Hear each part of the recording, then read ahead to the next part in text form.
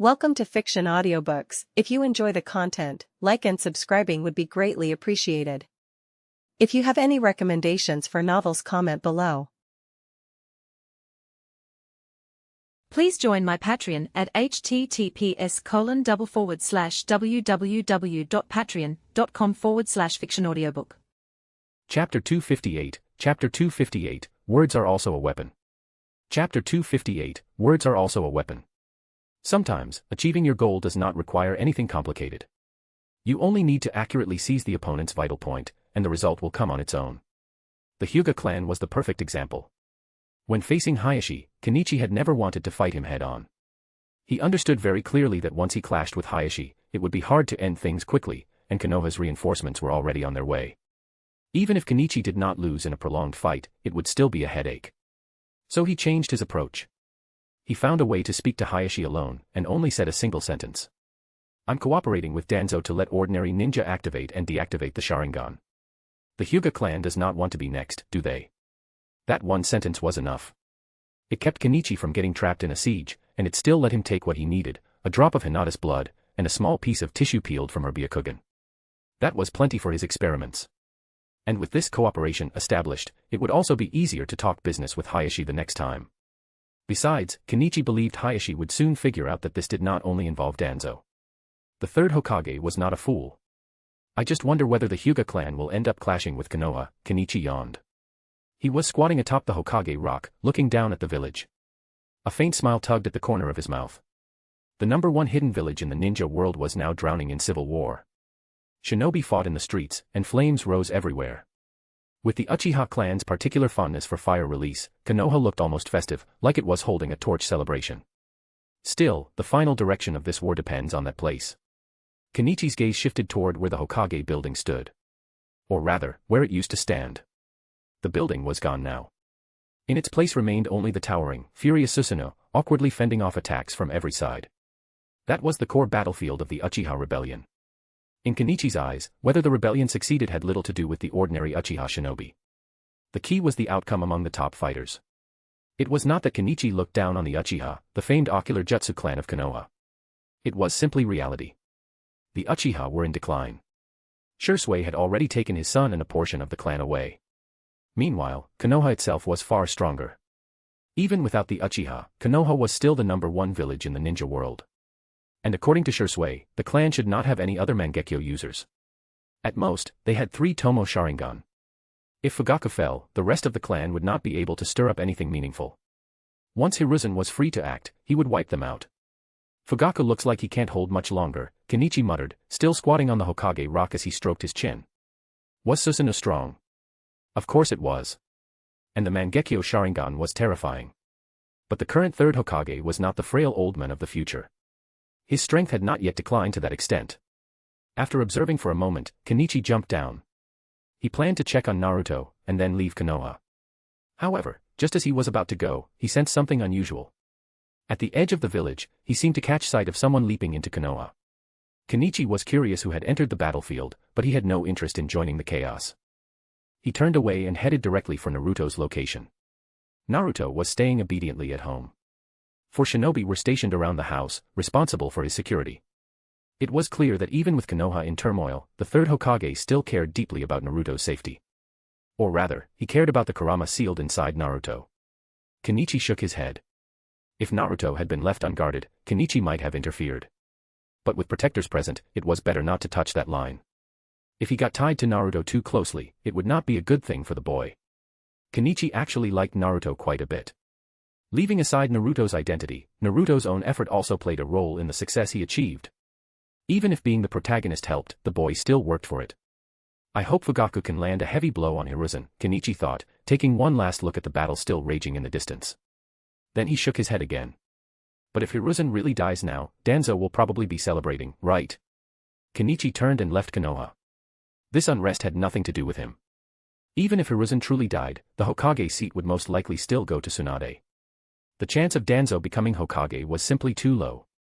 This kind of flame is truly troublesome. At the former site of the Hokage building, Hiruzen let out a long breath as he stared at the Susanoo before him. Then his eyes flicked, wary, toward the scroll under his foot. He had nearly been burned by that ominous black fire. It kept burning without dying out, and ordinary water release or earth release could not extinguish it. However, Hiruzen was the professor of ninjutsu. He was not without methods. For example, the fire sealing method he had learned before could deal with this strange flame. Hiruzen. Don't be soft-hearted. Danzo roared. He fired off a vacuum great sphere, then rushed forward with bloodshot eyes, desperate to seize merit. This was a Mangekyo Sharingan. If he could transplant it into himself, would the position of Hokage not be within reach? Sigh. Hiruzen exhaled again. He immediately used a combined technique, Earth Dragon Flame Flow, blending it with other ninjutsu released by the surrounding clan heads. For a moment, even Fugaku struggled to parry. Susanoo is both offense and defense, Hiruzen said, eyes locked on the giant chakra warrior, his heart itching with a dangerous sense of certainty. But it is not unbreakable. Back when he studied under his teacher, he had learned many techniques, including one designed specifically to deal with Susanoo. His teacher had explained it clearly, it could only counter an incomplete Susanoo. If it was a complete Susanoo, the technique would be useless. Now, it seemed like the perfect time to bring it out. p@treon.com/fanficlord03. Chapter 259, Chapter 259, The Real Plan. Chapter 259, The Real Plan. 5-element consecutive blasts, huh? Fugaku panted, staring at Hiruzen and the others surrounding him as they formed hand seals. A bitter smile tugged at his lips. In the end, everything was still coming to a close. Susanoo was terrifying, a near-perfect fusion of offense and defense, but it was not unbreakable. Under the combined pressure of so many Konoha clans, Fugaku could not say for certain that he could withstand Hiruzen's next strike. His opponent was the third Hokage, the men praised as the professor, the ninja doctor, even the ninja god. Fugaku had once admired Hiruzen. Even if the will of fire he preached sometimes felt hollow, it had still given the village a bright banner to rally around. This time, he probably would not hold. But he had bought enough time. Enough time for the Uchiha to leave. Before setting everything in motion, Fugaku had quietly gathered the more pacifist members of the clan and told them what would happen today. He understood it better than anyone. His beloved clan had already split apart. The hardliners, the ones who wanted to seize the Uchiha's glory back from Konoha by force, would never accept something as humiliating as fleeing the village. They would definitely rise up. They would definitely make a spectacle of it, right in the heart of Konoha. But could they win? Fugaku had never expected that. How large was Konoha? How many shinobi did it have? And the Uchiha? They were no longer the Uchiha of old, back when Mangekyo Sharingan awakened in abundance, and even internal clan struggles were fought by multiple Mangekyo users. The current Uchiha were already struggling just to deal with Anbu and Root. And once the other great clans joined in, they would be peeled apart layer by layer. Fugaku had never expected to restore some so-called glory. From the very beginning, his true goal had been to cover the escape of those who could still be saved. As for the hardliners, let them see it. Let them witness Konoha's overwhelming depth. Let them understand why Konoha remained the strongest village in the ninja world, even without the Uchiha. And if they insisted on charging into the fire, then at least they could make one final contribution. A contribution to those escaping. A contribution to the continuation of the clan. But it's enough. This much time is enough. Fugaku endured the 5-element consecutive blasts. Then, at the final instant, he dispelled Susanoo and used the violent recoil of Hiruzen's technique to fling himself backward. What is he doing? Hiruzen's eyes narrowed. Something felt off. The Susanoo just now did not look like it should have collapsed under the 5-element consecutive blast so easily. But as Hiruzen advanced, his expression changed. In the direction of the Uchiha compound, black flames had erupted. Those ominous fires roared wildly, devouring everything they touched. Fugaku lay on the ground, blood streaming relentlessly from his eyes, yet he still let out a hearty laugh. He had exhausted everything, squeezing his ocular power until it was nearly madness. He could not see any more, but instead of fear, he felt a strange liberation. Hiruzen. No. Danzo's face must be ugly right now. It was just a pity about Mikoto. He would not be able to spend the rest of his life with her. But he was the clan head. He had to die. Otherwise, how could he hold back Hiruzen and the others? Hiruzen stared at the powerless Fugaku, then at the black flames ahead. Their destructive power was astonishing. Sealing teams would have to be dispatched immediately, along with other shinobi, to contain and seal those terrifying fires. Still, with Fugaku defeated, it was only a matter of time before the remaining rebel Uchiha were captured. This man, his purpose was to cover the escape of other Uchiha traitors. Danzo arrived, face grim. Root had already reported the situation. The Uchiha had split into two groups. One group, after seeing their clan head display his Susanoo, charged out in a frenzy. The other group gathered their belongings, hid, then broke through Konoha's barrier and fled in haste. The ANBU and root shinobi monitoring them had been distracted by the charging Uchiha. By the time they tried to pursue, the black flames had already cut off the path. Yes. We've been outplayed. Hiruzen did not look overly shaken. He knelt and studied Fugaku. Fugaku's eyes were open, but his pupils would not focus. They were dull and scattered. These eyes were useless. Hiruzen frowned slightly. His thoughts drifted to Kenichi's eyes, and then to the message his unfilial disciple, Orochimaru, had delivered earlier. Their research into the Sharingan had made breakthrough progress, which was why Hiruzen had tacitly allowed Danzo to tighten the noose around the Uchiha. His goal had been simple. He wanted a pair of Sharingan for himself, eyes that could be activated and deactivated freely without harming his strength. The moment Fugaku revealed the Mangekyo, Hiruzen had been stunned, then shocked and angry, and finally, delighted. He wanted those eyes. With the Mangekyo, fighting the Kage of other villages would become far easier. Under his leadership, could Konoha rise into a new era of glory? But now, they were gone. Fugaku, that fool, had forced his eyes too brutally and destroyed his own Mangekyo. Tisk. The Uchiha really were a stubborn, rotten bone. Nothing ever came easily from them. Still, when Hiruzen glanced at Danzo's grim expression, a small smile returned to his face. When Danzo was unhappy, Hiruzen was happy. That old man had wanted those eyes even more than Hiruzen did. Otherwise, why would Danzo have planned to raid the Uchiha compound earlier, only to turn back the moment he saw Susanoo? Like a dog spotting a bone. And Danzo had once claimed the Uchiha were completely under his control. Yet in the blink of an eye, everything had overturned so completely. At the next meeting, Hiruzen decided he would properly educate his old friend. Root should remain root. It should stop dreaming about crawling out of the soil to see the sunlight. Was it not better to rot quietly in the dirt? Born ordinary, dying ordinary. As for Fugaku, lying on the ground and laughing through blood, no one cared. His only value now was to have his eyes dug out, be tortured for information, and then be publicly executed to calm the village's fury. Konoha had suffered severe losses. The Uchiha compound and its wealth would also need to be confiscated. This is truly interesting. In the chaos of Konoha, no one noticed that a masked figure was also watching this farce from the shadows. TL, check out my newly released fanfic. Germany, the Thousand-Year Empire. p@trian.com/fanficlord03. Chapter 260, Gene Programming Ninjutsu Version 2. Chapter 260, Gene Programming Ninjutsu Version 2. The Uchiha clan of Konoha rebelled. When Kenichi returned, his teacher glanced at him with clear interest while still studying something in his hands. Kenichi briefly reported everything that had happened in Konoha, from the outbreak of fighting to Fugaku's desperate stand. The rebellion caused a huge commotion inside the village, but that was all it became. The strongest combatant, Fugaku, had been held down by the third Hokage and Danzo, so Konoha did not suffer catastrophic damage. Still, the details had not spread yet. Kenichi had only needed a single day to return to the land of rice fields. That was nowhere near enough time for intelligence brokers to circulate the full story across the ninja world. Of course, the incident could not truly be kept secret.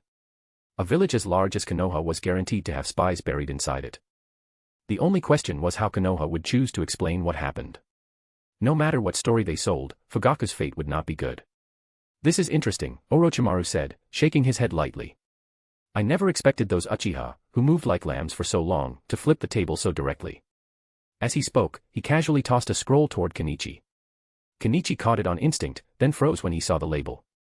Gene Programming Ninjutsu 2.0. He lifted his head slowly and stared at Orochimaru, who was still calmly focused on whatever he was tinkering with. A gift. Kenichi understood immediately, and the realization made his expression turn strange. This was not just valuable, it was ridiculous. Kenichi had studied gene programming himself. Precisely because he had studied it, he knew how terrifying the difficulty was, especially when the target was an adult. Even in his previous life, solving that problem would have been worthy of a Nobel Prize. An adult body contained an absurd number of cells. Programming an adult's genes meant rewriting cells across the entire body. The difficulty was obvious. Yet his teacher had improved it anyway. More than that, Kenichi clearly remembered that Orochimaru had not been researching gene programming improvements before. How had this suddenly appeared? It had not even been 2 full months. Barely a month and a half. That efficiency was almost insulting. As for that, Orochimaru said, as if he could read Kenichi's shock, I had a conversation with Amato earlier. He has research in this area as well. Kenichi nodded in understanding. If it was a motto, it made sense. The man's work with cloning technology was deep enough that gene research would naturally overlap. Then, Sensei, Kenichi asked, curiosity taking over, what's the success rate now? If the success rate was high enough, he could try something ambitious. He could attempt to give an experimental subject genes close to Sasuke's, then see if emotional stimulation could push the Sharingan toward the Mangekyo. And if that worked, Kenichi had an even more dangerous thought. He could program his own genes, force a change at the level of life itself, and aim for traits closer to the Otsutsuki clan. As for whether there were genes beyond the Otsutsuki, that was something to consider only after leaving this planet. Orochimaru answered without hesitation. I ran a test. Out of 10 subjects, 2 survived. Kenichi's mouth twitched. 20%. It was higher than before, but it was still so low that Kenichi would not dare use it on himself. Even so, pushing the success rate to this level in under 2 months was still terrifying. It clearly needed further refinement. Kenichi leaned closer, wanting to see what Orochimaru had been looking at. Only then did he notice a monitor-like display. Inside the image was a familiar figure. Hiruzen. His head was submerged in nutrient solution. His body had been carefully preserved nearby. The only problem was that his torso was missing. Sensei, Kenichi asked, genuinely puzzled, where's Hiruzen's torso? Before, Hiruzen had been separated into multiple pieces and stored individually. Now the torso was gone. Amato was curious about his immortality, Orochimaru said calmly. He took a portion for research.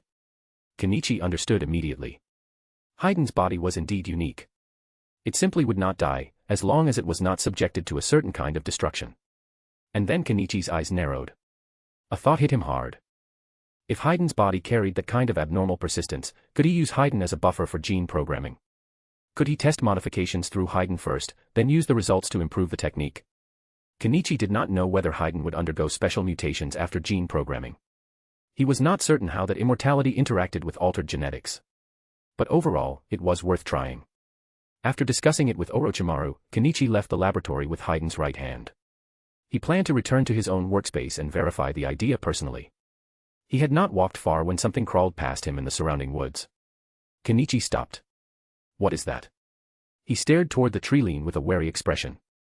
A moment later, the thing crawled out again and planted itself directly in front of him. A white scorpion. No, not just a scorpion. It was enormous. Its claws were as large as Kenichi's body, and its tail stinger looked sharp enough to punch through stone.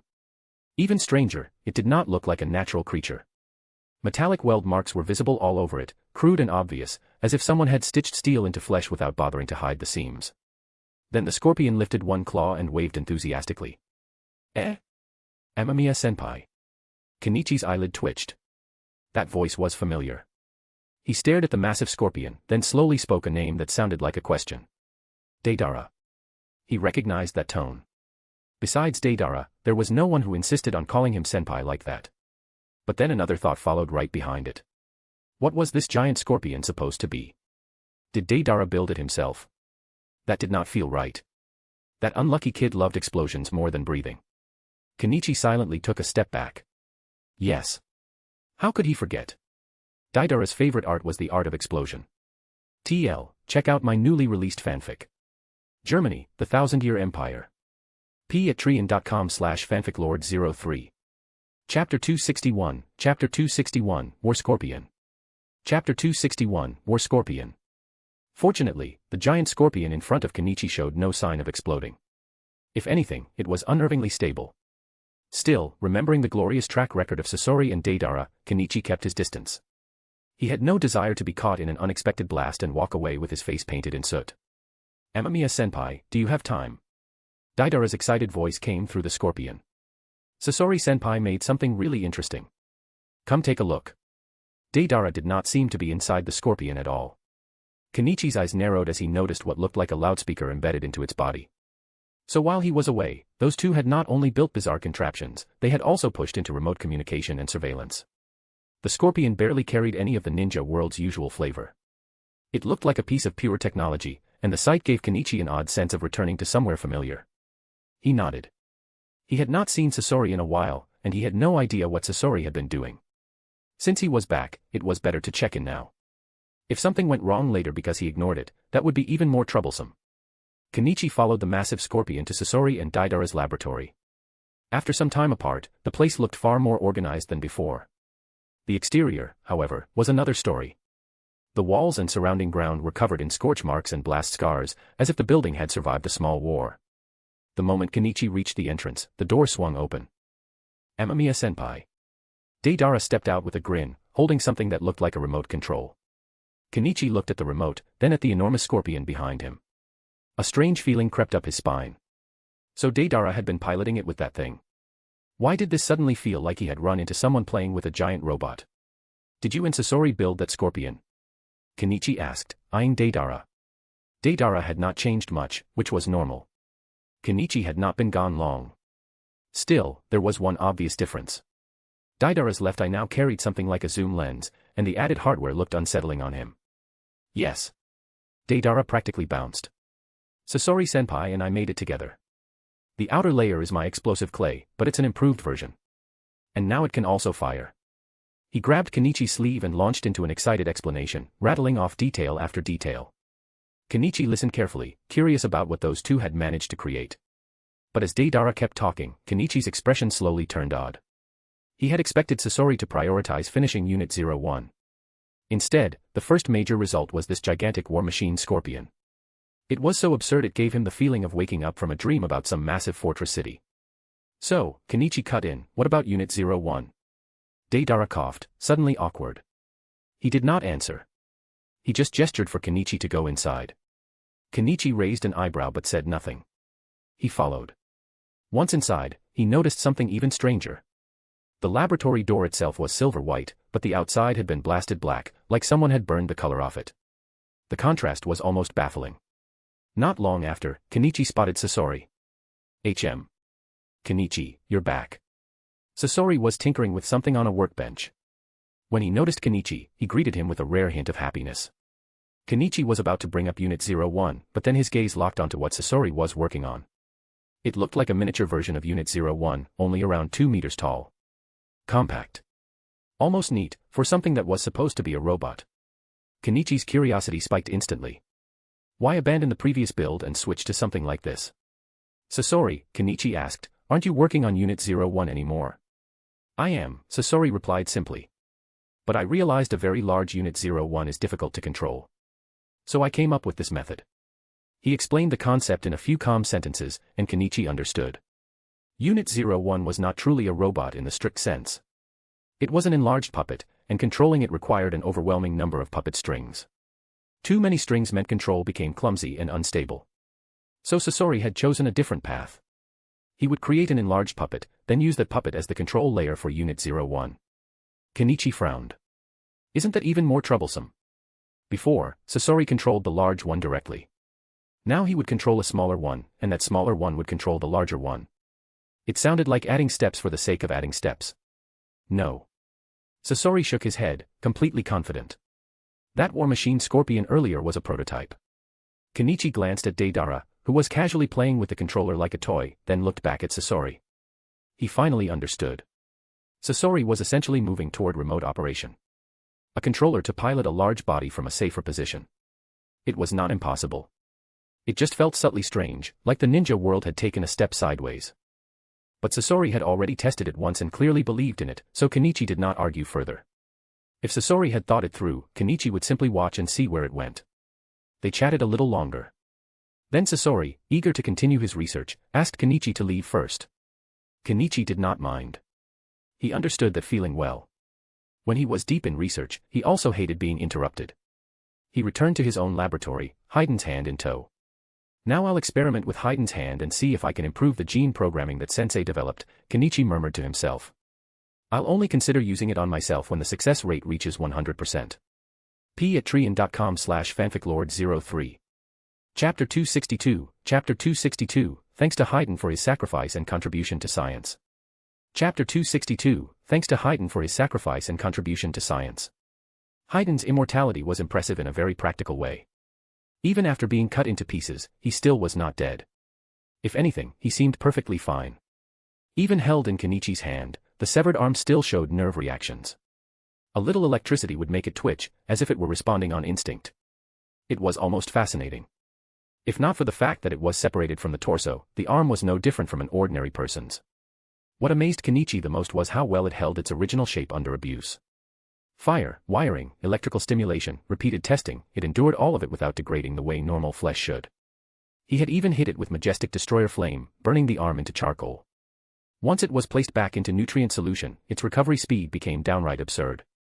No, Kenichi muttered, staring at the arm as it soaked. Rather than immortality, this is closer to extreme regeneration, like Wolverine. Otherwise, Haiden surviving Kakuzu's attacks would not make sense. The most infamous method of the immortal duo was simple. Haiden would entangle the target, locking them in place, and then Kakuzu would strike with an attack that hit both Haiden and the enemy. Those who did not understand the duo often suffered badly. A normal ninja would never expect someone to attack their own teammate so casually, so they hesitated, misjudged timing, and paid the price. And Haiden, after enduring countless assaults, could still look normal afterward. That alone said enough about how ridiculous his recovery was. Without it, he should have been burned into something unrecognizable long ago. Kakuzu's Earth Grudge fear was not a technique you could shrug off with stubbornness. But this was not the time to sink into that line of research. After checking the progress on the hybrid rice work, Kenichi threw himself fully into improving genetic programming ninjutsu. He already had a target. Current research subject, chakra explosives. Research progress, 3.99%. He still chose to focus on fusing chakra with explosives. It was simply too expensive to abandon. During this period alone, he had already poured over 200 million into it, and he still had almost nothing to show for it. The only real success had been the god-slaying bomb from last time, and he did not even know whether Obito had actually triggered it. At least this research line was moving faster than the others. The progress rate alone stood in sharp contrast. As for Hinata's genes, Kenichi also had a shadow clone analyzing them. Once everything was separated and compared against the bloodline genes of an ordinary Hyuga clansman, he would know whether Hinata had a similar atavistic condition. If she did, then his idea would be proven correct. Compared to ordinary people in the ninja world, only those whose bloodline genes were closer to the Otsutsuki might truly have the potential to grow stronger. The only difference would be whether they could awaken and develop that talent. If I wasn't worried that researching the Byakugan would interfere with my Sharingan, Kenichi sighed, I'd just dissect Hinata's eyes and finish it in one go. With a flick of his wrist, he tossed the twisted, barely recognizable arm back into the nutrient solution. He had been trying to improve genetic programming ninjutsu for nearly a month, yet progress remained limited. After undergoing genetic modification, Haiden's arm would constantly collapse.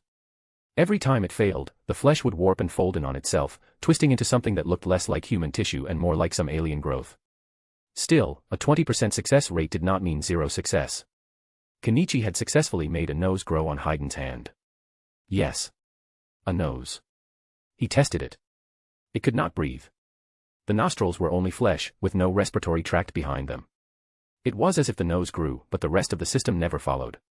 Kenichi silently marked the inserted genome responsible for that result as nose. He could not be completely sure those genes were truly the ones that formed a nose in a normal human body, but for now, it was the only usable data he had. The real headache came afterward. How was he supposed to remove that genetic information once it had been inserted? Haiden's body was perfect for this kind of testing. His immortality made him ideal, and there were no humanitarian issues. Haiden could not feel pain, and his brain was still soaking in Sensei's lab, so there was no sensation involved at all.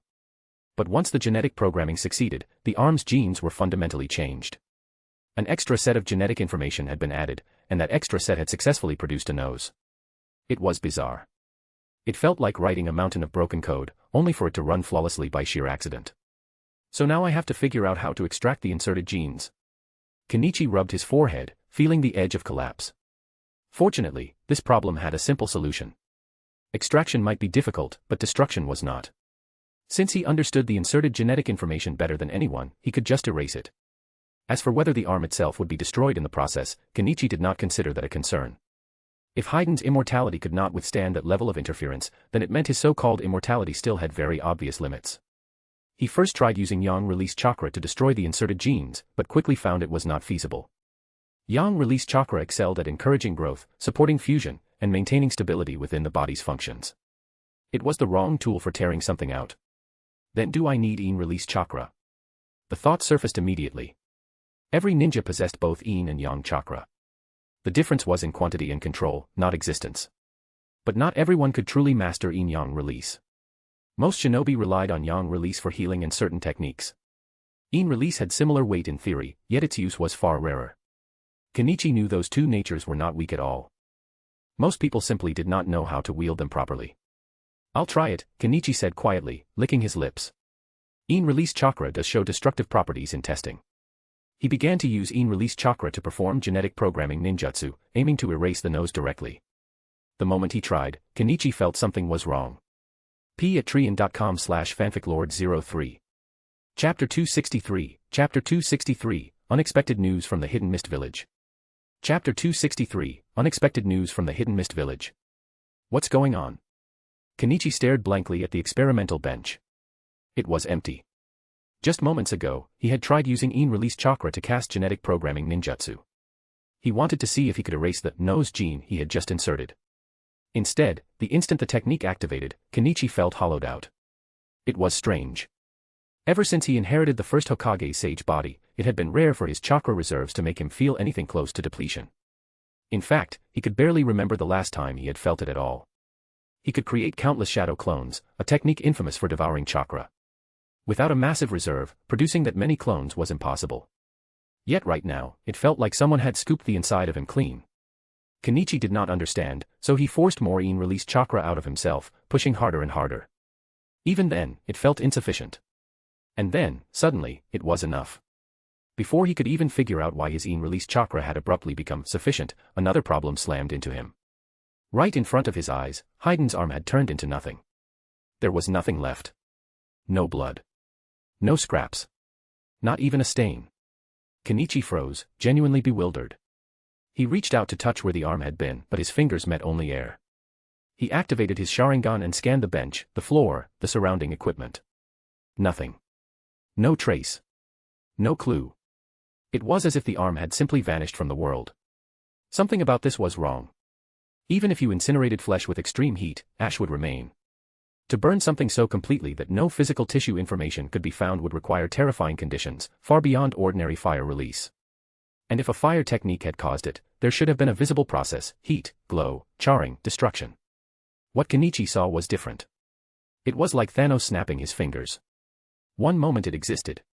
The next, it was gone, erased without residue. A heavy wave of fatigue crashed into him. Kenichi's vision swayed, and he dropped into a nearby chair. A few breaths later, he realized something even worse. Without noticing it, he had dispelled all of his shadow clones. Normally, dispelling them would not burden him much, but some of those clones had existed for a long time. They had been running experiments non-stop and tending crops day after day. The accumulated exhaustion hit him all at once, like a mountain falling into his head. So the reason I suddenly stopped feeling the chakra shortage is because all my shadow clones were forcibly dispelled. Kenichi pinched the bridge of his nose. Then a thought followed immediately, and his scalp went cold. What were those shadow clones doing a moment ago? Kenichi did not waste another second investigating Hiden's disappearance. He rushed out of the lab, heading straight for the areas where his clones had been working. One of them had been conducting an experiment on fusing thermobaric explosives with chakra. It was halfway complete, and worst of all, the recall had been too abrupt. The chakra injection that clone was controlling had clearly gone wrong. Kenichi had not even reached the door when a violent explosion detonated inside. The alloy door bulged outward in an instant. Kenichi's mouth twitched as he rubbed his face, pain blooming across his expression. This was truly a disaster on every front. The gene erasure failed, and now even his explosion-proof lab had been blown up. All he could do was pray the situation inside was not too severe. Otherwise, he really could not afford the consequences. Fortunately, the explosion-proof lab had been built extremely sturdy, and the amount of explosives involved was not large. The damage was limited. After handling the aftermath, Kenichi created several new shadow clones to take over the previous work. Only then did he return to his main laboratory. Now he wanted to understand what he had just done. Why had Hiden's arm vanished? And what was that power, exactly? You made his arm disappear? When Kenichi went to find his teacher, he found Orochimaru staring at him with a rare look of surprise. Yes, sensei. Hiden's hand is gone, Kenichi sighed. He had tried to extract biological information from it afterward, but there was nothing to extract. The arm was simply erased, like deleting code from a computer. It even made Kenichi suspect he had somehow touched yin-yang release. In his memory, only something close to yin-yang release should be able to do this. But when he tested himself, nothing had changed. His yin release chakra and yang release chakra were still what they had always been. Then go get his other hand, Orochimaru said casually, already losing interest. This time, be careful not to erase it without thinking. Orochimaru's research on Haiden was nearly complete anyway. What remained was measuring Haiden's mind and brain. For that, only the brain mattered. Whether the hand existed or not did not really change anything. Haiden was not going to be using his hands again. "Sensei, are you going out on a mission?" Kenichi asked, watching Orochimaru prepare. Orochimaru rarely left. Most of his time was spent in experiments, and lately he had not been going out on organization missions either. "No." Orochimaru smiled, then licked his lips, eyes shining with excitement. "It seems something interesting has happened in the Hidden Mist Village. I plan to take a look." Kenichi's curiosity spiked immediately. The Hidden Mist Village, that was the village whose Mizukage had been controlled by Obito. To be honest, the Mizukage situation was miserable.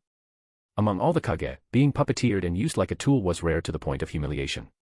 But what exactly did Orochimaru mean by interesting? Could it be Obito had been hit by the god-slaying bomb? The thought alone made Kenichi's heartbeat quicken. If Obito really had been caught by it, then was he dead? If he was dead, that would be truly interesting. Check out my newly released fanfic. Title: Jujutsu Kaisen, starting with Yurichi's template. p@trian.com/fanficlord03. Chapter 264, Chapter 264, A year passes, spring and autumn go by. Chapter 264, A year passes, spring and autumn go by. Kenichi wanted to follow his teacher to the Hidden Mist Village and join the excitement. More importantly, he wanted to see whether Obito was still alive. But after accidentally making Haiden's arm disappear, Kenichi gave up on the idea. Compared to chasing uncertainty in the Hidden Mist Village, staying in the lab and refining his work mattered more. In the end, he did not go with his teacher. It seems that once the body is separated, the nerves can't reconnect, and pain can't be transmitted, Kenichi murmured, glancing toward the adjacent lab area where Haiden's head remained submerged. Otherwise, for Haiden, severe pain might even be a kind of enjoyment. Haiden looked worse now.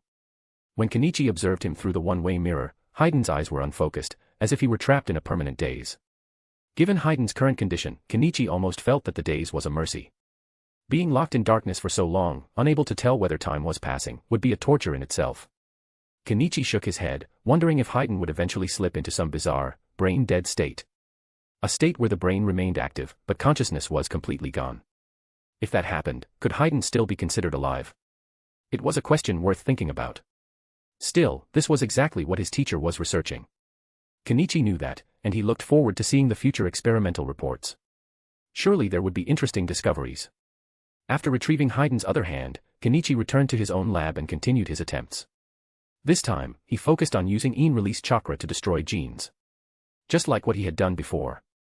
But if I keep forcing that step, my other work has to stop, Kenichi muttered, pinching the bridge of his nose. If he pushed that method again, his shadow clones would be dispelled. Every clone that dispersed returned its share of chakra to him, which meant one thing was painfully clear: his current chakra was not enough to support that step while also maintaining all his ongoing projects. In the end, Kenichi chose to keep improving the gene programming ninjutsu for now. As for that unexpected discovery, he recorded it and set it aside for later. That was how research often worked. Sometimes, the most valuable results appeared as accidents, born in the middle of an experiment meant to do something else. Even with variables controlled, the same procedure could produce completely opposite outcomes. That was why some people claimed the end of science was theology. There were too many probabilistic events, and the research process itself was essentially searching for stability inside probability. So Kenichi went back to the work in front of him and continued refining the gene programming ninjutsu. Today marks the third week of the experiment, but there has not been much progress in improving the gene programming ninjutsu. Is a 20% success rate the limit? Haiden's arm was implanted with a new segment of genetic information again. His arm grew a prostate. 2 months have passed. After 2 months of experiments, I raised the success rate by 10%. It is now 30%. However, Haiden's arm can no longer tolerate repeated trials. His arm has become bizarre, growing prostates and developing strange functions. However, experiments on mice have produced good results. The experiment seems to have hit a bottleneck. When I first shut myself in, it was winter outside. Now it is autumn, and the success rate is still stuck at 35%. There has been no progress in the mouse trials either. Perhaps it is time to leave the lab and try a new approach. Kenichi pressed a hand to his forehead, let out a long sigh, and stared at Haiden's arm on the table. Nearly a full year had passed since he began improving the gene programming ninjutsu. For an entire year, he had barely stepped outside. He stayed home, buried in research, only occasionally visiting Orochimaru. His teacher returned in the summer and spoke with him for a while, mentioning that the Hidden Mist village had become chaotic. The Blood Mist policy was stirring more and more clans into open protest, causing an enormous uproar. But there were no rumors of a mysterious masked man being injured. That had disappointed Kenichi. It seemed whatever happened in the Hidden Mist village had nothing to do with Obito. Still, Kenichi remembered that Obito's control over the Mizukage was supposed to be exposed at some point, though he did not recall the exact timing. And with Kenichi's presence in this world, it was hard to say what had already shifted. After all, he had changed far too much. Konoha had suffered a rebellion led by the Uchiha. Fugaku had awakened the Mangeko Sharingan and used Susanoo. The Hidden Cloud Village had not yet attempted to steal Hinata's Byakugan. Even the wars launched by the Hidden Cloud Village and Iwagakure against Konoha had ended quickly, fading without causing too much upheaval. Still. Kenichi exhaled slowly. Hinata's eyes really are more unusual than the rest of the Hyuga. By now, he had the genetic analysis report his shadow clone produced from Hinata's samples. For comparison, he had also obtained blood from an ordinary Hyuga branch family ninja. When he compared the two, the difference was clear. Hinata carried additional genetic information the branch family ninja did not have. It resembled the situation in the Uchiha. That made Kenichi even more certain that the Hyuga bloodline also came from the Otsutsuki, specifically from Otsutsuki Himura, the Sage of Six Paths' other brother. But compared to Himura's descendants on the moon, the Hyuga bloodline in the shinobi world had clearly scattered and diluted much more severely. Among the Hyuga Kenichi had examined, Hinata stood out as the only one whose bloodline purity remained relatively high, with genes closer to the ancestor. In some ways, Hinata should have been frighteningly strong. Unfortunately, her personality and circumstances kept her from fully drawing out that potential, which made her seem mediocre. Even so, she still passed down that bloodline. Kenichi remembered that Hinata and Naruto's daughter was said to be a very strong child. Check out my newly released fanfic. Title: Jujutsu Kaisen, starting with Yorichi's template. p@treon.com/fanficlord03. Chapter 265, Chapter 265, Smoke at the Uchiha Compound. Chapter 265, Smoke at the Uchiha Compound. Even if I've confirmed Hinata's bloodline has ties to Otsutsuki Hagoromo, it still doesn't improve my current situation, Kenichi muttered, stroking his chin. Knowing the source of Hinata's bloodline did not change anything. If the gene programming ninjutsu could not be improved, then modifying his own body through gene programming would remain nearly impossible. Kenichi had considered using the cheat he gained from transmigrating to brute force and improvement, but that cheat was still busy researching the fusion of chakra and explosives, and its progress was only at 91%. At this pace, it would take roughly 2 more months to finish. Worse, Kenichi had noticed the progress slowed sharply near the end, like downloading games or movies in his previous life. Once it hit 90%, the speed dropped off a cliff. If a pop-up appeared offering a VIP high-speed download channel, it would have been perfect. Kenichi decided to step outside and clear his head. If he stayed in the lab any longer, he was genuinely worried he might go mad. Constant failure was torture, and programming every cell required extreme focus. Anyone who had tried to maintain concentration for long stretches would understand. A day or two was manageable, but if it dragged on, the mental pressure became crushing. With that in mind, Kenichi walked toward Amato's laboratory. Amato had established his lab earlier, not far from Orochimaru's, and closer to Kenichi's own. Kenichi had only stopped by once, back when it was first completed, just to offer congratulations. He looked at the tightly shut door and chose not to approach. By now, Kenichi understood Amato well enough. The man spent every day obsessively researching how to revive his daughter. He had even obtained the Edo Tensei scroll from Orochimaru in exchange for something. Orochimaru had once mentioned, almost casually, that Amato's lab kept the most sacrifices prepared for Edo Tensei. A stable 10 sacrifices every month. Fortunately, Amato's daughter was not a shinobi, so the technique did not require shinobi as sacrifices. And ordinary people were far too plentiful. Neither Orochimaru nor Amato cared about the detail in the slightest. Just as Kenichi turned to leave, the laboratory door opened. Amato stepped out with his daughter. He paused when he saw Kenichi, surprise flashing across his face. Kenichi. What brings you here? Amato looked far more energetic than before, speaking in an easy, cheerful tone. Beside him, his daughter wore a faint, lingering melancholy that was hard to miss. Kenichi glanced at her. He remembered her name was something like Akabe. I ran into some difficulties with my experiments, Kenichi said with a small smile. So I came out to clear my head. He also remembered that Amato had research in this area as well. Maybe talking with him would spark something. Is it about improving the gene programming ninjutsu? Amato asked, understanding immediately. Kenichi had mentioned his work the last time he came to congratulate Amato on finishing the lab. Yes, Kenichi admitted, sighing. It's too difficult. Raising the success rate feels impossible. It was so hard that even thinking about it made his scalp tingle. Amato's expression shifted, and he looked a little excited, as if he were about to say something. Then his gaze snapped toward the distance. Kenichi followed his line of sight and saw a plume of smoke rising above the forest. Kenichi froze. He knew that direction. The Uchiha led by Shisui, the ones who escaped earlier, had settled there. The last time Kenichi visited, they had already built a small village. He had not gone often since then, but now smoke was rising from that place. Was it under attack? Kenichi could not sit still anymore. Those Uchiha were workers he had deliberately set aside for the future. If something happened to them, it would be a problem. We'll talk later, Mr. Amato, Kenichi said quickly. Before the words had even fully left his mouth, he was already moving, rushing toward the smoke. Amato quietly drew back his left hand. He had been ready to discuss gene modification ninjutsu with Kenichi, but the conversation had been cut off before it could begin. He glanced at his daughter, his eyes complicated. His daughter could indeed be brought back through Edo Tensei, and that was good. But she did not like staying in this world. She longed for the Pure Land instead, and that gave Amato a headache. He had come out today hoping that taking her around might lift her mood. He also planned to ask Orochimaru whether this problem could be solved. Meanwhile, Kenichi arrived at the Uchiha settlement at full speed.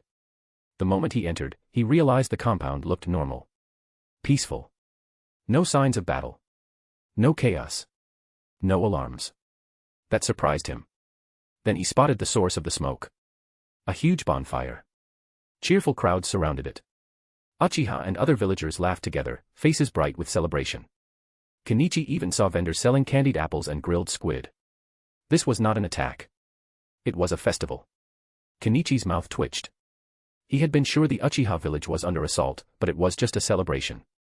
After thinking for a moment, he recognized it as one of the Shinobi World's seasonal festivals, meant to celebrate the autumn harvest. He finally relaxed. Then, as he looked around, he went still again. Because in the middle of the lively celebration, he saw someone familiar. The man wore a mask, but Kenichi recognized him anyway. Obito. Uchiha Obito. This guy had actually come here to sell masks. Kenichi recognized him for one simple reason. He remembered the pattern on Obito's mask. It was the same one Obito used when he went by the name Toby. And the eye beneath the mask, along with subtle details in that gaze, made the identity impossible to mistake. But what is he doing here? Kenichi frowned slightly, confusion rising. What exactly was Obito doing in this place? p@trian.com/fanficlord03. Chapter 266, Chapter 266, What is Obito doing here? Chapter 266, What is Obito doing here? Kenichi's mood turned complicated. He genuinely had not expected Obito to be selling masks here of all places. It did not match Obito's usual vibe at all. If Kenichi were not certain the man in front of him was Obito, he might have suspected he had mistaken someone else. It felt like Luffy finally reaching Mary Geo's, only to discover the five elders and that so-called Emu were out on the street every day selling roasted sweet potatoes. Even so, Kenichi still walked over to test the waters. Obito would never show up in a place like this for no reason. He had to be here for something. Toby. Kenichi stepped closer and lowered his voice. For an instant, panic flickered through Obito's eye. Then it vanished, replaced by calm. In the next breath, Obito put on an exaggeratedly bright, joyful expression. Kenichi could not help but admire it. Forget everything else. Just that acting alone was beyond most people. In Kenichi's previous life, Obito could have taken home a shiny little gold trophy without breaking a sweat. He could also outperform those stage actors who only recited 1, 2, 3, 4, 5, 6, then waited for someone else to dub the real lines. Some actors really did make money too easily, and their professionalism was not exactly inspiring. Kenichi suddenly had a thought. After he went back, he would prepare a camcorder and keep it on him. If anything happened, he could record it, especially embarrassing moments. Obito shivered all over and rubbed his hands. What was that? He had just felt an inexplicable chill. Was he wearing too little today? A mission. Kenichi scoffed at Obito's first attempt at an excuse. Does the Akatsuki have a mission here? What kind of joke was that? Nagato was not someone who cared about the Uchiha. He only trusted his own Rinnegan. To him, the Sharingan was nothing special. Besides, the Uchiha's whereabouts after leaving their village had always been kept secret. Nagato could not possibly issue a mission to search for the Uchiha right now. That meant Obito came here on his own, not because of any order. The problem was, Kenichi still could not tell what Obito wanted. The leader wants to recruit powerful rogue shinobi, so he arranged for me to search everywhere, Obito said with a chuckle, the tone light and casual. Kenichi could not immediately poke a hole in it. He knew the Akatsuki had always been searching for members. Nagato had even told Kenichi before that if he ran into strong shinobi who had defected, he could try to recruit them. If they showed interest, Kenichi could report it, and Nagato would handle the follow-up. When Nagato said those words, his confidence was unmistakable. The Rinnegan and his growing achievements had made him carry himself like a god. Then do you think there are strong shinobi in this village? Kenichi squatted in front of Obito's stall, casually picked up a mask, and examined it. The craftsmanship was rough. It was clearly wholesale goods. Masks were common across the shinobi world. Even the Hidden Sand had a so-called mask sage who specialized in making them, which made Kenichi want to complain. People really loved handing out the title sage like it was free. Kenichi felt a little disappointed. He had been thinking how great it would be if he could buy the same mask Obito wore. Kenichi did not know what material that mask was made from, but it was excellent. It even seemed able to block the Byakugan's prying, which was impressive. Obito let out an uncertain chuckle. I think the people here are rogue shinobi from Konoha's Uchiha clan, so there should be, right? Under the goofy tone, Obito watched Kenichi closely. The Uchiha leaving Konoha had caused a huge stir. But what caught the most attention was the way they escaped. That mysterious contraption that flew high into the sky had immediately made Obito think of Kenichi. Kenichi had become famous for striking from above, earning the title, Heavenly Demon. But the Heavenly Demon had barely appeared in recent times, which meant only a portion of shinobi who had experienced it still remembered the name. Oh. Kenichi chuckled while turning the mask in his hands. And how are you so sure? Was Obito trying to remind him that he already knew the Uchiha here were connected to him? Kenichi glanced at Obito again. Obito looked perfectly fine.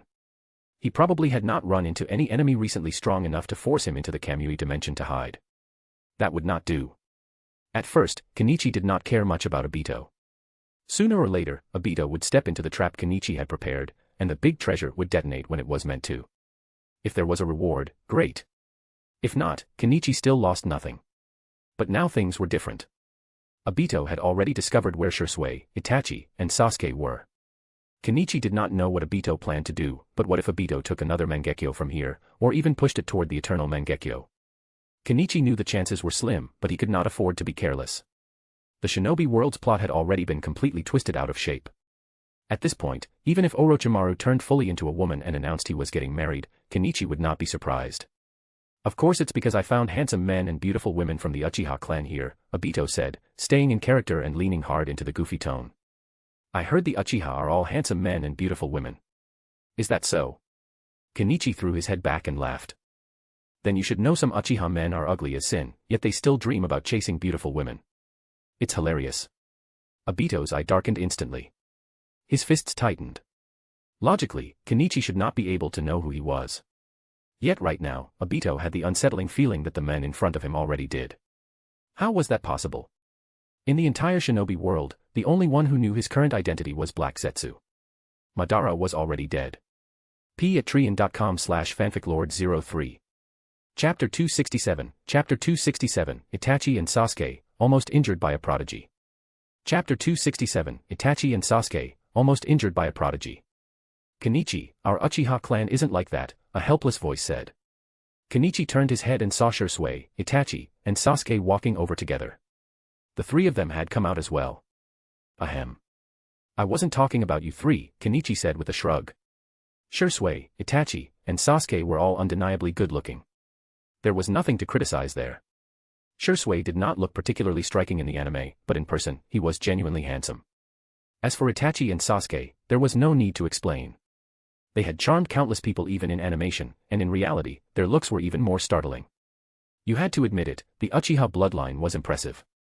At the very least, their appearance alone was top tier. In Kenichi's previous life, they could have become celebrities or internet personalities without effort. What Kenichi had really been referring to was Obito. After all, Obito's face was disfigured now. Once his face was ruined, his looks were not exactly high enough to boast about. If anything, they were enough to stop children from crying at night. Obito let out a chuckle. Damn it. Why did he feel more and more like Kenichi was aiming at him? Even so, Obito's attention stayed on Shisui in front of him. Based on the intelligence Black Zetsu had compiled, the one who manifested Susanoo during the Uchiha rebellion in Konoha should have been Shisui. But Obito had interacted with Shisui before. Shisui's eyes were intact, and they should not be Mangekyo Sharingan. So where did the eye he gave Kakashi go? Why did you suddenly think of coming here to see us? Shisui asked Kenichi with curiosity. His mood had been much better lately, and he smiled far more often. Compared to living in Konoha's muddy chaos, Shisui found his current life much more comfortable. I was just passing by, Kenichi said. His gaze slid toward Obito, who was squatting nearby with zero shame, openly listening in on everything like it was free intelligence. Kenichi smiled faintly. He had noticed earlier how Obito kept watching Shisui. It looked like Obito really was here for Shisui. Was it Shisui's Mangekyo Sharingan? Kenichi did not think Obito would go as far as trying to snatch Shisui's eyes, especially since Obito never tried to take Itachi's eyes in the original plot. Speaking of which, who is that? Kenichi pointed at Obito, asking as if casually. He wanted to see whether Shisui and the others knew who Obito really was. More accurately, he wanted to know what identity Obito was using to get close. Shisui glanced at Obito and nodded slightly. He did remember the masked man. The guy always wore a mask and never showed his face, but that was not rare in the shinobi world. Shisui watched him for a while earlier, then stopped caring. Now, hearing Kenichi's question, Shisui took another look at Obito. Could there be something off about him? Otherwise, Kenichi would not have asked. Oh, I saw you talking to him and thought you knew him, Shisui said. He's Toby. He came to our village to do business. Kenichi looked at Obito. Under the mask, Obito seemed a little tense. Kenichi hesitated, then decided not to expose Obito's identity here. For one, he and Obito were still officially in the same organization. More importantly, acting now would only make Obito target him earlier. Kenichi planned to use a different method to force Obito into his Kamui dimension. I heard his voice and thought he was a friend of mine, Kenichi said with a wave. Guess I misheard. As he spoke, he reached out and lightly pinched Sasuke's cheek, smiling. Sasuke flinched and shrank back at first. But when he saw Itachi did not stop it, he reluctantly held still and let Kenichi do it. Soft. And smooth, too.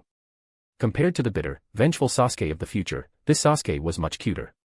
Kenichi chatted with Shisui and the others as he guided them a little farther away, to the other side where Obito would not be able to hear what came next.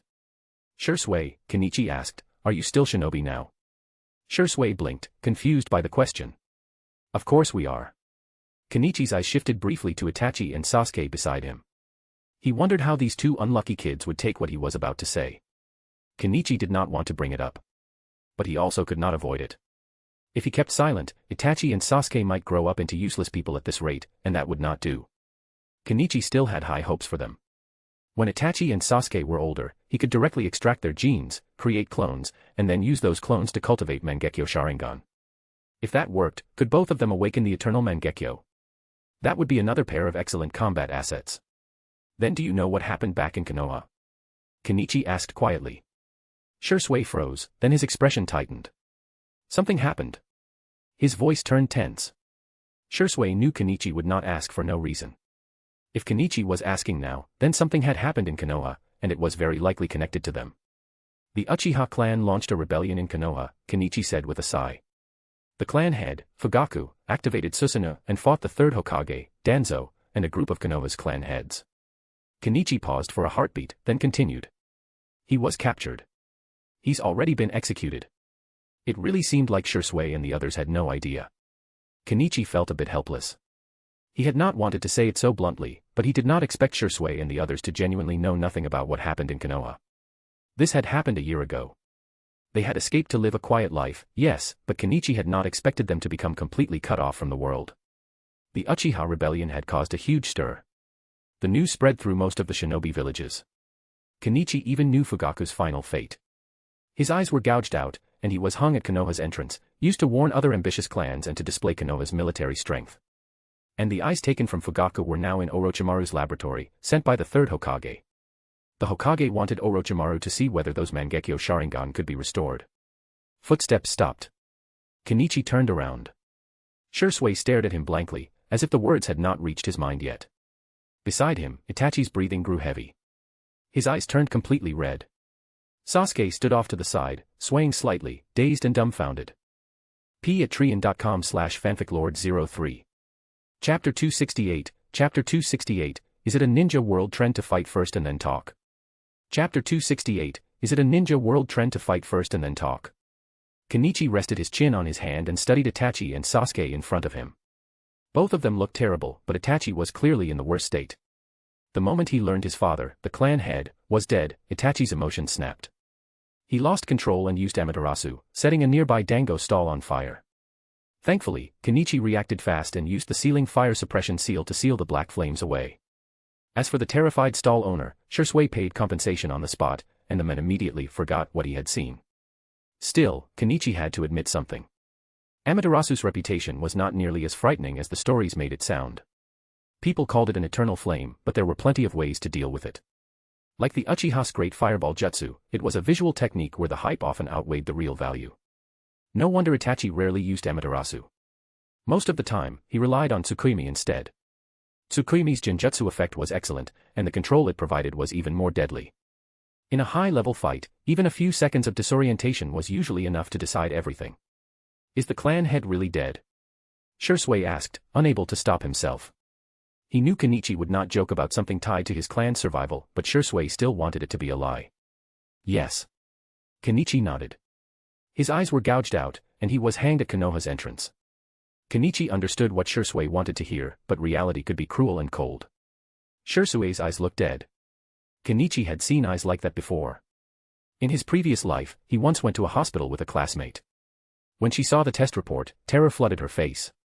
The next time Kenichi saw her, her eyes looked just like Shisui's now, exactly the same. Kenichi scratched his head. Saying all this to Shisui and Itachi felt brutal, but there was no point hiding it.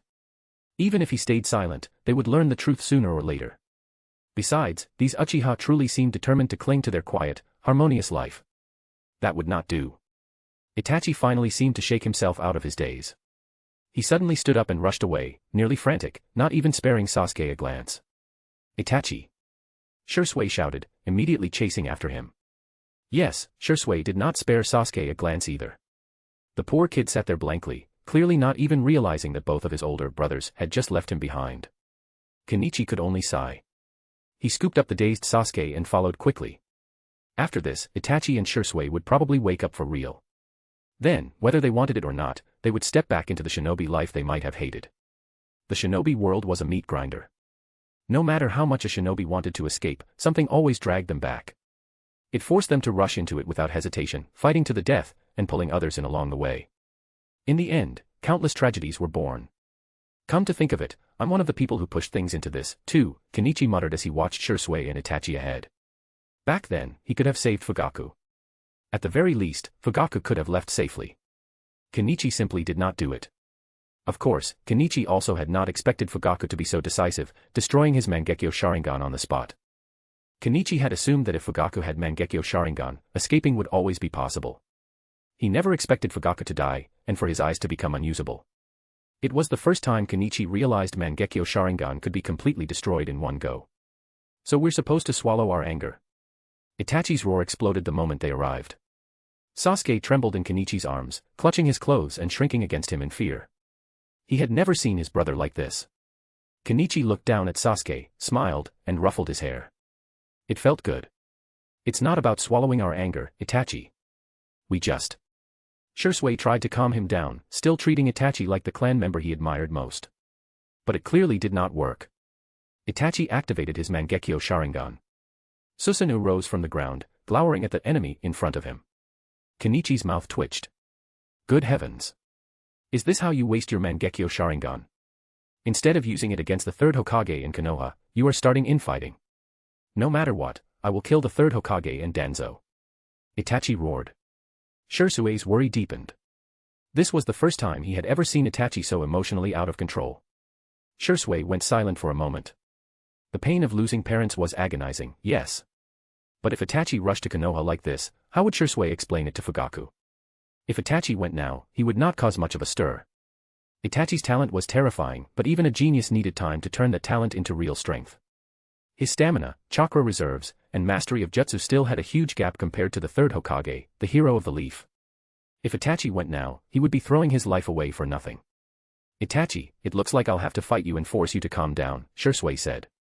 He activated his Mangekyo Sharingan as well. Two Susanoo appeared, facing each other. Their colors differed, but the pressure was the same. Kenichi suddenly remembered the fear of being dominated by giants. Yes, even incomplete Susanoo was more than enough to crush ordinary shinobi. Enough. Kenichi strode forward, exasperated, and stood between them. Since when did it become a trend in the shinobi world to fight first and ask questions later? Shisui did not want to fight. He had no desire to clash with Itachi. And Itachi, who had not planned to listen to Kenichi at all, finally hesitated when he saw Sasuke trembling behind Kenichi. Their parents were dead. Itachi only had his brother now. And Sasuke only had him. Itachi silently dispelled his Susanoo. He dropped to the ground with his head lowered, saying nothing. The air instantly grew heavy. Under that crushing shock, Itachi seemed to turn into a pressure boy, releasing everything in silence. Actually, your father's death was not completely meaningless, Kenichi said, setting Sasuke down and looking at Itachi. Itachi did not respond. He only kept his head lowered. I only learned this later. Konoha issued warrants for some Uchiha members, including Mikoto, Kenichi continued. Itachi's body trembled, but he still did not look up. After thinking about it, I realized something. The most fundamental reason Fugaku activated his Mangeko Sharingan that day was not to seize power. What he wanted was to let part of the clan survive, and to let your mother live. Kenichi let out a quiet sigh. He understood the full development later. A group of Uchiha took advantage of the chaos to leave Konoha, and Fugaku's wife, Mikoto, was among them. Seen that way, everything Fugaku did had a reason. It could be understood. Itachi still did not raise his head, but Kenichi noticed water droplets bending the grass where Itachi sat. Boys often refused to show that vulnerable side. Kenichi understood that, and he did not expose it. He stood there silently. To be honest, Kenichi had always thought Fugaku was a coward. In the original plot, when his son came to slaughter the clan, Fugaku did nothing and accepted death calmly after asking why. But now Kenichi had seen another side of him. Fugaku had chosen to die for his clan. Even knowing what would happen if Konoha captured him, he still stepped forward and protected his people as they fled. From that perspective, Fugaku could be called a hero. Death was only a moment of pain. For a shinobi like Fugaku, it might have been nothing more than an instant. But being captured by Konoha meant pain that could be stretched without end. Konoha had interrogation experts, after all. Under that kind of inhuman torture, how many could truly endure it? Clan head, where is the clan head's wife? Shisui seized the key point immediately. Fugaku's death could not be reversed, but Mikoto's situation could. Mikoto was still alive. If they could find Mikoto, then Itachi and Sasuke would surely feel better. I don't know, Kenichi said with a shrug. He really did not. He had left Konoha right after that and did not pay attention to what followed. He only knew some Uchiha escaped, and Mikoto was among them. As for where they went, Kenichi had no idea. I want to find Mom, Itachi said, lifting his head. His eyes were red, but his face was dry. He had probably wiped the tears away already.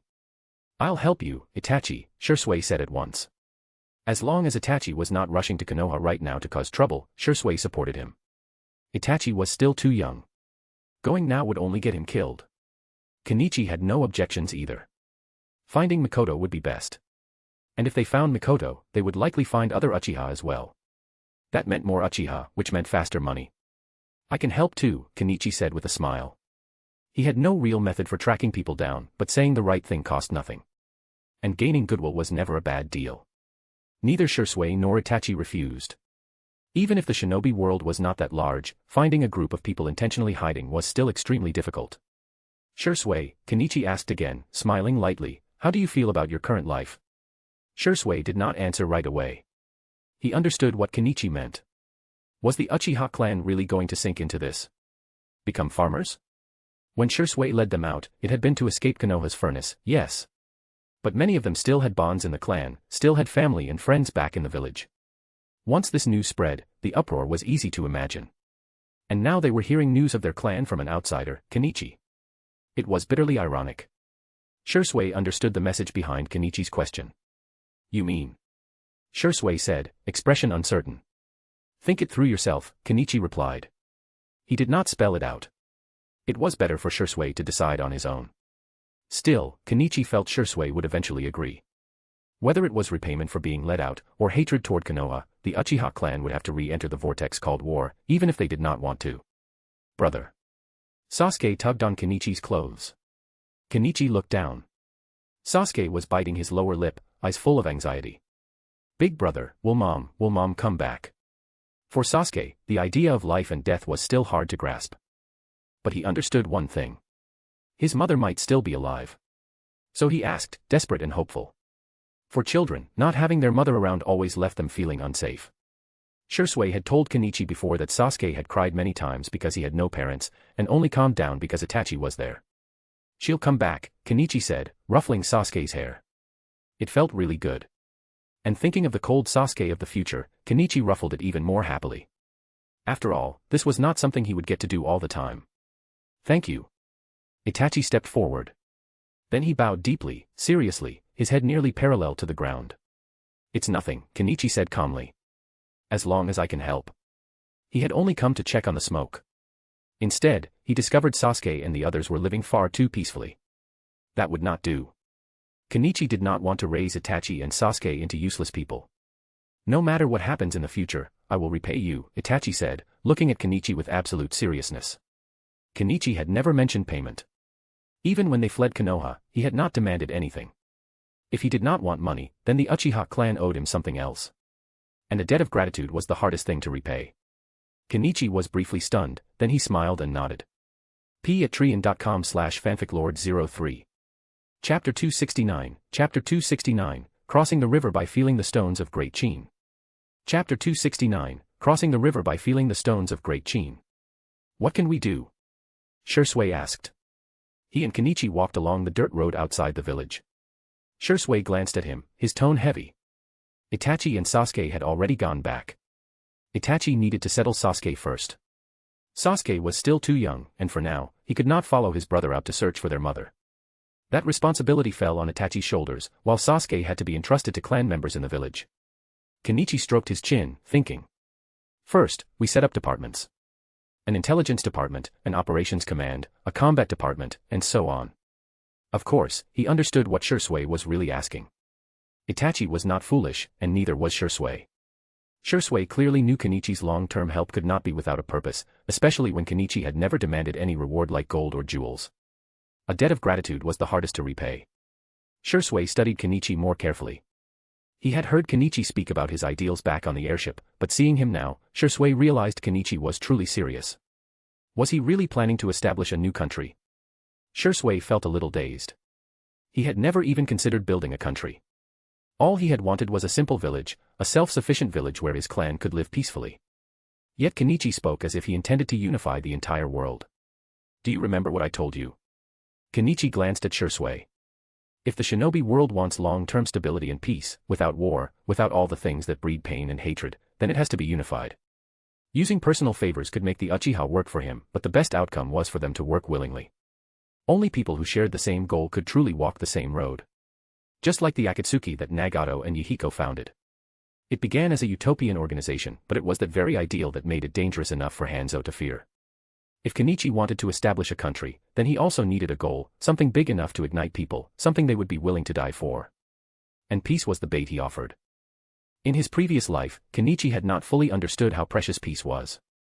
He had faced threats, but his country's strength was enough for him to live steadily. After coming to the shinobi world, he finally understood. This world seemed to live in constant turbulence. Major wars erupted from time to time, and small conflicts never truly stopped. That was why the Akatsuki's ideal could resonate. People were sick of endless war. And compared to Nagato and Yahiko's approach, Kenichi believed his own plan was more feasible. Once a country was established, there would be no more divisions between nations. After a period of stability, maintaining peace would become far easier. There was precedent. During the spring and autumn and warring states eras, countless states fought each other. Then Qin Shi Huang unified them, and people from different states lived under one rule. After a long period of stability in the Han era, the overall structure remained steady. Yes, there were still remnants of the old nobility who wanted restoration, but as long as the environment did not change, they could not stir up much. Most commoners yearned for peace, and that shared identity gradually became the Han people. Once a unified identity formed, the sense of belonging to the country became stronger. Unless a ruler lost his mind and forced the people into rebellion through unbearable hardship, peace could last a long time. This was the ultimate weapon Kenichi had pulled out after careful thought, a ready-made, workable bait. And that bait was destined to attract countless shinobi and commoners who would be willing to die for it.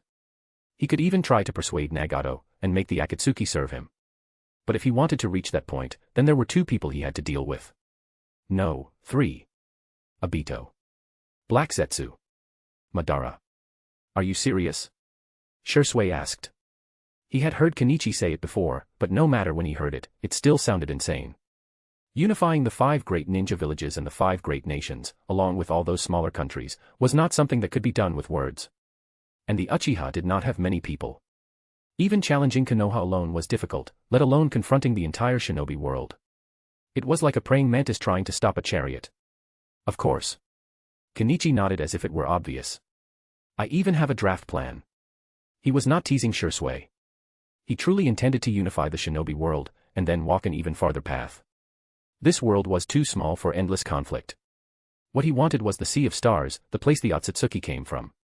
What could be more exciting than leading the shinobi world into an interstellar age? How do you plan to do it? Shisui asked, genuinely curious now. He wanted to judge how credible Kenichi's thoughts were.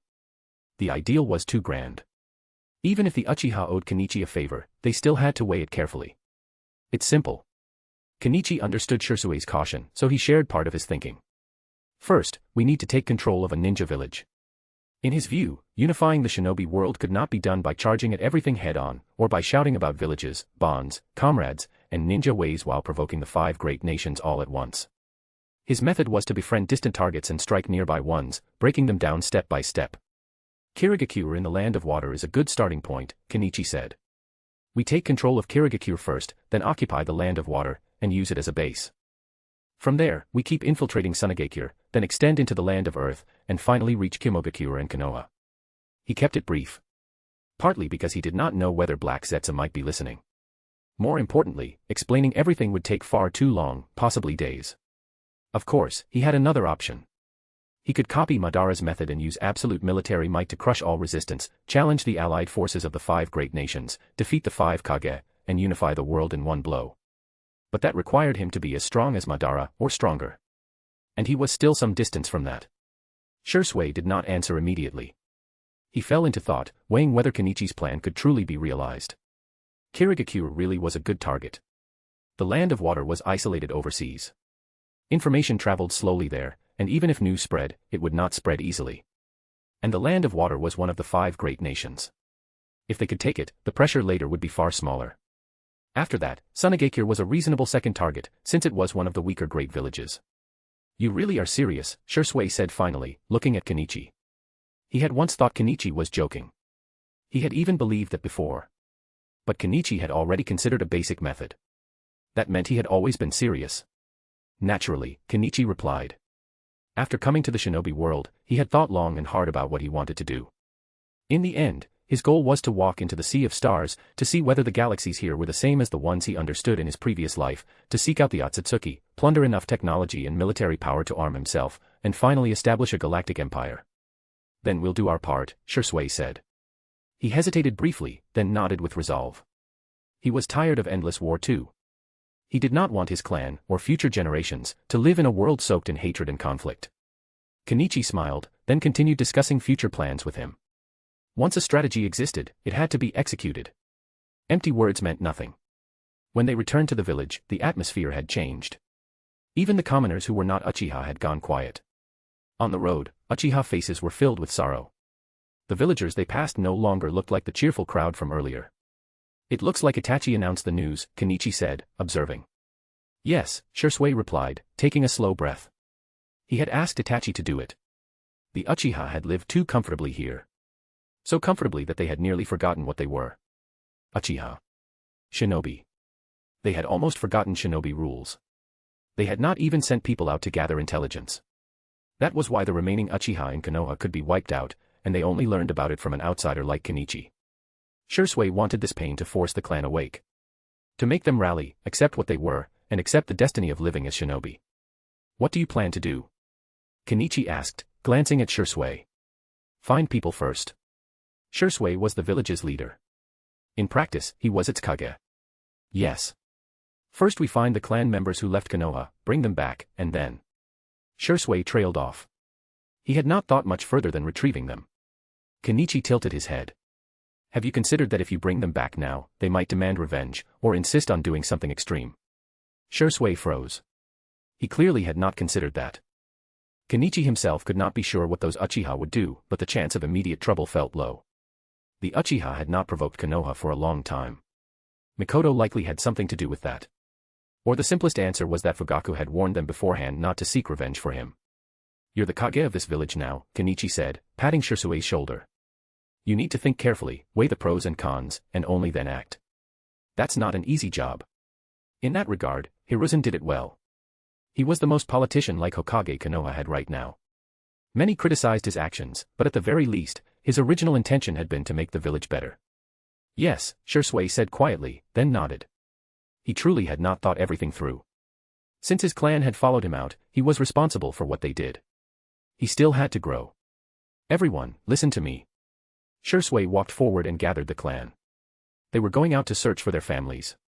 There would be obstacles and danger, but they would endure it. Kenichi watched from the side, resting his chin on his hand. Shisui's strength was solid, and his character was excellent. In Kenichi's eyes, with proper training, Shisui could one day share the burden of governing.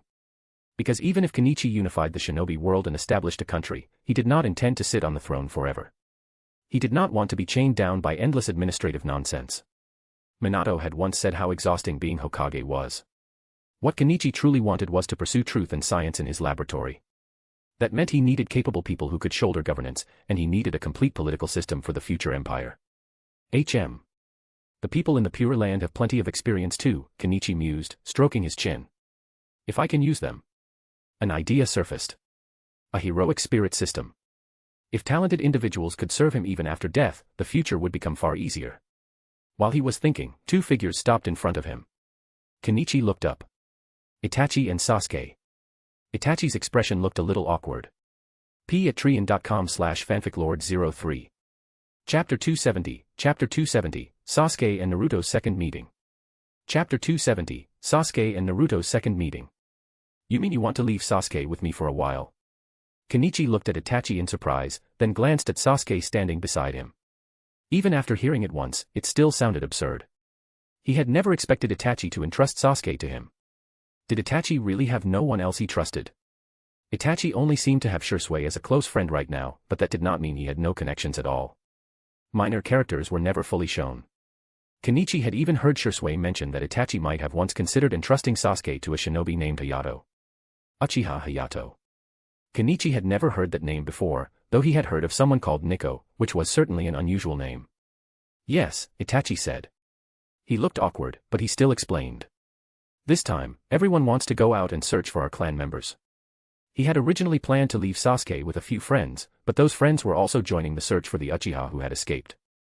After going in circles, Itachi realized he truly had no one suitable left. Then he remembered Shisui once praising Kenichi as an exceptional shinobi. With Kenichi's relationship with Shisui, Itachi believed Kenichi would not harm Sasuke. Kenichi nodded. That made sense. Even though the Uchiha had come here to live the life they wanted, they had not severed their ties with the clan. After hearing what happened, of course they wanted to go out and find people. Until they received certain news, everyone would secretly hope their own family members were among the survivors. Even though the chances were slim. "Then is Sasuke willing?" Kenichi asked. He rubbed Sasuke's head. The feel was, as always, dangerously satisfying. "I'll wait for my big brother to come back," Sasuke sniffled. His voice was still a little wet, like he had just cried. Itachi was leaving too, and for Sasuke, that was hard to accept. He was already trying to accept that his parents were gone. Now even his big brother was leaving his side. Little Sasuke felt abandoned all over again. If he could stay cheerful, that would be the real miracle. Kenichi agreed in the end. Taking Sasuke with him was not a bad choice. He could also see whether the Sage of Six Paths would pay attention to Sasuke, though proving something like that would be troublesome. "Young man, want to buy a mask?"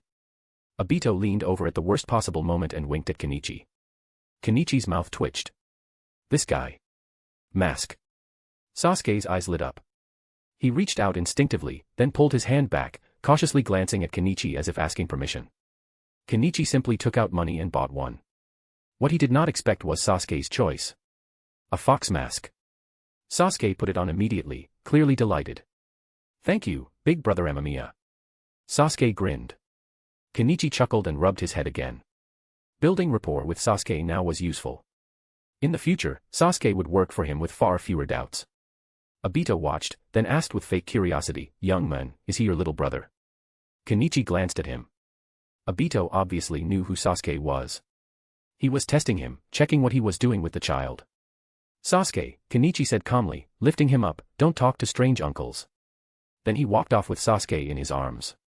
Behind them, Obito's expression darkened. He watched Kenichi's back, then looked at Sasuke, hesitated, and silently returned to his stall. Sasuke was too young. He could not bear the power of the Mangeko Sharingan. At that age, most Uchiha were still playing in the mud. Obito decided to keep watching Shisui and Itachi instead. Especially Itachi. Those eyes of his felt wrong. Obito could not help doubting reality itself. He had paid such a price to awaken the Mangekyo. So what had Itachi experienced? After leaving the village with Sasuke, Kenichi began to consider where to go. He could not bring Sasuke back to the laboratory, so after a brief hesitation, he decided to take Sasuke to Konoha. One reason was to let Sasuke see it. The other was to see Naruto along the way. Naruto was a year older now. It was time to start thinking about taking him under his wing, at least building a relationship first. Naruto was more suitable than most. He respected teachers, unlike certain shinobi who seemed to think murdering their teacher was the path to enlightenment. Obito and Nagato were excellent examples. And so were their teachers. Why do I feel like some kind of training master? Kenichi scratched his head. It was like playing a shinobi mobile game, collecting rare characters and raising them into monsters. Except reality was kinder than a gacha. He did not need to spend anything to collect Sasuke and Naruto.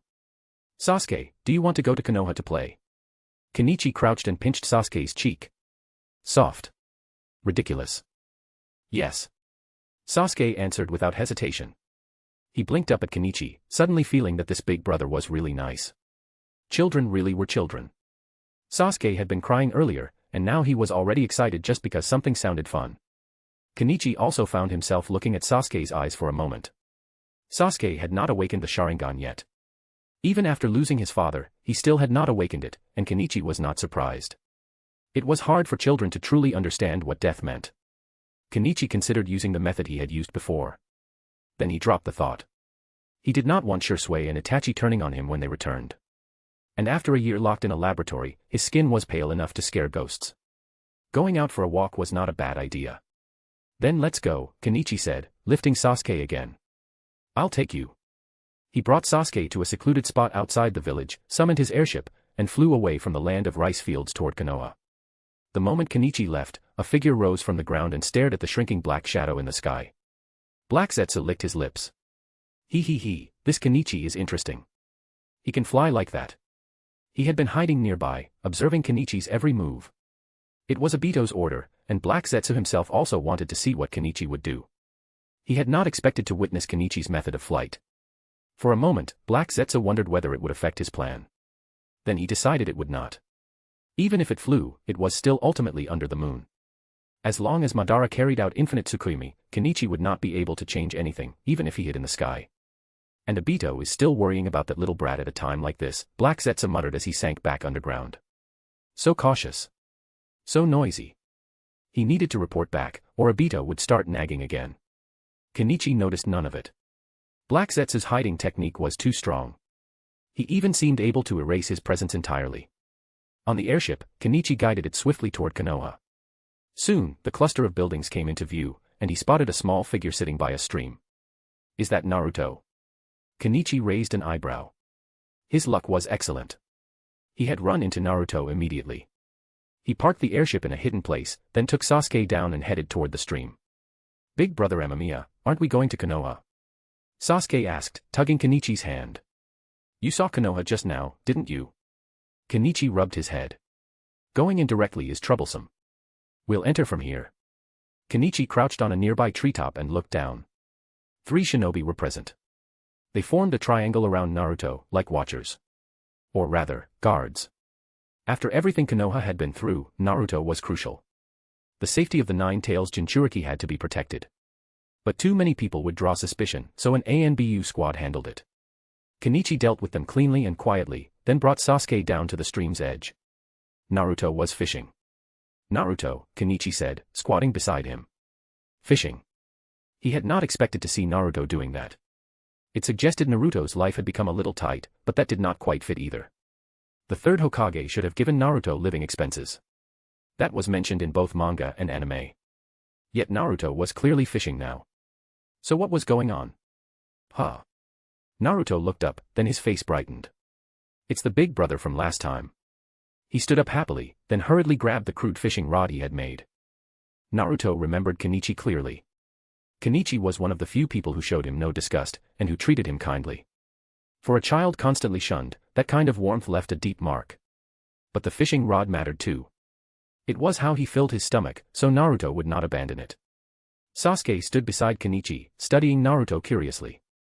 He had heard of Naruto before. People threw things at him in the village. Sasuke's mother had always told him not to go near him. But now. Are you fishing? Sasuke leaned closer, genuinely curious. An uncle in his clan loved fishing but had refused to take Sasuke along, saying he was too young. Yet this boy looked around Sasuke's age, and he was fishing. Yes, Naruto said, surprised. I'm fishing. I can roast the fish later. He looked Sasuke over. This kid was not afraid of him. He was not disgusted. Naruto hesitated, then asked softly, you're not scared of me? Ever since he could remember, most people treated him like filth. Even children avoided him and called him a demon fox. But this kid did not. Why would I be scared? Sasuke asked, cautious but serious. Are you going to turn into a monster that breathes fire? Kenichi's shoulders shook. He nearly burst out laughing. This was too good. At the same time, Kenichi pulled a camcorder from his pocket and started recording. There were television shows in the shinobi world. A camcorder was not unbelievable. It was just expensive, and normal people could not afford it. For Kenichi, that was irrelevant. This was Sasuke's future dark history. When Sasuke grew up, this would be an unspeakable black mark. How could you measure something like this in money? You couldn't. Of course not. Naruto shook his head hard. I'm a ninja. How could he turn into some fire-breathing monster? Would that even be human? I'm a ninja too. Sasuke's competitive streak instantly flared. He declared it like a challenge. Kenichi rubbed his face. He really couldn't. He was seconds away from laughing out loud. This second meeting between Sasuke and Naruto was absurdly entertaining. Then Kenichi heard a loud rumble. Naruto's stomach. Naruto, Kenichi said, watching Naruto blush and stiffen, you haven't eaten, have you? Kenichi sighed inwardly. This was the fourth Hokage's son. p@treein.com/fanficlord03. Chapter 271, Chapter 271, so, how much is Naruto's monthly living allowance? Chapter 271, so, how much is Naruto's monthly living allowance? The fourth Hokage's son. A hero's son. And yet he had reached the point where he could not even eat his fill. The third Hokage had truly gone too far. Kenichi knew Minato had savings. Kushina had savings too. Add them together, and Naruto should have been able to live comfortably without a single worry. There was no way he should have been reduced to scavenging for food. Back when Kenichi had been encouraged to befriend Kakashi by Minato and Kushina, Minato often dragged him out to eat. After Minato became the fourth Hokage, Kushina took over that role. The Akimichi clan's barbecue place was not cheap, but Kenichi and Kakashi went almost 10 times a month, and they ate a ridiculous amount each time. To Minato and Kushina, a meal like that was pocket change. That alone proved their household had money. Even if Konoha wanted to conceal Naruto's identity and never publicly announce he was the fourth Hokage's son, Naruto should still have inherited his parents' assets. Even if they worried he could not manage it, why was there never any arrangement for when he grew older? If the third Hokage had simply given Naruto a proper allowance each month, Naruto would not be starving. But right now, Naruto truly had nothing to eat. I haven't eaten all day, Naruto admitted, embarrassed. He lowered his head and rubbed his stomach, a shy expression on his face. Kenichi took a slow breath when he saw that. Hiruzen Sarutobi. No matter how many reasons you had, what you did to Naruto would always be an indelible stain. No wonder, during the Fourth Great Ninja War, when Naruto's inner thoughts were broadcast to everyone, the third Hokage stayed silent, and Minato's expression turned complicated. Who knew what Minato was thinking then? Maybe he was thinking he should have taken the tailed beast ball and erased Konoha along with himself back then. The village he protected with his life had rewarded Naruto like this. Fish is easy, Kenichi said, forcing himself to stay calm. You just use chakra. He raised a hand. A bolt of lightning released chakra snapped into the river. In an instant, countless fish floated belly up, all stunned by the current. Ninjutsu. Naruto's eyes instantly lit up. Big brother, what kind of ninjutsu is that? Kenichi looked at Naruto's excitement and felt both helpless and a little bitter. This kid was optimistic to an almost absurd degree. After being treated like trash for years, he still dreamed of becoming Hokage. Still wanted everyone's recognition. Still chased that impossible warmth. This isn't a jutsu, Kenichi said. It's just a basic application of lightning release chakra. He did not dare use anything too strong. Big chakra fluctuations could attract Konoha's attention. Kenichi also knew the third Hokage had the telescope technique. If the old man got bored and decided to look for Naruto, it would be troublesome. Luckily, Kenichi could still sense the chakra signature of that technique. Lightning release, chakra. Naruto repeated, completely confused. That was normal. Naruto probably had not even entered the academy yet. Of course he would not understand. Chakra is what you need to use jutsu and become a ninja, Sasuke cut in proudly. He understood. Itachi often told him things like that, so Sasuke had learned by exposure. Naruto looked at Sasuke with envy. He did not know any of this. He only knew becoming a ninja meant recognition, and becoming Hokage meant everyone would finally have to acknowledge him. He wanted to be acknowledged so badly, it hurt.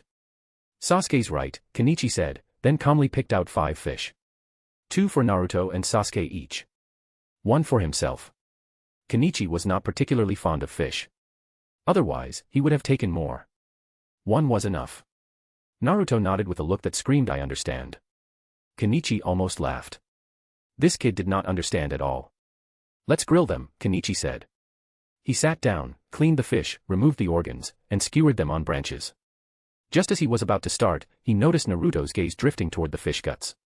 Kenichi paused, then immediately understood the implication. Naruto, Kenichi said carefully, fish organs usually aren't eaten. Some are poisonous. Some fish organs really were dangerous. Kenichi only ate fish he recognized. He was not about to gamble and end up with diarrhea like an idiot. He remembered a story his teacher once told. During the Second Great Ninja War, Jiraiya ate something questionable in the morning, got a stomach problem, and ended up sprinting to the toilet again and again during a mission. It almost caused several completely ridiculous incidents. Since hearing that, Kenichi had been careful about food. But I often eat this fish, Naruto said, swallowing hard. Kenichi's mouth twitched. Often. So Naruto was hungry often. This was the life Konoha had given him. Kenichi had briefly considered abducting Naruto and taking him away, but that would mean Konoha lost the Nine Tails Jinchuriki. He had no idea what the third Hokage would do then, or how badly the timeline would warp. If Hiruzen went completely unstable, or if Nagato's moves happened earlier, it would be a nightmare. And if Naruto stayed with Kenichi, it would only take 1 day of Obito and Black Zetsu noticing for everything to explode. Too many variables. Don't eat them next time, Kenichi said instead. They usually taste bad anyway. Whether Naruto would listen was another matter. This brat was famously stubborn. Grilling fish was simple. Heat control, turn it, season it. The taste was mostly seasoning. Soon, 5 grilled fish were ready. Kenichi handed 2 to Naruto, 2 to Sasuke, and kept 1 for himself. As they ate, Kenichi observed them. Sasuke ate slowly, chewing carefully. Naruto devoured his fish like his life depended on it. Strangely, Naruto did not choke on bones. He spit them out with smooth, practiced ease, as if he had done this 100 times. So he really did eat grilled fish often. Kenichi, meanwhile, was still picking bones out of his mouth. Naruto, Kenichi asked, is your monthly allowance not enough? Why are you out here fishing? Naruto brightened. Grandpa Hokage gives me 5,000 ryo every month. But I use it. Kenichi froze. 5,000. What could 5,000 buy? A bowl of Ichiraku ramen cost 60 ryo. The larger ones were 70 or 80. Even if Naruto ate 3 bowls a day, that was 180 ryo a day. And that was only ramen. Naruto still needed milk, groceries, supplies, everything. No wonder he was starving. Kenichi scratched his head, almost in disbelief. 5,000 ryo. Sometimes, a single barbecue meal could cost Kenichi over 1,000. And the third Hokage gave Naruto 5,000 for an entire month. It was incomprehensible. But Naruto spending it quickly also made sense. He bought tools to train. 5,000 was never going to last. If he stopped buying supplies, he might eat enough, but then he could not train. Sasuke, Kenichi asked casually, how much is your monthly allowance? Oniai-chan gives me 30,000 ryo, Sasuke answered without thinking. Then he paused. He glanced at Naruto's stunned face and quickly corrected himself, expression stiff with determination. No. It's 3,000 Ryo. Kenichi was not surprised. Sasuke was considerate. He was not the cold avenger yet. But 30,000 was clearly the real number, and Sasuke had instinctively covered it up. Kenichi thought back to Sasuke buying the mask earlier. No, that was not right. Sasuke's expression had looked like he was waiting for permission, not waiting for Kenichi to pay. So Sasuke probably needed Itachi's approval before buying anything. Itachi really was a strict older brother. Hee, I have 2,000 more than you. Naruto instantly cheered up. At the mention of 30,000, he had nearly short-circuited. That was enough ramen to drown in. But now it was only 3,000, and even 2,000 less than him, so Naruto's pride snapped back into place. Sasuke looked at Naruto's happiness and allowed himself a small smile. He knew the truth. His allowance for 1 month equaled 6 months of Naruto's. But Sasuke remembered his mother's teachings and did not show off. Naruto, Kenichi asked, do you want to learn ninjutsu? Naruto froze, then stared at Kenichi. His eyes were full of excitement, but also fear, like he was terrified this was a joke. I can learn ninjutsu too? Naruto asked, tentative. Kenichi nodded. Whether Kenichi taught him or not, Naruto would learn once he entered the academy. There was nothing forbidden about it. Of course. We'll start with chakra extraction. Kenichi pulled out the textbook he had used before. It was compiled by Orochimaru. The notes inside were sharp and practical. The chakra extraction section in particular was far more effective than anything the academy used. Even teachers like Irika did not understand chakra at Orochimaru's level. This kind of book could help someone grasp extraction faster and enter the real ninja threshold sooner. That was the difference a true teacher made. It was also why squads mattered so much later. Shinobi assigned under Hokage line mentors often grew faster. A teacher could change your entire life. But as soon as Naruto began practicing, Kenichi noticed something was wrong. Naruto's chakra fluctuations were unstable. His steps were correct. Kenichi even mirrored them to confirm. Yet Naruto's expression tightened with pain the moment he tried to draw chakra. Kenichi's gaze drifted to Naruto's stomach. The 9 tails. Kenichi thought.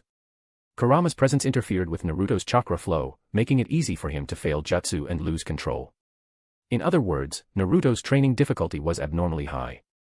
That was likely why Naruto would become the dead last in the academy.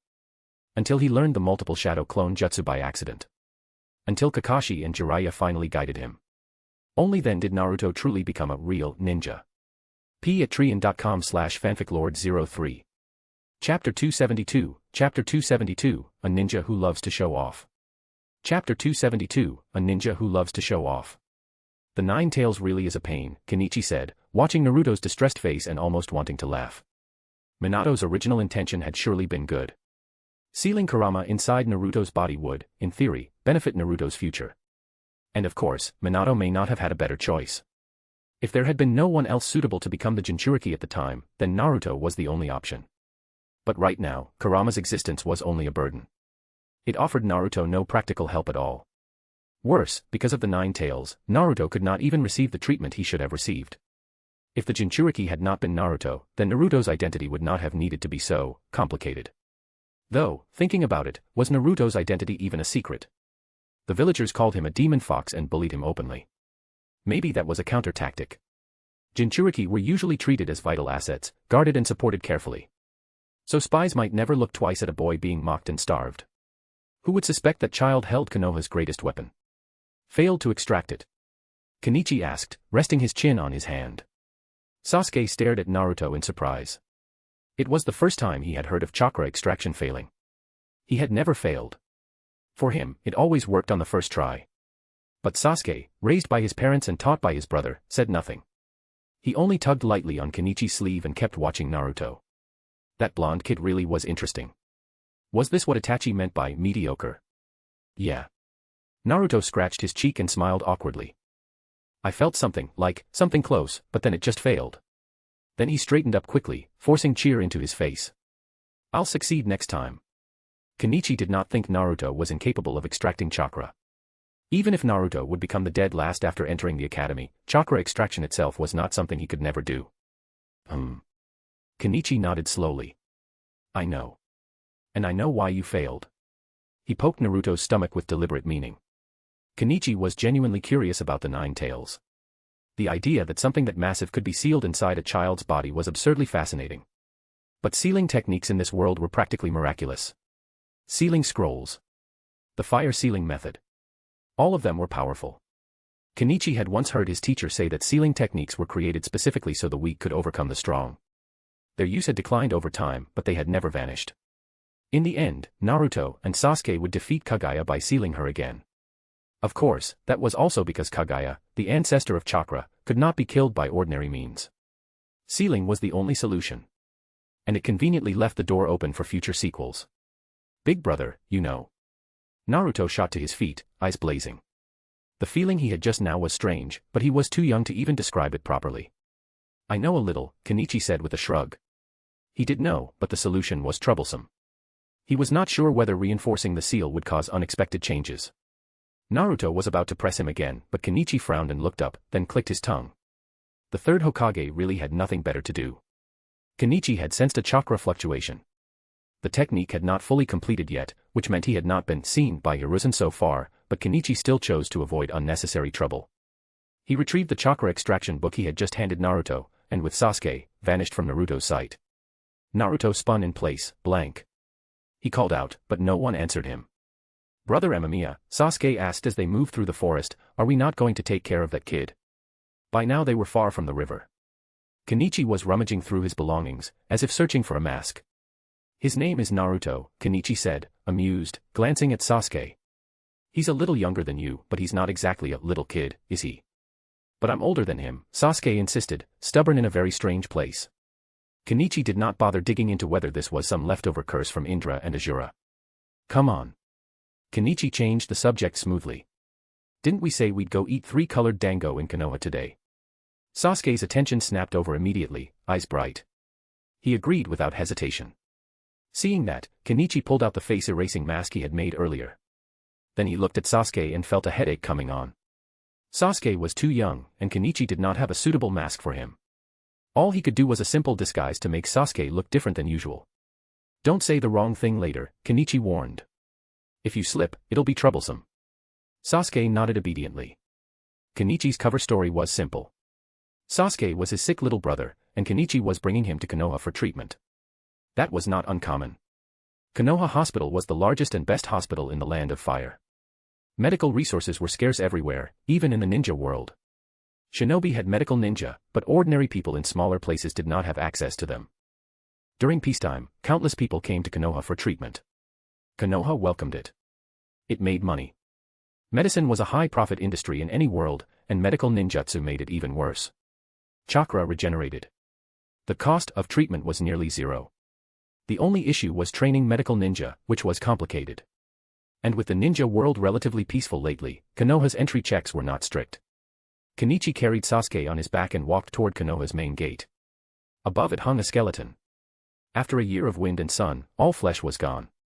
Only white bone remained, still suspended there. A sign hung beneath it. Defector, Uchiha Fugaku. It's been a year. Kenichi stared up, momentarily dazed. This had to be Danzo's work. The third Hokage could be ruthless, but he was not the type to leave a skeleton hanging once nothing but bones remained. His teacher had always said Hiruzen was best at compromise. Danzo, however, absolutely would do this. Kenichi understood the purpose immediately. Danzo wanted to provoke the remaining Uchiha into revenge, so he could wipe them out faster. He wanted deterrence. He wanted efficiency. 2 birds, 1 stone. And maybe he also wanted an outlet for his frustration at losing a Mangekyo he could not obtain. Shocked, the Chunin at the registration desk asked, grinning smugly as he raised his chin. Kenichi did not recognize him. He looked like an ordinary Chunin. The gate guards were usually Chunin anyway. There was supposedly a Jonin captain, but unless something special happened, the captain rarely appeared.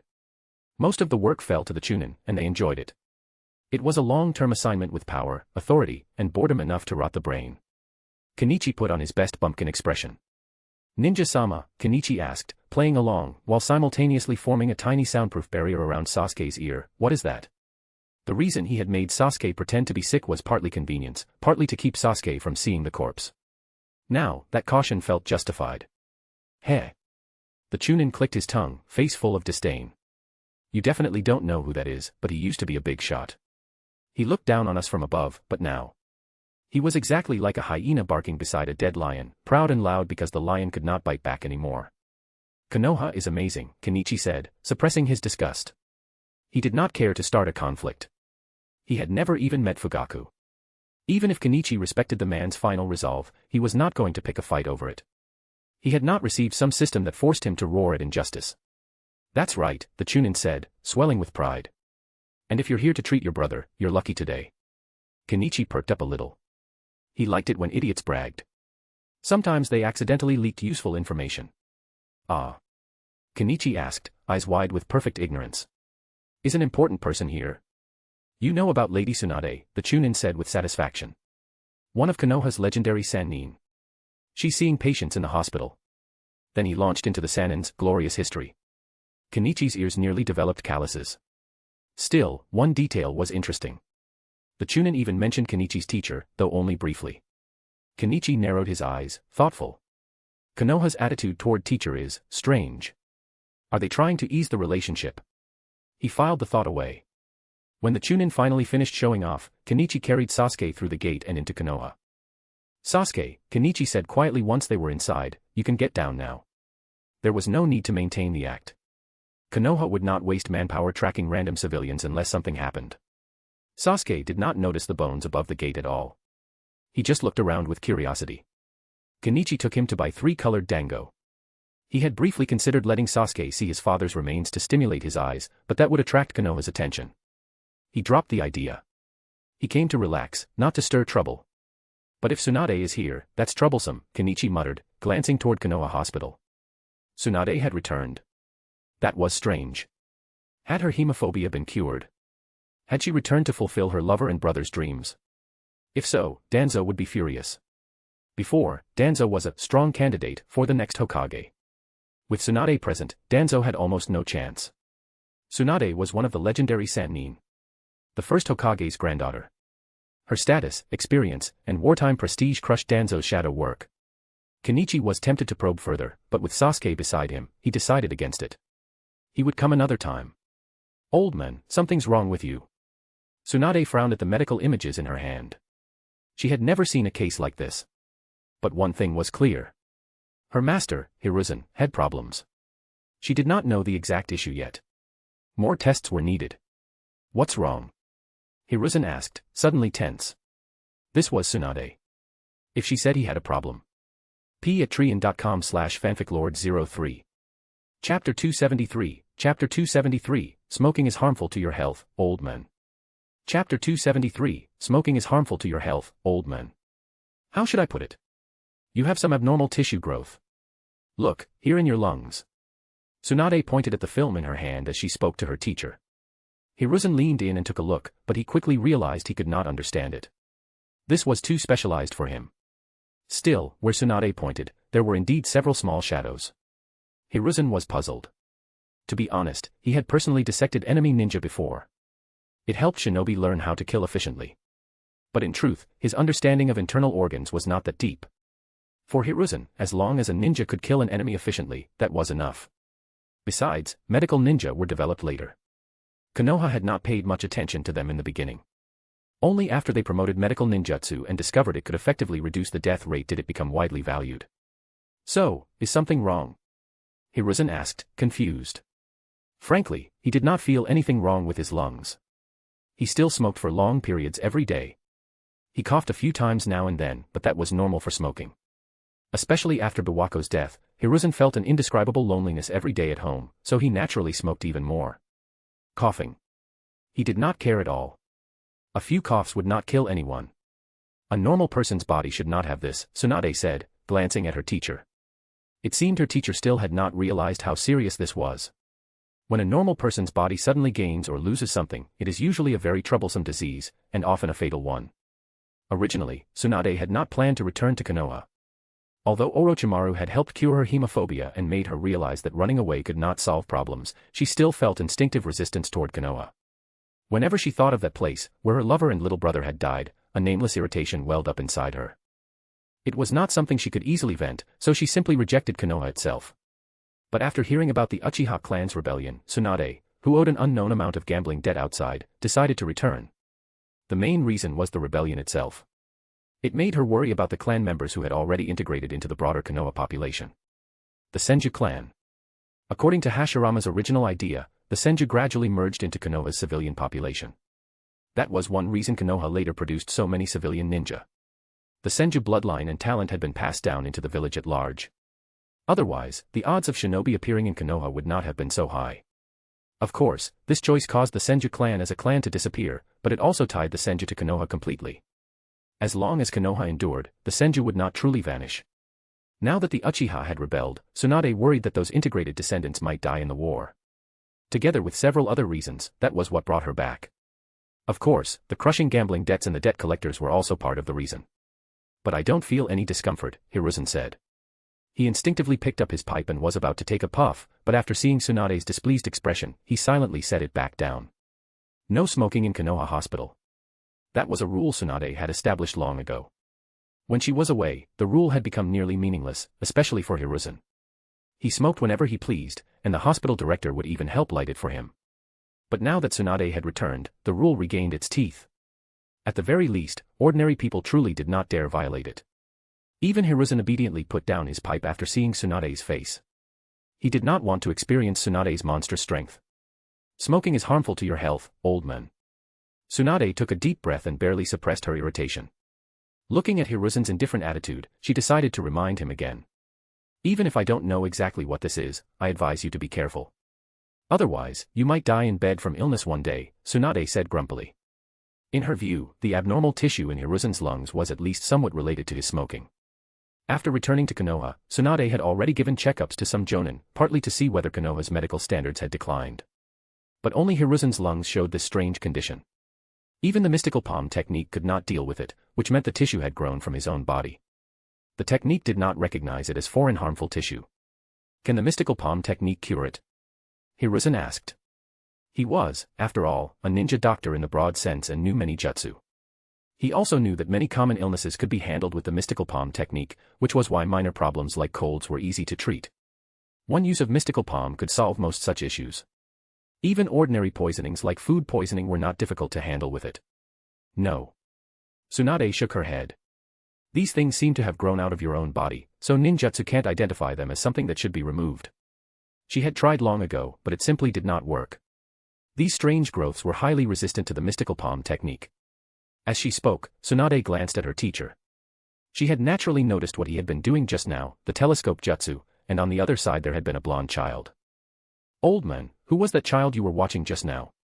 Tsunade asked with a frown. She already had a guess. She had met Orochimaru before, and Orochimaru had told her some of what had happened in Konoha. Among children, the only one worthy of such close attention from the third Hokage was the Jinchuriki. The Nine-Tails Jinchuriki, Uzumaki Naruto, Hiruzen said, smacking his lips and glancing regretfully at his pipe, but he still answered honestly. He knew Tsunade was no fool. Trying to hide it would be pointless. Tsunade's guess was confirmed. It really was the Nine-Tails Jinchuriki.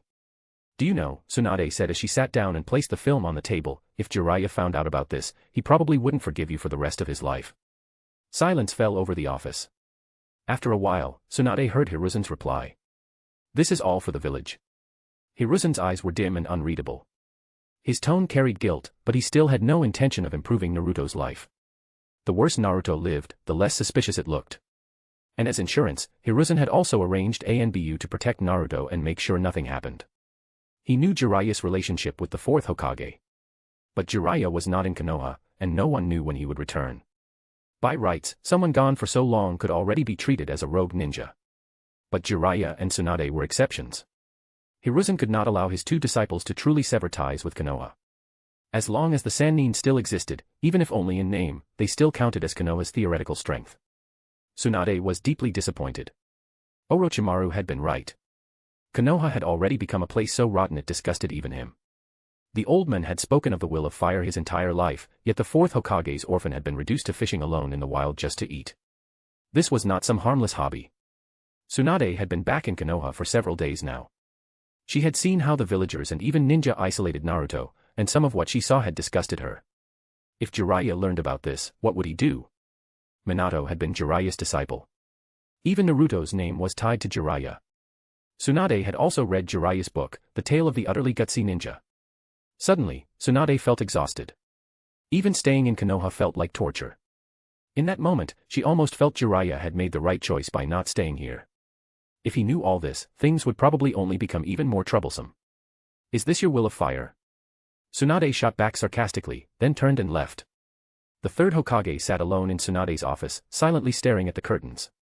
They were thick, but sunlight still forced its way through. Hiruzen narrowed his eyes against the brightness. Amamiya nii, what is the will of fire? Looking at Sasuke's clear eyes, Kenichi scratched his head. That question was genuinely hard to answer. But there was no helping it. Current Konoha ninja, especially civilian ninja, loved quoting the third Hokage's famous line. Where the leaves dance, the fire burns.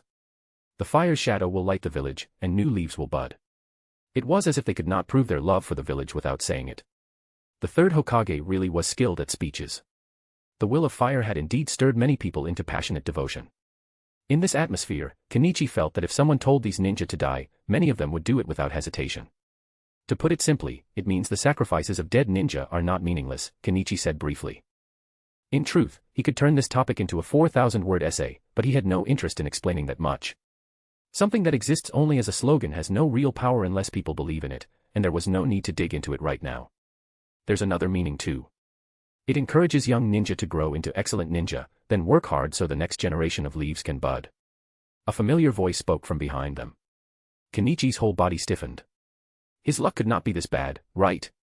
Even so, Kenichi immediately put on a puzzled expression and turned around. Then he saw a woman standing not far behind him. Tsunade. Her appearance was distinctive, but the most eye-catching thing about her was still her exaggerated figure.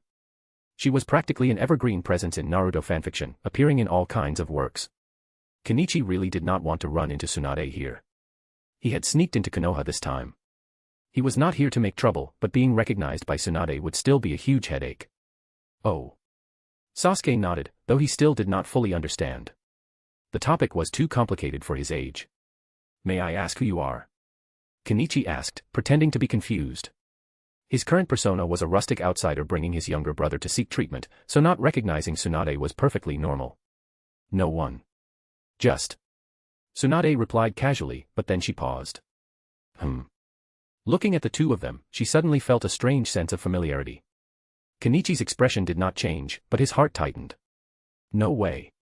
Tsunade should not be able to see through his disguise technique, right?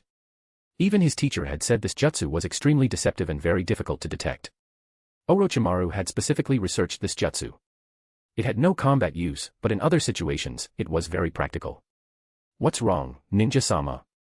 Kenichi asked nervously, perfectly acting out the fear an ordinary person would feel toward a ninja. He had seen that look many times before, so he had experience copying it. Nothing. Tsunade waved her hand. She decided it must be her imagination. Hearing that, Kenichi immediately smiled obsequiously and led Sasuke away. Sasuke also politely said goodbye to Tsunade, which made her smile widen a little. After all, she still liked being called young, even if she was no longer young. But why do I keep feeling like I know him? Tsunade watched Kenichi's retreating back. She was sure she felt some familiarity, but she could not place it. Kenichi led Sasuke into another street before finally letting out a long breath. He had genuinely been scared just now. He had no idea why Tsunade showed up there. He had not even gone near Konoha Hospital. If Tsunade had recognized him, things would have gotten very interesting. What was supposed to be a relaxing trip might have turned into an emergency escape from Konoha. And possibly on hell difficulty. Just the thought of facing both the third Hokage and the future fifth Hokage inside Konoha made Kenichi's scalp tingle. Fortunately, Tsunade had not noticed anything. p@trian.com/fanficlord03. Chapter 274, Chapter 274, Danzo, as long as I live long enough, it will eventually be my turn to be Hokage. Chapter 274, Danzo, as long as I live long enough, it will eventually be my turn to be Hokage. Amamiya Kenichi took Sasuke on a sightseeing and eating tour of Konoha. Sasuke wanted to try all sorts of things, but his appetite was small. After eating a few snacks, he was already full and contentedly patted his little belly. Afterward, they stayed at an inn in Konoha. Amamiya Kenichi had plenty of money, so paying for a room was no issue. These relaxed days passed quickly, and in the blink of an eye, 4 days had gone by. It was time for Amamiya Kenichi to leave. Although Konoha was nice, he could not openly remain here for long. Besides, during these past few days, he had been thinking about how to improve his gene programming. He now had some ideas, so it was time to head back. Amamiya, elder brother, are we leaving today? Sasuke asked reluctantly while eating dango. Amamiya Kenichi looked at Sasuke with a smile. He was a little curious about what kind of person Sasuke would become in the future now that he had already changed so much of the ninja world's plot. Would Sasuke still become the same bitter, vengeful person from the original story, or would he grow into someone else entirely? Still, it really was time to leave, and Amamiya Kenichi was just about to tell Sasuke. With a bang, Amamiya Kenichi instinctively turned his head and saw a raging blaze shoot into the sky from the direction of Konoha's village gate. Immediately, many ninja rushed out from both sides and ran toward the gate. At the same time, civilians nervously started packing their things, afraid something major was happening. What is going on? Why does all kinds of nonsense happen the moment I arrive? Amamiya Kenichi was speechless. He had just been thinking about taking Sasuke and leaving Konoha to return to the land of rice fields, but he had run into an emergency instead. Sasuke was a little frightened, but he still clutched Amamiya Kenichi's clothes and stood his ground, curiously staring toward the village gate. The disturbance died down very quickly, however. Amamiya Kenichi scratched his head and figured it was probably some small problem, not something worth worrying about. If it had been a truly strong enemy, they would not have been dealt with so fast. So he went to settle the room bill and prepared to leave Konoha. During that time, he also heard Sasuke say that there were many people outside, but he did not pay much attention to it. Sasuke curiously squeezed to the front of the crowd and stared at the figure slowly approaching down the street. When Amamiya Kenichi finished paying and stepped out of the inn, he saw a woman walking along the street. Her ample figure and face instantly confirmed her identity. Of course, the excited cries from the crowd also made it obvious. Tsunade. Lady Tsunade was walking forward with a serious expression, surrounded by enthusiastic Konoha villagers and several stern-faced ninja. But Tsunade was not the main point. The real problem was the woman walking beside her. Long black hair, black eyes, and a face that looked strikingly similar to Itachi and Sasuke. Though she looked older now, and her clothes were worn with signs of battle on her body, Amamiya Kenichi still recognized her at once. Uchiha Mikoto. The moment Amamiya Kenichi saw her, he instinctively wanted to find Sasuke and cover his eyes. If he could recognize Mikoto, Sasuke definitely could too. If Sasuke saw her. But while Amamiya Kenichi had gone inside to pay, Sasuke had already seen her. The instant he recognized Mikoto, Sasuke lit up and shouted, "Mommy," as he jumped out. Amamiya Kenichi took a deep breath. That cry of "Mommy" was drowned in the crowd's excited shouting, but ninja were not ordinary people. Almost instantly, Tsunade and several masked ANBU turned towards Sasuke's direction, and Mikoto also looked over in shock. "Mommy." Sasuke pushed through the crowd and ran out into full view of Tsunade and the ANBU. Mikoto stared at her son in disbelief, but in the next moment, her expression changed into confusion as she looked around, as if searching for the child's actual mother. "Is this your mother?" Tsunade knelt in front of Sasuke and pointed to Mikoto behind her. The ninja behind them also stopped. Mikoto looked at Sasuke with confusion, but there was a faint plea in her eyes. She hoped her precious son would realize something was wrong and deny it. "Yes. She's my mommy." But how could little Sasuke understand something like that? He smiled brightly. He remembered this older sister in front of him. She had said some very deep and meaningful things to him before. Even if he had not understood them, they had sounded very impressive. So Sasuke directly admitted it. The excited crowd froze for a moment, then immediately erupted into noisy discussion. Mikoto watched this scene in despair. She knew Sasuke was about to fall into Konoha's hands just like she had, becoming a tool to lure out the other clan members. Tsunade's expression turned complicated. She remembered this little brat. He was the one who had asked her what the will of fire was before. But if this child was Sasuke, then the person who had been with Sasuke at that time. "Sasuke, do not run around on your own again." A man walked out with a smile and raised his hand to knock Sasuke on the head. The force was not heavy, but it was not light either. Sasuke immediately crouched down in pain and rubbed his little head. At the same time, the man gave Mikoto a cold glance. "Since you already decided to come to Konoha, why were you captured alive? Why did you not die?" he said to Mikoto, his words full of disgust and contempt. Mikoto lowered her head. She had been ready to die, but Tsunade's appearance had caught her off guard. She had not known Tsunade had returned to Konoha, and with someone as strong as Tsunade, who was also a medical ninja, it was not easy to commit suicide. "You seem very confident," Tsunade said, staring at the men in front of her. He still wore that smiling expression, but the earlier fear was gone. Now he looked like someone who did not care about anything. "This face is fake." "And if it is fake?" "Somewhat." Amamiya Kenichi smiled as he tore off the mask from his face. Since the situation could no longer be reversed, there was no point in continuing the act. The moment Tsunade saw his face, her pupils contracted, and she instinctively moved to shield Mikoto. The ANBU beside her instantly formed a battle formation. They recognized him. Konoha's S-rank missing nin, Amamiya Kenichi. Lady Tsunade, after so many days, is this how you welcome me? Amamiya Kenichi laughed loudly and spread his arms, looking very friendly. The surrounding villagers and ninja also realized something was wrong. Ordinary people began trying to flee, while the ninja gritted their teeth and stood in front of them. Where the leaves dance, the fire burns. Perhaps these people were the real practitioners of the will of fire. Amamiya Kenichi, you still dare come to Konoha, one ANBU shouted furiously. If Tsunade had not been standing in front of them, they would have attacked already. Any missing nin had to be severely punished. No one attacks. Tsunade's expression was grave. She had only fought Amamiya Kenichi once, but she knew the brat in front of her was nowhere near as weak as she had first assumed. In fact, he was far stronger than an ordinary jonin. And now that he dared stand in front of her like this, he probably had confidence in whatever he was planning. How about we make a deal, Lady Tsunade? Amamiya Kenichi smiled and snapped his fingers. The next second, smoke rose around the area, followed by green flames that blocked the escape routes for ordinary people across the entire street. What are you doing? Tsunade looked at the scene in anger and shock. How could she not understand what kind of deal Amamiya Kenichi meant? This guy was becoming a madman, just like his teacher. He was actually using the lives of so many ordinary people as bargaining chips. At the same time, Tsunade was also confused. Those flames looked troublesome, but even strange black flames could be dealt with eventually. Did Amamiya Kenichi really think he could force Konoha with only this? Of course. I am taking Uchiha Sasuke, Uchiha Mikoto, and Uchiha Fugaku's remains, Amamiya Kenichi said as if it were the most natural thing in the world. He could already sense ninja starting to extinguish the flames around them, but what he had prepared was never just this. The moment he saw Mikoto, his first thought had been to avoid trouble. He was too lazy to get involved in this mess, the risk was high, and he was not close to Mikoto anyway. But once Sasuke ran out, he knew the situation had become troublesome.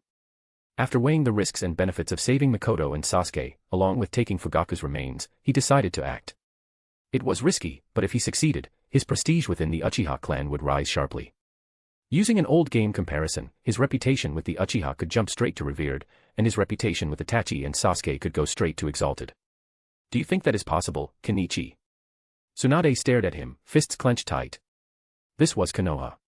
Such a disturbance would absolutely attract the third Hokage's attention.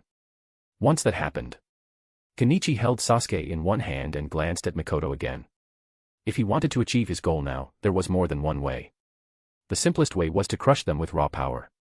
But if he wanted to force Konoha and the third Hokage to yield through power, he would need strength on Nagato's level, something like a Super Shinra Tensei that flattened all of Konoha in one move and instantly crippled most of their combat force.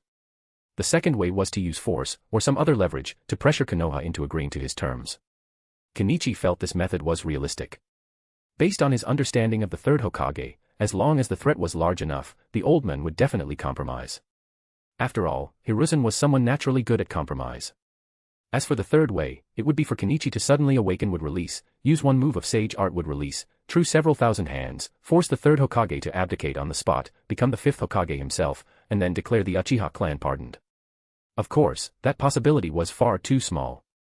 It is not impossible, Kenichi said with a smile, looking at Tsunade. You mean that if we let you and those two Uchiha leave now, you can finish that research faster? Danzo looked at Kenichi in front of him, his face dark. Naturally, Konoha's events could not be hidden from Danzo. And this incident was so large that he immediately sent Root to investigate, partly to assess the situation, and partly to see whether he could add fuel to the fire, smear his old rival, and also damage Tsunade's reputation. What he did not expect was to be intercepted by Kenichi. Or rather, by Kenichi's shadow clone. Yes. I assume Lord Danzo is familiar with this pair of eyes of mine, right? Amamiya Kenichi's shadow clone activated his 3 tomoe Sharingan, then deactivated it. Danzo's eyes instantly burned with desire. He truly wanted those eyes. But this matter was too serious, and it was obvious he could not make the decision alone. Do not worry. There is a companion at the third Hokage's place persuading him, the shadow clone said with a smile, reading Danzo's concern at a glance. Danzo fell silent. If Sarutobi agrees, then I can agree as well. But the prerequisite is that the first person to receive those transplanted eyes. Danzo hesitated for a moment before continuing. Of course. It will be you, Lord Fifth Hokage, Kenichi's shadow clone said smoothly, clearly understanding Danzo's meaning. Danzo felt a surge of delight. He had even prepared a Hokage robe for the day he became Hokage. Originally, he had prepared a fourth Hokage robe and hat. But then Minato became Hokage, so he had to change it to fifth. When Minato died, Danzo had nearly jumped with joy, but then the third Hokage unexpectedly resumed office. Even so, Danzo still kept hoping. Then Tsunade returned to the village some time ago. After enduring for a long while and weighing the balance of power, he silently changed the robe to sixth Hokage. Still, if he could obtain some Mangekyo. That old man is no Hokage, Danzo snorted coldly. Kenichi's shadow clone could not help grumbling inwardly. This old geezer. Who among Konoha's upper ranks does not know what you are thinking? Who are you trying to fool? p@trian.com/fanficlord03. Chapter 275, Chapter 275, A Pure Ninja. Chapter 275, A Pure Ninja. Are you trying to threaten me with this? Things were not going smoothly on Hiruzen Sarutobi's side. Looking at Hiruzen, whose expression had barely changed, Amamiya Kenichi had to admit he had a headache. Hiruzen was different from Danzo. He could not be pushed into agreeing through the same methods. Moreover, as Konoha's Hokage, Hiruzen's way of weighing matters was naturally different from most people, so there were many points of conflict. As for persuasion, Amamiya Kenichi's shadow clone had used the same bait here as well, the allure of the Sharingan. But considering Hiruzen's identity and personality, he also added that if Hiruzen refused, some unpleasant rumors might start spreading through Konoha. For example, that the Uchiha clan rebellion happened because Konoha's higher-ups were trading Uchiha clan members to Orochimaru for Sharingan research, and so on. Not at all. Just a small reminder, Amamiya Kenichi's shadow clone said with a polite smile as he looked at Hiruzen. In Konoha, once Hiruzen, the third Hokage, was persuaded, most of the issue would already be settled. Danzo's side should not be too difficult. As long as the benefits were enough, Danzo would likely not object. He was the type who never got up early unless there was profit to be made. Hiruzen smoked as he watched Amamiya Kenichi. The latter had already stated that this was only a shadow clone, which meant that even if Hiruzen made a move now, he would not be able to keep him. And in Hiruzen's view, the other party's request was not actually a major one. Although Uchiha Fugaku's rebellion with his clan had once enraged Hiruzen greatly, that was already a year ago. For some time now, Hiruzen had felt very relaxed. The destruction of the Uchiha clan had given him more time to focus on other matters. The Uchiha clan's disappearance had also intimidated many other clans. His teacher once said that being Hokage meant staying alert to hidden threats within the village, and now the village was very harmonious. Besides, after most of Fugaku's remains had been eaten by wild beasts, Hiruzen had originally intended to take them down. The humiliation had already been obvious enough, and leaving them hanging there also harmed the village's image. But that old man Danzo insisted that only by doing this could Konoha show that its anger was not something petty villains could test, so the remains stayed hanging there. Hiruzen had never truly expected to use Fugaku's remains to lure out surviving Uchiha members. Konoha had a deep enough foundation that it was not afraid of retaliation from those people. It would be better to recuperate and let the village develop peacefully for a while. As for Uchiha Mikoto, she was just a woman without her husband. Letting her go back would have little impact. But simply releasing her for nothing would not do, either. Konoha's reputation still had to be maintained. And the benefits offered so far were not enough to satisfy Hiruzen. These are Uchiha traitors. Do you know how much harm they caused Konoha? To the villagers? How many innocent children lost their parents? Hiruzen did not address anything else. Instead, he began bringing up the events from a year ago. Amamiya Kenichi's mouth twitched. He understood Hiruzen's meaning. I can promise that once the research yields results, the first transplant recipient will be you, Amamiya Kenichi's shadow clone offered the condition he had prepared in advance. Is that what I want? Hiruzen slammed the table angrily. Look. How many families in Konoha were torn apart? How many people lost their loved ones? All because of those Uchiha. Amamiya Kenichi took a deep breath. It seemed Hiruzen was not satisfied with the price.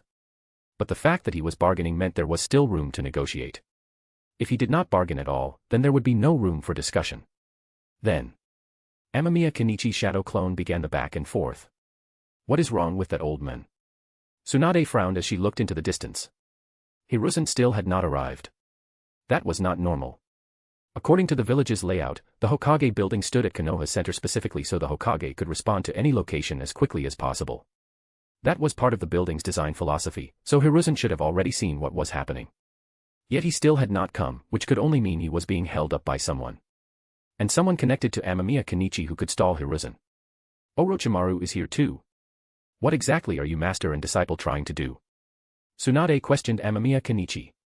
She wanted to make a move, but with civilians nearby who had not yet been evacuated, she could only hold herself back. Guess. Amamiya Kenichi was in no hurry. He stood with his arms crossed, watching the surrounding ninja evacuate the civilians. If the shadow clone on the other side reached an agreement, there would be no need to fight. If not, these civilians would at most make people hesitate for a little while before acting. Neither Tsunade nor Hiruzen would go soft in a real emergency. When it was time to strike, civilians caught in the aftermath would simply become part of the casualty list under Amamiya Kenichi's attack on Konoha. Tsunade's expression darkened.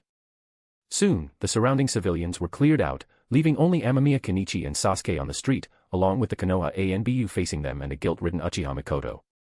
Just as the tension peaked and the Konoha ANBU were itching to attack, Amamiya Kenichi suddenly smiled. Sister Tsunade, let's meet again next time. Amamiya Kenichi smiled brightly. He had just received the memories transmitted when his shadow clone dispersed. Hiruzen had agreed to his conditions, allowing Uchiha Mikoto, Sasuke, and Fugaku's remains to leave Konoha in exchange for certain terms. It was a reasonable result. Those terms were real, tangible benefits for Konoha, while forcibly trying to keep Amamiya Kenichi and Sasuke would come at a significant cost. Hiruzen only needed to compare the benefits and risks to make a quick decision. Tsunade looked a little confused, but soon several ANBU rushed over and relayed Hiruzen's orders to the others. The ANBU who had come with her exchanged glances, looked at Tsunade, then lowered their heads and released Mikoto.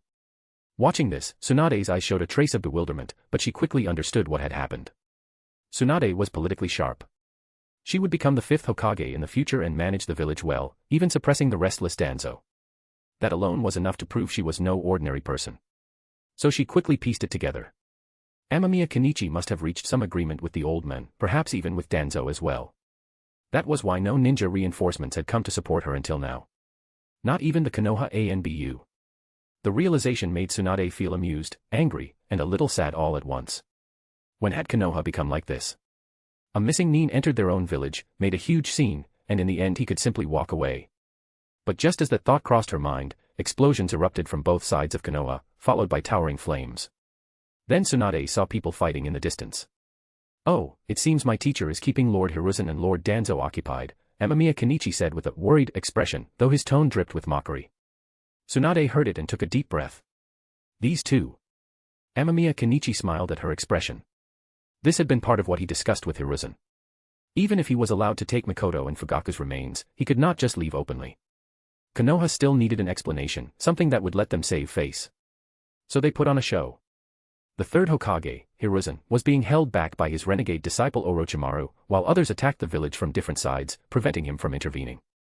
Was that not perfectly reasonable? Amamiya Kenichi took Mikoto and prepared to leave Konoha in a cheerful mood. There were always many ways to achieve a goal, and this time, he had simply chosen a method that was relatively easy and less tiring. Amamiya, do you find this way of achieving your goals very interesting? Just as he was about to leave, he heard Tsunade's voice, thick with suppressed anger. Amamiya Kenichi frowned and turned around, while telling Mikoto to take Sasuke and leave Konoha first. Mikoto glanced at him but said nothing. She quickly left with Sasuke. She knew staying would only make her a burden, so it was better to leave immediately and let Amamiya Kenichi act without restraint. What do you mean by that, Sister Tsunade? Amamiya Kenichi looked at Tsunade. In his hastily improvised plan, the biggest variable had always been Tsunade. Because Tsunade, in a way, was completely different from Danzo and Hiruzen. Tsunade was a much purer ninja. And Amamiya Kenichi hated dealing with pure ninja, because they often solved problems by fighting. The winner's words became truth, and the loser's words were worthless, unable to make anyone accept their ninja way. Unfortunately, most powerful people had this tendency.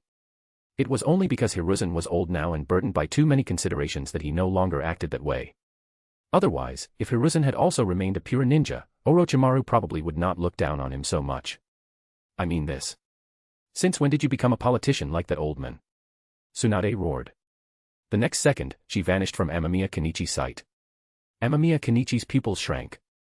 He felt a violent gust of wind slam in from behind him. He stomped the ground and leaped onto a rooftop. Before he could even turn his head, another fatal threat rushed at him. He had no choice but to dodge Tsunade's attack again, and at the same time he heard a thunderous crash.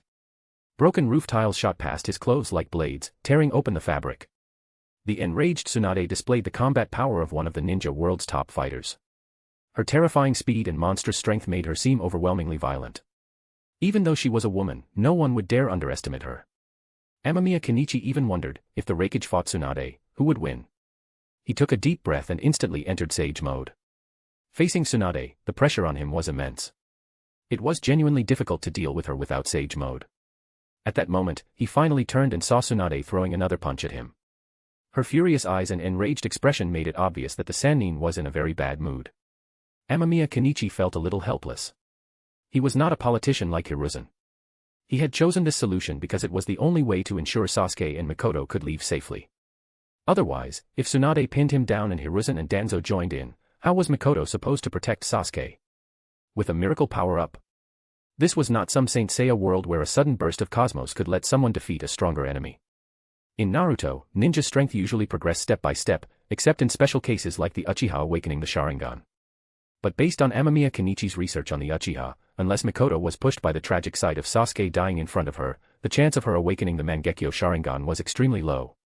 And even if she did awaken it, it still would not be very useful against Hiruzen. Fugaku had the Mangeko Sharingan, and he still lost. From that angle, Hiruzen's combat power was not weak at all. He was simply more used to thinking like a politician now. Amamiya Kenichi did not believe Mikoto currently had the Mangeko Sharingan. She definitely did not. Otherwise, when she caused trouble at Konoha's gates, he would have seen a Susanoo, which was impossible to miss. Of course, even if Mikoto could use Susanoo, it would be useless against Tsunade, who could smash one apart with sheer force. Looking at the fiercely advancing Tsunade, Amamiya Kenichi inhaled deeply, then released a surge of flames from his mouth. At the same time, something flashed in his hand. What appeared before Tsunade were green-tinged flames radiating extreme heat, and even the smoke they produced made her instinctively frown. Tsunade, who had fought Tsunade and Hanzo in the past, immediately realized something was wrong with the smoke. "You little brat, you mixed poison into your ninjutsu." Tsunade's face darkened. This little bastard was as vicious and ruthless as ever. He had actually laced a fire-release jutsu with poison. If you don't want to wait for the next update, read 10 to 50 chapters ahead on Patreon. patreon.com/fanficlord03. One Piece, Naruto, Bleach, Soul Land, NBA, and more, all in one place. Chapter 276, Tsunade's Little Scheme. Chapter 276, Tsunade's Little Scheme. "This isn't poison," Amamiya Kenichi said as he pinched his nose.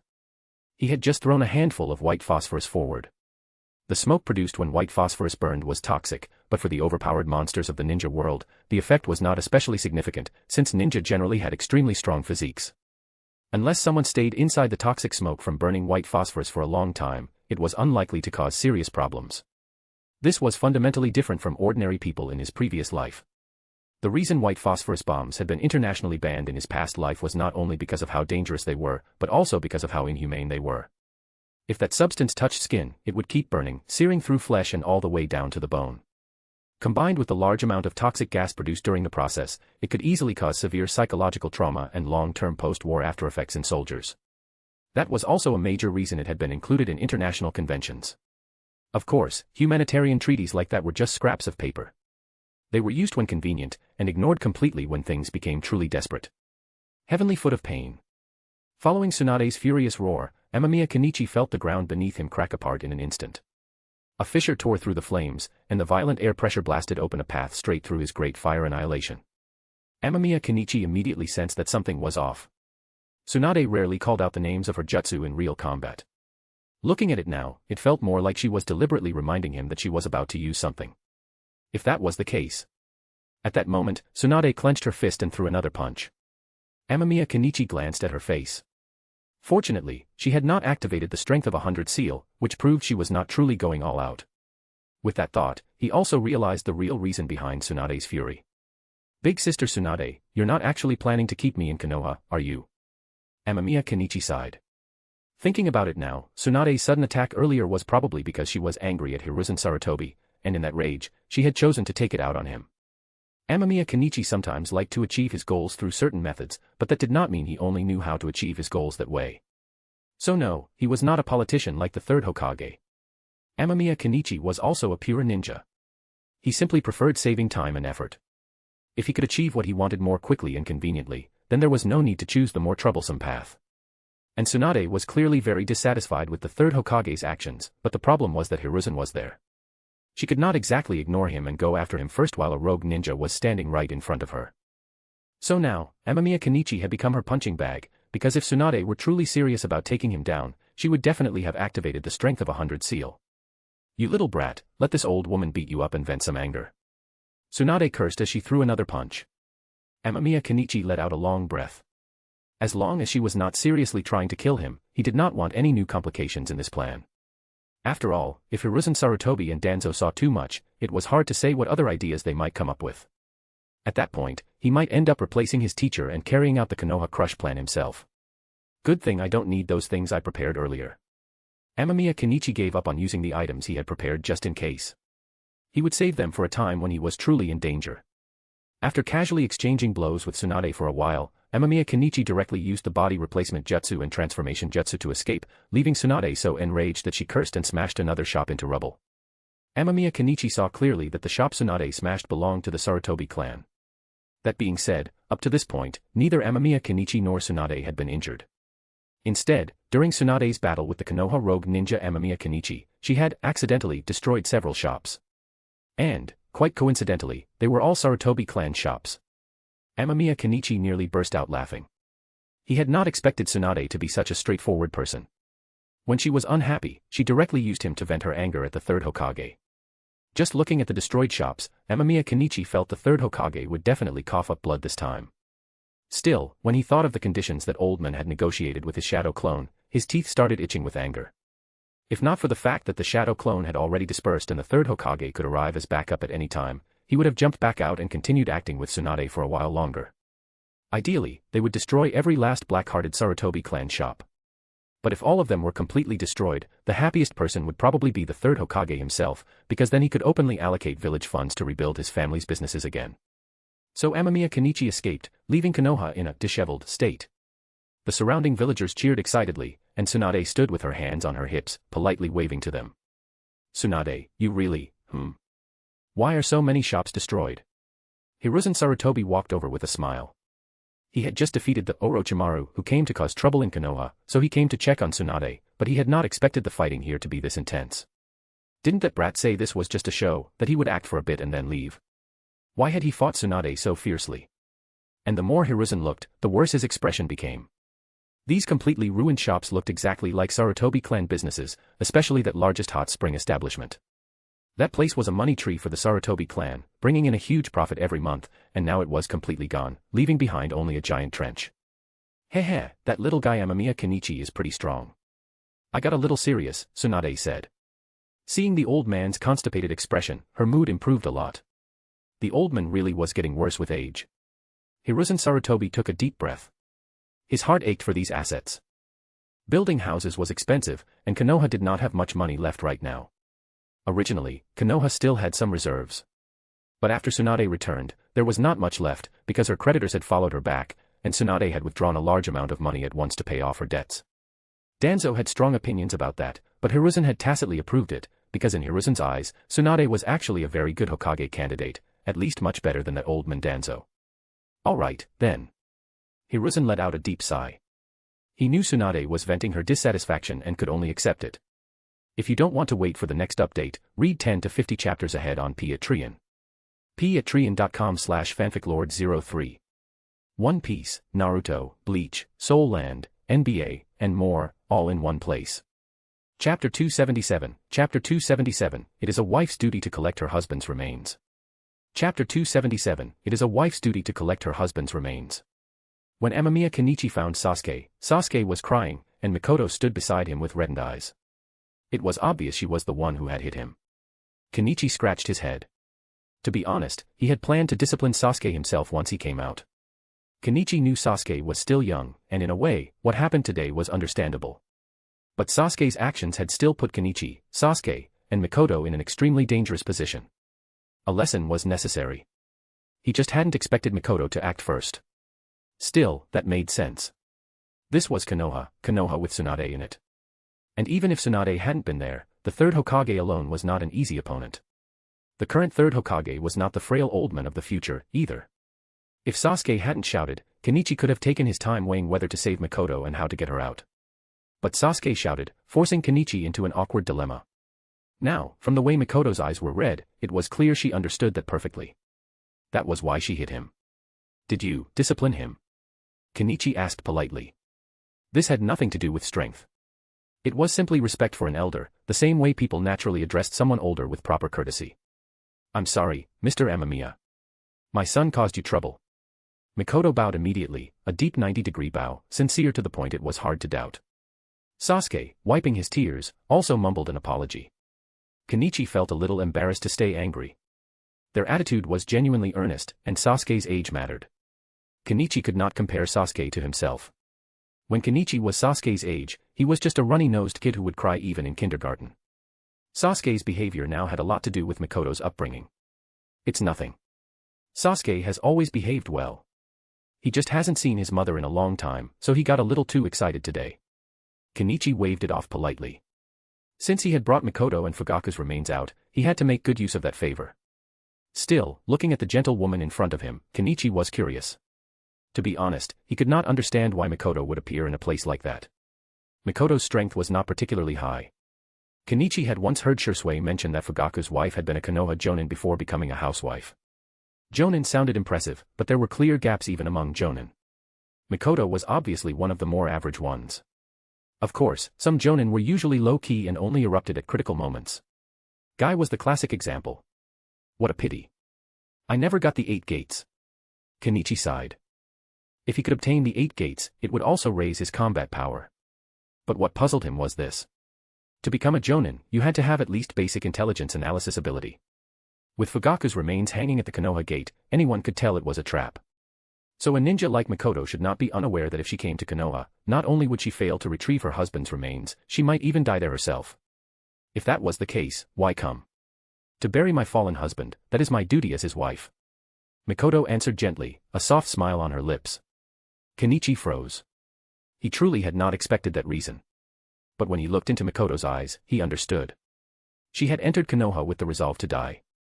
She just had not expected her luck to be bad enough to run into Tsunade. She did not even get the chance to take her own life. Tsunade captured her alive, and that triggered everything that came after. What about the Uchiha who escaped from Konoha with you back then? Where are they now? Kenichi asked again. He also wanted to know whether Shisui and Itachi had found those Uchiha who fled. If not, then the Uchiha would owe him an even bigger favor. After we left Konoha. Mikoto started to explain their wandering story, but before she could continue, Kenichi interrupted her. He did not want to discuss those things near Konoha. If Konoha's ninja overheard them, or if Konoha's trackers latched onto them, it would be a massive headache. Some Konoha ninja specialized in tracking, after all. So Kenichi invited Mikoto into his airship. I saw this thing at home last time, but I didn't expect it to be this big. Mikoto touched the interior in surprise. The matter of Shisui leading a portion of the clan out to seek a way forward was only known to a handful within the Uchiha. Mikoto knew because it involved her 2 sons. That day, she kept watching. When she saw the 3rd Hokage rush out, she almost could not stop herself from activating her Sharingan and chasing after him. She knew how strong the 3rd Hokage was. She knew the gap between herself and him. But her sons were there. Fortunately, no one was captured and dragged back. And Mikoto, who had activated her Sharingan, had also seen the flying airship. Even if she only watched for a short time, she had seen it clearly. This thing can carry a lot of people. How many clan members did you have? Kenichi chatted with Mikoto while using wind release chakra to rapidly raise the airship higher. This time, only 77 clan members were willing to leave Konoha. Mikoto's eyes dimmed. She still remembered that day, the way she and her husband embraced and said goodbye. Fugaku smiled, then walked out the door to die, buying them time. And she, as the clan head's wife, had not accompanied him into battle in his final moment. That regret would follow her for the rest of her life. If not for Itachi and Sasuke, the children she could not abandon, she would have stayed, no matter what. But after leaving Konoha, she learned that her husband's remains were hanging at Konoha's gate. It shattered her. That year, she constantly dreamed of Fugaku coming to her with a smile, telling her to take care of Itachi and Sasuke. Yet she did not even know where her sons were. After countless torments and countless searches, she found nothing. In the end, Mikoto made a decision. She would return to Konoha and collect Fugaku's remains, so he could finally rest in peace. Itachi, Shisui, and the Uchiha who left earlier. They've all been searching for you. Kenichi did not know how much Mikoto had been carrying. He was focused on piloting the airship toward the location Mikoto had given. But she had only been able to describe it roughly, so for now, he could only choose a direction and move. Yes. Sasuke told me. Mikoto smiled. She had already learned their location from Sasuke, but she never expected it to be the land of rice fields. It was almost absurd. The land of rice fields was north of Konoha, while they had been hiding south of Konoha. Amamiya, big brother. I'm sorry. I was too impatient earlier. Sasuke came over, tugging carefully at Kenichi's clothes. He lowered his head, full of remorse. After being scolded by his mother, Sasuke finally understood how much trouble his earlier cry of "Mom" had brought to Kenichi and Mikoto. He had seen it clearly. If he had simply stayed quiet, things could have been resolved much more smoothly. Instead, Kenichi had been forced to spend enormous effort cleaning it up. There had even been life-threatening danger. Little Sasuke felt crushing guilt. Kenichi was no longer angry. Sasuke was still young. It was not worth staying furious with him. So Kenichi smiled, ruffled Sasuke's hair, and reminded him to think before speaking next time. Then he continued south through the land of fire. In Konoha, Naruto was rolling around on his bed in misery. The method Amamiya big brother taught is so hard. Naruto groaned. He had tried refining chakra all day, but he just could not do it. Every time he tried, he felt something disrupting it, scattering it. He failed again and again. Ugh. I'll definitely succeed. Naruto muttered, then took small bites of the grilled fish beside him, chewing and swallowing the cold meat. These were the fish he had brought back from the stream earlier. Amamiya big brother and that strange kid had eaten 2, but Naruto still had 3 left. Even after Amamiya big brother left, Naruto used a stick to hook a few stunned fish floating on the surface and drag them back, solving dinner. But the fish Amamiya big brother grilled was really delicious, hee hee hee. Naruto smiled to himself, remembering what happened today. After being isolated and avoided for so long, it was the first time someone had interacted with him like that, without contempt or disgust. Mom, Dad. I finally made a friend. Naruto spoke softly to the empty room, sounding proud. He's kind of a weird guy, and there was also a big brother who was really good to me. In the small room, Naruto continued talking to himself, smiling as if the loneliness could not touch him. TL, check out my newly released fanfic. Title, Starting in One Piece with Vector Manipulation. Chapter 278, Chapter 278, Mother Worm and Kazuhana Koyuki. Chapter 278, Mother Worm and Kazuhana Koyuki. You were hiding in a place like this. Amamiya Kenichi stared at the underground complex ahead, his expression turning a little complicated. To be honest, he did not even know how to describe his mood. He truly had not expected the Uchiha to be living here.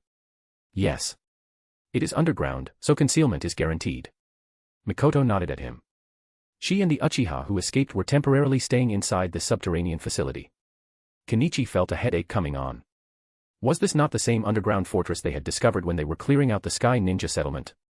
He had even killed a large number of those ninja here with Sasori and taken away their chief scientist. What a coincidence.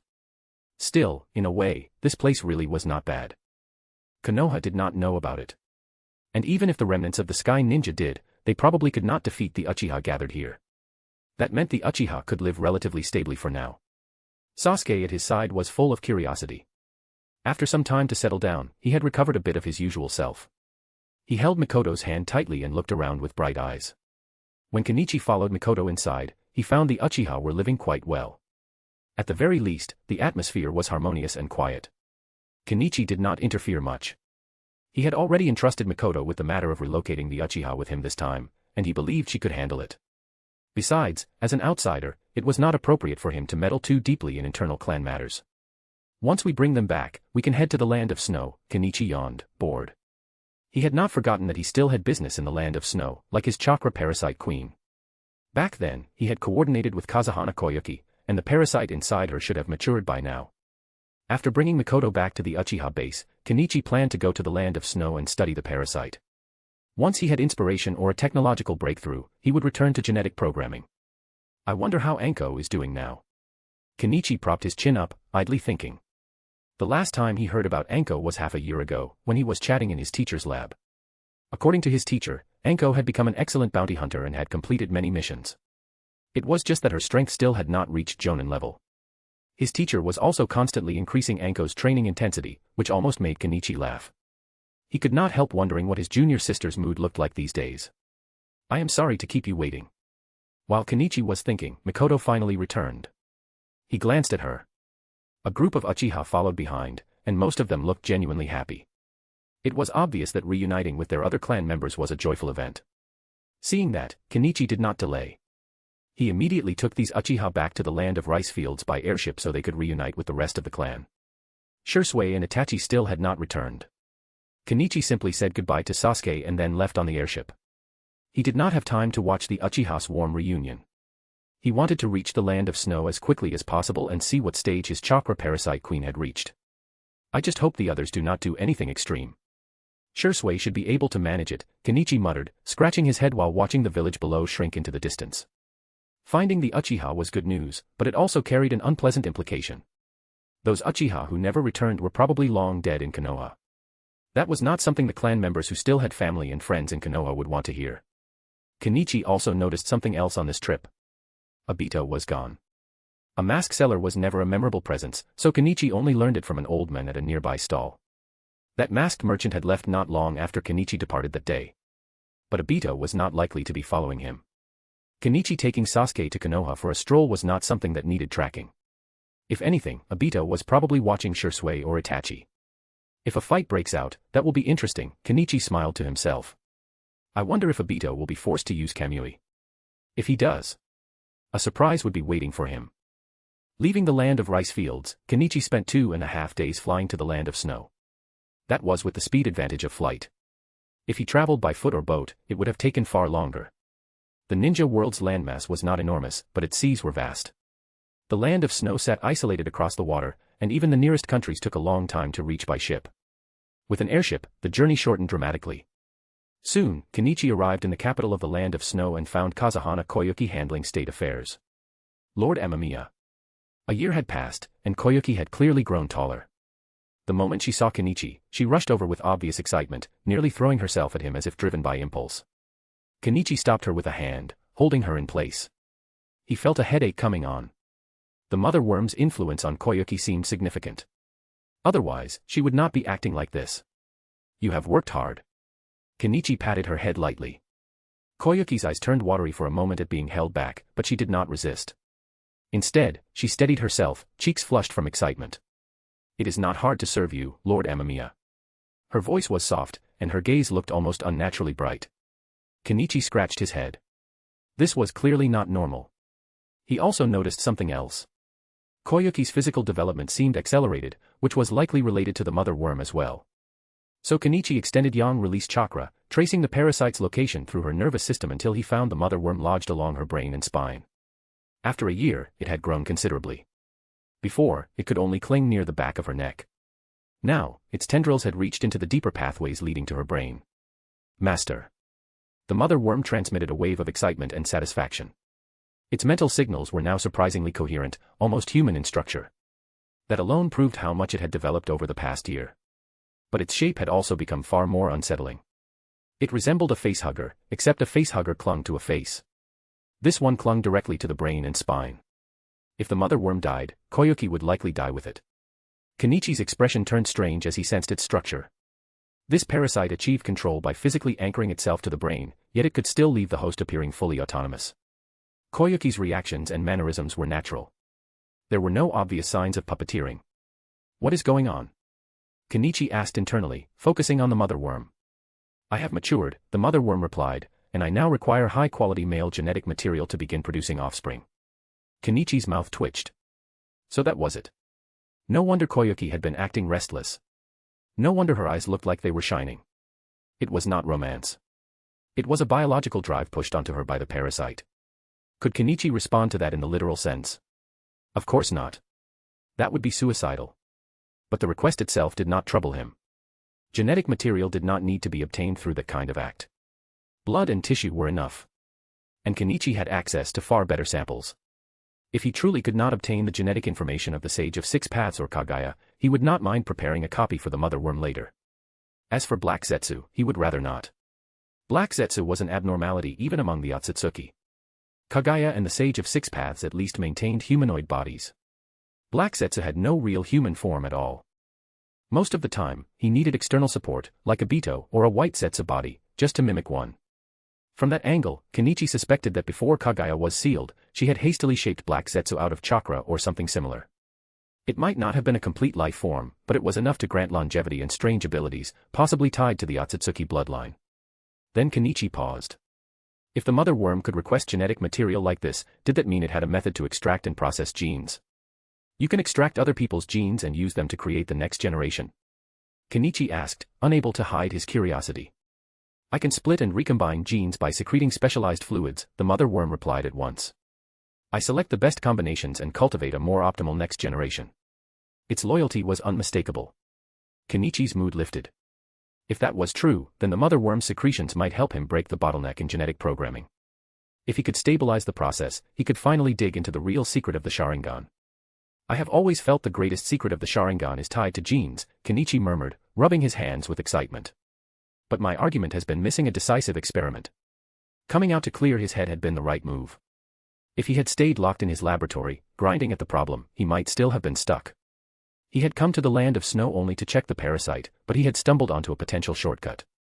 Give me some of your secretion, Kenichi said directly. After asking, he also confirmed whether doing so would harm the mother worm. Fortunately, the mother worm stated that producing the fluid would not damage it. It would simply consume stamina, and it would require Kenichi to replenish it with high-quality chakra. That was no issue for him. The delivery method, however, made Kenichi deeply unimpressed.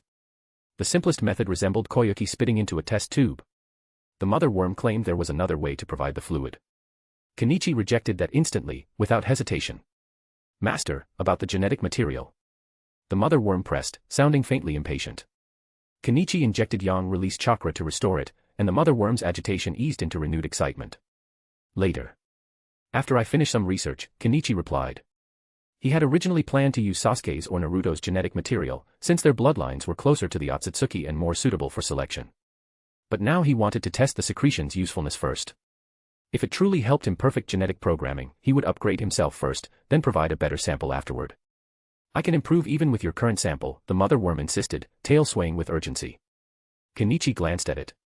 If that was the case, then providing genetic material now was not impossible. He pricked his finger and squeezed a small amount of blood into a container, allowing the mother worm to extract what it needed to begin cultivating the next generation. How long will it take? Kenichi asked. TL, check out my newly released fanfic. Title, Starting in One Piece with Vector Manipulation. Chapter 279, Who Still Plays Traditional Zerg. Chapter 279, Who Still Plays Traditional Zerg. It takes 3 days to hatch the next generation, and 15 days to produce an excellent next generation, the mother worm replied respectfully through Koyuki. Kenichi raised an eyebrow. So there was a difference between ordinary and excellent variants? He asked the moment the thought came. Master, ordinary offspring have no negative impact on the host's body, the mother worm explained carefully. They can slightly enhance physical strength and power, and suppress the host's pain threshold, allowing them to fight without feeling pain as easily. Over the past year, the mother worm had not been idle. It had learned a great deal about humans through Koyuki, and its speech had become far more natural. Kenichi looked at Koyuki. The mother worm could now speak through her mouth, which was convenient. Otherwise, he would have had to maintain a constant connection just to communicate. Honestly, even the ordinary parasite already satisfied him. No negative impact on regular people, a minor boost to strength and physique, and reduced pain sensitivity.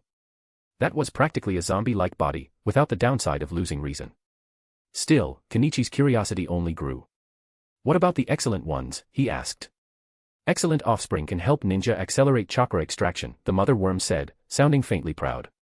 They can also store a portion of chakra inside themselves, completely suppress the host's pain, and even assist the host's injured parts when the host is wounded.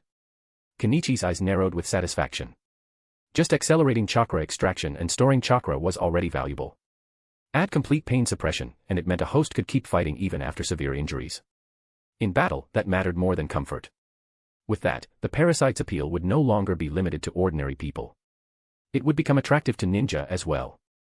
In the ninja world, strength decided almost everything. As long as ninja could be controlled or recruited, the rest was easy. As for samurai, Kenichi did not take them seriously. Even if a few were formidable, the majority could not compare to ninja. If he truly wanted to, he felt he could take the land of iron right now. Moreover, the mother worm continued, the next generation can also help the host fight. As long as they absorb iron-rich ore, they can transform into sharp blades, swords, and kunai. Kenichi's satisfaction deepened. This chakra parasite was better than expected. That only made one question sharper in his mind. If it was this useful, why did the Sage of Six Paths want to eliminate it back then? Was it because the mother worm tried to spread itself to everyone and push the world toward collapse? Kenichi could not be certain. There were no reliable historical records, only rumors that sounded like urban legends. Still, many accounts used the same kind of phrasing, calling it an evil calamity that sought to destroy the world. Without solid documentation, he could not verify it. But the possibility felt high.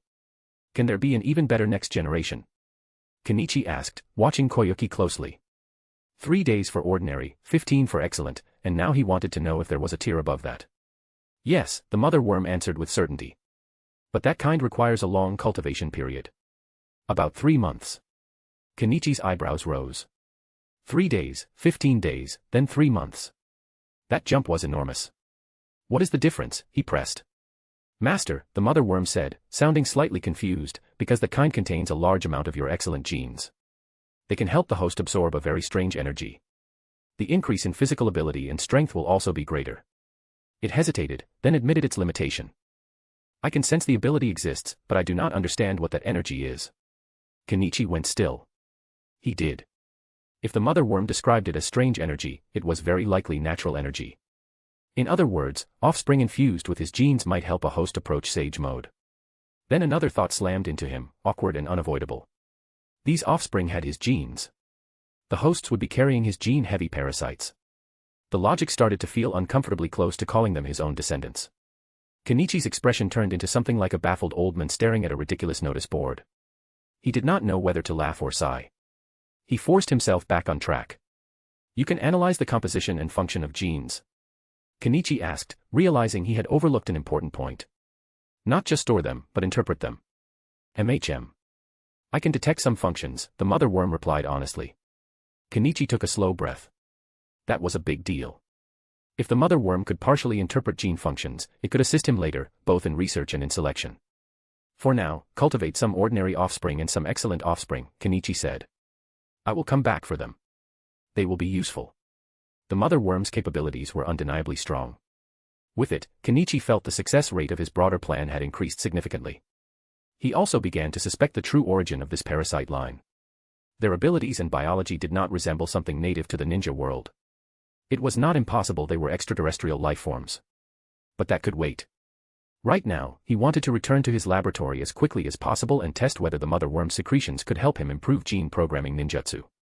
If it worked, it would be a massive breakthrough. I obey your command, Master. Koyuki dropped to one knee, her posture rigid with reverence, her expression bright in an unsettlingly devoted way. Kenichi's mouth twitched. He was not used to being treated like this. It felt awkward in a way he could not properly describe. But he did not ask the mother worm to change it. A strict hierarchy was useful. If his future host started shouting about bonds, best friends, or village ideals while charging at him, that would be a disaster. When necessary, he needed a structure that allowed him to suppress them decisively. That was the only way. After a brief explanation to Koyuki, Kenichi boarded his airship and left the land of snow, heading back toward his laboratory.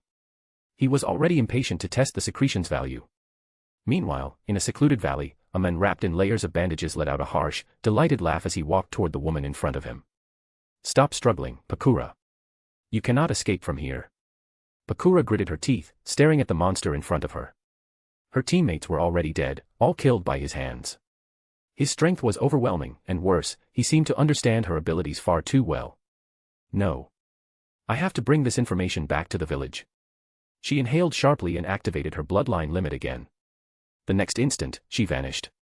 I told you, the bandaged man said, clapping his hands together, swift release is useless against me. The ceiling barrier around them hardened further, the air itself seeming to lock. To capture a woman who could move faster than the naked eye, he had spent a great deal of effort. He had prepared the ceiling formation in advance, one designed specifically to prevent escape. Even Pakura could not break out. As long as I capture her and absorb her, I will master 4 bloodline limits, he murmured, listening to the distant echo of impacts and blasts. A smile spread across his face. And if I obtain the Sharingan too, I will become an immortal ninja. He had already layered defensive techniques into the barrier. The sound in the distance had to be Pakura slamming into it, desperate and failing. Then his smile faltered. A sense of threat rose directly in front of him. He calmly raised his left hand. A long blade stabbed toward his palm, but the weapon shattered on contact, breaking into pieces that clattered to the ground. Pakura's eyes widened. She bit her lip. She had noticed earlier that his body was unnaturally hard. But that attack had been swift release, driven by high speed. Even a normal earth release wall would have struggled to hold it back. Yet this monster stopped it with one hand. "You demon," Bakura hissed. "What did you do to your body?" "This is steel release," the bandaged man replied, smiling. He had once been weak. Untalented. The kind of ninja who could only stand behind his friends and watch them grow stronger while he stayed powerless. But he was not that man anymore. Steel release. Storm release. Scorch release. These were powers he had collected with painstaking effort. As long as he absorbed 2 more bloodline limits, he would become an immortal ninja and rule the world. Bakura forced herself upright and launched a final ambush. Earth release, earth bullet. It slammed forward with the last of her chakra. And it was absorbed. The technique vanished without leaving a mark. Bakura's pupils contracted. She had heard of an ability like this, a rare bloodline limit rumored among top combatants, capable of absorbing ninjutsu and rendering attacks meaningless.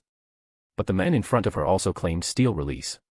"You cannot have that many bloodline limits in one body," Bakura whispered, her legs giving out. Chakra was life for a ninja. Once it was depleted, death followed.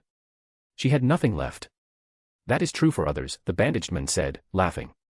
"I am not others. I am Hiriko. I am destined to become the absolute ruler of this world." "Oh. Absolute ruler." A sudden voice cut through the valley.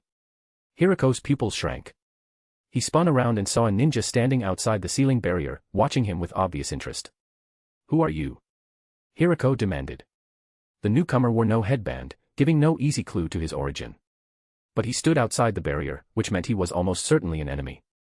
Kenichi looked at Hiriko with a subtle expression. He had not expected to run into Hiriko here. He had been piloting his airship back toward the land of rice fields when he noticed something below.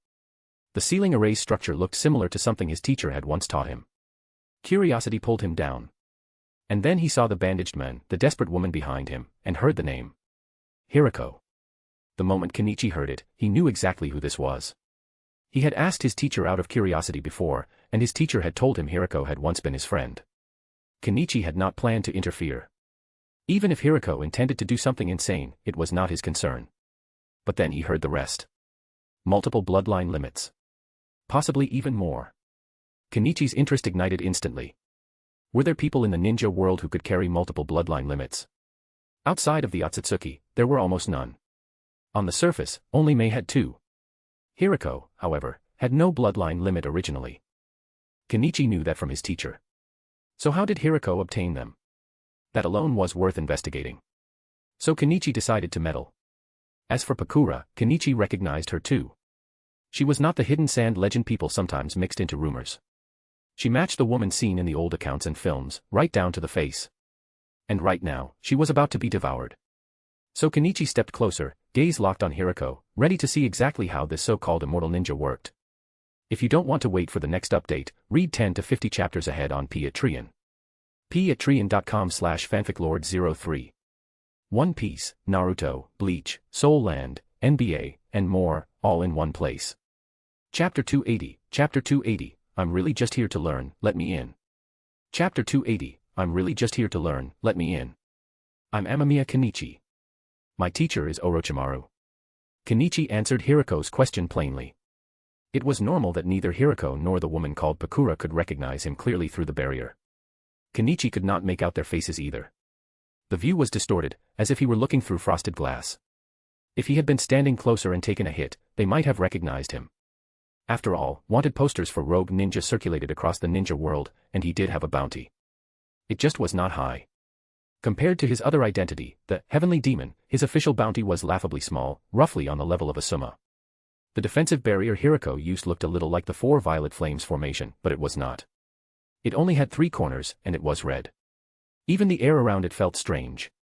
Orochimaru. Hiriko paused, staring at the figure outside with surprise. Bakura, meanwhile, closed her eyes in despair. Of course she knew who Kenichi was. A rogue ninja of Konoha. Once an A-rank target, and after the incident in Konoha, reclassified as an S-rank. In most villages, S-rank meant someone at least comparable to a jonin. Bakura had already lost hope. One was a pervert. The other was a rogue ninja from an enemy village. There was no reason for her to believe she would survive. Hiriko's emotions were complicated. In the past, he had been close to Orochimaru, Tsunade, and Jiraiya. The four of them ate together, trained together, sparred together. Then reality crushed him. No matter how hard he worked, he could not keep up. The harder he tried, the more desperate he became. That was the day he truly understood the gap between geniuses and ordinary people. His friends never mocked him. They never even mentioned it. But Hiruko's sensitive pride could not accept it. He grew silent. He withdrew. He began to avoid the Sannin, who later became famous across the ninja world. Some people, after long silence, come to terms with it. Some give up. Hiruko went mad. He turned to forbidden research, was discovered by the third Hokage, and finally defected from Konoha. Orochimaru, huh? Hiruko muttered. Then he knocked Bakura unconscious with a casual palm strike, dragged her aside, pulled a scroll from his chest, and spoke as if he were just chatting. Did your teacher ever mention me? Even as he spoke, he watched Kenichi with open wariness. If Kenichi attacked the barrier, Hiruko would counter immediately. Former friend student or not, he would not let his guard down. When he defected, it was those same friends who hunted him down. Yes, Kenichi said. He mentioned you. Teacher said you were talented and insightful, and that some of his ideas were inspired by you. Kenichi understood Hiruko's caution. But he was not in a hurry. He had seen this type of defensive barrier in the comprehensive barrier manual Orochimaru gave him. Breaking it would not be difficult. What interested him more was something else. How did Hiruko absorb multiple bloodline limits? Hiruko had clearly mastered a method of fusing bloodline limits. Kenichi wanted that method. What would happen if he fused every rare bloodline limit in the world? Heh. Hiruko sneered. Orochimaru has always been arrogant. How could he say something like that? Especially about a worthless person like me, he added silently. Kenichi shrugged.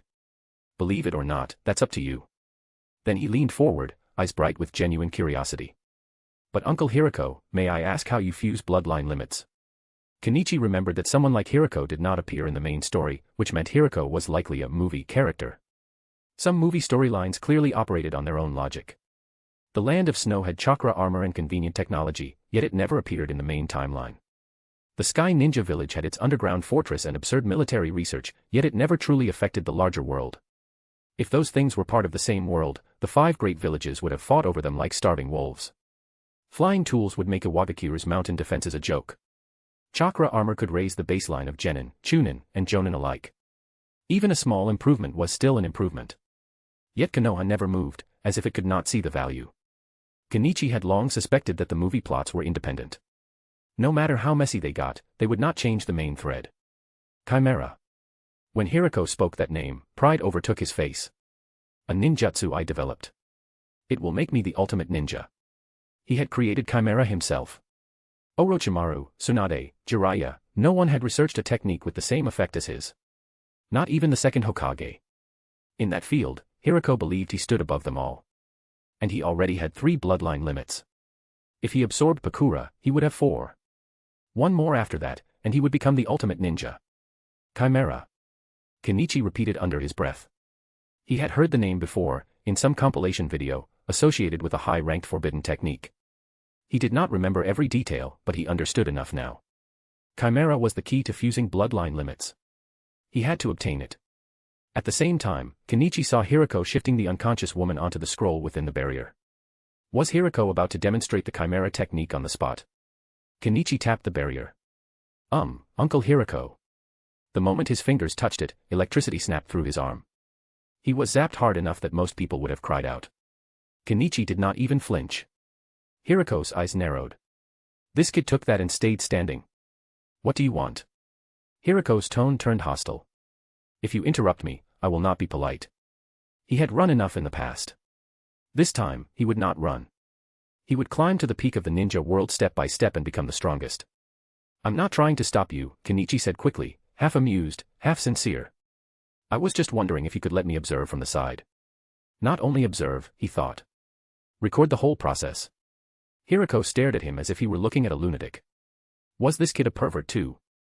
Before Hiruko could refuse, Kenichi drew a sword shimmering with lightning release. With a single clean thrust, the blade pierced the barrier as if it were tofu. A gap opened. Kenichi stepped inside. The instant he entered, a fireball shot straight at his face. At the same time, a sharp whistling sound came from behind him. Kenichi's expression twitched. Seriously? Why did no one believe the truth anymore? He really was here to learn. He used body flicker to dodge the fireball, but before he could say another word, he felt something off. Thunder, in the desert. He turned his head. Pakura was gone from where she had been. On a distant sand dune stood a small figure, hands flying through seals. Above them, the clear sky had already darkened. In the span of moments, a thundercloud had formed, heavy and unnatural. It really is a cumulonimbus cloud. Kenichi stared upward, then glanced at Hiruko's shadow clone harassing him. Wouldn't it be better if you used this ability to benefit the world? This was a desert. A place with harsh climate and scarce rain. Yet Hiruko had conjured a thunderstorm here. In Kenichi's previous life, someone who could do this could become rich overnight. He could sell rain, control droughts, become a living weather weapon. Let me show you the power of storm release. Hiruko's voice carried triumph. He finished the last hand seal. From the thundercloud, countless tiny lightning spears formed and rained down. They pierced toward Kenichi in a continuous barrage. Kenichi dodged rapidly. Each spear struck the sand and left a small glassy crater behind. This is interesting, he muttered while moving. Is it really this convenient to control lightning? Lightning release was strong. Everyone knew that. Its destructive power was among the best of all elemental techniques. There were even records of Madara using lightning so potent it could break yin-yang release black rods. But lightning release had a problem. Control. That was why Kakashi's Chidori required the Sharingan, otherwise it was too dangerous to use properly. Storm release, however, was different. These spears were being guided. Their landing points were too precise for random lightning. Kenichi could manipulate rough trajectories with lightning release, but he could not control it this cleanly. Storm release could. If this keeps going, we won't be discussing anything anymore, Kenichi said, dodging another spear that grazed his cheek and slammed into the sand behind him. He exhaled once. And entered sage mode. He looked up at the thundercloud, then at Hiruko. Even if this cloud is created by your technique, how much of that energy can you actually control? Kenichi stomped, launched himself forward, and closed the distance. He had briefly considered countering with sage art lightning release, using higher voltage to distort the path of the strikes. Normally, current flowed from low potential to high potential. If his own discharge was strong enough, he might deflect the bolts. But Hiruko possessed storm release. If it backfired, it would be beyond embarrassing. So Kenichi abandoned that option. Instead, he stared at the cloud. Your lightning still comes from a thundercloud, he murmured. So the cloud is the real problem. An ordinary ninja did not have endless chakra to waste. Hiruko was not an Uzumaki, and he did not have a tailed beast inside him. This barrage could not be sustained forever by personal reserves alone. Natural conditions mattered. And if he wanted the lightning to stop, he needed the thundercloud to disperse. Thunderclouds dissipated when temperature rose and humidity fell. Or they could be torn apart by powerful wind. A large enough explosion could break them too. Kenichi had not studied wind release deeply, so he chose the simple answer. Fire. Raise the temperature. Evaporate the water vapor. Break the cloud's stability. A towering wall of flame burst from Kenichi's mouth and surged toward Hiruko. Before the fire reached him, Hiruko felt his hair curl. His eyes widened in horror. How did this kid have that much chakra? And what kind of fire release was this? The heat was wrong. It was too high. Hiruko regretted it instantly. If he had known the student of Orochimaru was this troublesome, he should have used his masterpiece right away. Storm Demon Dragon. If only he had used that technique, this kid would already be dead. But now, all he could do was face the sky-swallowing wall of fire charging straight at him.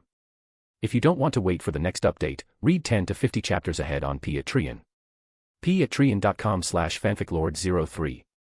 One Piece, Naruto, Bleach, Soul Land, NBA, and more, all in one place. Chapter 281, Chapter 281, The Art of Negotiation. Chapter 281, The Art of Negotiation. The searing heat instantly evaporated the surrounding moisture. Even before the blazing flames reached Hiruko, he already felt his mouth go dry. Could a fire release technique of this level really be cast by someone this young? For a moment, Hiruko felt that all his past years had been wasted. How old was Amamiya Kenichi? Yet he could already unleash ninjutsu on this scale. Hiruko could not help but think back to what he had been doing at the same age. After a moment, he remembered. At that time, he had still been following his captain on rear-line supply missions. With talent like this, Amamiya Kenichi would have been a monstrous genius even in Konoha. Which only made Hiruko feel even more disgusted. Just how brain-dead was Hiruzen Sarutobi to force a ninja of this caliber to defect from the village? This was the kind of talent that reminded Hirako of his 3 old friends. Those friends who could laugh and walk forward while easily leaving him behind, no matter how hard he chased after them. That's exactly why I hate you geniuses the most. Hirako roared. He desperately activated Storm Release, trying to use the lightning above to tear apart the sea of flames before him. But the lightning plunged into the fire like mud sinking into the ocean, vanishing without any effect at all. Hirako's stomach twisted with fury. He had nowhere to run. If he had already obtained Swift Release, he would not have ended up in such a miserable situation. Damn brat. Hirako ground his teeth and glanced at the unconscious Pakura beside him. He sighed. If Swift Release had not been so rare, and if it had not suited his plan so perfectly, he would never have bothered going this far for a woman like her. But with the wall of fire crashing toward him, Hirako had no choice except to defend. He used every method he had to protect himself while also shielding the extra burden beside him. A fire release of this scale could not be dodged. Even water release would struggle to stop it. Still, even after Hirako used the strongest defensive ninjutsu he knew, he felt a suffocating heat invading his body, as if his trachea and lungs were being scorched alive. These flames devoured the oxygen in the surrounding area, forming a near-vacuum zone. Fortunately, there were no other flammable materials nearby. Otherwise, the thick smoke from a secondary fire would have been even deadlier to both him and Pakura. In most fires, people did not die from being burned. They died from the poisonous gases. In an instant, the roaring flames swallowed the entire sand dune, along with Hirako himself. He shouldn't die from that, right? Kenichi muttered, stroking his chin as he stood in the distance and watched the dune disappear within the inferno. He honestly was not sure. This time, he had consumed a huge amount of chakra just to unleash this wide-area fire release. The fire blotting out the sky looked incredibly spectacular, something straight out of a disaster film. That said, its killing power was not actually that overwhelming.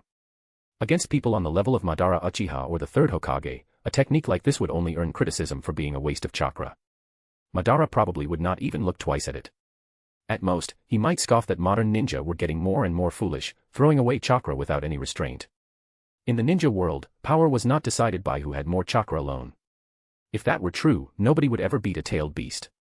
Yet powerful shinobi still made tailed beasts look like oversized pets. Obito had even controlled the 9 tails with his Mangeko Sharingan.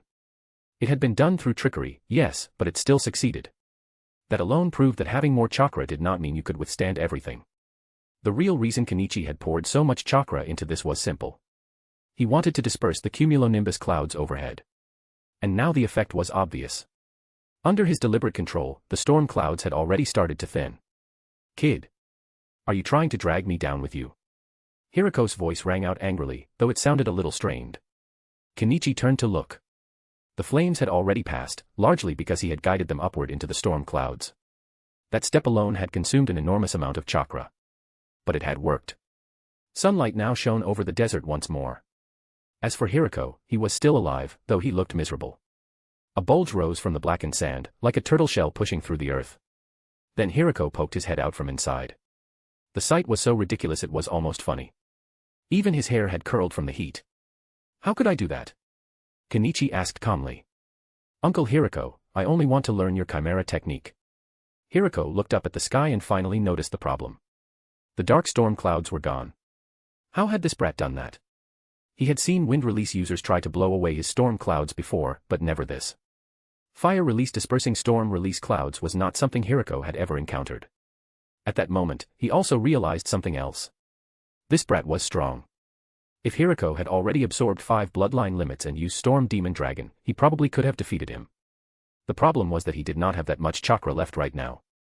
And Kenichi was still pressing forward. Even if Hirako forced out Storm Demon Dragon, he doubted he could hold Kenichi in place long enough to complete the technique. You want to learn Chimera technique? Hirako asked. As Kenichi drew closer, Hirako continued adjusting Pakura's body. Her breathing was weak, but she was still alive. Yes. Kenichi nodded. I want to learn every ninjutsu in this world. He crouched beside Hirako, chin in hand, as if he were watching a fascinating experiment rather than a life and death struggle. You really are just like your teacher, Orochimaru. Hirako paused, then glanced at him from the corner of his eye. Kenichi's words had stirred up old memories.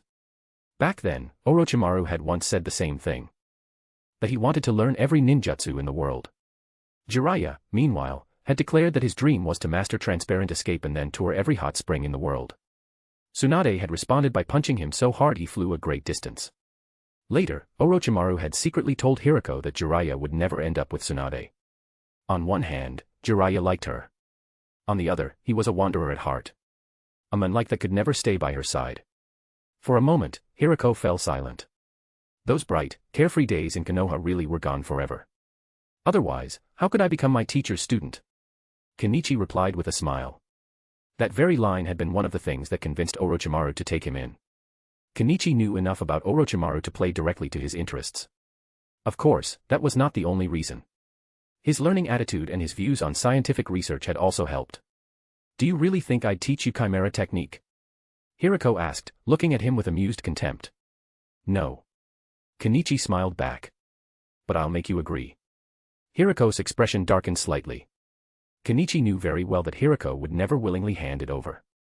Still, Kenichi had plenty of ways to deal with him. Force. Threats. Death. All of those were on the table. And if Hirako truly reached the point where he no longer feared death, then Kenichi still had his final trump card. Shisui.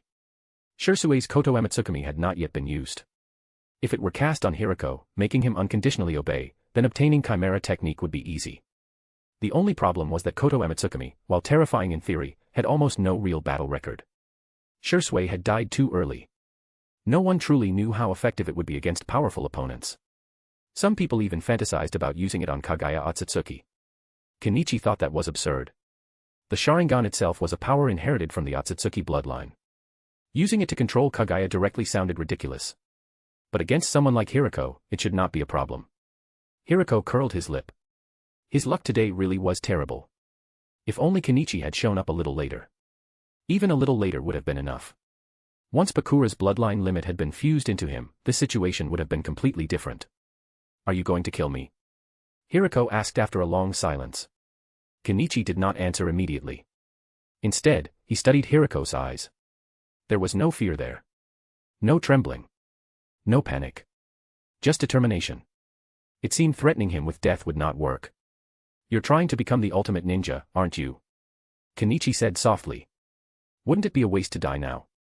As he spoke, he watched Hirako continue drawing strange markings on Bakura's face and body.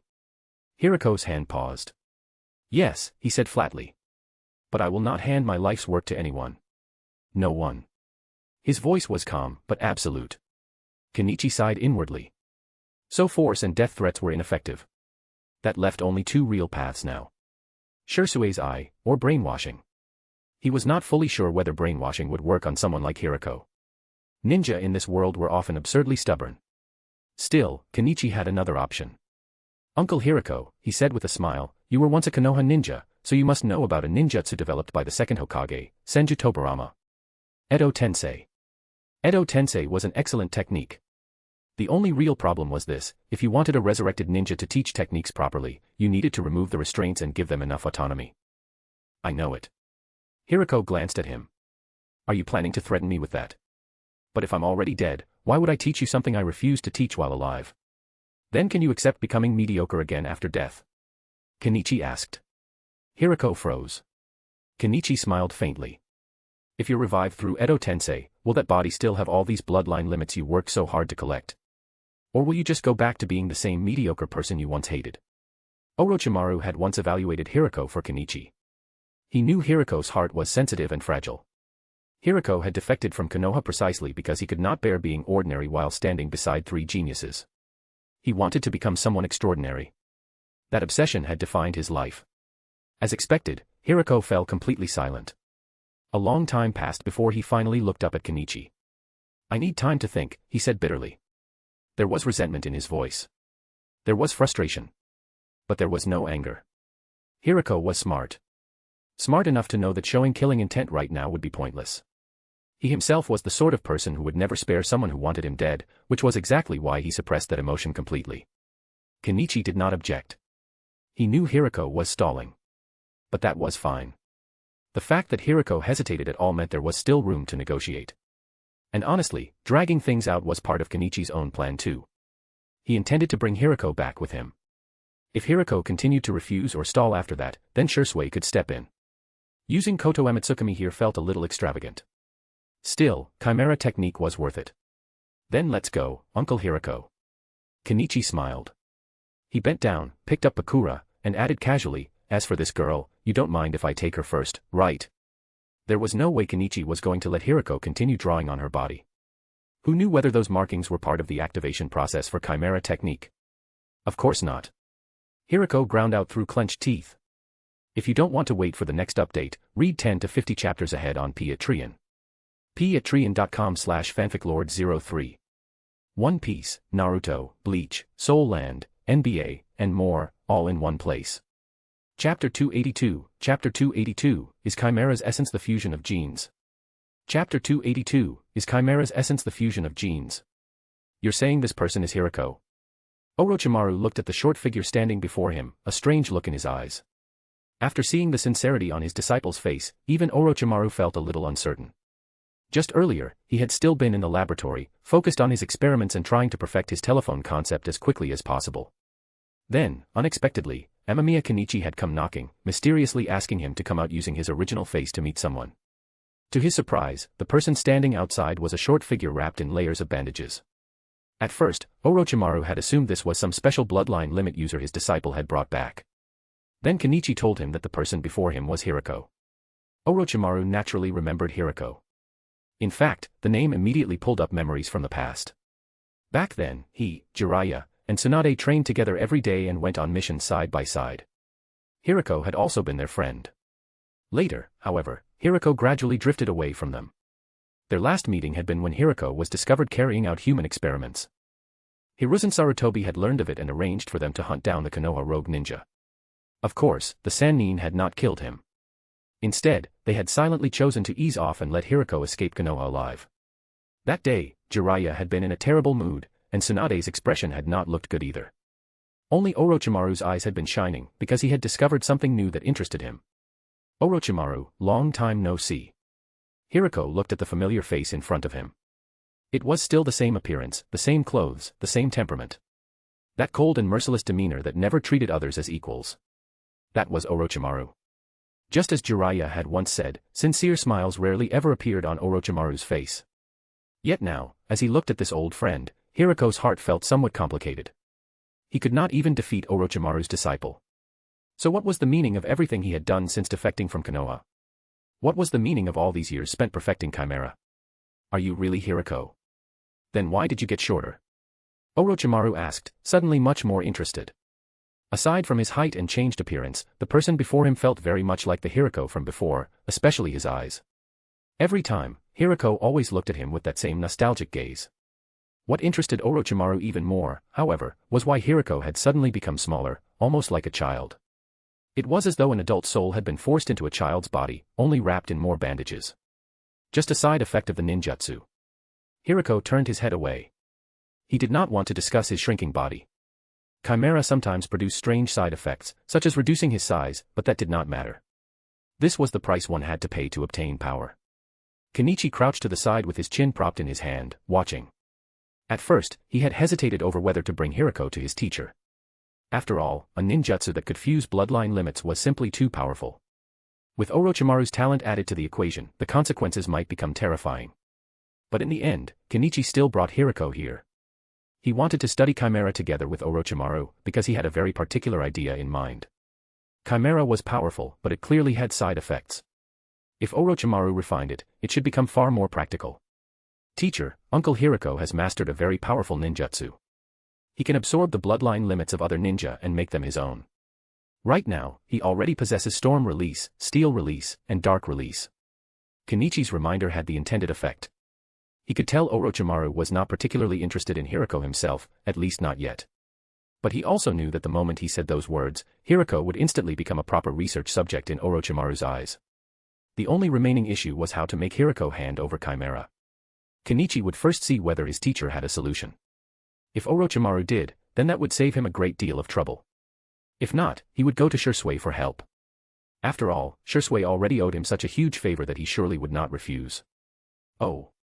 As expected, Orochimaru's interest was instantly stirred. He looked at Hirako with unconcealed excitement, enough to make Hirako visibly uncomfortable. After all, he himself had once looked at his own experimental subjects with exactly that sort of gaze. Now he was the one being examined like prey. But Uncle Hirako does not seem very willing to discuss Chimera. Teacher, you do know how to interrogate people, right? Kenichi asked with a smile. Orochimaru glanced at him and immediately understood what his disciple meant. Do not worry, Orochimaru sneered. I will make him tell me everything. At first, he really had considered whether he ought to show some consideration for old friendship. After all, as people grew older, they often began to dwell on the past. Even if he could replace his body, his psychological age could not be rewritten. So when he had first heard that this was Hiriko, Orochimaru had genuinely felt some happiness. But the moment Kenichi spoke of the ninjutsu Hiriko had developed, a possessive glint appeared in Orochimaru's eyes. And once Kenichi added that Hiriko was unwilling to cooperate, there was no longer any trace of old friendship in Orochimaru's gaze. Only cold indifference remained. He wanted to learn all the ninjutsu in the world. That was the goal Orochimaru had set for himself, and he had pursued it for years. Yet now it seemed that someone did not want him to learn every ninjutsu in existence. How could that be acceptable? This was nothing less than opposing him directly. So even if the person before him was his former friend Hiriko, Orochimaru would still take Chimera for himself first. Thus, Kenichi happily left Hiriko in Orochimaru's hands and hurried back to his own laboratory. At this point, the first of his main research objectives had finally been completed. The reward for completing it, however, was somewhat unusual. On the fusion method of chakra and explosives. Kenichi stared at the book in front of him, his expression complicated. So this is actually a chemical masterpiece? No. Maybe not. I still do not know what element chakra should even count as. In that case, should this be considered a masterpiece of chakra studies? Originally, Kenichi had assumed that finishing his research on fusing chakra and explosives would reward him with a direct and practical solution. Instead, he had been given a book. And he still had to study it himself. For a moment, it gave him the feeling of being dragged back into college. Back then, when he was in college, he would often chat with biology students from other majors, then go to the library and read books outside his own field. He had also learned some simple programming, while one of his friends had eventually transferred into physics.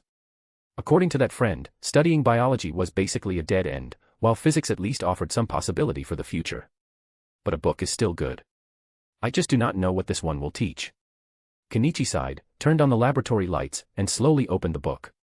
Yet after reading only a little, he found it unexpectedly fascinating. The book contained detailed experimental demonstrations for how chakra and explosives could be fused, along with extremely subtle explanations. It instantly allowed Kenichi to understand why all his previous fusion attempts had failed. Simply put, the issue had been that chakra particles and explosive particles had not mixed thoroughly enough, which led to instability and detonation.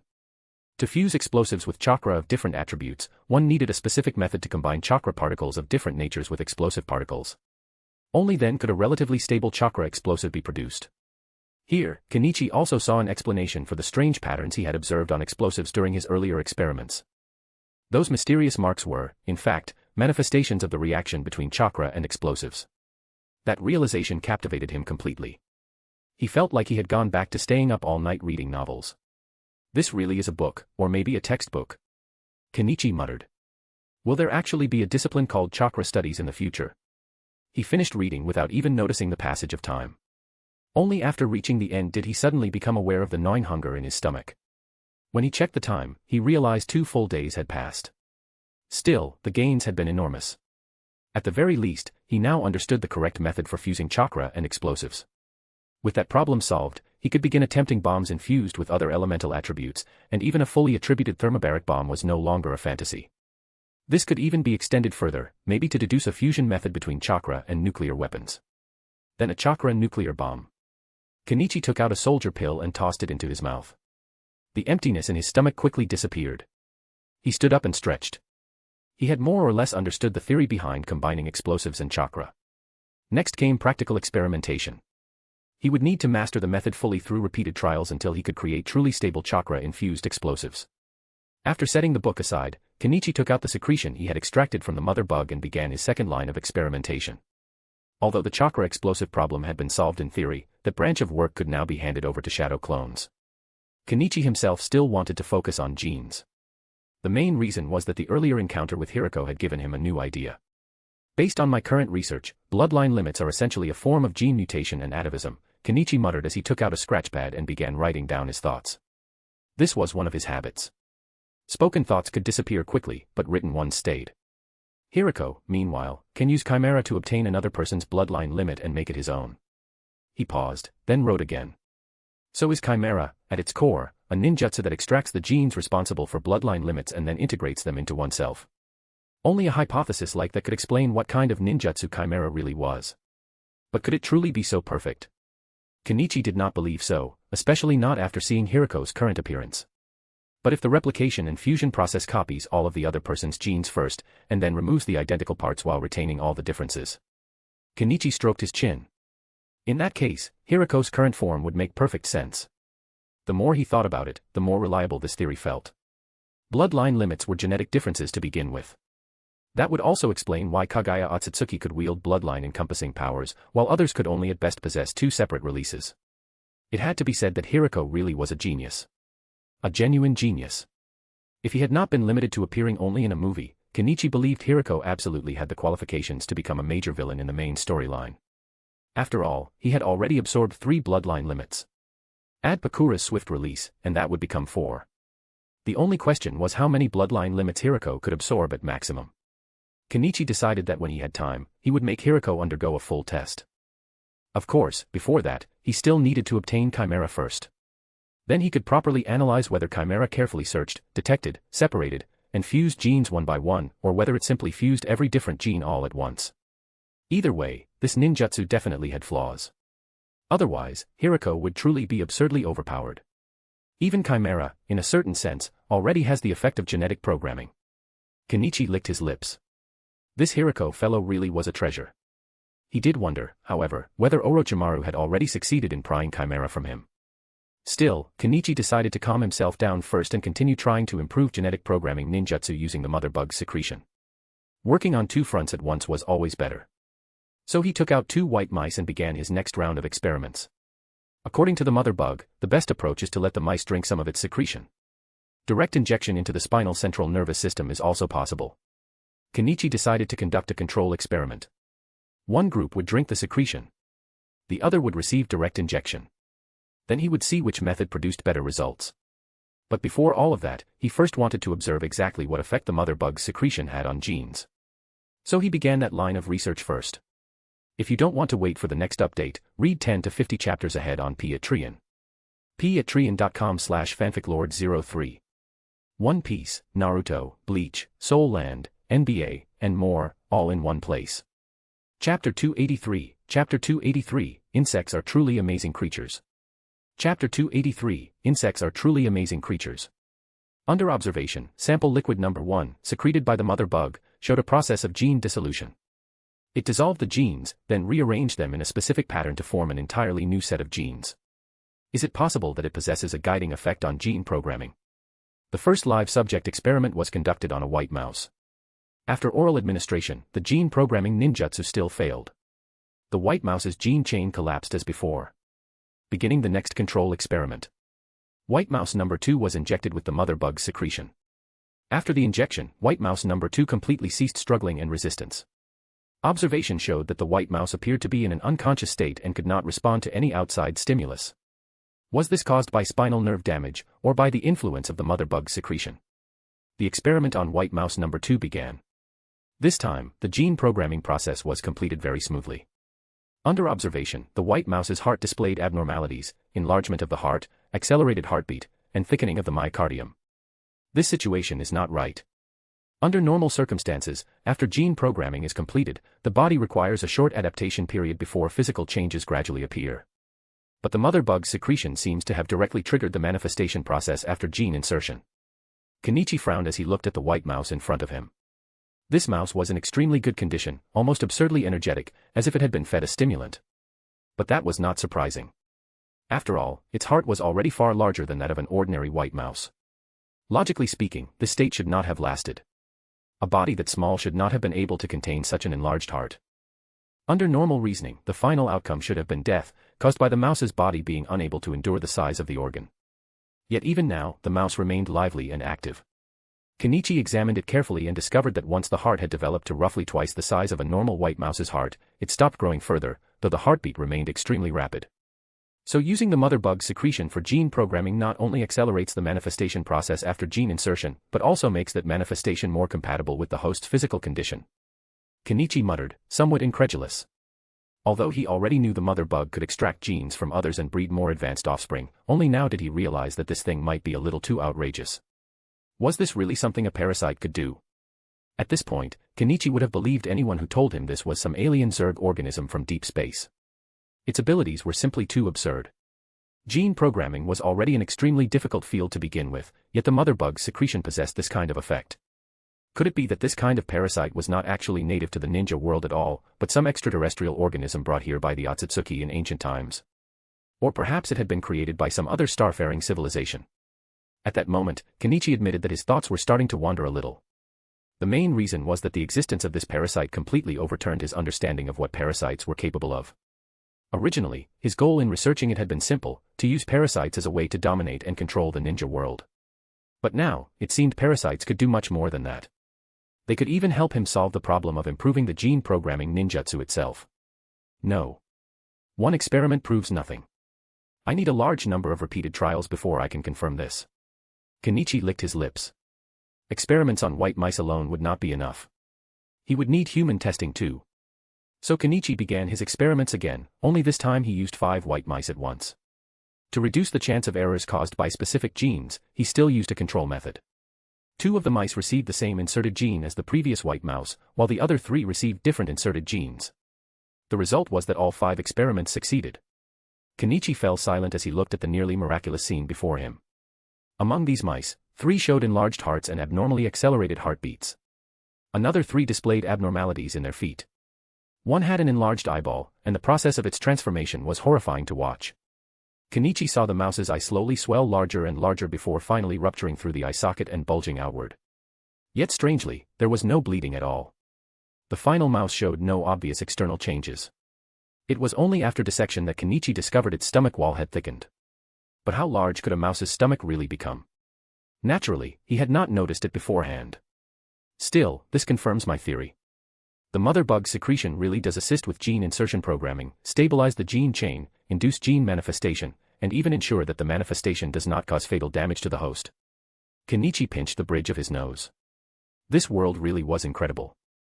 There were all kinds of strange people in it, and apparently, parasites this bizarre as well.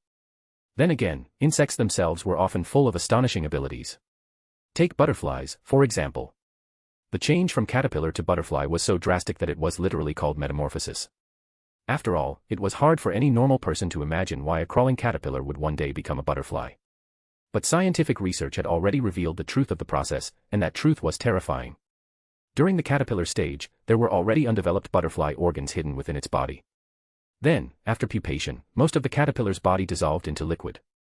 Once that happened, those dormant butterfly organs began to develop, while the liquefied body tissues became nutrient fluid that allowed an entirely new body to form. That was how the butterfly emerged in the end. Kenichi still remembered attending a lecture by a professor about butterfly metamorphosis. During that lecture, there was also a fascinating point of debate. Were caterpillars and butterflies actually 2 different life forms? The final conclusion had been no. No matter how completely different they seemed, they were still the same individual organism. The proof lay in conditioned memory. In the caterpillar stage, if a special smell was repeatedly paired with an electric shock, then over time the caterpillar would flee as soon as it smelled that scent. After it later became a butterfly, it would still flee from that exact same smell. That proved that although most of a caterpillar's tissues dissolved during metamorphosis, the part related to memory was preserved. Insects really are incredible creatures. Kenichi licked his lips again. He still did not know why the mother bug possessed such bizarre abilities, but it no longer mattered. The mother bug was under his control now. What mattered was continuing to expand the experiment and determining whether the mother bug's secretion had the same effect on humans. So Kenichi stepped out of his laboratory. He planned to borrow an experimental subject from his teacher. There was nothing else for it. He had briefly considered using the materials in his own lab, but those people worked diligently whenever he was absent, so in the end, he chose to spare them. Of course, he also wanted to check whether his teacher had already extracted Chimera from Hiriko. To be honest, I'm not as excited about Chimera anymore. Kenichi stretched as he walked. After further analysis, he had concluded that Chimera was most likely just another form of genetic fusion ninjutsu. Just like the gene programming ninjutsu he was currently studying, as long as he fully mastered genetic programming, then all he would need to do was analyze the mutated genes of bloodline limit users, extract them, and insert them into his own gene chain. That alone would let him acquire the corresponding bloodline limit. And Chimera clearly came with hidden flaws. Just looking at Hiruko's current body was enough to prove that something was wrong with it. Otherwise, it would never have transformed him into that bizarre shape. Teacher, did you get it huh? Kenichi walked into the lab, only to stop mid-sentence. His teacher was actually sitting there playing Go with Hiruko. Kenichi's mouth twitched. Looking at Hiruko now, the man did not resemble a prisoner at all. He looked more like an honored guest. A guest his teacher had personally entertained. So what exactly had happened while he had been shut away in his own lab? His teacher glanced at him casually, then tossed over a notebook. Kenichi caught it and flipped it open. Inside were notes on the Chimera ninjutsu, along with Orochimaru's own observations. The essence of Chimera is gene fusion. However, to ensure success, Chimera requires complete fusion of the target's genes, which can lead to genetic chain disorder. It still requires improvement. Kenichi immediately understood. So his teacher had already acquired Chimera from Hiruko. As for how, he did not know. But judging by Orochimaru's notes and conclusions, his teacher had clearly pointed out certain flaws in Hiruko's technique, which must have eventually led Hiruko to hand it over voluntarily. This ninjutsu has problems, Orochimaru said as he set down a black ghost stone and captured a large section of Hiruko's formation. Hiruko and I have already discussed it. It still needs improvement. In his current state, he can absorb at most 4 bloodline limits. If he attempts a 5th, his gene chain will most likely collapse and kill him. Hiruko sighed and set his stones aside. He still could not beat Orochimaru. Whether it was talent, skill at Go, or even ninjutsu creation, he could not compare to Orochimaru at all. Orochimaru had effortlessly seen through the flaw in Chimera. At first, Hiruko had naturally refused to accept it. In his eyes, Chimera had been the strongest ninjutsu in existence. When Orochimaru realized words alone would not convince him, he had simply resorted to force, making Hiruko painfully understand all over again that he was still weak. And in truth, that sort of fight first, then talk afterward approach was very common in the ninja world. At the very least, it had worked here. Orochimaru had succeeded, and Hiruko had handed over Chimera. After studying it, Orochimaru quickly identified its fundamental flaws. To confirm the theory in person, Orochimaru had even made Hiruko devour the woman named Bakura, the swift-release user from Tsunade whom he had painstakingly captured. This swift-release user reminds me of that famous hero from Tsunade, Orochimaru added. The name and the face are exactly the same. Kenichi had already seen the result in the report. Hiruko's genes had fused with Bakura's, granting him swift release. But the resulting gene chains looked like balloons dancing under countless sharp blades, hanging on by the barest margin. In other words, if he added even a few more foreign genes, Hiruko's genetic chain would probably be pierced like a balloon and burst apart completely. He would die on the spot. So really, Hiruko should be grateful he had not yet tried to absorb a 5th bloodline limit. Doing so would not have made him the ultimate ninja. It would have made him an exploding balloon. After all, the fact that so many different genes could still maintain a fragile balance was already miraculous. Add a little more, and Hiruko truly would not survive. Teacher, my conclusion is the same, Kenichi said. Chimera is most likely genetic assimilation through devouring. And Uncle Hiruko. He glanced at Hiruko. Now that Hiruko had changed into a smaller outfit to match his reduced body, he looked less like a rogue scientist and more like a brat on his way to the ninja academy. No matter how one looked at it, his appearance was wrong. Kenichi almost burst out laughing, but he forcibly restrained himself. After all, Hiruko was still his teacher's old friend. Better to remain polite. Apparently, Kenichi had already forgotten how impolite he had been when he first dragged Hiruko back here. What are you here for? Orochimaru asked. He had heard the amusement in his disciple's voice, but said nothing. Hiruko might once have been his friend, but that was all in the past. After so many years without contact, those feelings had long since faded. Whether it was friendship, family, or love, relationships required maintenance. Teacher, do you have any usable physical test subjects? Kenichi rubbed his hands together as he asked. Yes, Orochimaru replied with a faint smile. There is a jonin. That smile left Kenichi feeling strangely uneasy. So what if there was a jonin experimental subject? If you don't want to wait for the next update, read 10 to 50 chapters ahead on Patreon. patreon.com/fanficlord03. One Piece, Naruto, Bleach, Soul Land, NBA, and more, all in one place. Chapter 284, Kurenai Yuhi captured. Chapter 284, Kurenai Yuhi captured. Do I know that jonin? Kenichi could not help asking as he looked at his smiling teacher. In his experience, there was only one reason Orochimaru would smile at him like that. It meant the jonin in question was someone he knew. Otherwise, his teacher would not normally wear that expression. But when Kenichi thought of Jonin he actually knew, only Kakashi came to mind. He did not have any particularly close connection with most of the others.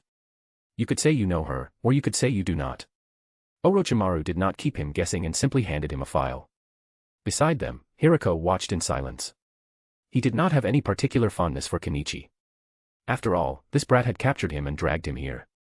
Still, he could tell that his old friend seemed unusually fond of this disciple. That made Hirako a little curious. Orochimaru had rarely taken in disciples after the death of the previous one.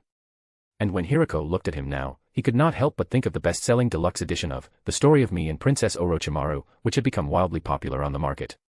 He had bought it too. In fact, he was a loyal reader. Yes, Hirako had read that novel as well, and from the moment he started reading it, he had more or less guessed who the original author was. After all, no one understood the legendary Sannin better than Jiraiya. But that was not the point. The point was that Hirako had discovered something shocking from that book. Orochimaru was actually a woman, and had even disguised himself as a man. That revelation had greatly interested Hirako. He had even started recalling some of Orochimaru's habits from back when they knew each other, and the more he thought about it, the more he felt it might actually be true. After all, once a person started looking at someone through a suspicious lens, they could always find evidence that supported their idea. That was only natural. So at that moment, Hirako looked at his old friend with a rather subtle expression. He was very curious. Was his old friend really a beautiful woman in private? A cold beauty, at that. If so, then Orochimaru truly was frighteningly good at hiding himself.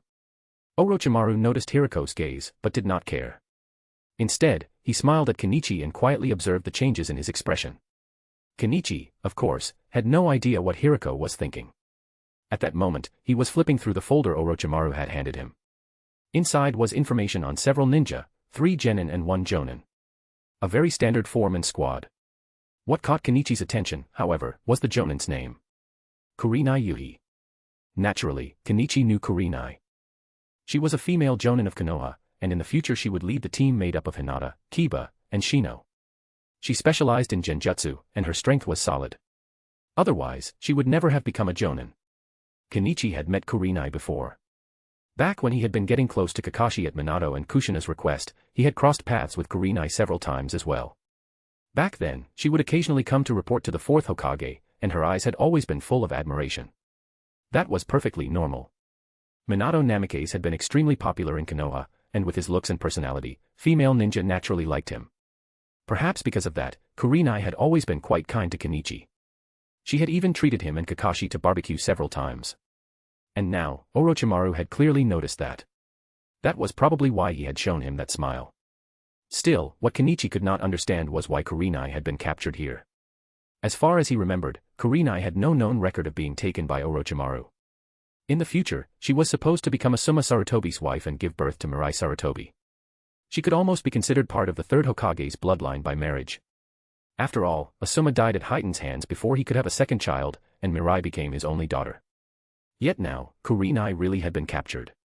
Kenichi could only attribute it to the butterfly effect brought about by his own existence. At this point, the plot of the ninja world had already been thoroughly mangled anyway. If Obito got blown to pieces one day, Kenichi would not even be surprised. I have met Senior Kurenai Yuhi a few times, Kenichi said with a nod. It was the truth. He had met her before and even shared meals with her, so there was no point hiding it. What do you think? I'll leave her to you. Orochimaru spoke casually, then glanced at Hirako across from him. Orochimaru truly did not care much about Hirako's attitude. Though Hirako had once been an old friend, only a trace of that sentiment remained now. If Hirako had refused to hand over the Chimera technique, Orochimaru certainly would not have shown him any courtesy. But after obtaining Chimera, Orochimaru had quickly discovered its flaws. Because of that, his interest in the ninjutsu had already cooled somewhat. Now, however, he had another idea in mind for his disciple. My current experiment is still in the validation stage. Ordinary people and genin are enough, Kenichi said. He did not particularly want to kill Kurenai.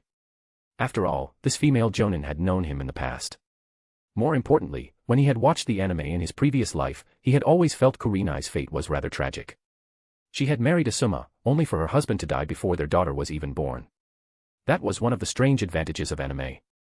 It left a lasting emotional impression of certain characters on people. And once that kind of impression existed, Kenichi found it difficult to kill them casually. Perhaps that was what people meant by sentiment. More importantly, Kenichi himself was not some lunatic who felt the need to slaughter every famous character in the ninja world.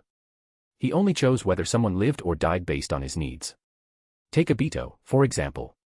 Even if Obito had not already stood against him, Kenichi still would not have been so determined to get rid of him.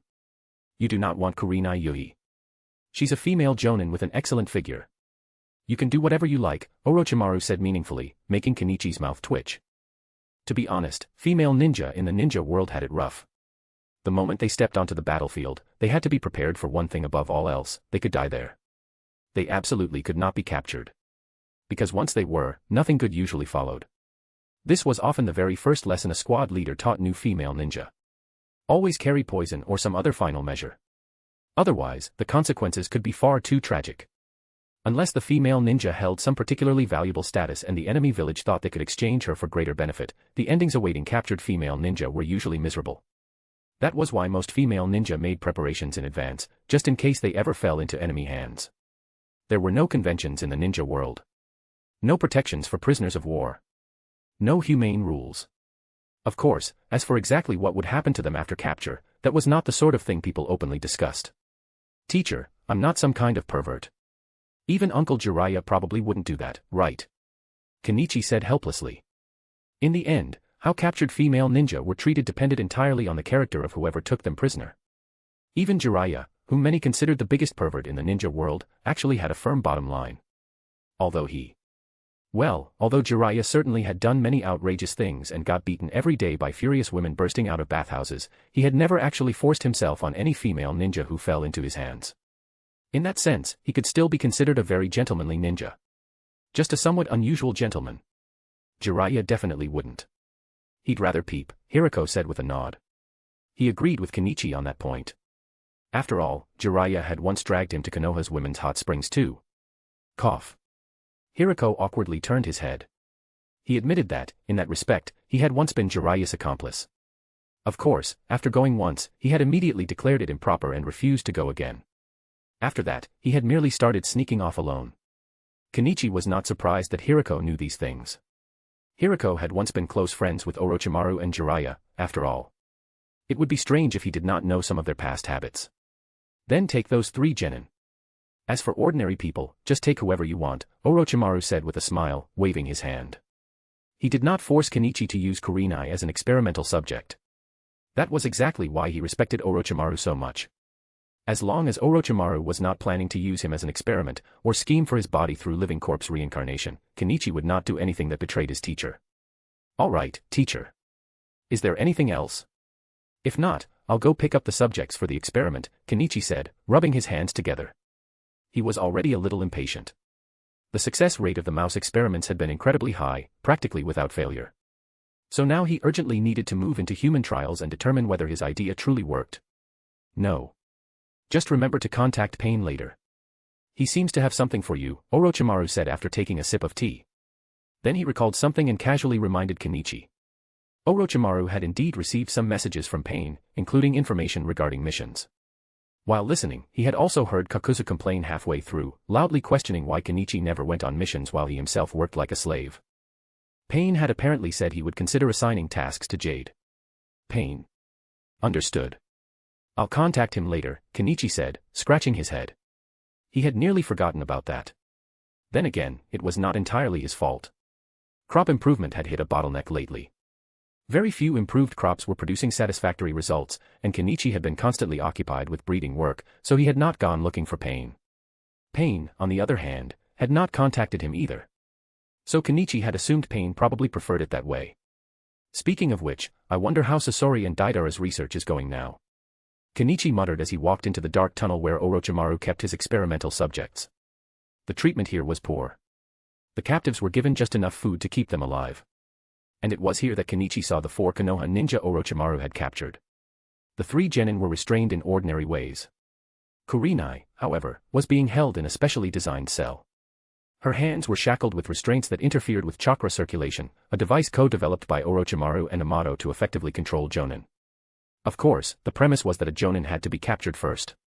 If not, such tools were useless. Moreover, the equipment was extremely bulky and required a full supporting system. It was powered by the Zero Tails. In a way, the Zero Tails had truly been unlucky. It had not even fully matured yet, and it had already been dragged out to work. Koji Tadakoro, who had originally been studying it, had in turn been dragged off by Amato to help research the flying technology of the Sky Ninja Village. Amamiya Kenichi, what are you doing here? Kurenai asked warily as she looked at him. Though imprisoned, she could still lift her head and speak. But she could not gather chakra, nor could she use any ninjutsu. Her body was also weak, leaving her unable to even bite her tongue and kill herself. I'm here to take away experimental subjects, Senior Kurenai Yuhi. Rest assured. Teacher probably has no intention of killing you, Kenichi said as he glanced at her. He understood Orochimaru fairly well. If Orochimaru had truly wanted to use Kurenai as an experimental subject, she would already be dead by now. And Kenichi also knew what Orochimaru had been busy with recently. His teacher had been completely absorbed in the telephone project Kenichi had mentioned before. Kenichi himself was interested in it as well, but he had decided to complete his own gene programming ninjutsu first. Besides, Orochimaru's communication research did not require human experimentation. That was why Kurenai remained relatively safe for the moment. Amamiya, could you please let my 3 students go? Kurenai asked, looking at him with a pleading expression. She would rather be taken to the operating table herself than see her students die. Kenichi scratched his head. For some reason, a certain phrase suddenly flashed through his mind. Madam, you wouldn't want your husband to find out about this, would you? My experiment needs them, Kenichi said, shaking his head. He did not know those 3 genin, and going outside to catch fresh subjects would be troublesome. He had no intention of waiting. If you don't want to wait for the next update, read 10 to 50 chapters ahead on Patreon. patreon.com/fanficlord03. One Piece, Naruto, Bleach, Soul Land, NBA, and more, all in one place. Chapter 285, Breakthrough. Gene Programming, Insectoid Version. Chapter 285, Breakthrough. Gene Programming, Insectoid Version. Kurenai Yuhi screamed and cursed in despair, like a mother beast that had lost her cubs. Kenichi found himself a little puzzled. He did not understand why Kurenai's reaction was so extreme. It was not as if he were taking Sarutobi Mirai away for experiments, or perhaps. Kenichi glanced at the 3 imprisoned genin. The composition of the team looked oddly familiar, 2 boys and 1 girl. Their expressions were similar as well. All 3 glared at him, though the girl kept her head lowered, nervously fiddling with her fingers. Let me see. Kenichi lowered his eyes to the document in his hand. The names of the 3 genin were clearly listed inside. At first, he had not paid much attention, but now he wanted to know exactly what had made Kurenai react so strongly. Then he saw one of the names. Yuhi Hana. She was the female ninja on this squad and also a medical ninja. She had tried to resist when Orochimaru captured them, but it had been pointless. Kenichi immediately understood. No wonder Kurenai had reacted so fiercely. One of them was actually her relative. Kurenai Yuhi and Yuhi Hana, the connection was obvious at a glance. It was just that Kenichi did not remember Yuhi Hana ever appearing in the original story, so she was most likely a background character. Kurenai Yuhi, how about I give you a choice? A faint smile appeared at the corner of Kenichi's mouth, though he quickly suppressed it. Then he looked at Kurenai with a serious expression and asked. What choice? Kurenai glared at him with bloodshot eyes full of fury. If she could get out of that cage, Kenichi had no doubt she would pounce on him and tear him apart. But if she really did that, Asuma would probably have to find himself another wife in the future. Either I leave Yuhi Hana behind and take the other 2 to the experiment table, or I take Yuhi Hana and leave the other 2 behind.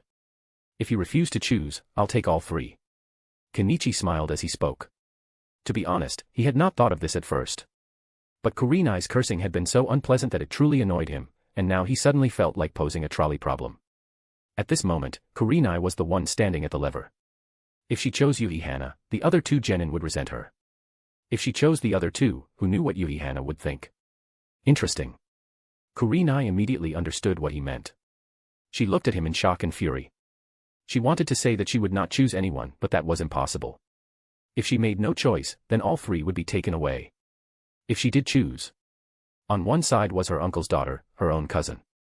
On the other side were her 2 students. Although they had not spent that long together, Kurenai had still sincerely regarded them as her students and taught them with care. Big sister, I'm fine. Let Arma and Yumi live. Yuhi Hana suddenly lifted her head, sniffled, and spoke in a voice full of suppressed sobs. The other 2 genin beside her also hurriedly spoke up. Leave Hana. Take us instead. For a moment, it felt like a scene of everyone yielding to each other with noble self-sacrifice. Kenichi crossed his arms and watched from the side. Kurenai's face was twisted with conflict. She was clearly suffering terribly. Kenichi now also more or less understood the relationship between Kurenai and Hana. They were most likely cousins, though sisters was not impossible either. After all, Yuhi Hana was not a character mentioned in the original work. He did not rush them. He simply stood there with folded arms, enjoying the pain on Kurenai's face. But after watching for a while, Kenichi started to lose patience. Were they stalling on purpose? Hurry up and choose. If you don't decide within 10 seconds, I'll take all three. Kenichi urged them impatiently. These people were taking far too long. He really could not stand it anymore. Hearing those words, the struggle on Kurenai's face only deepened. Her eyes squeezed shut, her fists clenched tightly, but her body remained weak and powerless. Meanwhile, Kenichi began counting down beside her in a flat voice, though his numbers were a complete mess, jumping from 10 to 9 to 8 to 7. Kurenai looked even more tormented, but sooner or later she still had to decide. I can't fail your father, Hana. Before he died, he entrusted your care to me. I choose Yuhi Hana. It sounded as though she were trying to convince herself. It also sounded as though she were trying to explain to her other two students why she was abandoning them. But in the quiet cell, every word could be heard clearly. Naturally, the three genin heard it as well. The room fell silent in an instant. Kurenai collapsed onto the floor, her head lowered, her whole body limp. The expressions on the faces of the other three became even more complicated. Yuhi Hana covered her face and sat there in pain. The two genin beside her lowered their heads, lost in thought. After a long while, they finally looked up and forced stiff smiles onto their faces. Anyone could tell how complicated their feelings were just from those smiles alone. Kurenai did not dare lift her head. Most likely, she could no longer bear to face the desperate eyes of the two disciples whose lives she had just exchanged away for a relative. Teacher. One of the young ninja finally opened his mouth. Kenichi strode forward before either of them could continue, struck both with a palm, and knocked them unconscious on the spot. Then he grabbed them by the legs and dragged them out of the cell. Before leaving, he turned back and smiled at Kurenai and the sobbing Hana. A very good choice, Kurenai Yuhi-sensei. Your two students will surely be very grateful to you. Kurenai's whole body trembled violently. She lifted her head and glared at Kenichi with eyes that looked as though they were staring at the murderer of her father. Don't look at me like that. Otherwise, I won't mind dragging your relative out as well. Kenichi frowned, cutting off whatever Kurenai was about to say. He already knew the sort of curses she wanted to spit at him in a moment like this. Kenichi had no interest in strange hobbies, and he certainly could not stand listening to someone insult him endlessly. Dragging the two genin behind him, he walked out of the basement. Before leaving completely, he glanced back one last time. Kurenai and Hana were both silent. Neither of them raised her head. Neither of them said a word. He could not help but wonder how the two of them would come to terms with themselves in the future. This was the power of morality. Without moral feelings, methods like this would mean nothing. You were having quite a bit of fun down there. As soon as Kenichi stepped out of the basement, he saw Orochimaru reclining lazily on a sofa, looking at him. Hiriko was no longer there, and Kenichi had no idea where he had gone. Kurenai Yuhi's cursing was too unpleasant. I couldn't help myself, so I played with her a little. Kenichi shrugged. He truly had not intended to do something so mentally cruel at first, but Kurenai's cursing had been unbearably filthy. She had spat out every insult she could think of. At first, Kenichi had even considered killing her outright. But then he thought about it and realized that killing her directly would have far less impact than forcing her to make that choice. This kind of psychological torture would likely leave deeper scars. And making a person live with guilt and regret for an entire lifetime was often the cruelest punishment of all. Go do your experiment. Remember to hand me the report afterward. Orochimaru waved his hand, uninterested. Originally, he had wondered whether Kenichi had been unable to resist doing something to Kurenai. After all, Kurenai's face and figure were both excellent. But after secretly going down to take a look, he discovered that was not the case at all. Understood, teacher. Kenichi did not think much of it. Instead, he took the two unconscious genin back to his laboratory and began the first human experiment for the insectoid version of gene programming ninjutsu, using the mother worm secretions. This time, the genes he inserted were from an ordinary member of the Uchiha clan. That meant that if the experiment succeeded, then under the right kind of stimulation, this genin would have a high probability of awakening the Sharingan. And if that happened, then his research would truly have succeeded. Now then, the first experiment of gene programming ninjutsu, insectoid version, begins. Kenichi pulled on a pair of gloves. The first experiment has begun. To reduce potential variables, all unique genetic information of the Uchiha clan that differs from ordinary humans has been extracted, separated, and purified. While this method may still have drawbacks, it is currently the best available solution. This experiment uses the spinal injection method. The mother worm secretion is injected directly into the subject's body. Minor changes have occurred. After the mother worm secretion was injected, the subject showed no reaction. Preliminary judgment suggests this may be related to differences in physique. The dosage suitable for humans is clearly not the same as that for white mice. Based on body weight conversion between mice and humans, an additional amount of secretion was injected. The subject displayed a mild adverse reaction. The stomach and intestines began to convulse violently, but this did not threaten the subject's life. Gene programming was successful. The subject's gene chain information remained intact, and the inserted Uchiha clan genes merged normally. Further observation is required.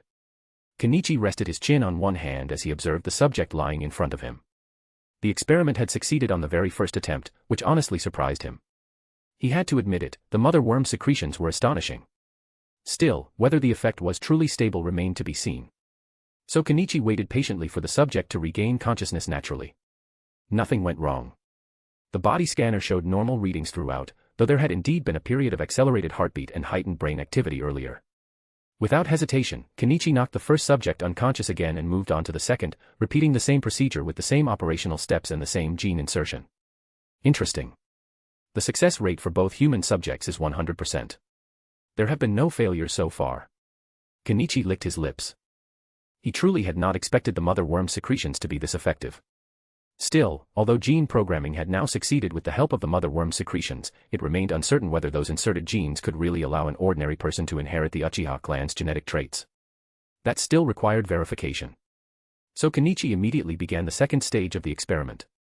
He planned to use the old method of stimulation, then observe whether the subject could awaken the Sharingan. If that succeeded, then the experiment would truly be complete.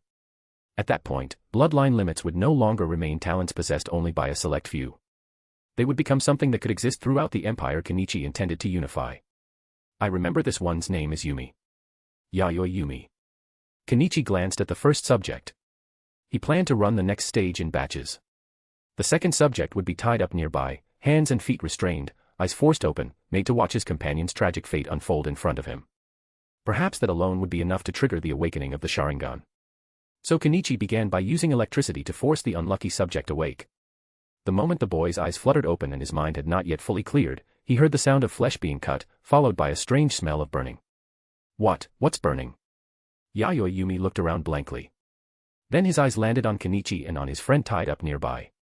Only then did he understand what kind of place he was in. He immediately tried to struggle, but it was useless. The other subject tied beside him stared at the scene before him with utter despair and horror. Right before his eyes, the demon in front of them cut off his friend's head. Then he lifted it aside, exposing the brain inside. Kenichi pursed his lips as he looked at the experimental subject, who had already wet himself and fainted from fear. Apparently, this one's mental resilience was terrible. A person like that was not fit to be a ninja. Lord Amamiya. Just as Kenichi was about to move on to the next step, he heard a knock at the door. He turned his head and saw Uchiha Shirori standing respectfully at the entrance. Kenichi frowned slightly. Shirori now served as the chief steward of his laboratory. Her professional ability was excellent, but more importantly, she was an extremely clear-headed woman. She understood her own position very well and never did anything that would displease either Kenichi or Orochimaru.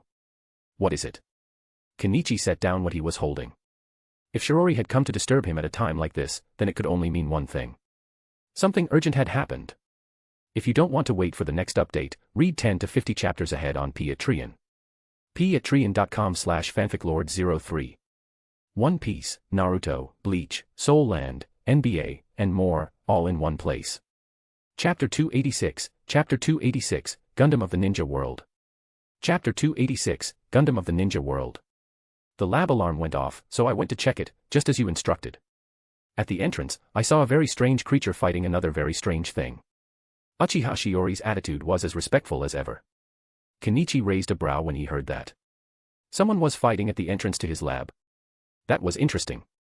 Orochimaru had set up several defensive barriers around the laboratory. It was a critical place for both him and his teacher, and there was absolutely no room for error there. But since Orochimaru had not come out personally to deal with it, that could only mean one thing. He probably knew who the troublemakers were. I understand. Let them keep fighting for now. I'll go have a look. Kenichi hesitated for a moment. Originally, he had intended to ignore it.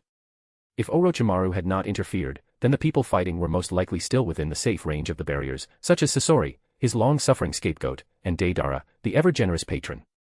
Yes, Deidara had practically become a patron at this point. After all, his bloodline limit was extremely unique and frequently resulted in various explosions. Sasori usually ended up suffering the losses, yet Deidara's work was also incredibly useful to Sasori's research. Because of that, Sasori often ended up covering Deidara's mistakes. It made Kenichi a little curious. Just how much money had Sasori saved up to afford this kind of extravagance? Still, if he ignored the situation and Sasori and Deidara somehow ended up damaging the lab, then he would really regret it. So Kenichi decided to go out and take a look after all. After casually instructing Uchiha Shirori to properly settle the two experimental subjects and keep them supplied with anesthetic, Kenichi removed his gloves, took off his lab coat, and headed outside. Kenichi only ever wore his lab coat inside the laboratory, just like in his previous life. The people who wore lab coats to supermarkets to film videos were all fakes. Real researchers never walked around outside the lab dressed like that. No, wait. Did I walk onto the set of an Ultraman movie? The moment Kenichi stepped outside, he felt violent tremors shaking the ground. Then he saw the two giant figures locked in battle ahead of him, and his expression turned complicated. Because in front of him were two colossal constructs. One was a gigantic humanoid machine made of metal. It looked like a person, only far larger. It was probably Sasori's modified Unit 1. The other was an enormous scorpion. Kenichi recognized the scorpion almost immediately. It looked almost exactly like the one he had seen before, except this one was vastly larger. The entire scene made it look like a giant of light fighting some oversized monster. He was honestly one step away from humming a theme song. Kenichi. Why are you out here? Seemingly noticing him, the giant machine stopped moving. In the next moment, a concealed hatch opened in the chest of the mechanical giant, and Sasori stepped out from inside it. However, he was still wearing a smaller mechanical battlesuit beneath it, which made Kenichi's expression grow even stranger. So Sasori really had managed to develop a mecha powered by a mecha. Kenichi remembered Sasori mentioning this idea to him before. You actually did it. Kenichi's feelings were complicated. He had truly not expected Sasori to build something like this for real. He also found himself wondering how high its combat power really was, though based on sheer size alone, wiping out a small country probably would not be difficult. After hearing your idea, I thought it was very interesting, so I tried it. Sasori smiled, then proudly opened the smaller mech and stepped out completely. The moment he did, Kenichi noticed something off about one of Sasori's arms. It looked like. You modified yourself. Kenichi looked at the stitching on Sasori's arm, then at Sasori himself. Fortunately, Sasori's face still looked normal for now. Kenichi just did not know whether Sasori had already modified his head as well. Yes. Otherwise, it would be difficult to control these large puppets with complete freedom. Sasori did not seem bothered in the slightest. He looked at his own hand, his eyes full of intense pride. He had always been pursuing the beauty called eternity. And in his view, turning himself into a puppet was the simplest road toward it. Flesh and blood would decay. Flesh and blood would age. Puppets would not. They only needed parts replaced. Amamiya-senpai. At that moment, Deidara also popped out and happily waved his hand. Right after that, he took out a crude little paper glider and flew down from the giant construct. The descent seemed a little too fast, and the moment Sasori saw it, he instantly raised an earth wall in front of himself. Then Kenichi heard an explosion. Kenichi's mouth twitched. Then he looked at Sasori with deep sympathy. Sasori really had it rough. Just how many times had Deidara blown him up for him to cast Earth Release, Earth-style wall that naturally? Amamiya-senpai. Deidara burst out of the smoke and dust, grinning brightly. It had been quite a while since he had last seen Kenichi, and now that he could not help feeling a surge of excitement. Deidara, I've got something good to show you later. Kenichi thought of the fusion between explosives and chakra he had developed before. Strictly speaking, it was not directly related to Deidara, but Kenichi was fairly certain that Deidara would love this kind of explosive enhancement. It might even inspire him to create some new techniques, perhaps by fusing explosion release with actual explosives to amplify the effect even further. Ah. Great. Deidara froze for a moment, then smiled even more brightly, looking at Kenichi with unconcealed admiration. Kenichi almost laughed, but he held it back. Instead, he asked Sasori what exactly they were doing fighting in front of his lab. If the two of them had not been out here making such a mess, he would already have begun trying to induce the awakening of the Sharingan in Subject 1 by now. We were testing the practicality of these two war puppets. If they perform well, I can begin work on my 100 puppets. A fanatic gleam entered Sasori's eyes as he spoke, and then he looked meaningfully at Kenichi. Kenichi paused and met his gaze. He remembered saying before that he intended to establish a country that unified the entire ninja world, though back then he had only said it casually. In truth, governing the entire ninja world sounded incredibly troublesome. If one's military power was overwhelming enough, suppressing the entire ninja world would not be the difficult part. The real problem would be what came after that. How would one govern it? How would one keep it stable after forcing every nation into a single state? As for simply crushing the nations themselves, both Naruto and Madara had already stood at a point where they could potentially do that. If there were that many. Kenichi looked at the two massive war puppets in front of him. They really did feel similar to the Uchiha clan's Susanoo. Their presence alone was intimidating. Still, he had some doubts about how strong their defenses actually were. By the way, Sasori, do you remember that medal I told you about last time? Kenichi thought of something and asked. He had previously told Sasori about the material he found in the Land of Snow. It was a fascinating metal. It could absorb a certain amount of ninjutsu. While it could not handle techniques that were too powerful, it was still far superior to ordinary metal. You don't think my Unit 1 looks a little different? Sasori shot back. Kenichi narrowed his eyes and looked more carefully. Only then did he notice that the outer color of the Gundam was a little different, and the surface itself seemed off somehow, as if Sasori bought a lot of that chakra metal from me. A voice with a very magnetic tone drifted over. Kenichi turned and saw Amato standing there with a cup of tea in hand, smiling as he greeted him. Amato's daughter stood beside him, and she also looked somewhat familiar to Kenichi. He remembered her. Still, he noticed that she seemed far more lively now than before. How should he put it? Back then, every time Amato's daughter was brought out through Edo Tensei, she had looked like she wanted to die. Now she looked much better. Although she still had an Edo Tensei body, she no longer resembled that empty shell from before. It seemed Amato had made some new progress in his research on Edo Tensei recently. That made Kenichi hesitate slightly. He wondered whether he should remind Amato that continuing down that path might eventually touch on something far beyond his expectations. Such as the Pure Land. Or the Old Man, the Sage of Six Paths, residing there. Kenichi himself had his doubts about all of that. He suspected that the Sage of Six Paths' death had not been inevitable at all. In fact, Kenichi even suspected the old man had chosen to die on purpose, with the goal of entering the Pure Land. Only in the Pure Land, perhaps, could one interfere with matters like reincarnation. He had formed this theory while conducting experiments before. His suspicion was that the Sage of Six Paths had deliberately died so he could control reincarnation and the souls of ninjas from within the Pure Land. His basis for that theory was simple. Among all the ninjas in the world, the only reincarnations clearly mentioned were those of the Sage's two sons. If that reincarnation were simply an Otsutsuki clan ability, then another question emerged. The Sage had a brother as well, Otsutsuki Himura, who was also Otsutsuki. Yet Himura's descendants showed no signs of such reincarnation at all. That made it very hard not to suspect that the Sage himself had interfered with the reincarnations of his sons.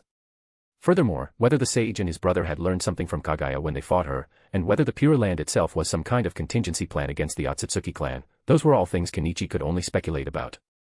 Still, Amato's attempts to study Edo Tensei and retrieve people from the Pure Land might eventually provoke the Sage, because unlike Naruto and Sasuke, Amato was certainly not the old man's son. Of course, Kenichi leaned more toward the conclusion that the Sage was unable to directly interfere with the living world, or at least unable to exert much force if he could. Then it's fine. Kenichi waved his hand. Since Sasori had already used the chakra metal that Amato had developed, there was nothing more to say on that matter. The only thing worth reminding Sasori about was that these giant puppets should probably focus more on mobility. For defense, a barrier system would naturally be better. That's not all, Kenichi. There's something I need your help with. Sasori sounded slightly embarrassed, but he still spoke. Kenichi looked at Sasori, then at the enormous puppet behind him. Are you talking about Ninetales chakra? He asked after a moment. Sasori's Gundam clearly needed an energy source, and the power it used was Ninetales chakra. But Kenichi did not have much of that left on hand anymore. Sasori nodded immediately. That was exactly what he wanted. With Amato's help, Koji Tadokoro had made further progress in converting chakra, and now they could even use Ninetales chakra. The Unit 1 Sasori had built required Ninetales chakra as its energy source. These won't be enough. Give me a few days, and I'll get more for you. Kenichi hesitated and ultimately did not take out the scroll containing the sealed Ninetales chakra. It was not because he was being stingy. It was because what he had on hand was one of the very few complete reserves of Ninetales chakra currently available. The chakra inside Naruto was only half of the Ninetales. The other half was still trapped in the belly of the Shinigami along with the fourth Hokage's soul. Kenichi had considered whether he should release Minato and the others, but after thinking it through, he abandoned the idea. There was no benefit in doing it right now. So if Sasori wanted more Ninetales chakra, the only real solution would be to make a trip to Konoha and extract some directly from Naruto. That might attract the third Hokage's attention, though, so the operation would have to be handled quickly. No problem. Sasori was not particularly anxious. There was still enough for now. He had even considered becoming a Jinchuriki himself at one point, but being a Jinchuriki did not fit with the road he wanted to pursue. Amamiya, there's something I want to discuss with you. Amato finally spoke up. He had some ideas related to Edo Tensei. Meanwhile, Deidara stood beside them, looking at Kenichi eagerly. He was still waiting for Amamiya-senpai to show him that good thing. Kenichi felt a headache coming on. This was the price of spending too much time buried in the lab. The moment he came outside, a pile of things was waiting for him to deal with. At that moment, Kenichi genuinely started thinking about getting a secretary to help handle all this for him. Otherwise, he would never be able to carry out experiments in peace. But human beings were social creatures in the end. So after suppressing the urge to turn around and dive straight back into the laboratory, Kenichi decided to deal with these problems first. If you don't want to wait for the next update, read 10 to 50 chapters ahead on Patreon. patreon.com/fanficlord03. One Piece, Naruto, Bleach, Soul Land, NBA, and more, all in one place. Chapter 287, Chapter 287, Immortals are actually high-level alien civilizations. Chapter 287, Immortals are actually high-level alien civilizations. Deidara's matter was easy to handle. After all, Kenichi now had a basic grasp of how to fuse explosives with chakra.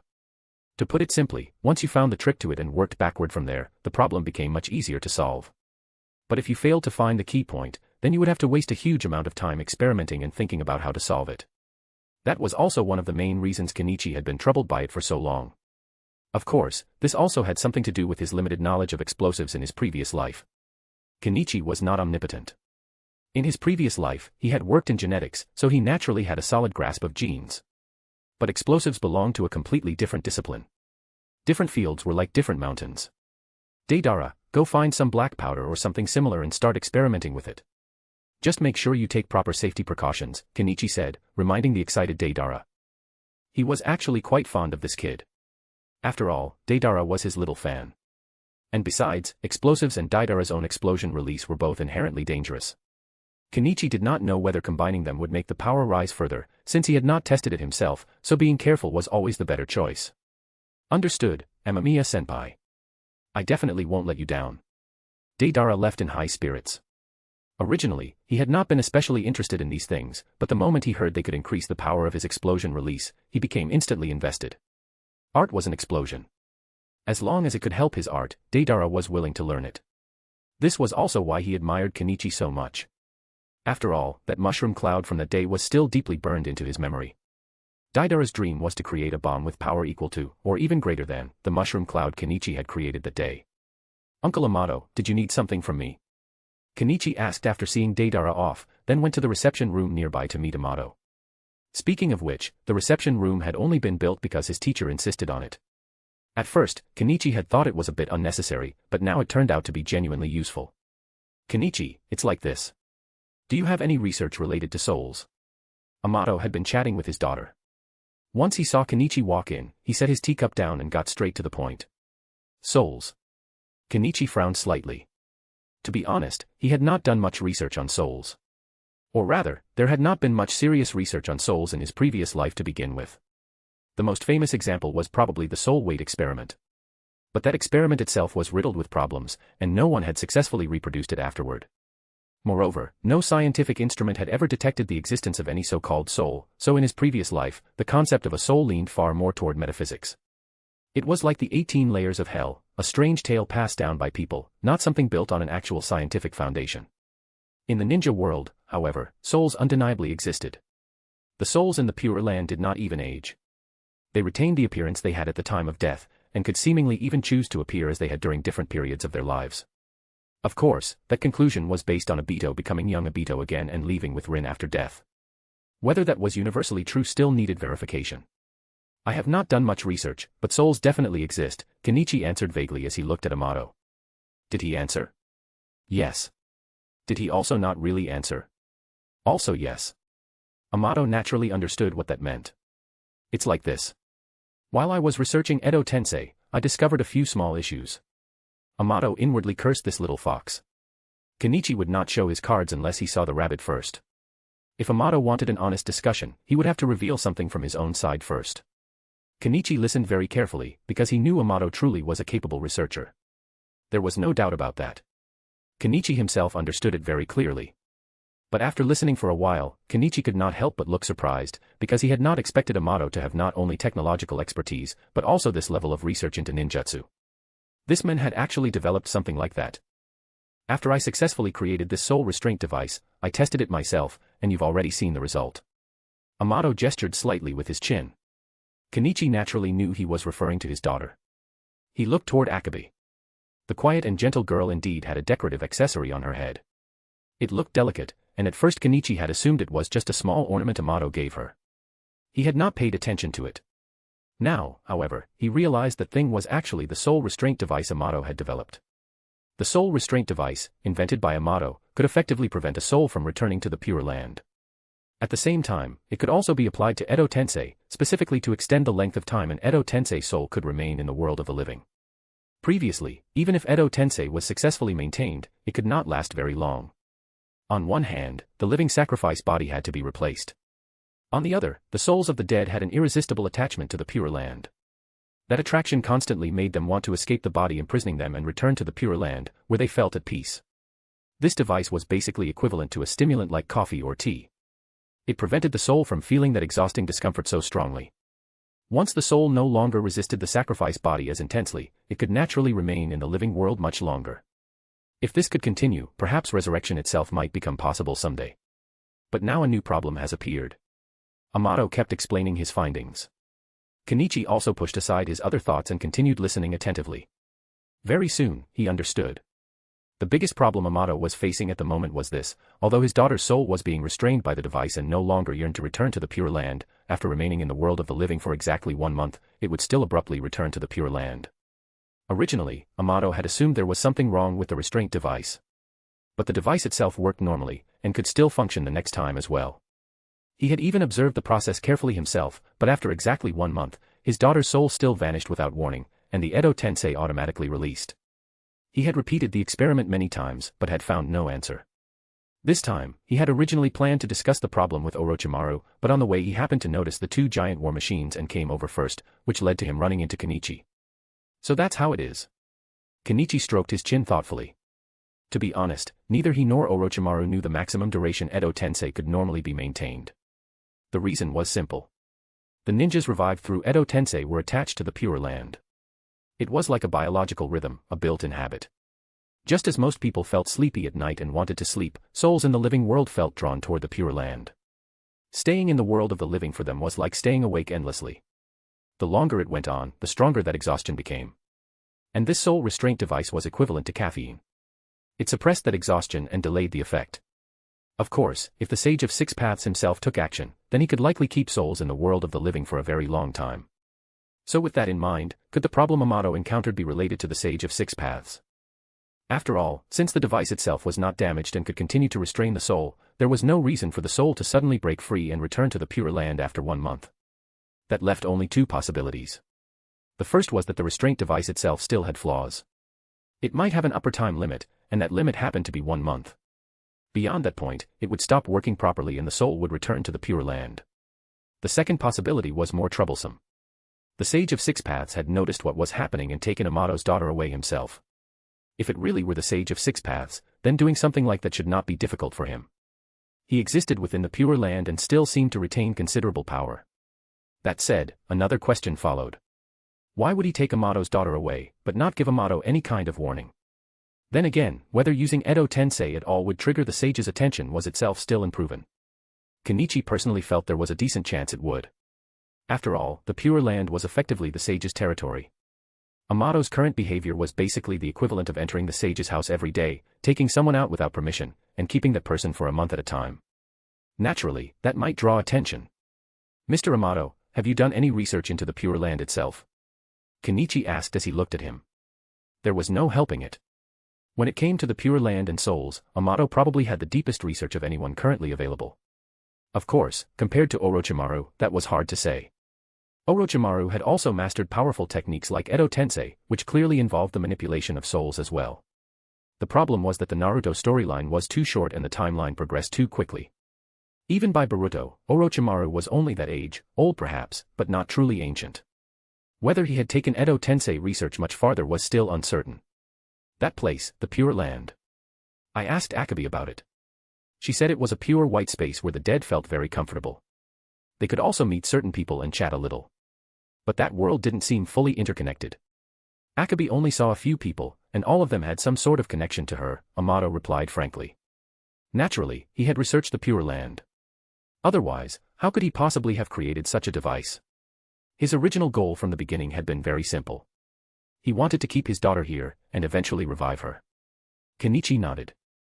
Originally, he had thought the Pure Land might have developed into some sort of alternate society.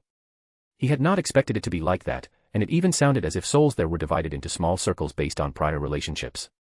If that were true, then Hashirama's soul was probably together with Tobirama and the others.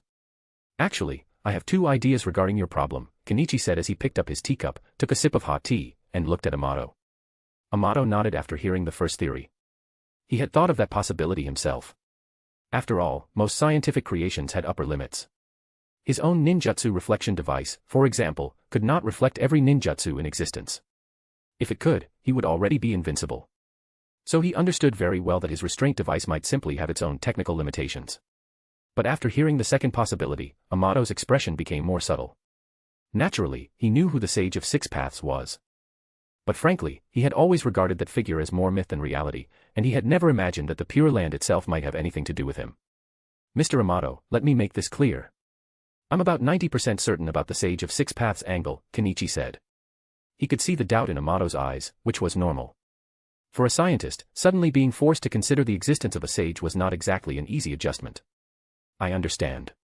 Amato nodded. Of course he understood that Kenichi was being serious. If he were not, there would be no reason to say any of this at all. The problem was simply that it sounded too unbelievable. Actually, Mr. Amato, you don't need to think of it as something so mystical. You know the old creation myths, right? The ones that say the ninja world was created by people who came from beyond the stars, and that the Sage of Six Paths created ninchu. Kenichi explained patiently. In truth, whether someone was called an immortal or not was not the important part. All you had to do was change your perspective. The so-called immortals were really just beings from a far more advanced civilization. To put it another way, if the ninjas of this world were transported into his previous life, they too might be viewed as cultivators or divine beings. Someone like Madara would absolutely be treated as a mythological figure. So Kenichi felt that those so-called immortals were probably just highly advanced extraterrestrials. Their technology, or perhaps the extraordinary powers they wielded, were simply so far beyond normal human understanding that the gap had become impossible to bridge. It was only natural for such beings to be worshipped as immortals. The Sage of Six Paths was the same.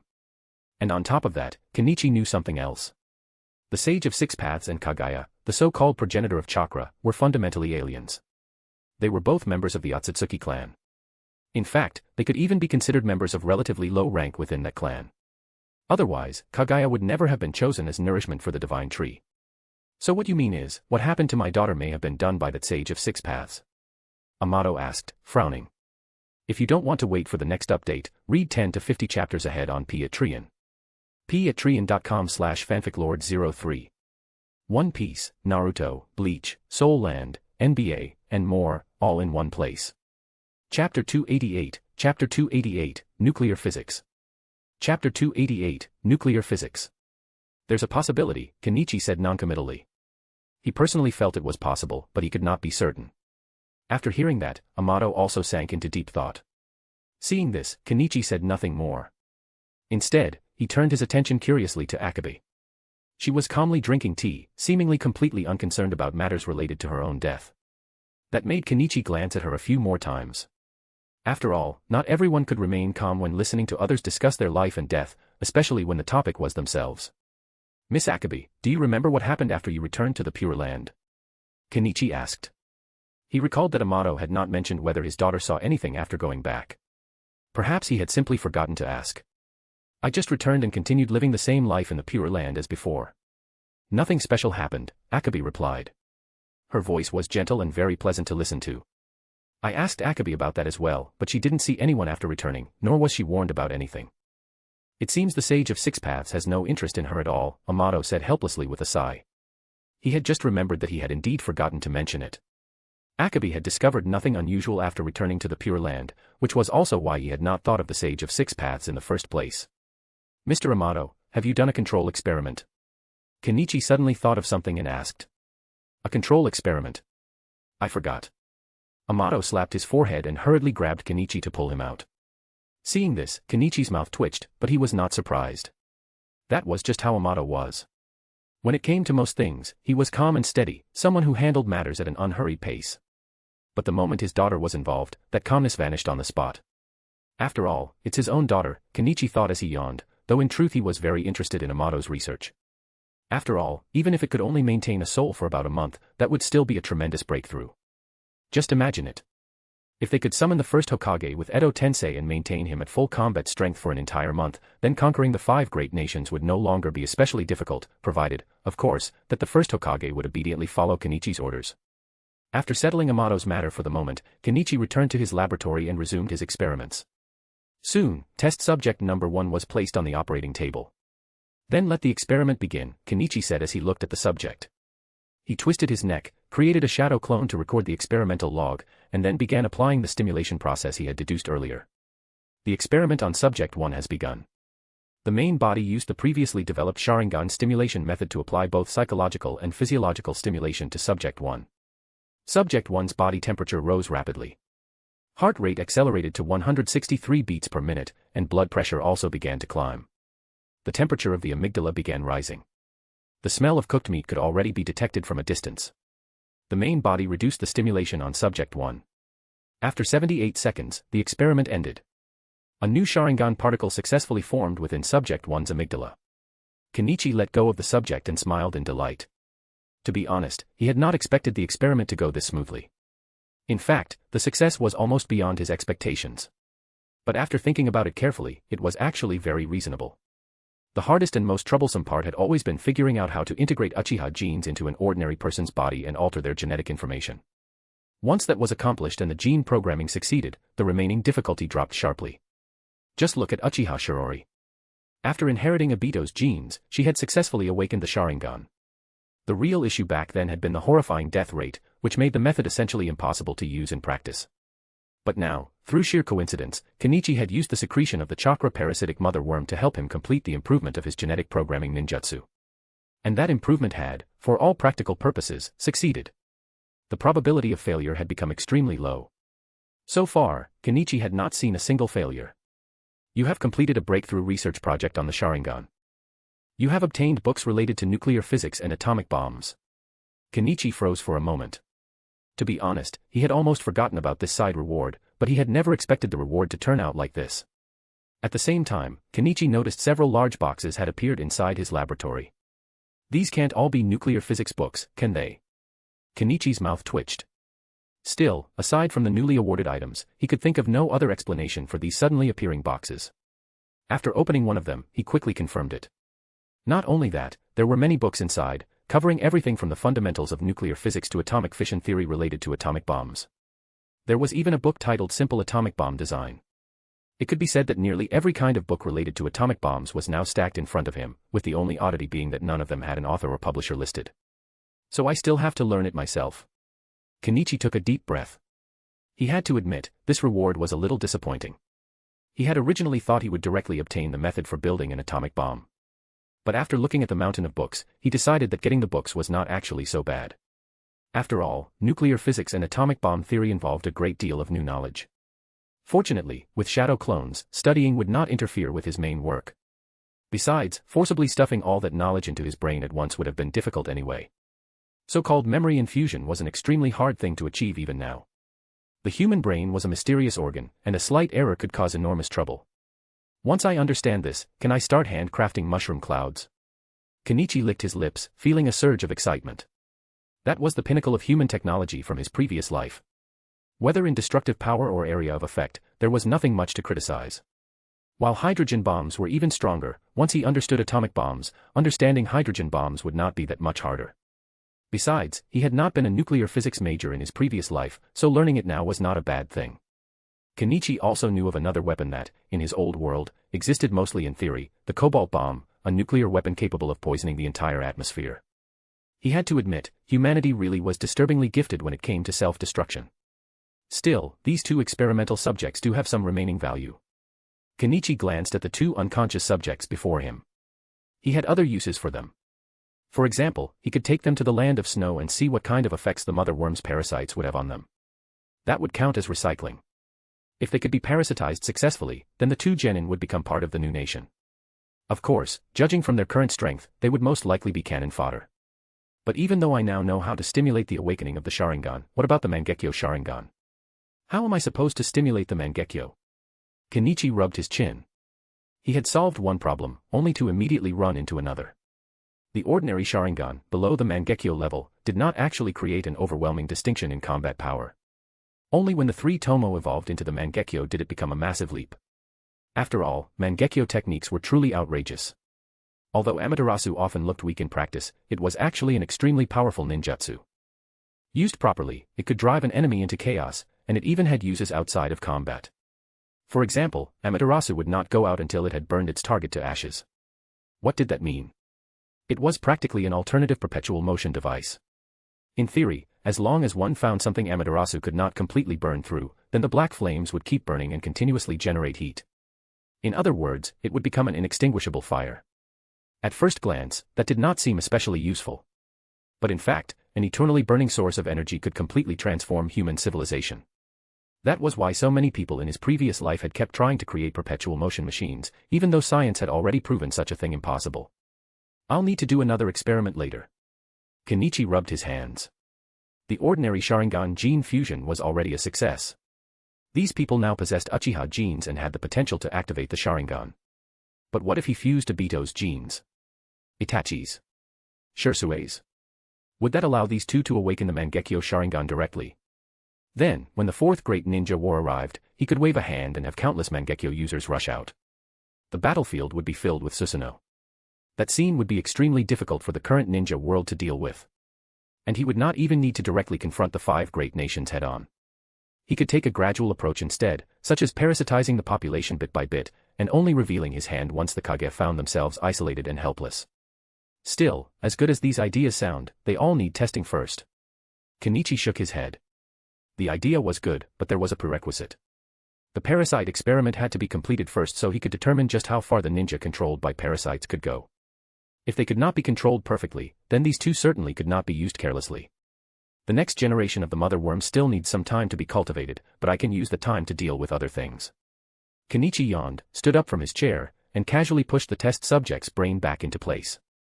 The experiment was over for now, and he had no intention of moving the two subjects yet. The mother worm still needed some time to produce its next generation. During this period, Kenichi planned to handle something Orochimaru had mentioned earlier. Nagato seemed to be looking for him.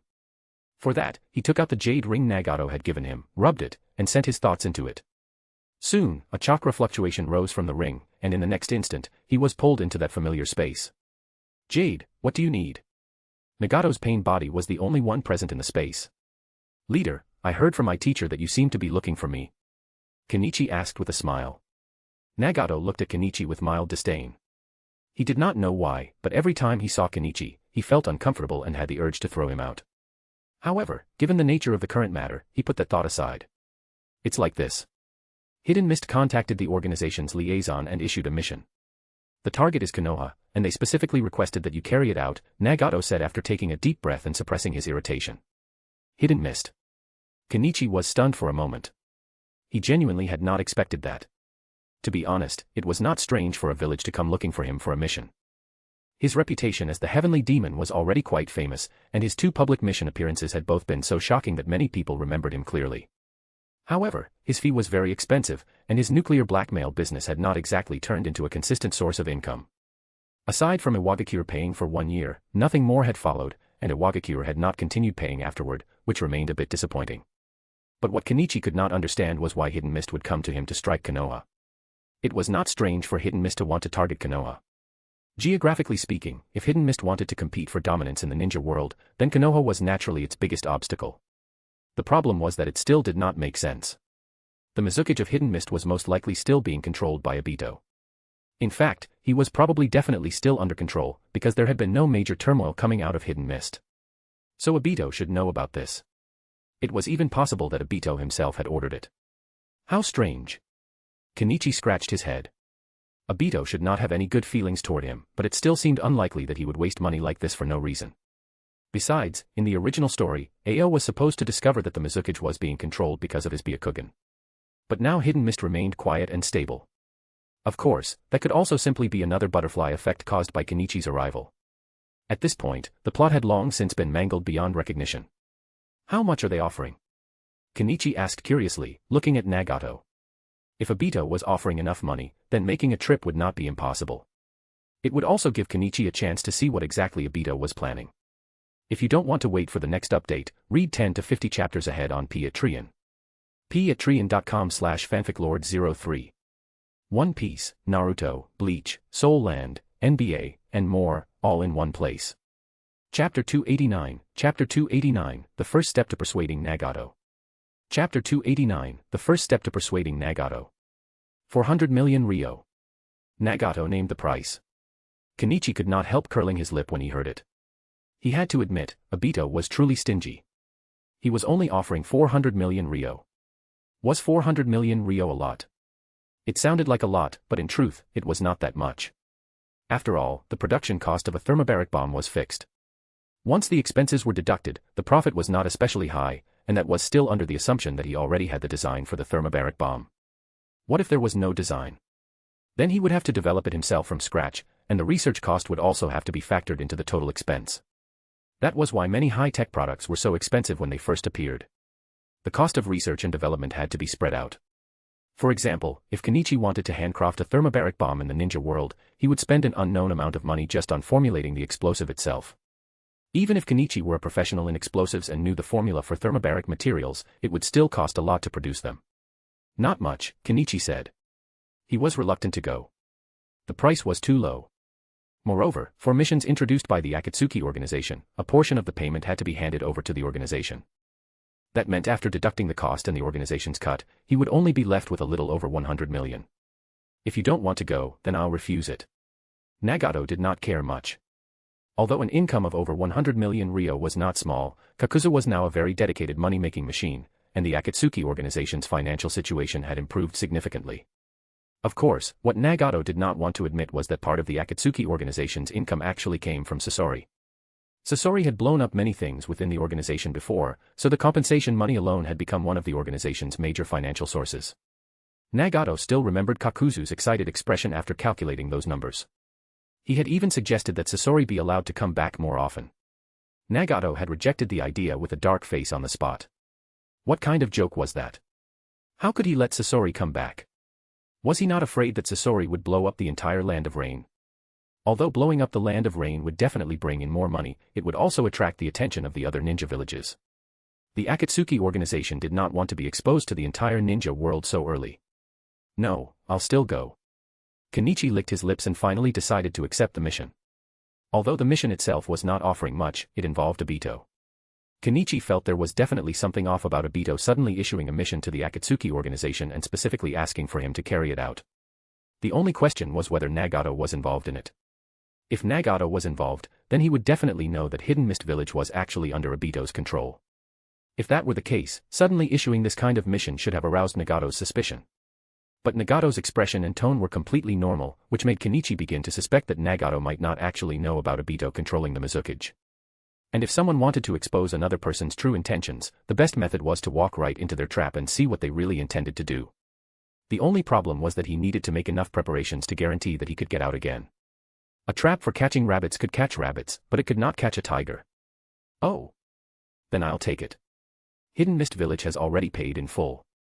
Nagato instantly became a little happier. An income of over 100 million was still acceptable. At the very least, it could help solve some of the organization's problems. In this world, it was truly impossible to move even an inch without money. By the way, Pain, Kenichi suddenly said before leaving, I want to ask you something. What do you think is the way to achieve peace? Nagato was taken aback. To be honest, although he had inherited his friend's dying wish and continued leading the Akatsuki organization, he had never fully revealed the organization's ultimate goal. That goal was to gather all the tailed beasts and then achieve peace in the ninja world. Of course, there were some details he had never disclosed. What he truly did not understand was why Kenichi would suddenly ask him something like this. That made Nagato recall the information he had once gathered on Amamiya Kenichi. In truth, Nagato had not investigated every single person who joined Akatsuki. He had only looked into a few people he found especially interesting, and naturally, the investigation itself had been entrusted to someone else within the organization. The report that came back had been very detailed. Kenichi was a war orphan from Konoha. His parents had once been a pair of Konoha ninja. Because they died in war, Kenichi became an orphan and was taken in by an orphanage. His parents had not left him much money, and even that money seemed to have been conveniently forgotten rather than handed over to him, which meant he had lived a very difficult life. His family home had later been sold off as well. Then, later, he met Orochimaru and became his disciple. Orochimaru bought back Kenichi's parents' house and returned it to him. After that, Kenichi followed Orochimaru and got involved in all kinds of shady business. He also appeared to have some unclear connection with Konoha's higher-ups. Then came his defection, and it was also said that he had made 1 or 2 friends in Konoha. Why do you suddenly want to ask something like that? Nagato looked at Kenichi deeply. He did not believe Kenichi was asking for no reason. But judging by the information he had, while Kenichi's early experiences were indeed somewhat tragic, that was only before he met Orochimaru. After meeting Orochimaru, Kenichi's life had taken a completely different path, becoming the sort of life many people would consider extremely comfortable. Logically speaking, someone living such a life should not be asking questions like that. He had not truly seen the cruelty of war, nor personally experienced the pain of it. At most, he had lost his parents because of war. Although that was tragic, the fact remained that war orphans were everywhere in the ninja world. Kenichi had at least been able to live in an orphanage, while Nagato, Konan, and Ihiko had wandered the streets and fought stray dogs for scraps of food. His suffering had been even greater. Because I find this chaotic world very boring, Kenichi said with a slight smile. Extremely boring. He had always felt that humans were contradictory creatures. The universe was vast. People could have explored outer space, found other habitable worlds, and expanded beyond their current limits.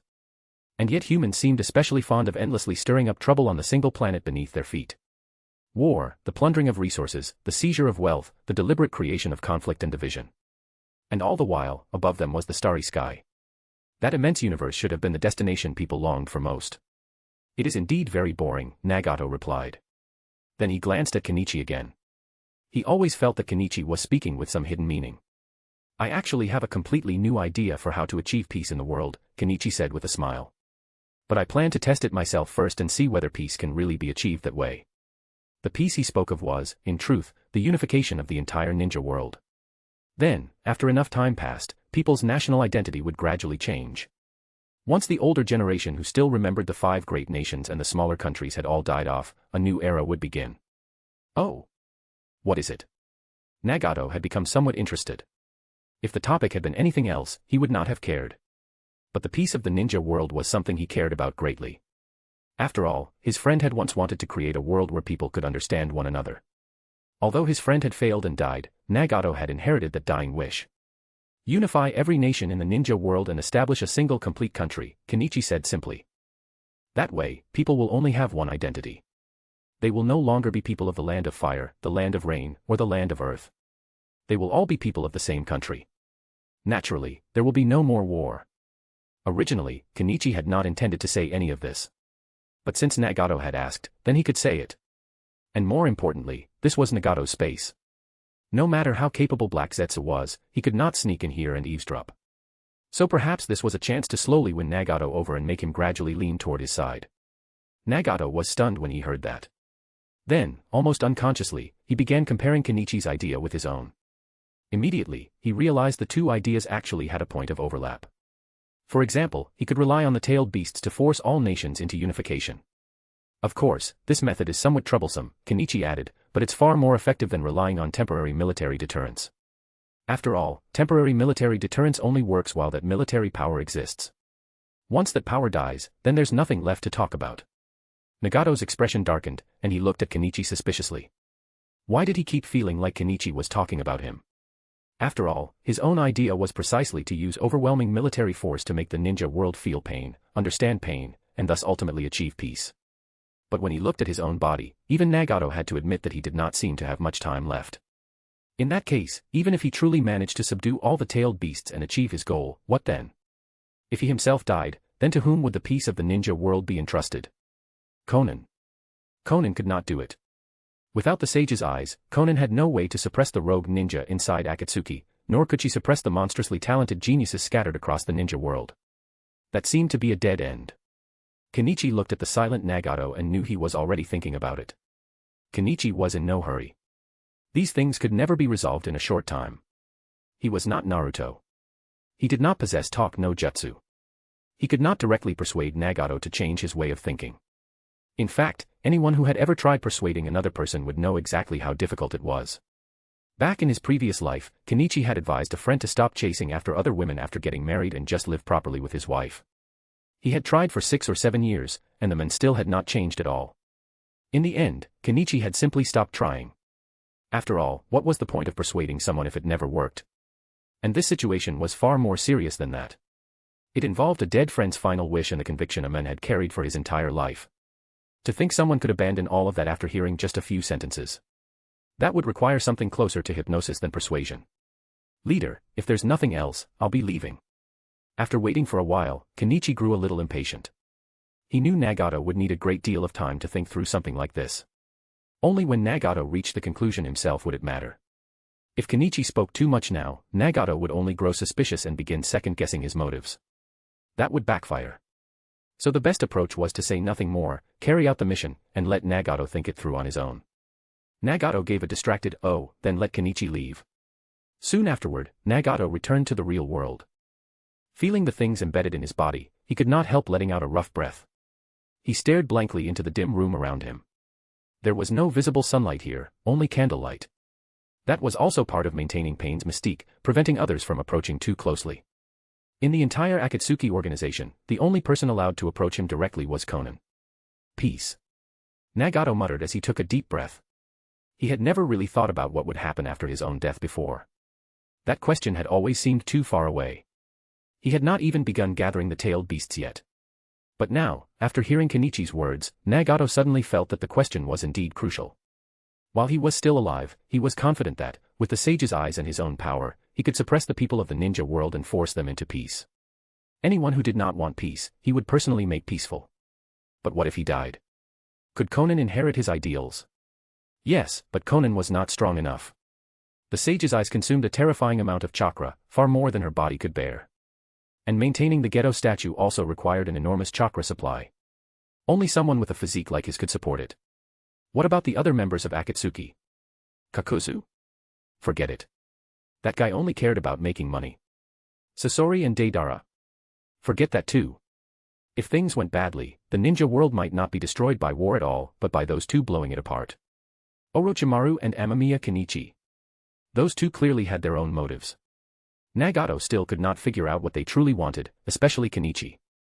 Orochimaru was easier to understand. He was a fanatical researcher, someone with little interest in anything outside experimentation. As far as Nagato was concerned, Orochimaru's danger was at least straightforward. But Kenichi was far more complicated. Now Nagato even began to suspect that Kenichi knew something.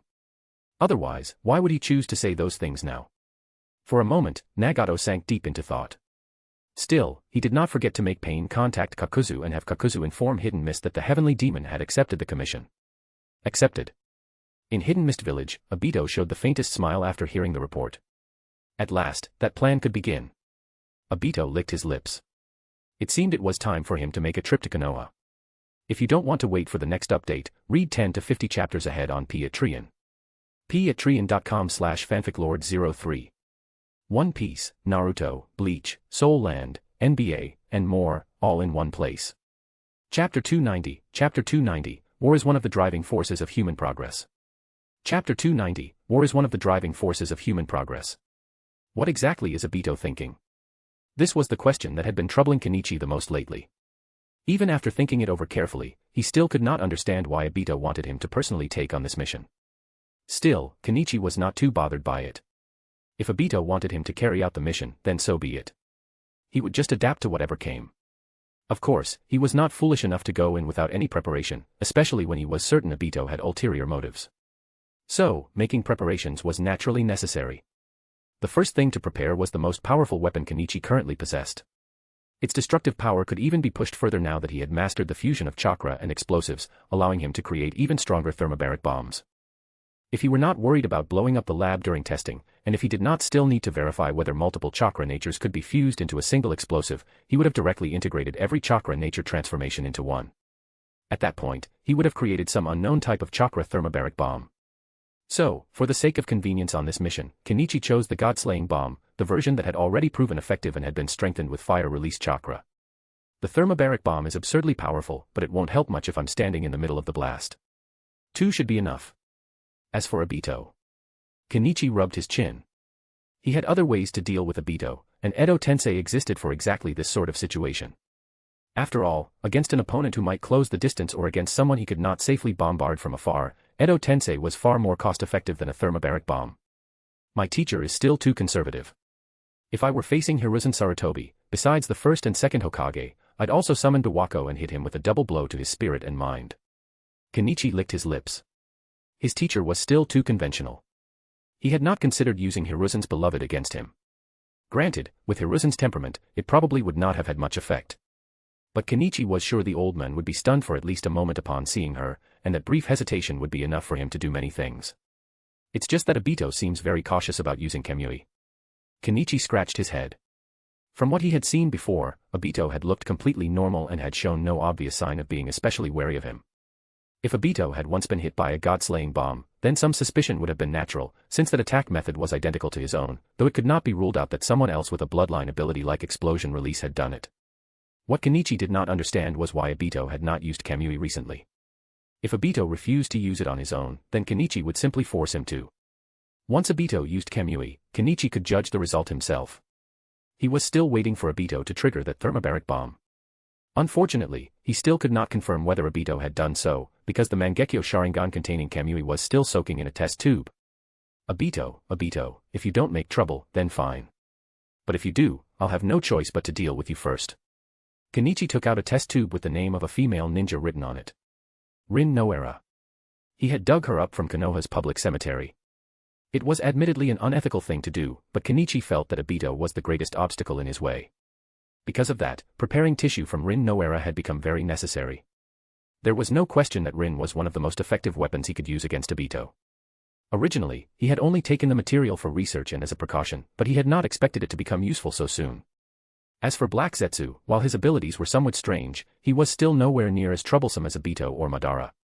He relied more on sneak attacks, and in the original story, Black Zetsu had never displayed much combat strength at all. His success against Madara had only come because Madara trusted him completely. In that situation, a sneak attack naturally worked. Otherwise, Black Zetsu would never have succeeded. Of course, bringing Rin back with Edo Tensei and using her against Obito would create a troublesome problem. His knowledge of Obito's identity would essentially be exposed. Obito would absolutely wonder why Rin had been brought out. After all, Rin Noera was not some especially famous figure in Konoha's history, nor was she particularly strong. What possible reason would there be to use Edo Tensei on her?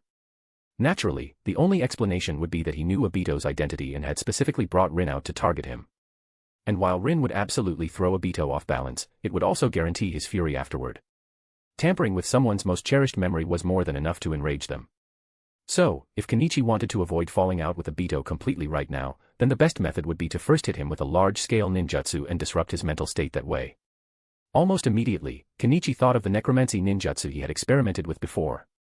Its effectiveness was inferior to Edo Tensei, but its advantage was its wide range. He could just activate it in the cemetery. Then Rin Noera would crawl right out of her grave. Happy, Obito. Whether Obito would be happy or not, Kenichi himself found the thought quite amusing. After making the basic preparations, Kenichi left the laboratory with his things. Everything he needed was ready. There was nothing else to prepare. God-slaying bombs for Konoha, plus an improved version kept in reserve. Then there were the Edo Tensei materials. Once he reached Konoha, he would simply prepare sacrifices in advance. When the time came, he could summon them just like Orochimaru. Kenichi, you. Just as he stepped out of the lab, Kenichi saw Sasori standing there, looking somewhat excited. But the moment Sasori saw what Kenichi was wearing, he paused. He quickly realized Kenichi seemed to be going out on a mission. Otherwise, there was no reason for him to be wearing the Akatsuki robe, an outfit Sasori himself felt he had not worn in quite some time. Sasori, I'm going on a mission. Want to come? Kenichi asked. Only then did it occur to him that Nagato had not assigned anyone to accompany him when he gave him the mission. Was the men really that trusting? Normally, Akatsuki dispatched members in pairs on missions so they could monitor one another. Previously, when Kenichi had gone out as Heavenly Demon, Sasori had always accompanied him. I'd really like to go, but my Unit 1 is at a critical point right now. Sasori seemed a little conflicted. He truly did want to go on the mission with Kenichi, but Unit 1 had reached a crucial stage. Amamiya-senpai is going on a mission. Will there be explosions? Deidara suddenly chimed in, looking at Kenichi with open admiration. Kenichi gave a helpless smile, but still nodded. Deidara really was his little fanboy. He idolized him so much that he even worked for Sasori without pay, and Sasori had never once thought about paying him. At present, Deidara was still living off the money he had brought with him from Iwagakure. Kenichi felt he really could not keep treating Deidara like free labor forever. So he understood exactly what the boy meant. Taking Deidara along was not impossible, though Deidara would probably have to stay aboard the airship. The battle below would be too dangerous for him at his current level. Do you want to come with me? Kenichi glanced at Deidara. The words "take me with you" were practically written all over his face. Yes. I want to learn art from Amamiya-senpai. Deidara said excitedly, nearly bouncing on the spot. Going on a mission with Amamiya-senpai would be incredible. Kenichi scratched his head, then nodded. Since Sasori had something to do, he would take Deidara instead. I'll go too. Sasori, who had been standing there watching, suddenly spoke. Kenichi looked at him in surprise. Sasori had just said he was busy, yet now he apparently had time. Still, it did not matter. If Sasori wanted to go, then so much the better. This time we're heading to Konoha. Are you bringing Unit 1? Kenichi glanced outside, unable to see it anywhere. He did not know where Sasori kept that thing. Sasori thought for a moment, then nodded. Let's test it. I also want to see how Unit 1 performs in actual combat, Sasori said confidently. Kenichi nearly burst out laughing. Konoha really had terrible luck. It rarely encountered anything ordinary, but it always seemed to run into disasters like this. The thought of a group of ninja suddenly facing a Gundam like Unit 1 and the thermobaric bombs he intended to drop made Kenichi feel that the whole visual style was completely off. Anyone who did not know better would think they had wandered into some bizarre crossover like Naruto vs. EVA. Do either of you need to prepare anything? Kenichi asked. Sasori already knew how he traveled, and since he did not seem concerned about transporting Unit 1, it was likely that the machine could be summoned with summoning jutsu. Summoning jutsu really was a wonderfully convenient thing. No. I don't need to prepare anything. To be honest, I was planning to drag you out today anyway so we could test Unit 1 and the War Scorpion in real combat. Sasori shook his head. He had actually been intending to pull Kenichi, who rarely ever left the lab, outside today. Unexpectedly, the mission ended up saving him the trouble. Hearing that, Kenichi said nothing more. He simply took Sasori and Deidara aboard the airship, and soon the craft vanished into the sky above the hidden experimental base in the land of rice fields. Your disciple is going on a mission. Aren't you going out to see him off? Hirako, wrapped in bandages, looked up at the departing airship with a trace of awe in his eyes. Although it was not the first time he had seen Kenichi's flying transport, he was still deeply impressed.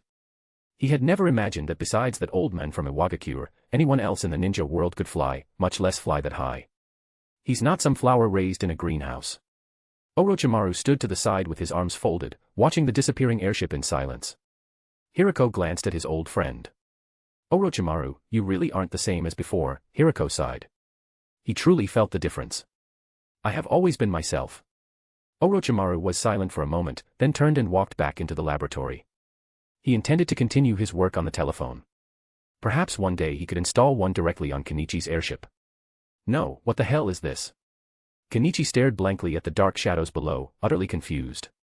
He had arrived near Konoha, but what baffled him was what he saw in the sky above it. There were many strange black shapes floating overhead. Using his Sharingan, he looked closer and discovered that they were bizarre objects that resembled his own airship in some ways, and there seemed to be people on them as well. It looks like your airship, but the appearance is different, and the way it flies isn't. Sasori glanced down and answered Kenichi's question. But before he could finish, a great fireball technique came flying in from outside. Only then did Kenichi realize that one of those things ahead was actually a hot air balloon, with people riding beneath it. And the great fireball had just been launched by one of them. I suddenly believe that war is one of the driving forces behind human progress. Kenichi's mouth twitched. Yes, he had used an airship to take the Uchiha clan away right in front of Konoha before. But he truly had not expected Konoha to copy the concept this quickly. Then again, the village did have the Sharingan. Ah, right. They really did have the Sharingan. Then fine. Phew. So you can copy hot air balloons. But what about fighter jets? Kenichi scratched his head. Looks like I really need to start climbing the tech tree. If you don't want to wait for the next update, read 10 to 50 chapters ahead on Patreon. patreon.com/fanficlord03. One Piece, Naruto, Bleach, Soul Land, NBA, and more, all in one place. Chapter 291, Chapter 291, God-Slaying Bomb and Obito who almost capsized. Chapter 291, God-Slaying Bomb and Obito who almost capsized. Kenichi remained very calm about Konoha creating hot air balloons. It was more or less within his expectations. The ninja world had never lacked geniuses. If anything, they seemed to grow in batches. Perhaps because the ninja world was not especially large, it was easier for extraordinary talents to emerge here. Of course, it might also be related to chakra. Chakra nourished the body and brain alike, which could explain why so many gifted people were born in this world. There were geniuses in ninjutsu, geniuses in scientific research, geniuses in taijutsu, and even geniuses in business. So in the ninja world, all kinds of strange talents could be found. Just looking at Amato and his teacher was enough. They had already created all sorts of things that could practically be called black technology in this world. Naturally, that was also tied to the ninja world's absurdly inconsistent tech level. Konoha in particular stood at the forefront of the ninja world. It had produced more than its fair share of geniuses. Besides, Kenichi had flown an airship over Konoha before. So he was not surprised in the slightest that Konoha had managed to produce hot air balloons of this scale. No wonder they do not even want to pay protection fees. Could it be they reinforced their defensive barrier too? Kenichi scratched his head. He felt that was very likely, though it was still within his expectations. He had considered that possibility long ago. The people of this world were not naive sheep. Why would they obediently pay up when faced with a problem like this? By ninja logic, if a problem could not be solved, then solve the person who created the problem, and the problem itself would disappear. These people learn quickly, Sasori said as he glanced at the hot air balloons outside, then at Kenichi. A sudden realization struck him. Unit 1 had a fatal flaw. It could not fly.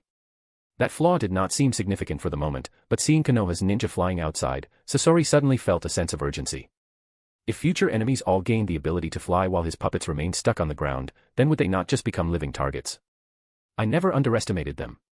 Kenichi quietly watched the Konoha ninja before him. The enemy launched another round of attacks, and at the same time dropped something downward. It looked like a bamboo tube or some similar object. Kenichi did not know exactly what it was, but he knew the Konoha ninja were definitely sending word back to the village that invaders had appeared, and that the invader was him. It looks like a sneak attack is impossible. Then we will go in head on. This is also a good chance for me to see how far ninjutsu and technology can be combined. Kenichi licked his lips, then asked Sasori beside him to deal with the enemies that were about to arrive. Deidara stood nearby. He had just used explosive clay to create several flying birds and send them at the hot air balloons. He had hoped for some good results from the ambush, but the opposing ninja were also highly capable and had dealt with his clay birds almost instantly. That is a Konoha Jonin. I remember him. He has a bounty at the exchange office. Sasori made his move. Though Unit 1 was not particularly suited for this battlefield, it did not matter. He had plenty of human puppets. He could not use the Kazekage puppet for this, but the rest of his collection was more than enough. You go assist Kenichi. I can handle this alone. Sasori glanced at Deidara, then acted. 3 puppets shot out of the airship and charged directly at the hot air balloon. Deidara froze. He had been thinking about showing off in front of Kenichi, but he had not expected Sasori to immediately send him off to help Kenichi instead. Kenichi stood by and watched, nearly amused. Sasori, for all his sharp tongue, is actually soft-hearted, Kenichi muttered as he unwrapped a piece of gum and popped it into his mouth. Naturally, he understood what Sasori meant. Sasori knew Deidara admired him. He also knew Deidara worshipped explosions, and Kenichi's fame largely came from the thermobaric bomb. So Sasori was deliberately giving Deidara a chance to witness it. For Deidara, seeing something like that in person would certainly be the height of happiness. Deidara quickly understood as well and rushed to Kenichi's side. He looked a little embarrassed, but his eyes were blazing with excitement.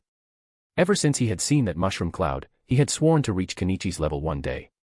But after coming here, he had never seen Kenichi unleash the terrifying explosion again. Now the opportunity had finally come. Deidara, do you know what science is? Kenichi asked as he looked at him and took the god-slaying bomb out of its sealing scroll. He did not remove it completely, only halfway. Science. I do not know. I only know ninjutsu, Deidara admitted, shaking his head. Kenichi smiled faintly. Science had never been especially valued in the ninja world. Ninjutsu was simply too powerful, too direct, and too quick to produce results. A person with ninja aptitude could begin learning ninjutsu and usually show some basic results within the first year. Just look at academy students. After graduating, they already possessed superhuman ability. Even Naruto, who had been mocked as the dead last, could still handle an ordinary person with ease once he graduated from the academy. But what about science? Scientific research was slow and tedious. It might take years, a decade, or even decades before anything meaningful emerged. At Naruto's age, most people in such a field would still be stuck studying theory. It is an incredibly powerful discipline. What I am about to show you is the power called science. Kenichi chuckled. At that moment, a roar rang out from outside the airship, and Sasori withdrew his puppets. 3 puppets against 1 hot air balloon had been simple enough. Sasori had seen the situation clearly. There was no need to fight to the death.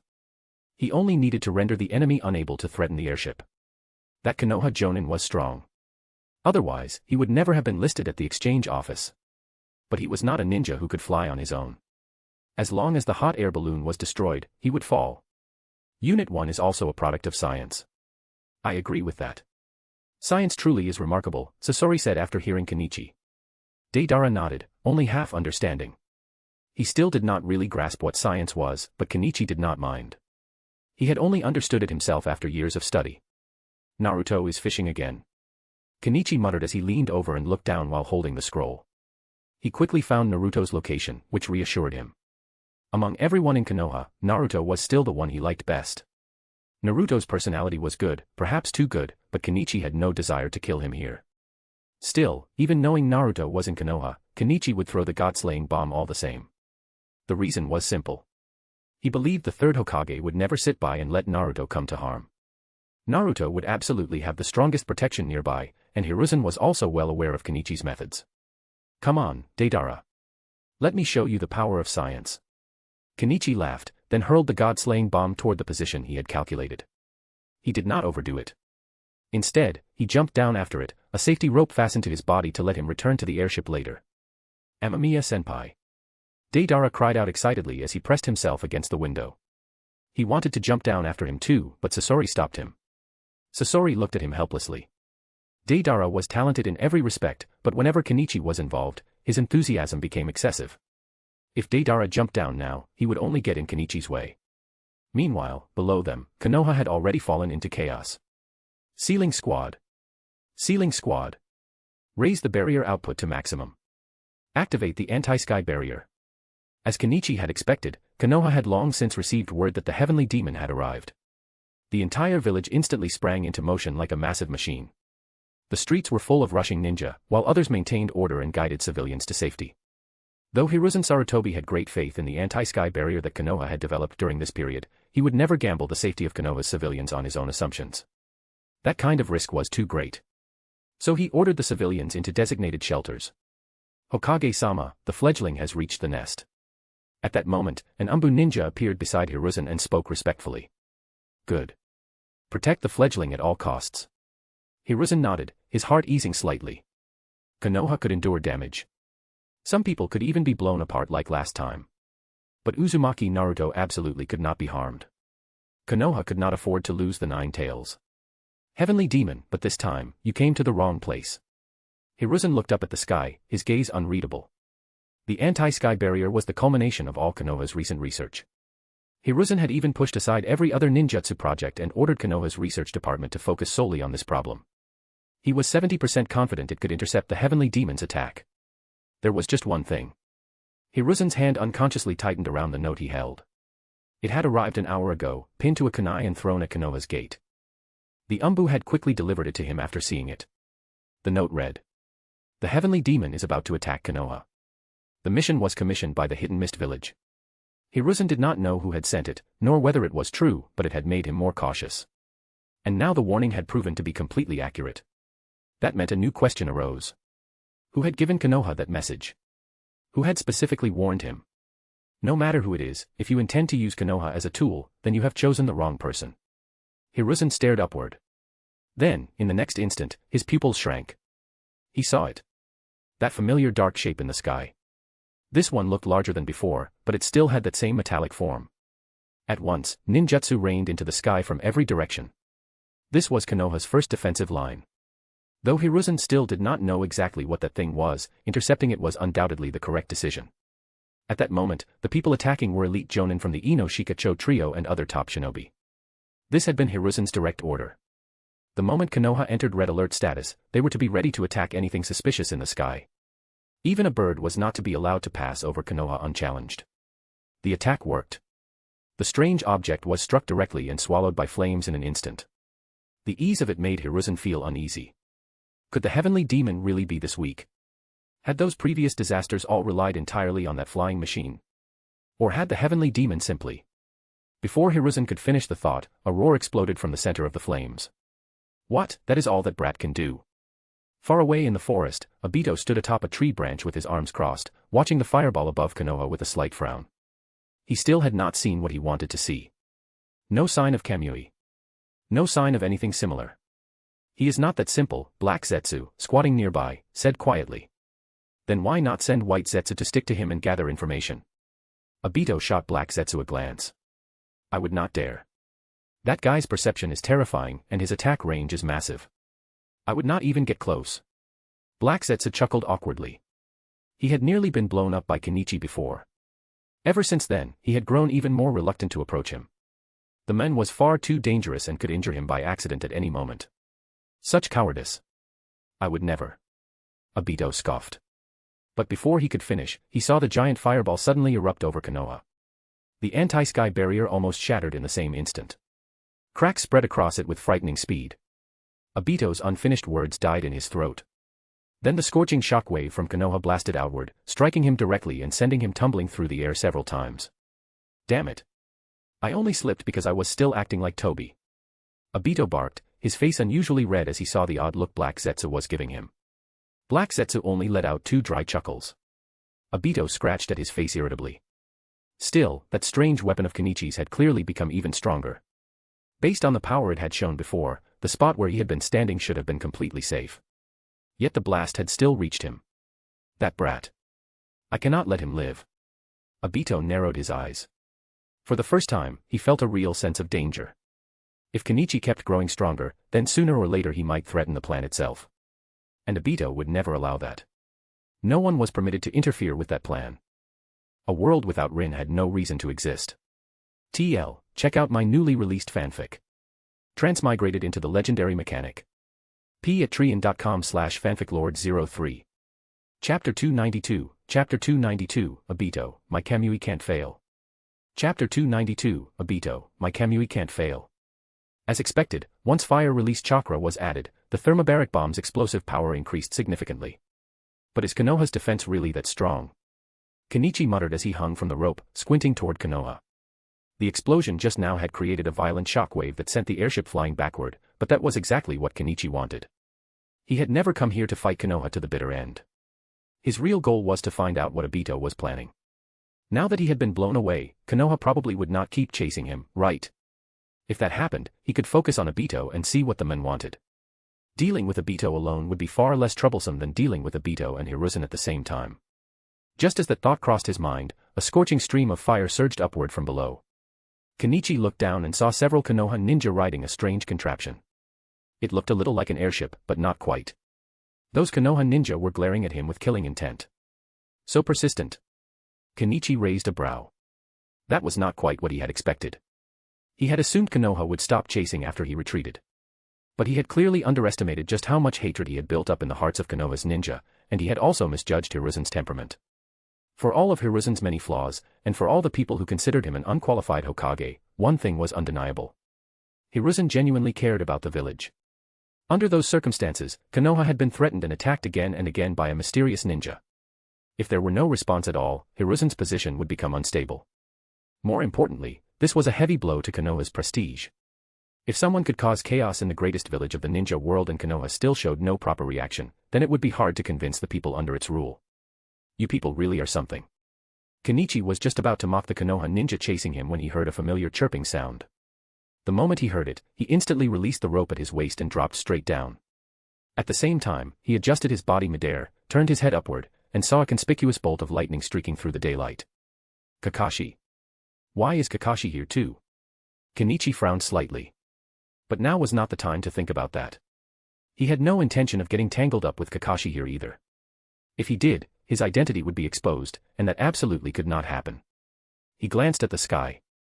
It was clear and bright, a rare beautiful day. Unfortunately, that kind of weather was not very friendly to him. If he wanted to use Sage Art, Lightning Dragon, the natural conditions simply were not there. But this distance is enough for the next step. Kenichi looked down, adjusted his posture, and immediately used Wind Release, Great Breakthrough. With the recoil from the technique, he shot himself toward a specific location. Do not let that guy escape. The Konoha ninja in the air were furious. At the same time, an Umbu ninja wearing a mask, the same one who had just used that lightning technique that nearly pierced straight through the heavenly demon, leaped down without hesitation and continued pursuing him.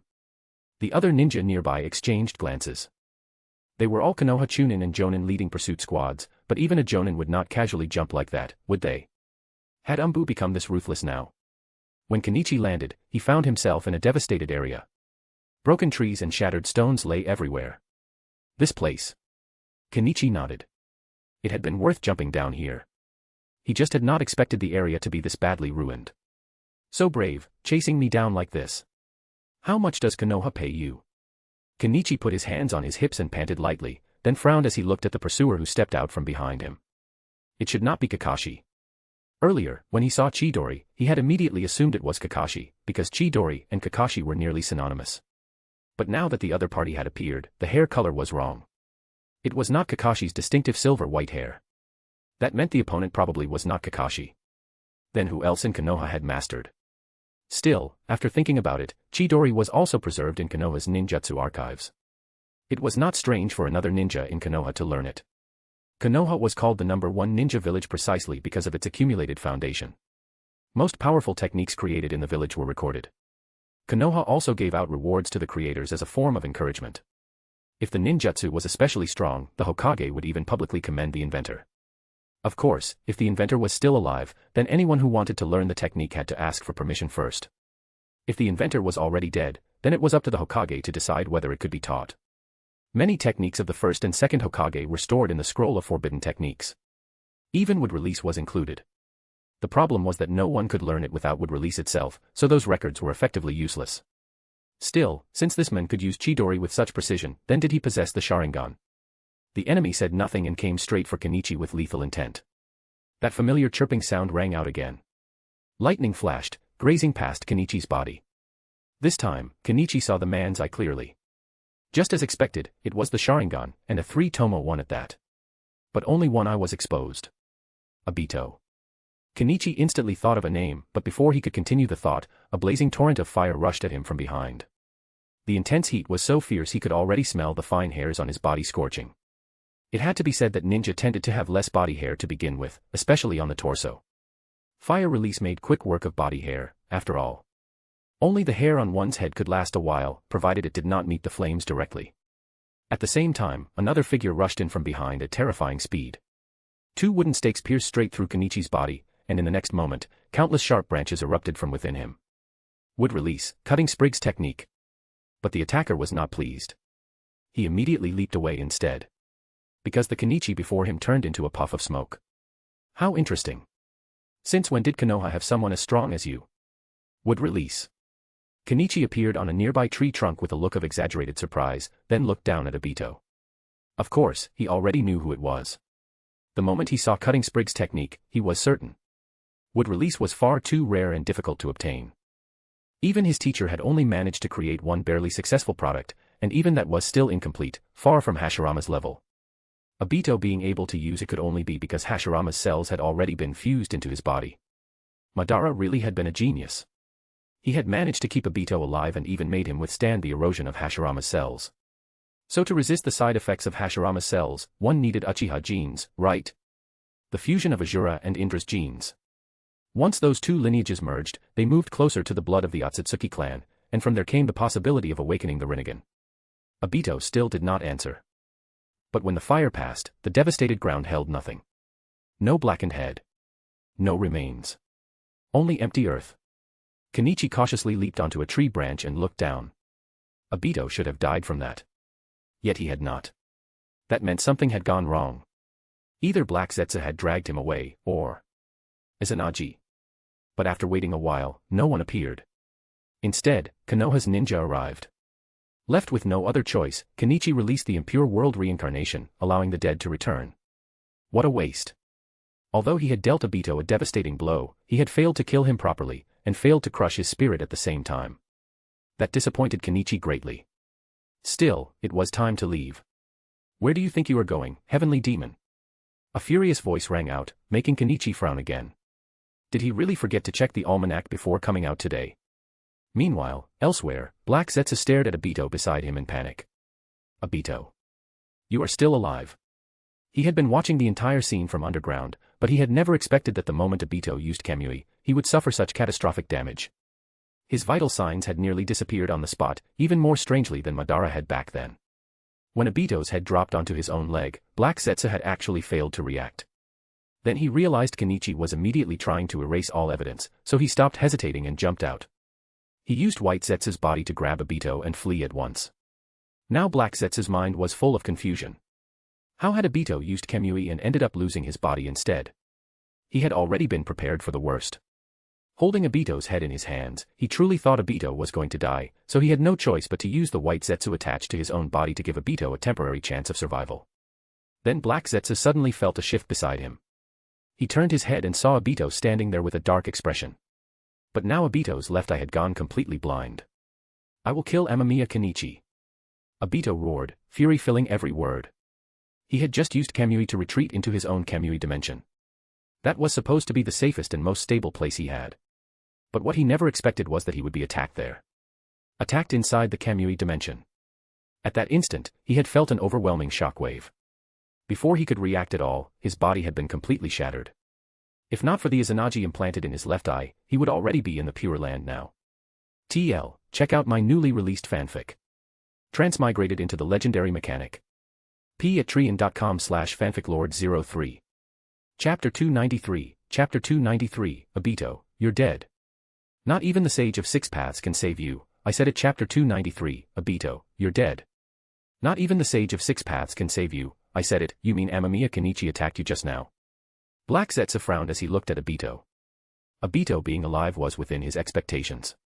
After all, Black Zetsu knew very well what kind of power rested in Obito's eyes. Still, Black Zetsu had been watching the battle the entire time. Although Amamiya Kenichi possessed the 3 tomoe Sharingan, he did not have the Mangeko. That meant he should not have been able to use Kamui against Obito. But if he had not used Kamui, then how had he dealt such devastating damage to Obito? Black Zetsu understood Kamui well. It was an extremely troublesome space-time ninjutsu that allowed Obito's body to slip instantly into another world. In that state, almost every ninjutsu in this world would fail to affect him. Obito had used that ability to evade countless attacks and defeat many powerful enemies. He had never suffered such a loss before. For him to be struck down today, inside the Kamui dimension of all places, was something Black Zetsu had never imagined. At that moment, the overwhelming shockwave and flames immediately reminded Obito of the strange weapon Amamiya Kenichi had thrown earlier. I think so, Obito said, taking a deep breath and forcing himself to calm down. He pressed a hand to his head, his expression dark as he fell into thought. At the time, in order to evade Amamiya Kenichi's attack, he had only transferred most of his body into the Kamui dimension, deliberately leaving his head and feet outside. That way, he could both dodge the attack and mislead his opponent.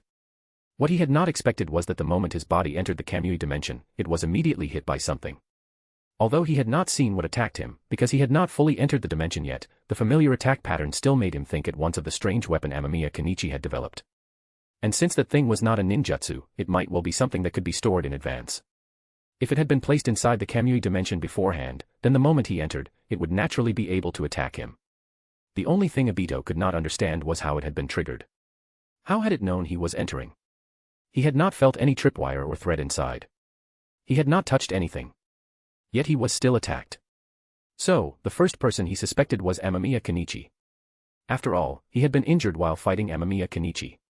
Even so, he still could not be completely certain. That makes no sense, Black Zetsu said, still unable to figure it out. Why would he be targeting you so specifically? Unless he knows who you are. And even if Amamiya Kenichi somehow got the other Kamui eye, why would he throw that thing in there? Black Zetsu leaned against a tree trunk, thinking hard. He truly could not understand it. No one should know Obito's identity. Even Minato Namikaze, Obito's former teacher, had failed to see through him at the time. Kakashi believed Obito had long since died. And before his supposed death, Obito had not had many close relationships in Konoha. Of the people he truly cared about, only Kakashi was still alive. Rin had died long ago, and Minato and Kushina had also died indirectly because of him. Given Amamiya Kenichi's life story, it should have been impossible for him to know that Obito was still alive, let alone know his true identity. So that led back to the same question. Why was Amamiya Kenichi so focused on him? I don't know. I don't think he should know who I really am either, Obito said at last. But the more he thought about it, the more he felt that Amamiya Kenichi had been targeting him on purpose. It was instinct, the sixth sense of a ninja, and Obito trusted that instinct. Still, he's already fighting Konoha now, Black Zetsu said with a pout. The explosions and vibrations haven't stopped, and even the nearby water was pushed this way. I'm going to take a look, Obito said with a gloomy expression and stepped forward. He no longer dared to enter the Kamui dimension. He was afraid that if he went in again, he would just be attacked once more. Unless he replaced that eye, he would not step into that space again. Without Izanagi this time, a second hit would almost certainly kill him. The moment he recalled the pain from before, Obito's face darkened even further. At this point, he no longer cared whether he had proof or not. Even if there was no evidence, if he believed it was Amamiya Kenichi, then for him, that was enough. Hiruzen Sarutobi, do you really have to be this persistent? Kenichi said, exasperated. At that moment, the person standing in front of him was none other than Hiruzen himself, the third Hokage. And beside him stood an old acquaintance. Tsunade. Tsunade was still in Konoha. That was something Kenichi had not expected. He had originally assumed she would eventually leave, because she understood better than most what Konoha had become. Yet she had stayed. The plot had changed again. Heavenly Demon, it is time for you to pay for Konoha's dead, Hiruzen said darkly as he stared at Kenichi. Old man, why are you still wasting breath on him? Tsunade snapped. Then she kicked forward. The immense force behind it distorted the air for an instant. Kenichi could only dodge hastily, but Tsunade's next attack was already upon him.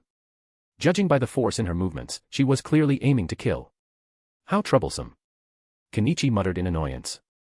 But after a quick glance around, a plan immediately formed in his mind. Obito was obviously still alive. Otherwise, there was no reason for there to be no body. Since Obito had not appeared yet, that meant he was either still hiding nearby, or had already slipped away. Either way, a quick test would tell him. So, while dodging Tsunade's assault, Kenichi slapped both hands together and once again activated Sage Art, Reanimation. What did you do? Tsunade suddenly stopped, her eyes narrowing as she looked at Kenichi with suspicion. He had just slapped his hands against the ground. In a ninja battle, the most dangerous thing was always an unfamiliar technique. Strange ninjutsu often led to the most troublesome outcomes. Nothing much, Kenichi said casually. Just calling out a few old friends to help. Hiruzen's pupils shrank. Old friends. Did this man have accomplices hiding nearby? But Hiruzen had already checked the surroundings, and the Hyuga clan had used Byakugan to sweep the area. No other living presence had been found. A moment later, however, he understood what Kenichi meant by old friends. Right under their feet, countless white bones clawed their way out of the graves. Some corpses had only been buried recently and still retained rotting flesh, their faces frozen in lifeless expressions. Now, all of them began to move. You dare to desecrate the dead? Tsunade stared at Kenichi in fury and disbelief. She had truly not expected him to commit such a thing. Only then did she fully register where they were. This was Konoha's public cemetery, the resting place of the village's ninja. Civilian graves were buried elsewhere. This place was reserved for Konoha's fallen shinobi. Lady Tsunade, Kenichi said with a sneer, your beloved has come out too. Aren't you going to say hello? He clapped his hands. The next moment, a man covered in dirt and rubble staggered to his side. Tsunade's pupils shrank violently. She recognized him at once. It was Kato Dan. In order to preserve her lover's dignity after death, Tsunade had once stubbornly insisted on special embalming treatment so that his body could remain in relatively good condition. She had never imagined that decision would become the blade used to stab straight through her heart. Looking at that familiar face, and those lifeless eyes, Tsunade felt as if a giant hand had seized her chest and squeezed. Meanwhile, in a quieter corner that no one had been watching, another reanimated corpse slowly clawed its way out of the soil. One arm reached up first, grasping uselessly at the air. Then, with that single arm, the body pulled itself out and stood blankly in place. In an instant, a single use of sage art, reanimation had already shattered more than one person's spirit. The question was, besides Tsunade, whose heart had just been crushed. A faint smile appeared on Kenichi's lips. In sage mode, his senses were far sharper than usual. He could hear a harsh, suppressed breathing sound from behind him, not far away. And that breathing had only started after he cast this jutsu. Now it was growing heavier and heavier, proof that the person's emotions were spiraling completely out of control. Out of the corner of his eye, Kenichi caught sight of Rin. Rin no era. She was missing one arm, but even so, under the command of Kenichi's ninjutsu, she had still clawed her way back out of the Pure Land. "I'll kill you." A furious roar exploded through the air. The next instant, the ground trembled violently. Kenichi's heart tightened. He leaped away at once. Several enormous trees covered in thorns erupted from the ground where he had just been standing. Would release. Hiruzen nearly dropped his pipe in shock. What was this? What was he looking at? Would release. A ninja using would release of that scale and power. Who was it? Who exactly was using would release? Tsunade, too, stared in shock, but then her expression twisted. Kato. Her eyes widened as she watched Kato Dan's body be impaled and dragged away by the rising forest of thorns. A scream of grief tore from her throat. This scene was exactly the same as before. Back then, she had watched him die right in front of her. And now, even after death, he could not rest in peace. He was dragged back out and humiliated once more. At the same time, would release, deep forest emergence finally showed its true power. Its enormous range swept up many of the Konoha ninja who had just arrived as reinforcements. In an instant, several genin were torn apart by the surging forest of thorns. Even Chunin and Jonin were forced into desperate retreats under the relentless pursuit of the spikes. What shook them was not only the overwhelming power of the technique, but the fact that it would release itself. As everyone knew, the foundation of Konoha had once been built on Senju Hashirama's would release and Uchiha Madara's unrivaled might. But Hashirama, the god of shinobi, was revered by far more people than Madara. Countless Konoha ninja had grown up idolizing the first Hokage. And now, the power of that same god had appeared on the enemy's side. Ah! From the center of deep forest emergence, a beast-like howl exploded outward. Kenichi frowned as he continued leaping from branch to branch, narrowly avoiding the thorn trees that tracked him automatically. He had known Obito was obsessed with Rin, so much so that he had gone insane because of her. But he had truly not expected that simply dragging Rin back out of the ground and making her appear before him would provoke such an enormous reaction. This was practically the rage of a blood feud. This guy is really... Kenichi muttered, scratching his head.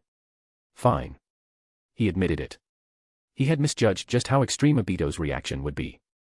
Glancing toward the heart of the forest of thorns, he could still hear the lingering echo of that howl. That was probably Obito. But what exactly was he doing now?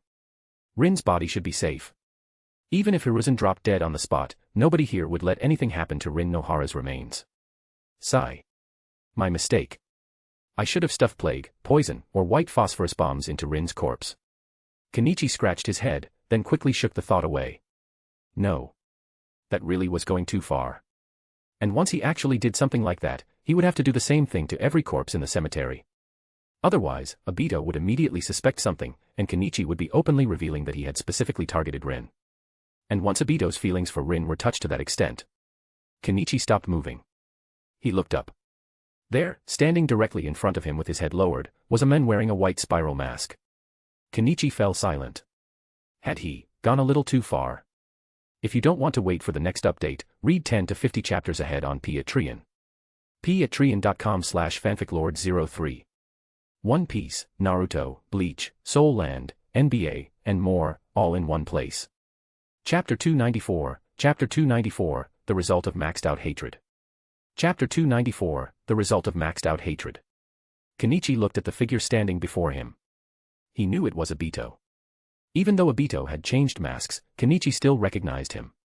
That white spiral mask had appeared for a long time in the original story and had even made its way into games. With the single exposed eye and that unmistakable design, there was no way Kenichi could mistake him for anyone else. Honestly, Kenichi had always felt that if Kakashi had seen this version of Obito early on, he might have had some suspicions. It was just that Kakashi had personally witnessed Obito's death. Because of that, he never considered the possibility that Obito could still be alive. Later, of course, it was confirmed that the masked man really was Uchiha Obito, and once his identity was exposed, the strength he displayed was overwhelming. Obito had been difficult enough to deal with back then. The current Obito was no easy opponent either. And the problem was, Obito had now appeared right in front of him wearing this mask, which meant only one thing. He wanted to fight. "Who are you?" Kenichi asked. He really did not want to fight Obito right now. Although the Konoha ninja behind him were still busy dealing with Obito's would release, they would eventually free up their hands. Once they did, Obito absolutely would not mind joining forces with them to gang up on him. Kenichi was very aware of how much hatred he had built up in Obito's heart. And not just Obito. He had also piled up quite a bit of hatred with Tsunade. After all, he had just dragged Kato Dan, her dead lover, back out of the grave. The look in her eyes earlier had practically screamed that she wanted to cremate him on the spot. So yes, being surrounded by two enraged top-tier ninja made Kenichi's scalp prickle. Showing off felt great for a moment. The aftermath, however, was a funeral waiting to happen. Right now, Kenichi felt like he was in serious trouble. Who am I? Who am I? Obito let out a manic laugh. The next second, he raised his head, and his Mangekyo Sharingan locked onto Kenichi. Immediately, Kenichi felt as though something had wrapped around his mind. He instantly understood what was happening. It was Genjutsu, cast through Obito's Mangekyo Sharingan. 3 tomoe spun into existence in Kenichi's eyes as he forcibly broke through the Genjutsu's influence. But the moment he broke free, he saw 2 wooden spikes thrusting straight toward him. Would release, piercing branch. That, however, was not Obito's real killing move. Kenichi sharply sensed a faint tremor beneath his feet. Thus, the branches pierced straight through his body, only to hit nothing but an afterimage. It was a clone. At the same time, a figure burst out from underground, wooden tendrils whipping from his hands as he pursued Kenichi again. "Who exactly are you?" Kenichi asked while dodging the fierce assault. "A Konoha ninja." "An umbu. But you don't look like one. Sneaking around, too ashamed to show your face, and you've got a Mangekyo Sharingan. Are you some leftover Uchiha brat?" He chatted while dodging, his tone light, but he had already confirmed one thing. The thread he had hidden on Rin Nohara's body had snapped. That proved Obito had already made a move. Rin's corpse itself was probably still intact. Even if Hiruzen died on the spot, Obito would never let anything happen to Rin's remains. As for everyone else buried here, though, that was a different story. Obito would not care in the slightest. And afterward, Obito would most likely take Rin's corpse away as well. That did not matter. Kenichi had already preserved one of Rin's arms in advance. Even if Obito burned the rest of the corpse to ashes, Kenichi could still use Edo Tensei to summon Rin whenever he wanted. Obito said nothing. Instead, he created a shadow clone and, in the next instant, 2 streams of grand fire annihilation roared toward Kenichi. As a member of the Uchiha clan, and after spending so long learning under Madara himself, how could Obito not know the technique? Obito had long since mastered it. Since Obito refused to talk, Kenichi decided to irritate him another way. "You won't speak? Fine. Then I'll talk enough for the both of us." With one-handed seals, Kenichi formed Water Dragon Bullet and sent it crashing into the flames, fire and water colliding and instantly flooding the forest with boiling steam. "You're not the only one who can use fire release," Kenichi sneered as he leapt back. "What's wrong, little Uchiha brat? Don't you know you should kneel when you meet your ancestor?" As soon as the words left his mouth, he formed a seal with one hand and unleashed a sky-covering wave of fire from his mouth, sending it surging toward Obito. Obito looked at the advancing flames, his eyes narrowing. This fire is wrong. Before it even reached him, the searing heat had already hit his face, drying his throat. The temperature of this blaze was absurd, and the range was no less terrifying than the grand fire annihilation Madara had once used. That only made the killing intent in Obito's heart toward Kenichi grow even stronger. This bastard had not only desecrated Rin's corpse, he was also speaking to him with such contempt. Did he really think he could do whatever he wanted? Kenichi had no relation whatsoever to the Uchiha clan. But even if he did, it would not matter. For daring to drag Rin's corpse out and desecrate it, Obito had already decided. No matter what happened today, Amamiya Kenichi would die here.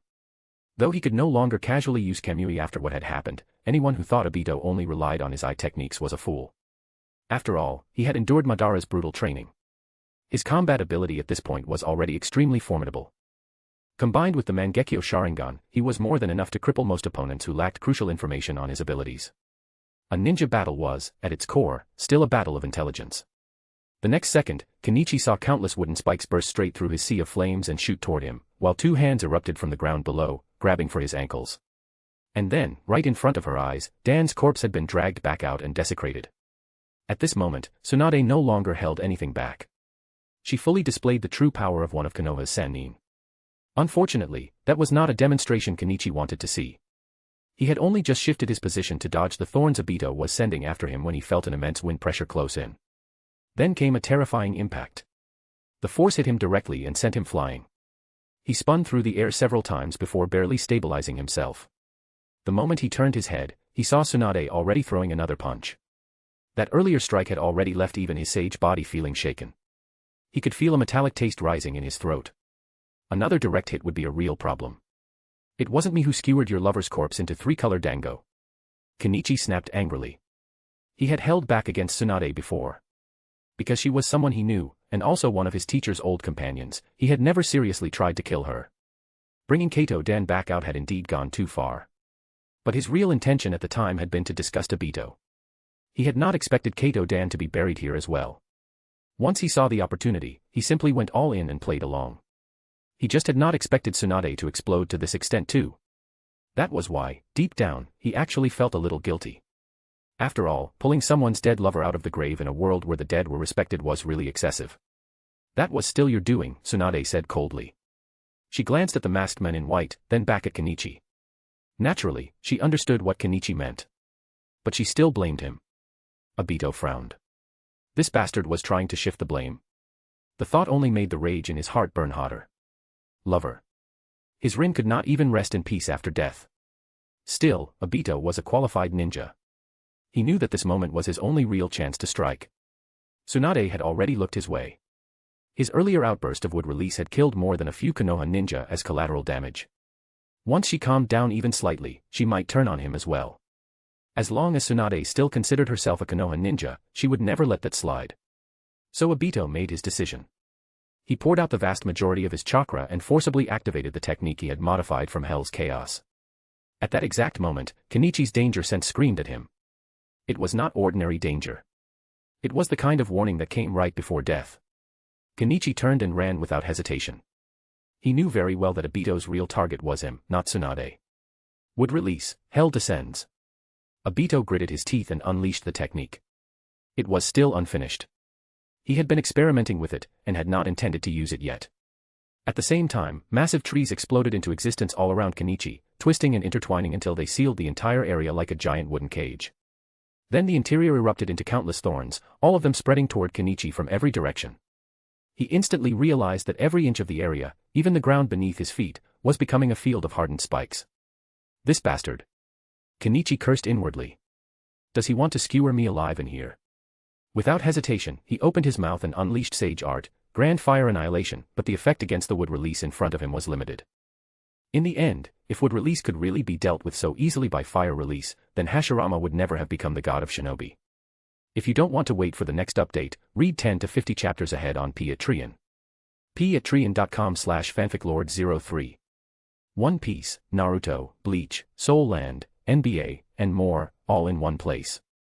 Chapter 295, Chapter 295, Isn't it normal for the first Hokage-sama to use wood release? Chapter 295, Isn't it normal for the first Hokage-sama to use wood release? Kenichi had a headache. He truly had not expected Obito to have a method like this.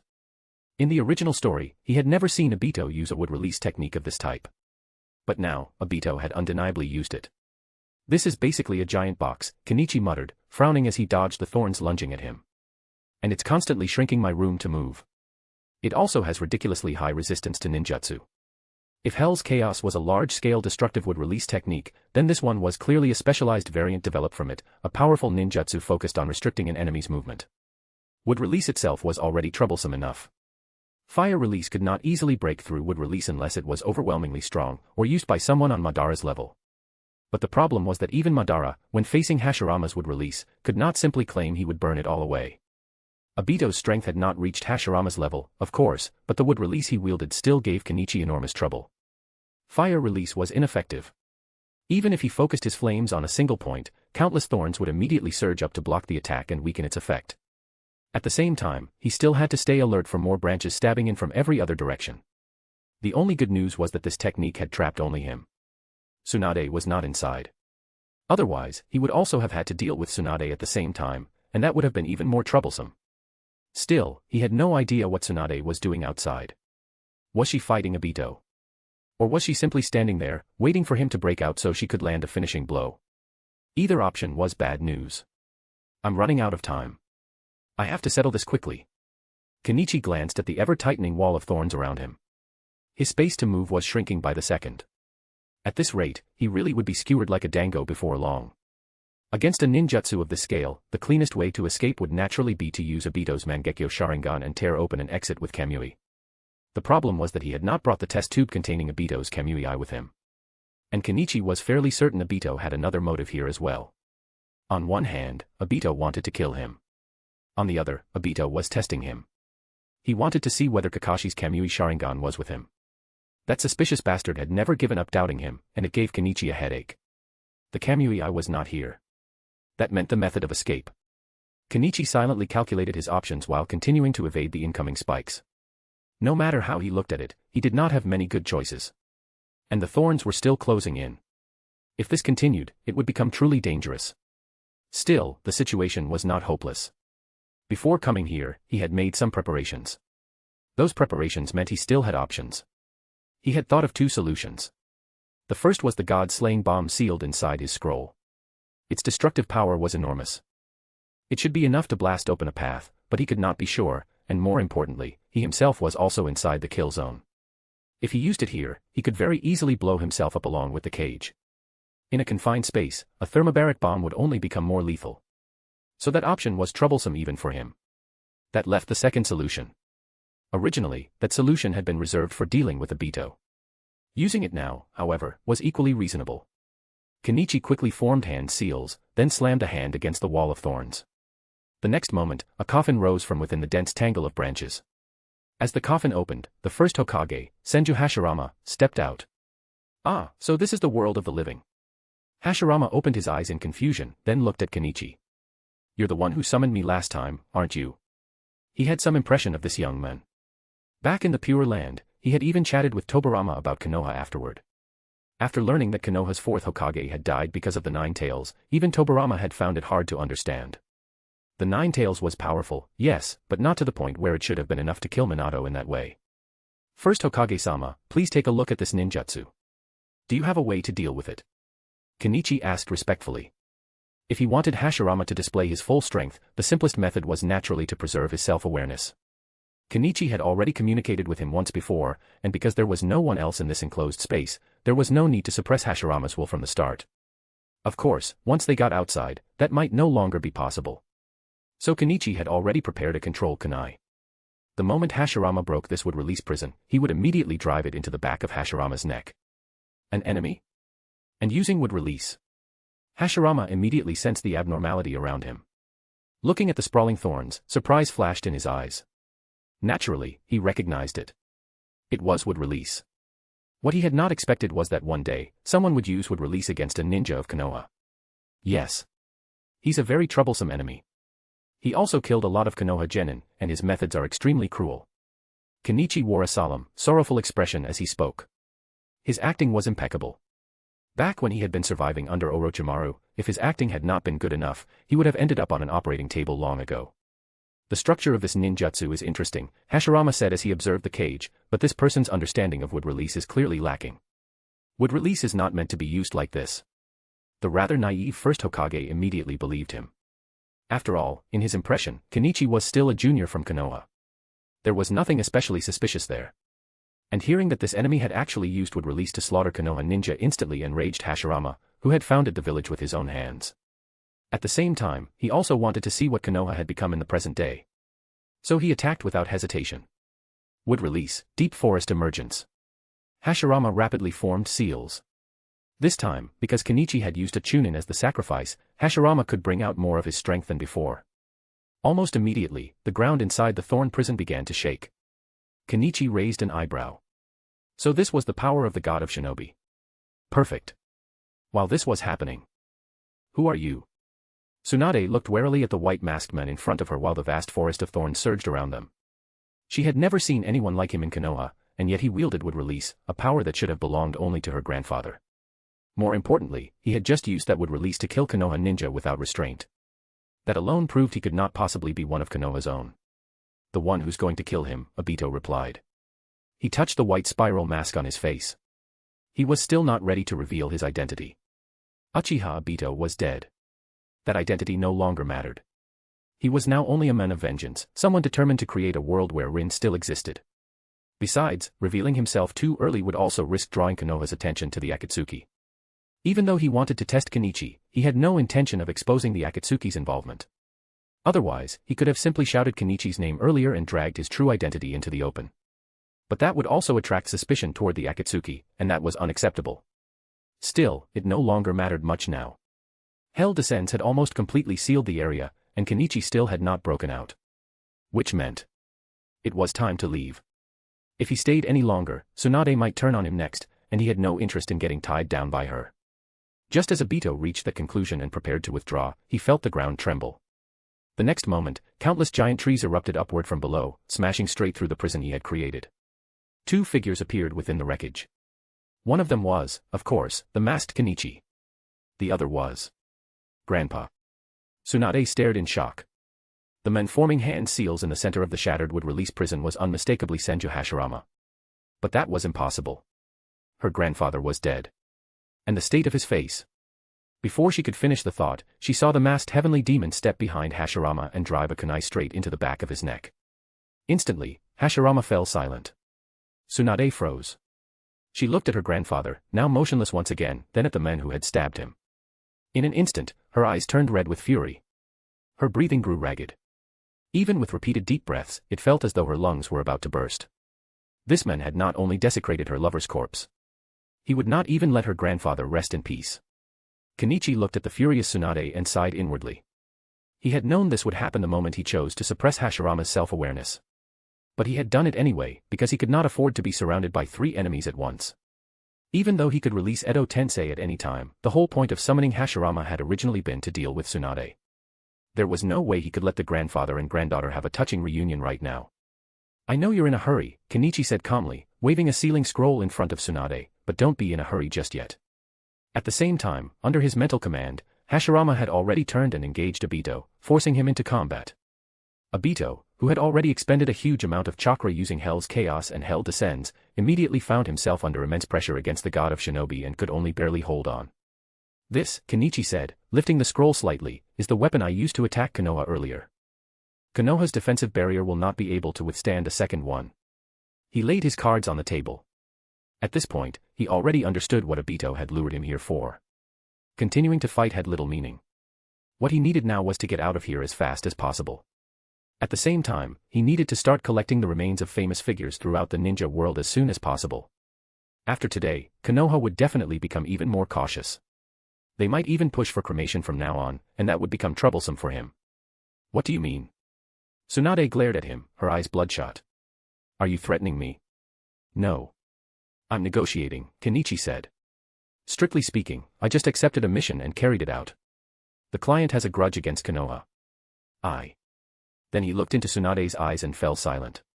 A second later, he quietly put the scroll away. He had forgotten something important. Tsunade was a pure ninja. And pure ninja were the hardest people in the world to negotiate with. You could not talk them down with schemes or tricks. For them, the only real way to resolve things was to fight. Their fists were their arguments. That's exactly why I hate dealing with people like you, Kenichi muttered. He truly hated this type of opponent. There was no room for clever shortcuts. If it had to be a fight, then fine. The next instant, Kenichi vanished from Tsunade's sight. At the same time, thick mist exploded outward, rapidly flooding more than half the forest. Trying to run. Tsunade roared. She stomped down with heavenly foot of pain. The ground cracked apart, and the resulting shockwave blasted through the mist, clearing part of it. Yet even then, visibility remained terrible. Tsunade narrowed her eyes in surprise. This was not an ordinary hidden mist jutsu. She understood that immediately. A normal hidden mist jutsu should have been blown apart over a huge area by that strike, but instead, this mist kept spreading and had even grown thicker.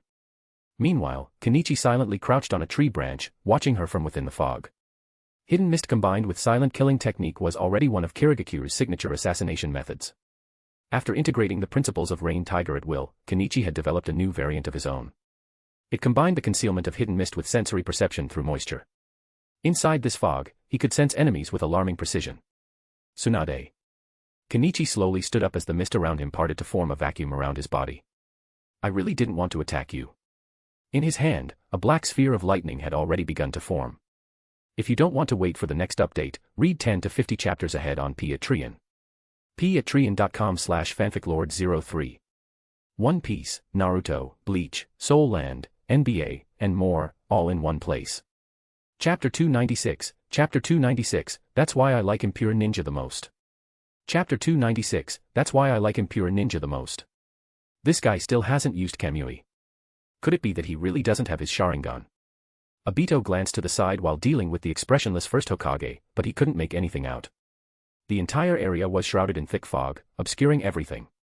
Although Obito possessed the Mangekyo Sharingan, it was still only the Mangekyo Sharingan, not some divine eye, so at best he could make out a few vague silhouettes.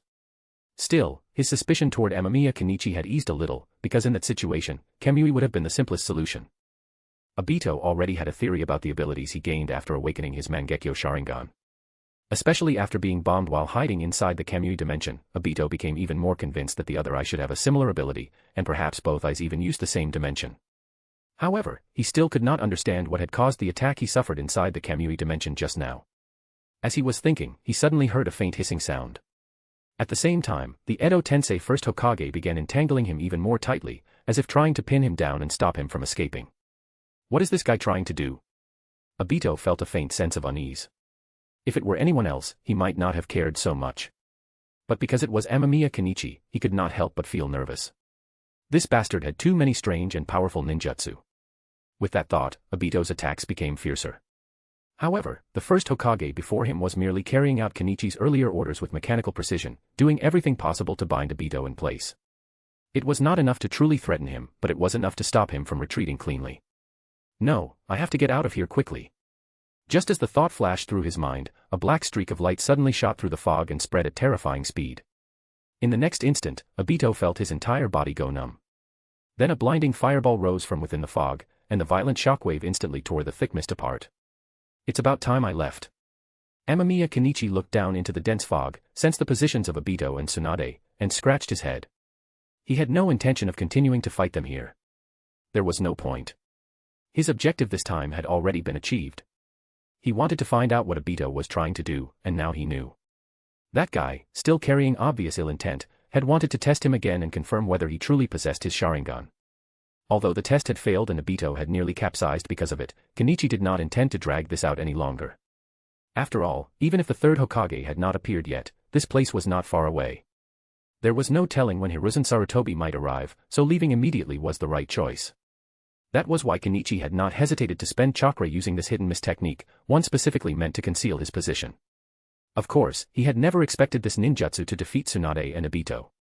To be blunt, the hidden mist was only meant to stop them from finding him in time.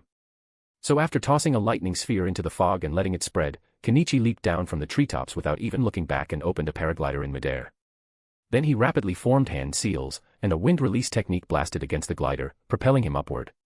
At the same moment, the god-slaying bomb he had buried below during Obito's earlier ninjutsu was detonated by one of his shadow clones. The overwhelming explosion instantly generated a tremendous shockwave and violent air current, sending Kenichi even higher into the sky, though not in the most graceful fashion. Hiss, my calculations are still a bit off. Kenichi touched his face. It was covered in scratches, all caused by tree branches. Although the immense shockwave created by the god-slaying bomb had blasted him upward as intended, that same violent force was not easy to ride safely. He had nearly been smashed into everything around him. Fortunately, he had desperately protected the paraglider, which let him stabilize himself, break out above the forest canopy, and avoid crashing back down. Kenichi turned his head and looked back. A huge fireball had risen within the forest around Konoha, but neither Tsunade nor Obito had chased after him, which made him sigh in relief. Those two really are troublesome. Good thing the third Hokage didn't show up. Kenichi froze for a moment. He rubbed his eyes, then used wind release, great breakthrough to adjust his position. Right after that, he saw a massive humanoid figure on the far side of the fireball swinging something around. Is that Sasori? Kenichi quickly recognized the enormous figure as Sasori's Unit 1. After all, he had seen it before. But he clearly had not asked Sasori to come down and help. Yet Sasori was here now. That meant Sasori was most likely holding up Hiruzen Sarutobi. Thinking of that, Kenichi immediately changed direction and flew towards Sasori. Sasori was his friend.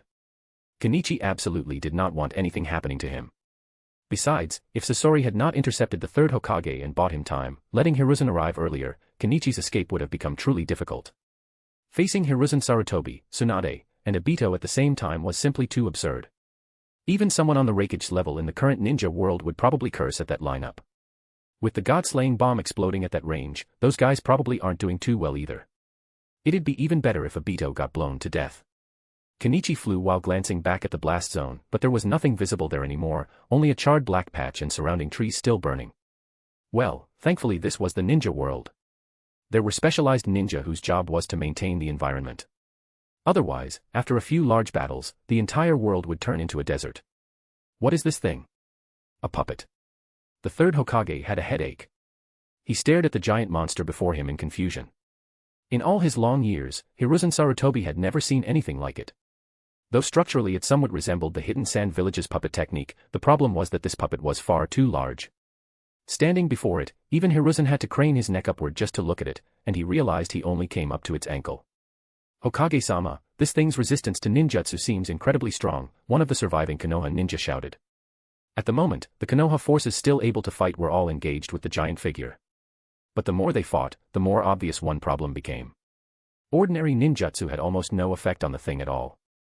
Not only did those ninjutsu fail to leave visible damage, they even seemed to make the giant move faster. Take the injured back to Konoha Hospital and find Tsunade. Tell her to save the wounded immediately. Jonin, stay and fight, Hiruzen ordered grimly. At the same time, his summon Enma appeared beside him and transformed into the adamantine staff. He might not know what this thing was, but engaging it directly was clearly the right decision. Once he began fighting it in earnest, however, Hiruzen became even more bewildered, because the giant in front of him completely overturned his expectations. First of all, it was definitely not a ninja. Even if people like Ginkaku, or certain others with unusual physiques were exceptionally large, they were nowhere near this scale. But if it was a puppet, then why could Hiruzen find no puppet strings attached to it? And why could he not locate a puppeteer hiding nearby? He had fought the Hidden Sand Village many times and knew very well how to locate a puppeteer. Yet with this giant before him, he found nothing. Worse, once he began testing it with ninjutsu, Hiruzen sharply noticed that the metal covering its surface seemed to absorb his fire dragon flame bullet. There was not even a visible scorch mark left behind. That immediately reminded him of the special metal from the land of snow that Kakashi had reported about before. At the time, he had not paid much attention to it. The world was full of strange materials, and he had too many matters on his mind. But now, he suddenly realized just how useful that metal could be. The speed is decent. The defense is very high. But the ninjutsu it uses doesn't match its size. This thing should still be a puppet, and the puppeteer is probably hiding inside it, Hiruzen muttered after leaping back. He had already gathered some information. Although the giant looked intimidating and would be a nightmare for Genin and Chunin, it was not invincible. In fact, its great size and relatively slow mobility were obvious weaknesses. Since he had figured that much out, it was time to cripple it. Thinking that, Hiruzen rapidly created shadow clones and prepared a 5-style bullet. Against a target this large, it was an excellent technique. And in order to prevent the giant from absorbing the attack, Hiruzen deliberately chose to have all 5 bullets strike the same point, its left leg. If he could break one leg, its mobility would effectively be crippled. It was well worth the trade. But before he could finish forming the seals, a gigantic scorpion suddenly burst out from behind the giant. It was made of metal as well, and though smaller than the humanoid construct, it was still enormous. Immediately after, a flock of white birds flew out from within it and swooped down. The moment they made contact with the battlefield, they exploded violently. Explosion release. Hiruzen's pupils contracted. At the same time, he glanced up at the giant. Was that giant actually coordinating with this metal scorpion? Humph. Hiruzen snorted coldly and unleashed the 5-style bullet at once. Although the attacks came from different angles, they nearly struck the giant scorpion simultaneously. In the next second, the scorpion crumpled and went still. This old man. He nearly scared me to death. Deidara grumbled as he climbed out from the ruined war scorpion. For an instant, he really thought he was done for. Even the special metal plated on the outside had not achieved the effect they wanted. Don't underestimate him. This is the third Hokage. Sasori's voice had barely faded when Amamiya Kenichi arrived on the battlefield. He raised an eyebrow as he looked at the nearly ruined war scorpion. Sasori's path of mechanical modification still had a long way to go. He even needed to start considering energy shields. Kenichi was already thinking about researching something like that himself, then handing it to the system for improvement. That might yield better results. After completing his research into combining chakra and explosives, Kenichi had not continued because he had not known what to work on next. Now, however, he had found a new direction. Senpai. Deidara called excitedly. He almost blurted out Kenichi's full name and made Kenichi's heart skip a beat, but fortunately he corrected himself in time. We parked the airship over there, Deidara whispered. But the third Hokage was obviously not going to sit around and let Kenichi and Deidara chat in peace. Almost the moment Kenichi appeared, 5 streams of flame shot toward them, followed by several rapidly approaching figures. Kenichi had no choice but to fend off Hiruzen and the Jonin first. Later, when the lightning comes down, you two leave immediately, Kenichi said while awkwardly dealing with the attacking Jonin. Deidara was helping too, but his assistance did not amount to much. Heavenly Demon, Hiruzen said coldly, since you've come all this way, why are you in such a hurry to leave? This man had attacked Konoha for a second time. He had even desecrated the dead. And then there was the mysterious would-release user. That man definitely was not from Konoha, so where had he come from? Why did he possess such a powerful would-release? How about? Kenichi said with a faint smile, you take a look at your village first. Hiruzen froze for a moment, though he did not let his guard down. He only glanced toward Konoha out of the corner of his eye. There was nothing above the village. What do you mean? Hiruzen frowned. He could tell that the man before him was far too confident. I mean, Kenichi said with a shrug, with all of you gathered here, will Konoha's barrier hold against a second attack? Or a third? How many people will die in Konoha? Or are you planning to rebuild a new Konoha with the people you have left? Hiruzen's pupils contracted. Of course, he had not sent absolutely everyone out. The leaders of several major clans were still in Konoha, and Danzo was there too.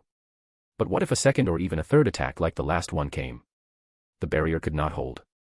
One more direct hit and it would shatter. At that point, Konoha would be devastated, even if he succeeded in capturing. I'm only a shadow clone, you know, Kenichi added. That single sentence silenced Hiruzen. Could he really gamble? Could he really gamble the lives of all those people in Konoha on the chance that Amamiya Kenichi was bluffing? If you don't want to wait for the next update, read 10 to 50 chapters ahead on Patreon. patreon.com/fanficlord03. One Piece, Naruto, Bleach, Soul Land, NBA, and more, all in one place.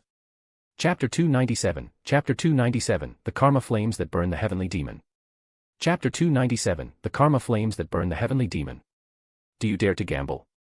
Those words cast a dark shadow over Hiruzen. His expression was grim, and even he had to admit that he truly did not dare gamble on a matter like this, because the stakes were simply too high. Those were the lives of an entire village. As Hokage of Konoha, the greatest of the hidden villages, Hiruzen had always borne immense responsibility, and he truly loved the village deeply. Even if some personal and family interests were mixed in, that did not diminish his love for Konoha in the slightest. Hiruzen believed that collective honor and personal interest were not mutually exclusive. He could preserve both. He also knew that some of the choices he made would invite criticism, but he believed that one day people would understand that those sacrifices were necessary so Konoha could become better, and so its villagers could live in peace. You think you can say whatever you want? Hiruzen gripped his pipe tightly, fury blazing in his eyes so intensely that it felt as if he wanted to burn Heavenly Demon to ashes. He was furious, more furious than he had been in a very long time. The current situation was utterly humiliating. The other side had come knocking on Konoha's door, attacked the village, and now stood there threatening him. What enraged Hiruzen the most was that he actually had to take those threats seriously. He could not strike back recklessly. Humiliation. Endless humiliation. In all his years, Hiruzen had rarely felt such humiliation. He wanted nothing more than to crush this heavenly demon on the spot, yet he had to endure it, and that endurance only made the humiliation bite deeper. You're welcome to try, Amamiya Kenichi replied in an indifferent tone. That calm answer only pushed Hiruzen deeper into silence. I'll kill this bastard. That roar echoed inside Hiruzen's heart, but as he looked at the masked figure before him, he forcibly suppressed his rage. Of course he could attack. He could strike without mercy. With the Jonin around him, and Tsunade still near the blast site, Hiruzen was confident they could kill Heavenly Demon. But what would it cost? Was he really going to become Konoha's sinner? Hiruzen looked at the fallen and wounded Konoha ninja scattered across the battlefield. The casualties were already severe, but compared to the scale of the funeral that might follow if he chose to continue fighting, this was still a small one. If you dare take further action against Konoha, then Konoha will hunt you down with everything it has. Hiruzen roared. That was as far as he could go. He truly did not dare gamble. How many villagers were in Konoha? How many ninja were still left in the village? If another 2 attacks like that landed, how many people would remain? The families of all these ninja were still inside Konoha. Hiruzen did not turn around, but the ninja behind him all fell silent. Even Shikaku could only remain silent, because his family was in Konoha too. Everything they cared about was there. Naturally, Hokage-sama. Then I'll be on my way. Kenichi smiled and dispelled his shadow clone. Hiruzen could only give the order to halt pursuit, then stand there in humiliation as Sasori and Deidara withdrew together with the others. By the time Tsunade arrived, Sasori and Deidara were already long gone. A blimp was rising into the sky near Konoha. Hiruzen watched in silence, saying nothing, merely puffing on his pipe. The Konoha ninja behind him silently gathered the bodies of their fallen comrades. The entire battlefield had fallen into a dead silence. Old man. You just stood there and watched. Tsunade roared the moment she arrived, dusty and furious. She pointed straight at Hiruzen, her eyes full of disbelief and disgust. They had attacked Konoha, desecrated the dead, and killed so many ninja. Yet her teacher, the man praised as the professor, had just stood there and watched. Watched them leave. Watched those bastards walk away. At that moment, Tsunade was so angry that she had to keep taking deep breaths. It felt as if her lungs were going to burst. She wanted nothing more than to punch the old man in the face. In her eyes, he was no longer even worthy of being called Hokage. Was this really how Konoha, the village her grandfather founded, dealt with invaders? Earlier, she had been caught in that strange technique, her entire body racked with pain. She had even tried to search for that masked bastard and failed. By the time she rushed back here, all she found was that Hiruzen had let Heavenly Demon leave. Hiruzen silently smoked, head lowered, without saying a word. That only made Tsunade angrier. The rage in her chest felt as if it were about to harden into something real and tear her apart from the inside. Tsunade-sama, please calm down. Hokage-sama has his reasons, Shikaku said at last. The moment Tsunade turned her bloodshot gaze toward him, Shikaku knew he had little time, so he hurriedly explained everything Heavenly Demon had said just moments ago. Tsunade fell silent. Although she was furious that the bastard had insulted the remains of her lover and grandfather, and furious that her teacher had done nothing, she also understood just how powerless he must have felt in that moment. When Konoha was attacked, she had seen the scene herself from below. Konoha's proud defensive barrier had nearly shattered in an instant. If not for the clan heads and the surrounding ninja helping weaken part of the force, the barrier might have collapsed completely on the spot. Heavenly Demon had threatened to launch 2 more, even 3 more attacks of the same kind. Could Konoha really withstand that? With most of Konoha's strongest fighters already outside the village, if another strike landed, the destruction would be immeasurable. Could any of them bear that responsibility? A wave of helplessness rose in Tsunade's chest. The anger still burned wildly, and she desperately wanted to find someone, anyone, to beat to death. But Heavenly Demon had already gone. Frustration. Humiliation. Those were the only emotions left in her heart. Ah! Tsunade suddenly stomped down in rage. The giant thorn tree before her snapped in half instantly, followed by a long chain of crashes. Then, as if infected by her fury, countless Konoha ninja also howled and surged forward, venting all of their humiliation and grief upon the monstrous tree. Thank you, Shikaku, Hiruzen said as he lowered his pipe and silently watched the scene unfold. Hokage-sama, I have a suggestion. We need to begin researching anti-air techniques immediately, and also study Heavenly Demon's attack methods as fast as possible, Shikaku said, suppressing his own anger while watching the nearby ninja rage at the tree. Konoha will devote everything it has to this. Funds will be allocated at the highest level. If it still isn't enough, then we'll ask the daimyo, Hiruzen said firmly. There was not the slightest trace of respect for the daimyo in his tone. Nor did he spare a thought for what would happen if the daimyo refused. If the daimyo of the Land of Fire refused funding after Konoha had suffered such humiliation, then there would be no need for the daimyo to continue existing in comfort. He could come personally and experience Konoha's humiliation for himself. Still, Hiruzen was also lost in thought. He had been humiliated.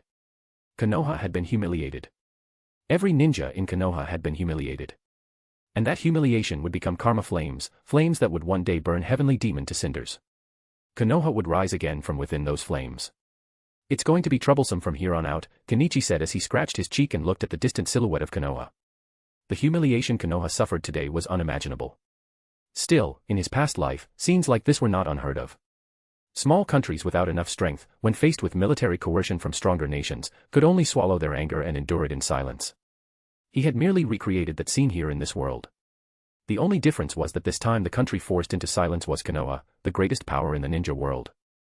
As long as Konoha had no way to deal with his thermobaric bombs, then no matter how angry they were, they could only endure. Of course, Kenichi knew very well that the third Hokage was not some fool, and Konoha's ninja were not idiots either. Just by looking at the hot air balloons and improvised airships they had already managed to produce, it was obvious these people were capable of progress. The only reason they had not progressed faster before was because they lacked enough pressure. Now, Kenichi had become that pressure. It could be said with certainty that from now on, Konoha's research would advance at full speed. Their defensive barriers would be further upgraded as well. This time they had already managed to defend against his god-slaying bomb. In the past, using thermobaric bombs against Konoha would have been much easier. But it doesn't matter. Kenichi smiled faintly. Even if you can defend against the god-slaying bomb, what about a thermobaric bomb fused with all 5 nature transformations? What about a nuclear bomb? Ever since he acquired those books on nuclear physics, he had been having shadow clones study the subject constantly. Once they finished, they would dispel themselves and all the knowledge, memories, and understanding would return to him. That meant even while Kenichi was conducting experiments or making trouble outside, he was still steadily learning new fields of knowledge. That was why Kenichi regarded the shadow clone technique as the greatest divine skill in the ninja world.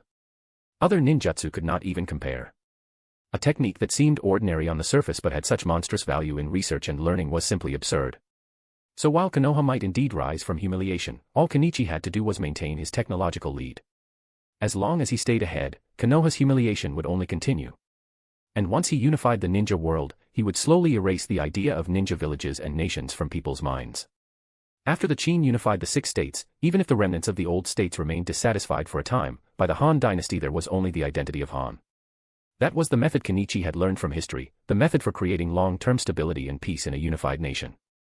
After all, once there were no external enemies, then everyone would become part of the same family. Peace would naturally follow. Of course, Kenichi never believed people could live without conflict entirely. That was impossible. But lasting peace on a large scale was still very achievable. Kenichi, thanks for earlier. Sasori walked over and handed Kenichi a cup of hot tea. These days, Sasori had also developed a taste for tea. No problem. Now that you have real combat data, it'll be easier for you to improve your design, right? Kenichi replied with a smile. When he saw Sasori and Deidara getting surrounded, he had known something was wrong and that he needed to step in.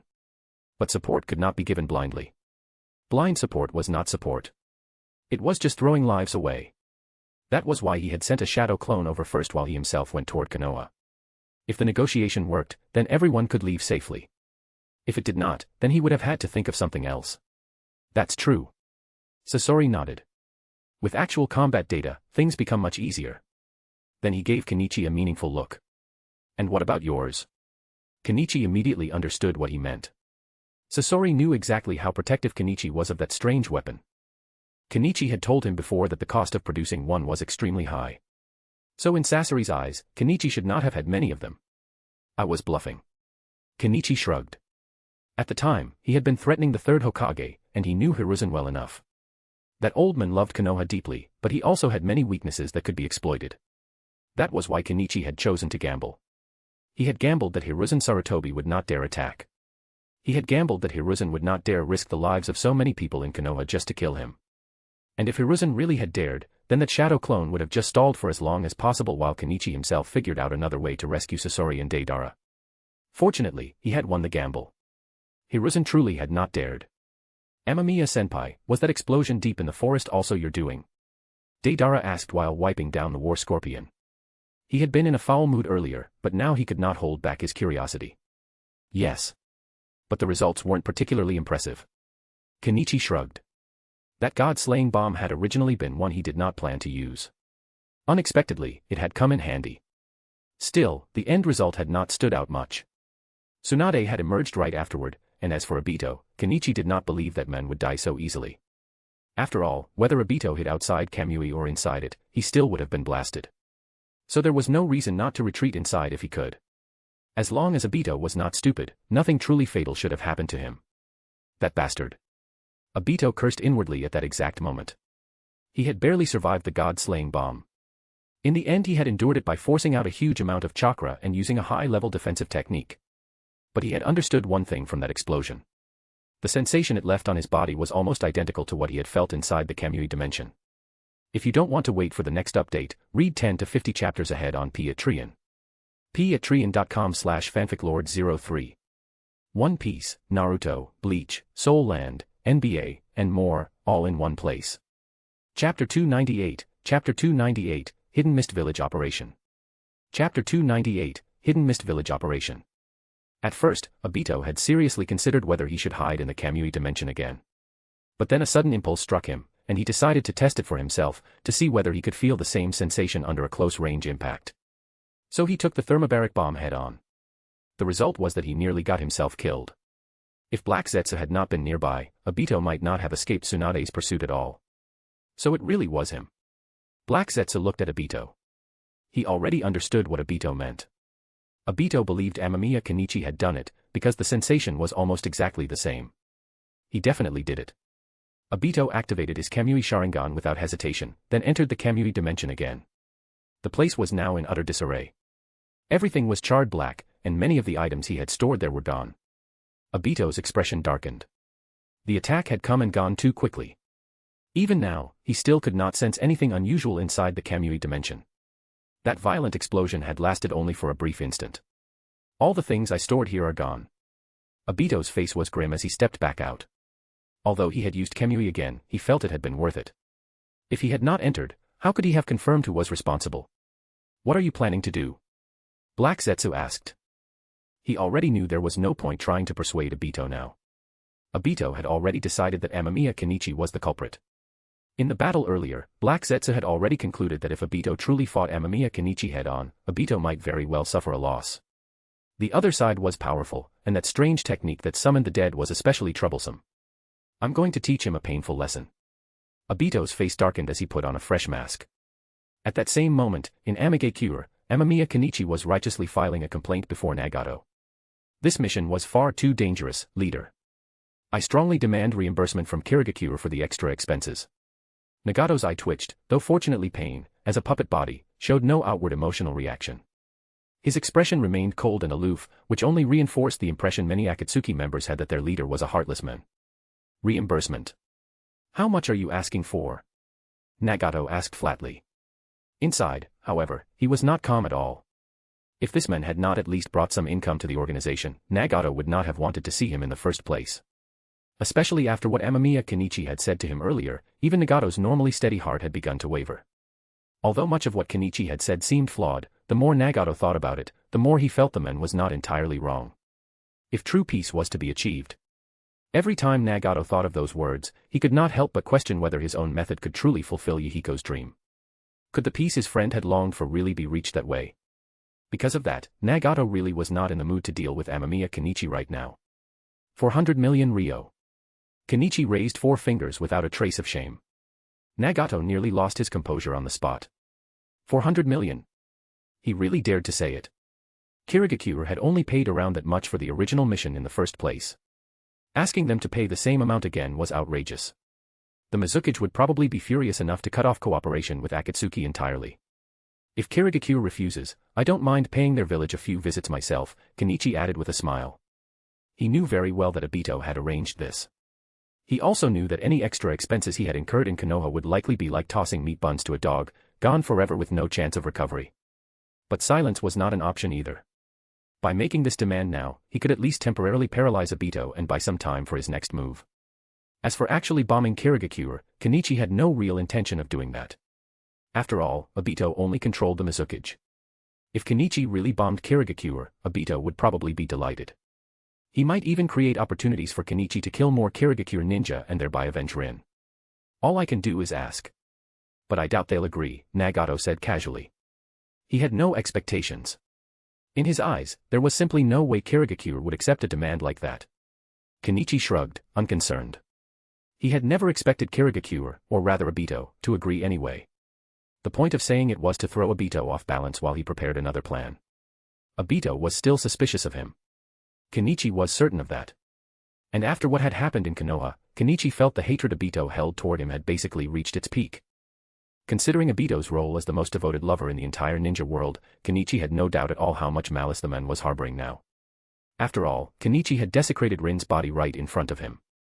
The only pity was that Obito still had not gone into Kamui to look at the special gift Kenichi had prepared. If he had, he would probably have gone completely insane on the spot. If they won't agree, then fine. But if they do, the organization gets more income, doesn't it? Kenichi said with a grin as he draped an arm over Pain's shoulder. Nagato looked at the arm hanging casually over Yahiko's body and fell silent for a moment. He really wanted to blast this bastard away with Shinra Tensei. But for some reason, he restrained himself. "I'll ask," Nagato finally said with a sigh. He truly could not get along with this man. At moments like this, he wanted nothing more than to go back in time and slap his past self for ever agreeing to let Amamiya Kenichi join Akatsuki. "Then I'll leave it in your hands." Kenichi cheerfully turned and left. His next destination had already been decided, Kirigakure. Not for 1 second did he feel bad about troubling Nagato. Instead, he moved immediately to the next phase of his plan. Although he did not know whether the people of Kirigakure had realized their Mizukichi had a problem, Kenichi intended to go there personally, burst that bubble, lure Obito into making another move, and if possible kill him outright. Only then would he be able to feel at ease. Otherwise, Obito lurking in the shadows every day meant trouble could come at any time. Besides, cooperating with Kirigakure offered another advantage. It might allow Kenichi to begin drawing them into his nation-building plan ahead of schedule. Nagato silently watched Kenichi's departing back, his brow furrowing slightly. He touched the tubes connected to his body and said nothing. "You still haven't asked?" Konan walked over with a medical device in hand. As she began another examination, she glanced at him and spoke softly. She knew her friend had been troubled lately, though she did not know exactly why. She only knew it had something to do with Amamiya Kenichi. That alone made her curious, because it had been a long time since she had seen Nagato like this. "No. I don't know how to ask." Nagato shook his head and allowed Konan to continue the examination, his eyes fixed blankly on the stone ceiling above. After a while, Konan finished checking the instrument and looked down at the report in her hand. Her expression was not good. "How much longer can I, hold on?" Nagato asked weakly after a brief coughing fit. Konan fell silent for a moment, then handed the report to him. "Your body is still deteriorating, but your vital signs are stable, Nagato. Do you want to?" She hesitated, her eyes full of pain. Her friend was still so young, yet he had already withered into this frail state. His body was breaking down more and more each day. Konan truly did not know how much longer he could last. No. Nagato rejected the idea immediately. He knew exactly what she wanted to say, but he could not do it. He would not do it. Yahiko's dream was his burden now. He had to carry it. He had to keep walking until he created that peace. Peace. Nagato's eyes clouded with confusion. Could that world without war, the world where people could finally understand one another, really exist? Yahiko. Kenichi, of course, knew nothing about the changes his earlier words had caused in Nagato's heart. At that moment, he was already piloting his airship toward Kirigakure. What does Kirigakure have? Kenichi licked his lips thoughtfully. Ao's Byakugan, and a rather well-endowed Meitorumi. To be honest, he had no particular issue with Kirigakure or the Land of Water. Compared to the other 4 great nations, the Land of Water did not have much presence.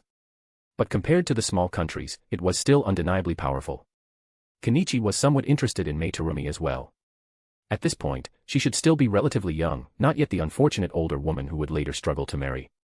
In his view, Meitorumi's failure to marry was probably also tied to the hidden mist elders. Under normal circumstances, with looks like hers and a figure like that, there was no reason she should have ended up alone. But this time I'm only going there to see whether Kirigakure has noticed Obito, and to negotiate a bit along the way. Kenichi poured himself a cup of hot tea and looked thoughtfully out the window at the forest below. He had never been to Kirigakure before. It was simply too far from the Land of Fire, and before he had the airship, transport had been inconvenient. Traveling to the Land of Water by ship would have made him a giant living target. With the airship, however, that problem no longer mattered. He had briefly considered bringing Sasori and Deidara with him. But Sasori was too eager to return and improve Unit 1, while Deidara was still in a sulk over the damage to the War Scorpion, so neither of them had any interest in coming. Kenichi gave up on the idea. Besides, if he had brought them, their only role would have been to attract the attention of the Kirigakure ninja while he searched for what he wanted. I'll use the travel time to read. Kenichi took out one of his nuclear physics books, created 10 shadow clones, and set them all to studying. After many attempts, he had found that 10 shadow clones was the most suitable number. Any more than that and the return of memories would make his head feel like it was splitting apart. 10 was just right. The only annoyance was that they had to be dispelled one at a time. Still, this way, the flow of knowledge stayed orderly, and he had already mapped out a rough study sequence for himself.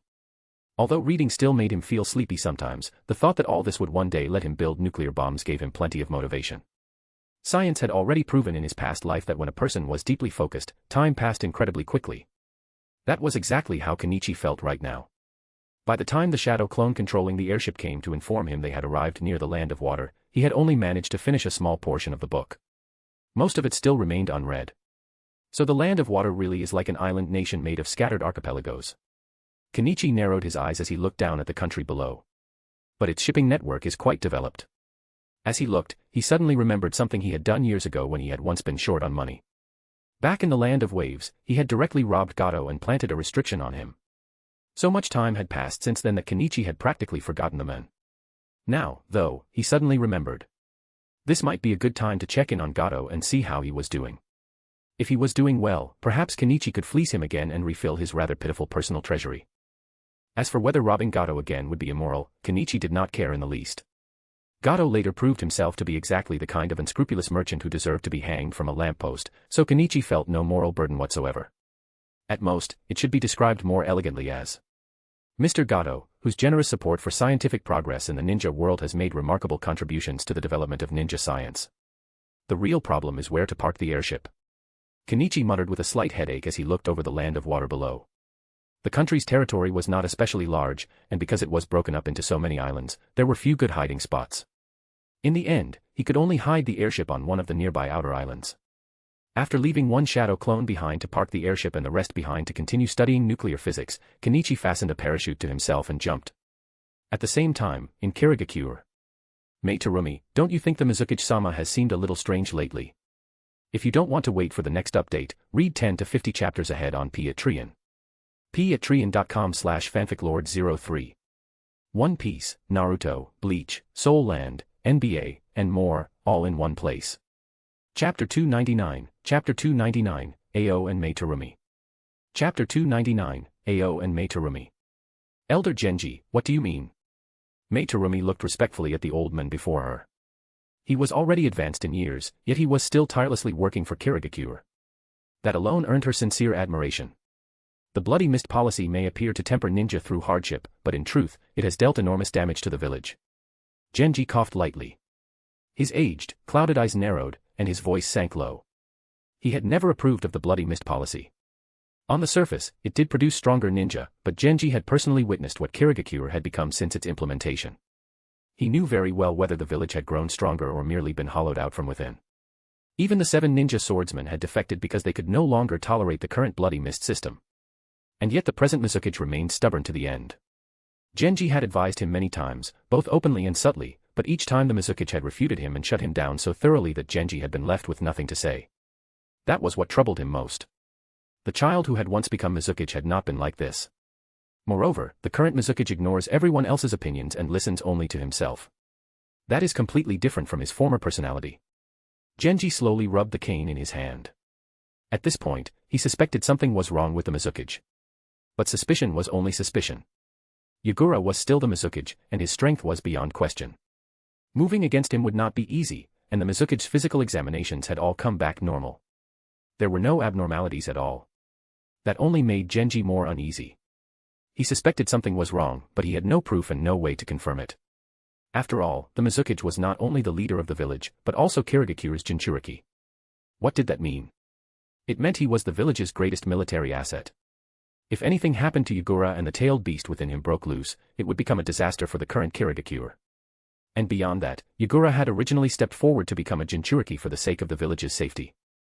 In that regard, Kirigakure owed him greatly. That gave the Mizukichi an extremely special position. Even Genji had to speak to him with care. Even if he discovered a problem, he could not react rashly. He could only keep probing, little by little. And even that probing had to remain subtle. Elder Genji, are you saying the Mizukichi might have been? Mei's pupils shrank. She was no fool. She naturally understood what his words implied. Was Yagura being controlled? Was he being influenced by someone? But how could that be? He was the Mizukichi, and a Jinchuriki on top of that. It is possible. Genji nodded. He had watched Mei grow up. She was strong, possessed a special bloodline limit, and more importantly, she had fully grown into her talent. He greatly approved of the idea of her becoming the next Mizukichi one day. Then Mei hesitated, then carefully looked at Genji. This involved the Mizukichi. Even if she was someone Genji valued highly, she could not speak carelessly. One wrong sentence could invite serious trouble. Have you and Ao not been going out for barbecue together quite often lately? Genji changed the subject abruptly. He did not say anything directly, but Mei instantly understood his meaning. Ao. Her close friend. The man who possessed a Byakugan from Konoha, and the only ninja outside Konoha to wield one. And that I was perfectly suited for this. If Ao could quietly observe the Mizukage, they could determine whether Yugura had truly been placed under some form of control. If he had, the matter would at least become easier to resolve. If he had not, then things would become far more troublesome. Because the moment that was confirmed, it would mean the higher-ups of Kirigakure truly had become dissatisfied with the Mizukage. And once conflict erupted between both sides, the village would inevitably descend into internal chaos. Continue your training. Genji said no more and saw her out. Mei walked out of Genji's house with a heavy expression. When she looked back, an indescribable feeling rose in her chest. She knew that, given Genji's position and status, some things simply could not be said openly. But this way of pushing others to act while keeping himself at arm's length still left her uncomfortable. After all, if something went wrong, she would be the one bearing the consequences. What a pain. Mei sighed, but still decided to find Ao first and discuss the matter with him. Then, when the opportunity came, she would have him use the Byakugan to inspect the Mizukage. That would complete the task. Truthfully, Mei herself was already dissatisfied with the Bloody Mist policy.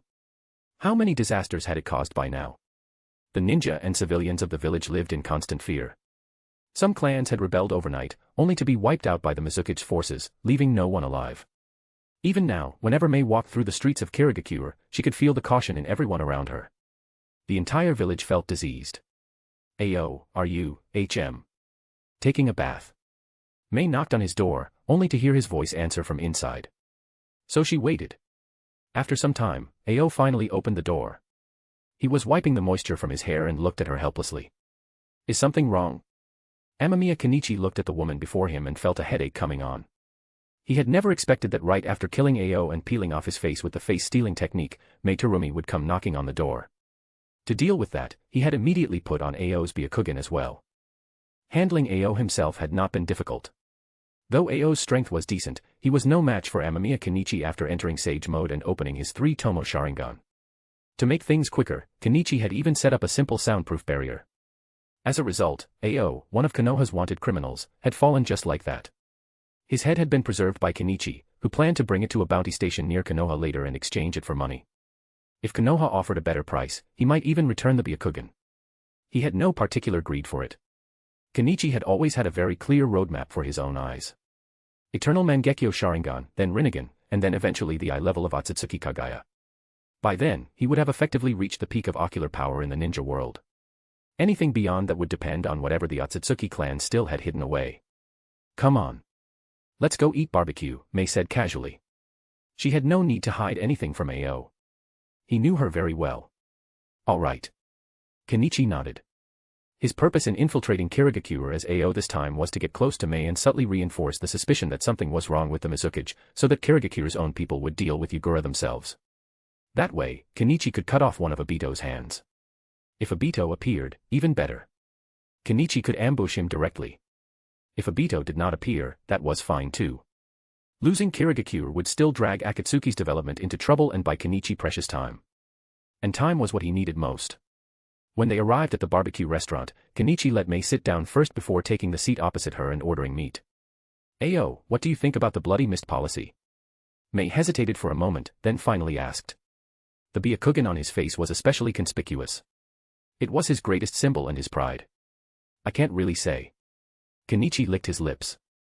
Mei was clearly distracted, and she had even taken the initiative to bring up the Bloody Mist policy. Could it be that he had arrived at the perfect moment? Had the higher-ups of Kirigakure only just begun suspecting Yugura? That would make things absurdly smooth. Don't you think the current Bloody Mist policy has become a bit?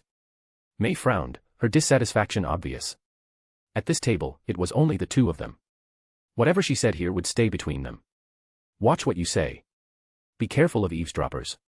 Kenichi lowered his voice and pretended to be cautious. He waved a hand and opened the Byakugan to scan the surroundings, then let out a false sigh of relief. Of course he wanted to talk to Mei about this, but there was one problem. He did not truly know how Ao normally spoke with her or interacted with her. Right now Mei's mind was unsettled, so she might not notice anything, but if she calmed down later, his disguise might start to crack. So Kenichi could only imitate Ao based on the limited impression he had gathered from the anime. Do you suspect there's something wrong with the Mizukage? Kenichi asked. Opening the Byakugan just now was also meant to reduce suspicion. Even if Mei had not started doubting him, there was no harm in making the act more convincing. He had scanned underground as well. There was nothing there. Of course, even if Black Zetsu were present, Kenichi still would not have seen him. Mayfly technique was simply too difficult to track. Yes. The Mizukage was not like this before. His ideas about the village used to be very different. But now he's cold, ruthless. It's really... Mei sighed. She had heard Genji talk about Yagura's earlier years. Back then, he had been gentle and had many unique ideas about the future of Kirigakure. That was precisely why he had been nominated as Mizukage in the first place. But after becoming Mizukage, his temperament had changed completely. Now, he did not even listen to Genji anymore. He had forced the Bloody Mist policy into full implementation and never abandoned it, even after the 7 ninja swordsmen defected. The contrast between his past self and his current self was simply too great. Genji therefore suspected only 2 possibilities. Either Yagura had always been that good at hiding his real nature and had fooled everyone before becoming Mizukage, or there was something wrong with him now. The first possibility would be troublesome. The second would also be troublesome. But at least the second could potentially be resolved. So what do you want from me? Kenichi asked. Inside, he was delighted. Perfect.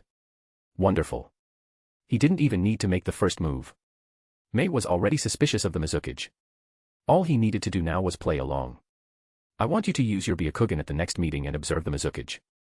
I want to know whether Lord Yagura is being controlled. Mei's expression turned serious. Kenichi nearly agreed on the spot. But to avoid raising suspicion, he forced himself to pause, pretended to consider it, and only then gave a reluctant nod. Still, to avoid saying too much and exposing himself during the barbecue, he quickly made an excuse that he needed to prepare first and left. Ao is nervous too after all. Mei smiled to herself and picked up a piece of meat. That's normal. When you share your worries with someone else, they start worrying with you, and somehow your own burden feels a little lighter. Meanwhile, Kenichi hurried back to Ao's house. Though he had already cleaned up most of the aftermath, he still needed to check everything once more. A single missed detail could lead to disaster. Fortunately, after another inspection, he found no oversight. Only then did he relax.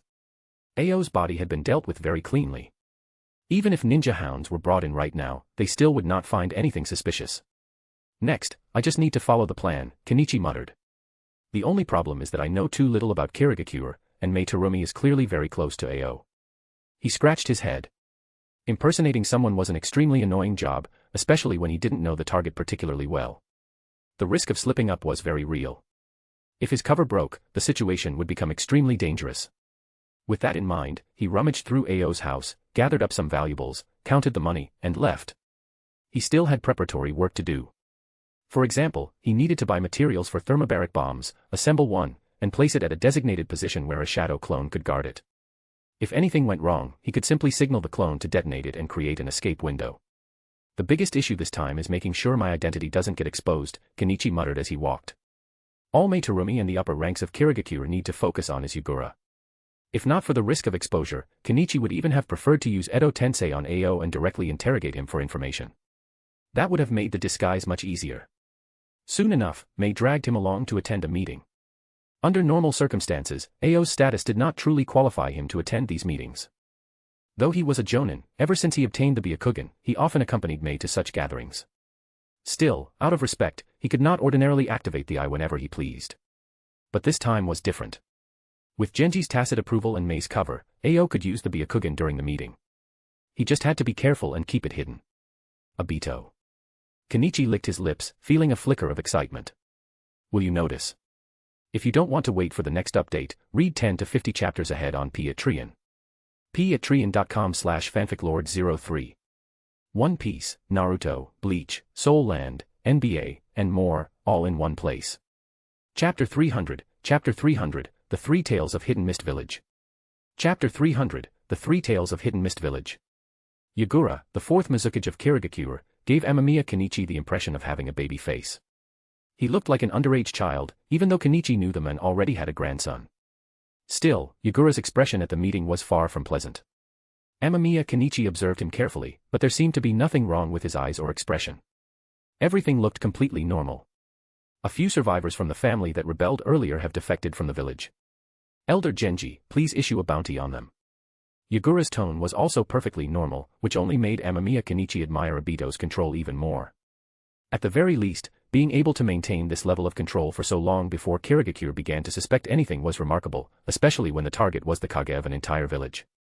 Yes, Mizuki-sama. However, regarding that family, there are still some. Genji nodded calmly. He said nothing more. Today was Mei Terumi's test, and he had already arranged his move. Mei Terumi glanced at Amamiya Kenichi, and he gave a faint nod in return. He understood what she meant. It was his turn to act. However, due to Ao's status, Amamiya Kenichi could only sit behind Mei Terumi while playing his role. And in this meeting, Mei Terumi happened to be seated directly opposite Yugura, which meant Amamiya Kenichi, seated behind her, was also directly facing him. When Yugura swept his gaze across the room, he would naturally see him as well. If the Byakugan were activated, the changes would be obvious, and Yugura would notice at once. If Yugura noticed, then the problem would. Amamiya Kenichi paused. Then so what if Yugura noticed? Would it affect him? No.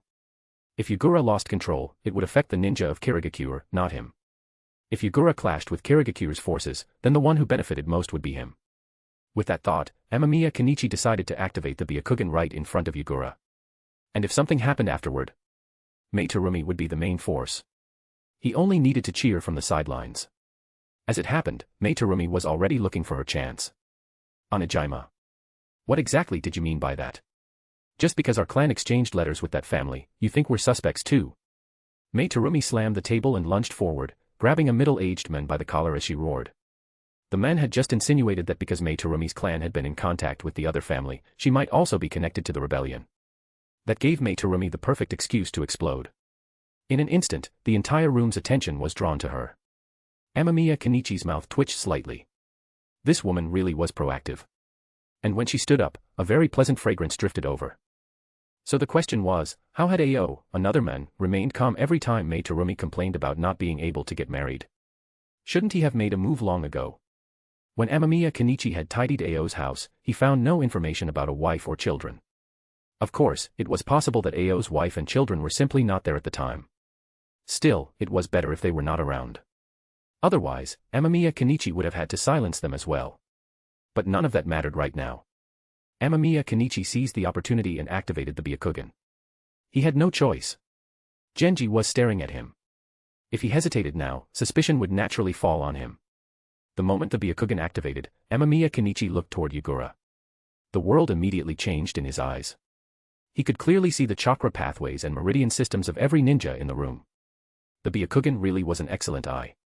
With it, most concealment and ambushes became meaningless. No wonder nearly every Hyuga sent onto the battlefield was from the branch family. An eye like this was too tempting. As expected. The moment Amamiya Kenichi looked closely at Yugura, he saw a strange lump of chakra within his brain. That had to be Obito's method of controlling him. Kenichi then deactivated the Byakugan and moved to break up the fight. He wanted to tell Genji directly, but he could not. Mei Terumi was the one who had informed him about the plan, and she had never mentioned Genji openly. Naturally, he had to continue pretending not to know anything. Enough. Stop making a scene. Mizuki-sama is watching. Amamiya Kenichi grabbed Mei Terumi's hand. Her body stiffened for a moment, but she quickly regained control. She gave a cold snort and returned to her seat. Soon after, Elder Genji excused himself under the pretense of retrieving documents and left the Mizuki building. Amamiya Kenichi licked his lips excitedly. It seemed Genji had already received Mei Terumi's signal. So the thrilling power struggle was finally about to begin. When did you start suspecting me? The instant Genji pushed open the door, Yugura suddenly rose to his feet. He picked up his weapon and looked at Genji and Mei Terumi with a blank expression. Mizuki-sama, this. Genji's pupils contracted. Had he been discovered? That should have been impossible. He had checked earlier. Ao had only activated the Byakugan at the exact moment Yugura's attention was elsewhere, and only for a single glance before turning it off. There should have been no way for Yugura to notice. You fools. Did you really think I wouldn't know? Yugura said coldly. The next moment, several Kirigakure jonin rushed in from outside, and Mei Terumi also lunged forward without hesitation, clearly intending to subdue Yugura before he could fully react. But once Yugura was already under Obito's control, they had lost the initiative. Yugura instantly evaded the attacking ninja, and a sinister chakra presence burst from his body. Amamiya Kenichi's pupils narrowed. That feeling was all too familiar. Wasn't this the prelude to a tailed beast transformation? Amamiya Kenichi immediately withdrew from the Mizukage building. Almost the instant he left, the building exploded apart, and an enormous turtle-like beast emerged from within. It's the Three Tails. Amamiya Kenichi licked his lips. Logically, a perfect Jinchuriki shouldn't fall under Genjutsu. But clearly, Mangeko Sharingan Genjutsu is on a different level from ordinary illusions. In the original setting, a perfect Jinchuriki should have been immune to Genjutsu through the assistance of their tailed beast. But Yagura, as the perfect Jinchuriki of the Three Tails, had still been controlled by Obito, and controlled almost perfectly at that. The fourth Mizukage Yagura is under someone's control. Kirigakure Ninja, move immediately and assist. Mei Terumi's powerful voice rang through the dust and smoke. Then she jumped directly in front of Amamiya Kenichi and grabbed his shoulders. Ayo. Kirigakure needs your Byakugan now. Tell me what abnormality you saw in the fourth Mizukage. Mei Terumi's expression was grave as she gripped his shoulders tightly. Amamiya Kenichi looked at her for a moment, then suddenly began to laugh. His laughter immediately darkened Mei Terumi's face. Mei Terumi, when did you realize I wasn't AO? Amamiya Kenichi wiped the tears from the corners of his eyes and smiled at her. Mei Terumi's expression turned ice cold. She stared at him with guarded, dangerous eyes. At the same time, her fingers tightened, and the obscure chakra gathered in her hands became even denser, as if it might erupt on his shoulders in the next instant. Just now, Mei Terumi said coldly. If you were really AO, you wouldn't have grabbed my hand. Amamiya Kenichi understood at once. So that was the problem. He had exposed himself the moment he grabbed Mei Terumi's hand earlier. He truly had not expected that AO wouldn't even make physical contact with her in a situation like that. Miss Mei Terumi, we'll meet again. At that moment, another Amamiya Kenichi stepped out from the side. Mei Terumi glanced at him. She couldn't identify him, since he was wearing a mask, but she clearly understood that this one might only be a shadow clone. Still, to prevent any accidents, Mei Terumi activated her ninjutsu without hesitation. In the next second, the AO before her dissolved into a puff of white mist, and a mask fell to the ground. You bastard. Mei Terumi glared furiously at Amamiya Kenichi. AO was her friend. And AO was the only ninja in Kirigakure who possessed the Byakugan. See you again. Amamiya Kenichi gave a smug smile as he glanced toward Yagura, who was already roaring and attacking Kirigakure's ninja, then turned and left without hesitation. Although Mei Terumi desperately wanted to chase after him and beat him senseless, the most urgent issue for Kirigakure now was the Three Tails transformed Yagura. He had to be suppressed. Otherwise, the entire village would be destroyed. So Mei Terumi gritted her teeth and forced herself to abandon the pursuit, turning back to help deal with the fully transformed Yagura. Amamiya Kenichi had no intention of getting involved in that. Although he had briefly considered collecting some chakra from the Three Tails, the chakra of the Three Tails was naturally less valuable than Kurama's. Besides, if he went back now, he worried Mei Terumi would go completely mad and come after him personally, which would only create more trouble. And there was also a high chance Obito was somewhere nearby. Keeping some distance was simply the better choice. Who are you? Just as Amamiya Kenichi was leaving Kirigakure, he noticed a man standing ahead of him. The man leaned against a tree trunk and held a very distinctive weapon in one hand. Amamiya Kenichi's eyes narrowed. That face, that weapon. As the man stepped forward, Kenichi saw him clearly. With that unique facial structure and the unmistakable blade, Amamiya Kenichi immediately recognized him. Kisame Hoshigaki. A man whose name had once been misread as Gonpei Kisame by some people, probably because certain characters looked similar. But what most people remembered was his strength. Kisame was known as the tailed beast without a tail, a man with astonishing chakra reserves. You're from Akatsuki. Amamiya Kenichi smiled. He had already noticed the Akatsuki robe on Kisame's body. That proved Kisame had already joined the organization by this point. You too. Kisame looked genuinely surprised. He had defected from Kirigakure some time ago and joined Akatsuki under Uchiha Madara's command. He had only returned now to retrieve something and gather some information. Unexpectedly, he had personally witnessed the Three Tails' appearance, and then run into this masked man. Yes. Amamiya Kenichi took out his ring and put it on. Kisame looked at the familiar ring and the jade engraved upon it, finally confirming that the man before him truly was an Akatsuki member, just like him. Were you the one behind the Three Tails incident? Kisame asked, now clearly interested. That was a tailed beast, the kind of monster everyone avoided if they could. Yet the man in front of him might very well be the one who had caused all of it. Mission details. Don't ask. Amamiya Kenichi shrugged, refusing to answer directly. Although he knew Kisame well enough from memory, he had no real desire to get to know him better. If anything, he was more interested in Samahata. That sword could be useful for research. Its material composition might even help Amato improve chakra metal further. TCH. Kisame snorted, but didn't push the matter. Instead, taking advantage of the chaos inside Kirigakure, he jumped straight back into the village. Amamiya Kenichi turned to watch him. What was Kisame going back in for? Originally, Kenichi had assumed Kisame was just another potential enemy. He had not expected Kisame to have already joined Akatsuki. To be honest, Amamiya Kenichi himself wasn't entirely clear on the exact process by which Kisame had joined the organization. By the time Kenichi's airship rose into the sky, Kirigakure below had already fallen into complete chaos. From high above, he could clearly see the gigantic body of the three tails. The ninja fighting around it looked like tiny black ants. Monsters really are huge, Kenichi muttered, licking his lips. But if enough ants unite and refuse to fear death, even a monster can end up becoming their food. The scene reminded him of nature documentaries from his previous life, where ants swarmed centipedes. The centipedes were enormous, the ants tiny, but in the end, the centipedes still became food. The relationship between tailed beasts and ninja was much the same. Forget it. None of this has anything to do with me. Amamiya Kenichi yawned and shook his head. I still need to get back and continue my experiments. So he piloted the airship away from the land of water and headed toward the land of rice fields.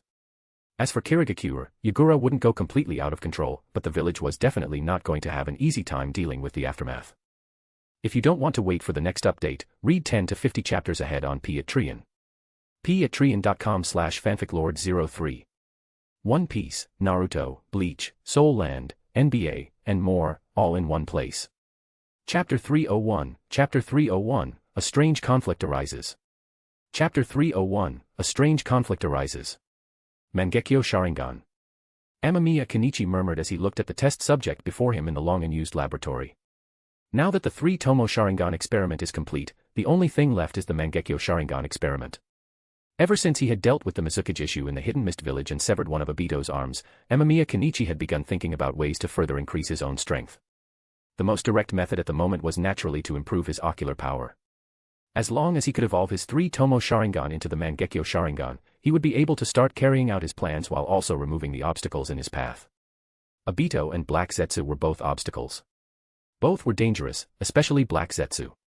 That half-finished product born from Otsutsuki Kagaya only ever thought about causing trouble and finding a way to rescue his mother. Strictly speaking, that in itself was not a problem. Amamiya Kenichi could even understand it. The real issue was that Black Zetsu stood in his way. Unless Amamiya Kenichi found another means of releasing Otsutsuki Kagaya, the two of them were destined to be absolute enemies, with no room for reconciliation. Still, even if I have some ideas, the biggest problem is Kagaya herself. Amamiya Kenichi rubbed his eyes, easing the strain from earlier. Unless one possessed overwhelming power capable of suppressing Otsutsuki Kagaya head-on, releasing her would be utterly impossible. And even if she were released, that would only create an even bigger problem. After all, Otsutsuki Kagaya was a woman with strong will and autonomy, not some puppet that could be casually controlled. Of course, Amamiya Kenichi had entertained some fairly outrageous thoughts before. For example, after being alone for so many years, wouldn't Kagaya have built up certain urges? If he could conquer her physically and make her his woman, wouldn't that make him the father of the Sage of Six Paths, and of Black Zetsu too? That line of thinking actually had some basis to it. After all, when faced with Naruto's reverse harem jutsu, Kagaya had clearly frozen for a moment. That alone suggested that something had stirred in her heart, even if it might simply have been bewilderment at such a bizarre technique. Still, those thoughts were better left to imagination. Because even if he wanted to conquer Kagaya physically, he would first need the power to pin her down. And that kind of plot only really worked in hentai. So Black Zetsu has to die. Amamiya Kenichi patted the experimental subject in front of him. The subject slowly opened his eyes, and at that moment, Amamiya Kenichi clearly saw the 3 tomoe Sharingan in them. The experiment had succeeded. Through mental stimulation, it is possible to successfully induce the subject's Sharingan to evolve. It has currently reached the 3 tomoe stage. The next step is to test the Mangekyo Sharingan. Amamiya Kenichi looked at the dazed subject and calmly recorded the results in his notebook. Just as he had expected, the evolution of the Sharingan really was tied to intense emotional stimulation. Once a Uchiha received sufficiently powerful emotional shock, a very special fluid would be secreted in the brain. And that fluid came from the amygdala. Still, he had no intention of proceeding with the Mangekyo Sharingan experiment yet, because that experiment was extremely dangerous. Not dangerous for the test subject. Dangerous for him. After all, the awakening of the Mangekyo Sharingan depended entirely on the user's thoughts at the time of awakening. What if the subject awakened some troublesome ocular ability and immediately slipped free of his control? Wouldn't that just be asking for trouble? Because of that, Amamiya Kenichi had no intention of carelessly stimulating the Mangekyo in his experimental subjects. He needed to place them fully under control first. Only then could he begin with confidence. "You're awake?" Amamiya Kenichi asked as the subject touched his own eyes, clearly sensing something had changed. "How do you feel?" The subject did not answer at once. Instead, he suddenly turned and looked at Amamiya Kenichi, the three tomoe in his eyes spinning rapidly. Amamiya Kenichi let out a cold laugh. At the same time, the three tomoe in his own eyes began spinning as well, easily neutralizing the other's genjutsu. In the next instant, he took control of the subject completely. This subject was the ninja he had brought back after dealing with Kurenai earlier. Yayoi Yumi. Still, the fact that Yumi had tried to attack him was entirely within Amamiya Kenichi's expectations. After all, after Yumi awakened the 1 tomoe and 2 tomoe stages, Amamiya Kenichi had already taught him some basic methods of using the Sharingan, just to test whether the eyes function normally. He simply had not expected this idiot to immediately try using it against him. But that was fine. Amamiya Kenichi was willing to forgive him, because this was still a valuable test subject. Yayoi Yumi, who had now successfully awakened the 3 tomoe Sharingan, was exactly the sort of subject Kenichi needed for the parasite experiments involving the mother worm. The other test subject, who had only reached the 2 tomoe stage, also needed to be implanted with parasites so he could observe whether the parasites would remain stable even as the Sharingan evolved further. Compared to killing him outright, Amamiya Kenichi felt that forcing someone to serve him loyally while remaining unwilling inside was a far more effective form of torment. Besides, as the first successful subject to awaken the 3 tomoe Sharingan, Yayoi Yumi still had great value. Amamiya Kenichi needed him to observe whether any side effects or flaws would appear so he could refine the protocol further. Naturally, that meant he would not kill him so casually. Then the next step is the land of snow. Amamiya Kenichi licked his lips. Judging by the mother worm's breeding cycle, there should be enough time by now for it to produce the next generation of parasites. With that, he locked Yayoi Yumi back in the cave and left. Before departing, however, he still needed to make some preparations. As soon as he stepped out of the laboratory, intending to find his teacher, Amamiya Kenichi caught sight of a familiar figure in the distance. It was a female ninja, leaning against the trunk of a tree on a branch, quietly gazing into the distance. The breeze stirred her beautiful hair. Anko. Amamiya Kenichi blinked in surprise. Wasn't that his bold and spirited junior, Anko Mitarashi? Still, Anko looked a little different now. She seemed more mature. "Oh, Senior Amamiya." Anko had also heard his voice. She turned around and flashed him a bright, pure smile. "Done with your mission?" Amamiya Kenichi raised an eyebrow. It was rare to see Anko here. In fact, ever since his teacher had assigned her to long-term missions, he had hardly seen her at all. "Yes, Senior. I came back today for a physical examination under Sensei's orders," Anko said with a grin. When she smiled, she still looked exactly the same as before. She was completely unlike the quietly melancholic female ninja he had just seen a moment ago. Amamiya Kenichi chuckled and casually ruffled her hair. This girl had been out for a long time, and thinking about it carefully, he really had not paid much attention to his junior recently. That thought made him pause. He immediately thought of the things he was currently researching, gene programming and Sharingan stimulation. Although the process was painful, the final result was still the 3 tomoe Sharingan, and more importantly, one that could be activated and deactivated freely. That was a massive enhancement to any ninja's combat power. Eyes were one of the most absurdly powerful things in Naruto. Otherwise, why would people joke that the series was really a Legend of Eyes? It was because those eyes were just too outrageous. Even someone as powerful as Naruto at the end of the story would not have been able to handle Otsutsuki Kagaya alone. Without Obito's eyes, even moving between dimensions to attack her would have been a nightmare. Not to mention the absurd abilities of the Mangekyo Sharingan and the Rinnegan. It could be said that even an ordinary Jonin, if given those eyes, could unleash terrifying power. "Did you run into any trouble on your mission?" Amamiya Kenichi asked. Although he already had an idea, Anko was still his junior, so he wanted to be careful. No. Anko paused, then smiled and shook her head. "Sensei only gave me missions within my ability." Amamiya Kenichi said nothing. Instead, he took out a scroll and tossed it to her. Anko caught it blankly, clearly not knowing what was inside. "This sealing scroll contains an average strength Jonin," Amamiya Kenichi said. "If you run into a troublesome enemy, release him and stick a kunai into his head." Inside the scroll was AO. Or rather, half-finished AO. He could be summoned out at any time to fight. Though he no longer had the Byakugan, his own ability was still decent. Otherwise, he would never have been able to stay by Mei Terumi's side. Edo Tensei. Anko blinked, then smiled warmly. I understand. Thank you, senior. Amamiya Kenichi glanced at her. For some reason, he always felt that Anko seemed to be hiding something in her heart, but if she did not want to say it, he could hardly force the issue. So he could only leave it there for now. Before going, however, he still told her to come find him more often once some time had passed. As long as Yayoi Yumi's body showed no abnormalities, then this line of experimentation could be carried out on Anko as well. At the same time, Amamiya Kenichi planned to use this period to conduct more repeated trials, test the failure rate thoroughly, and eliminate as many risks as possible before involving his junior.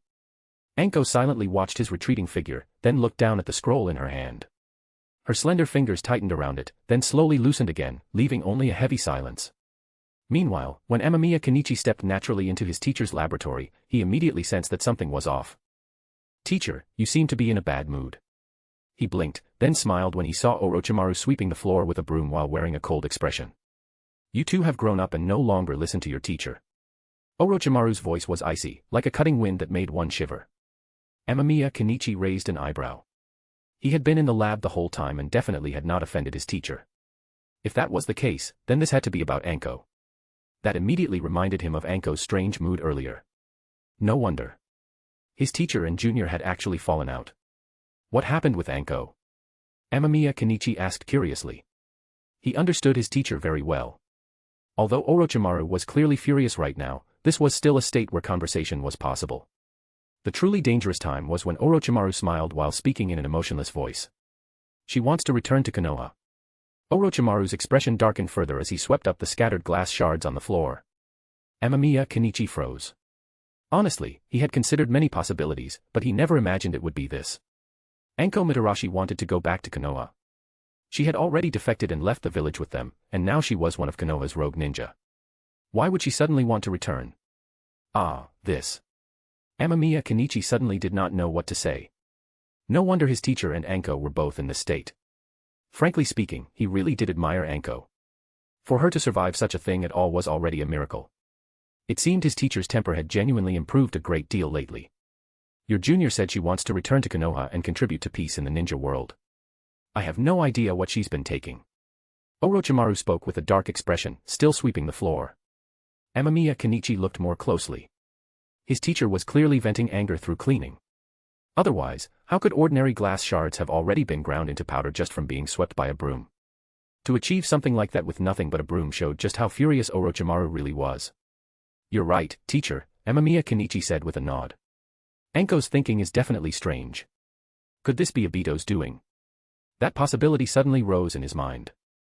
After hesitating for a moment, Amamiya Kenichi decided to go find Anko and check her directly with the Byakugan to see whether she had been placed under some form of control. When it came to observing abnormalities like that, the Byakugan had an overwhelming advantage. The Sharingan was not nearly as convenient, while the Byakugan could see everything far more clearly.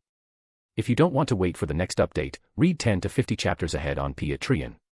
patreon.com/fanficlord03.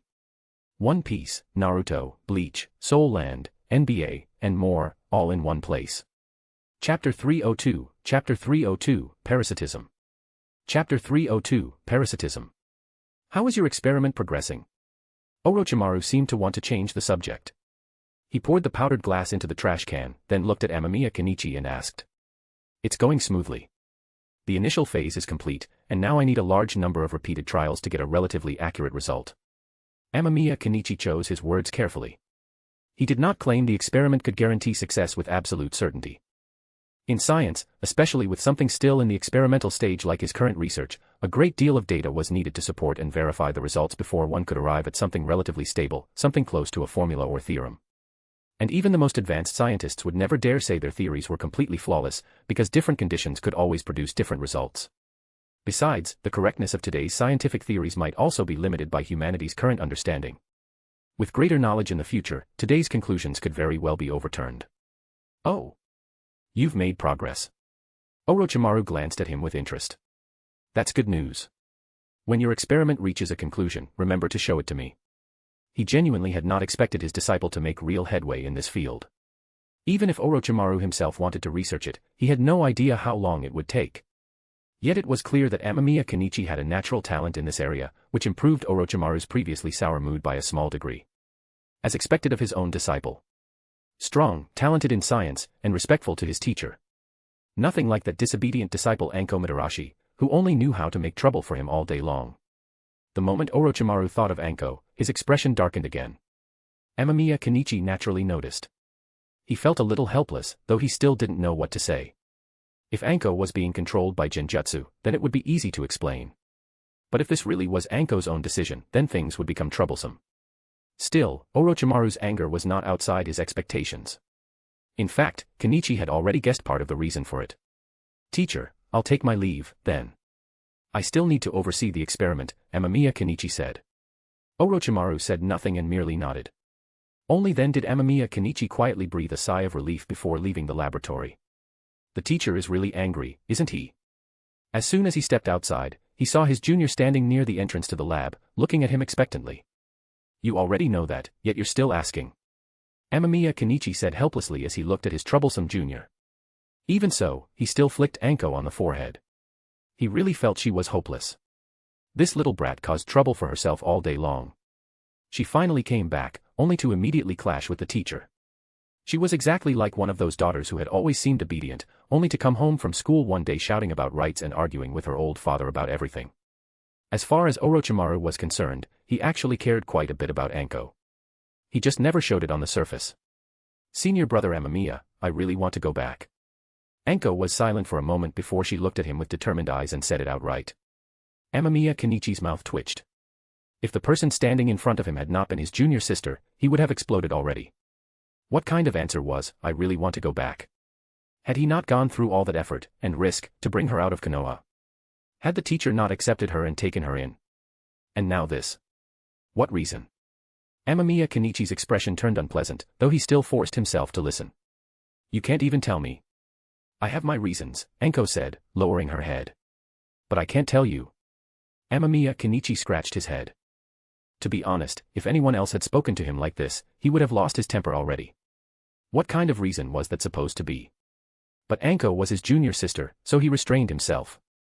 Still, it was obvious that trying to reason with her normally was not going to work. In that case. "Anko!" Amamiya Kenichi barked. Startled, Anko instinctively looked up, only to meet the rapidly rotating tomoe in his eyes. The next second, Anko collapsed. Amamiya Kenichi expressionlessly caught his junior and carried her into his laboratory. He intended to examine her immediately and determine whether some kind of genjutsu had really been placed on her. Yet after activating the Byakugan, he discovered that Anko's entire body was normal. There was no unusual chakra in her brain. In other words, she was completely normal. Of course, with the Byakugan active, Kenichi also saw some subtler details. And once he took a closer look, he did notice that while there was nothing abnormal about her condition, something else was off. Her chakra volume has increased a great deal. Amamiya Kenichi casually wrote it down. That was a habit he had developed while experimenting. It had become almost instinctive now. Still, that raised another question. Why had Anko's chakra increased so much? A ninja's chakra did indeed grow over time. But that growth was not endless or random.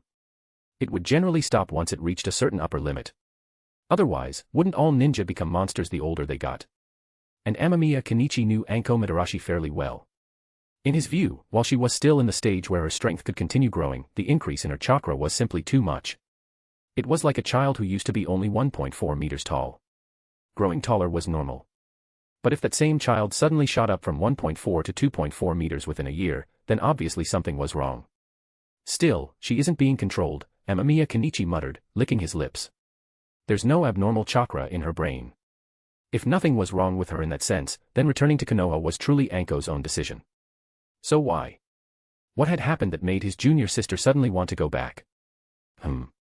Just as he was about to deactivate the Byakugan, Amamiya Kenichi noticed something else. There was something caught in the seam of Anko's clothing. He carefully took it out. It was a grain of sand. A very ordinary-looking grain of sand. Sand. Amamiya Kenichi frowned. Anko was actually a very clean and tidy person.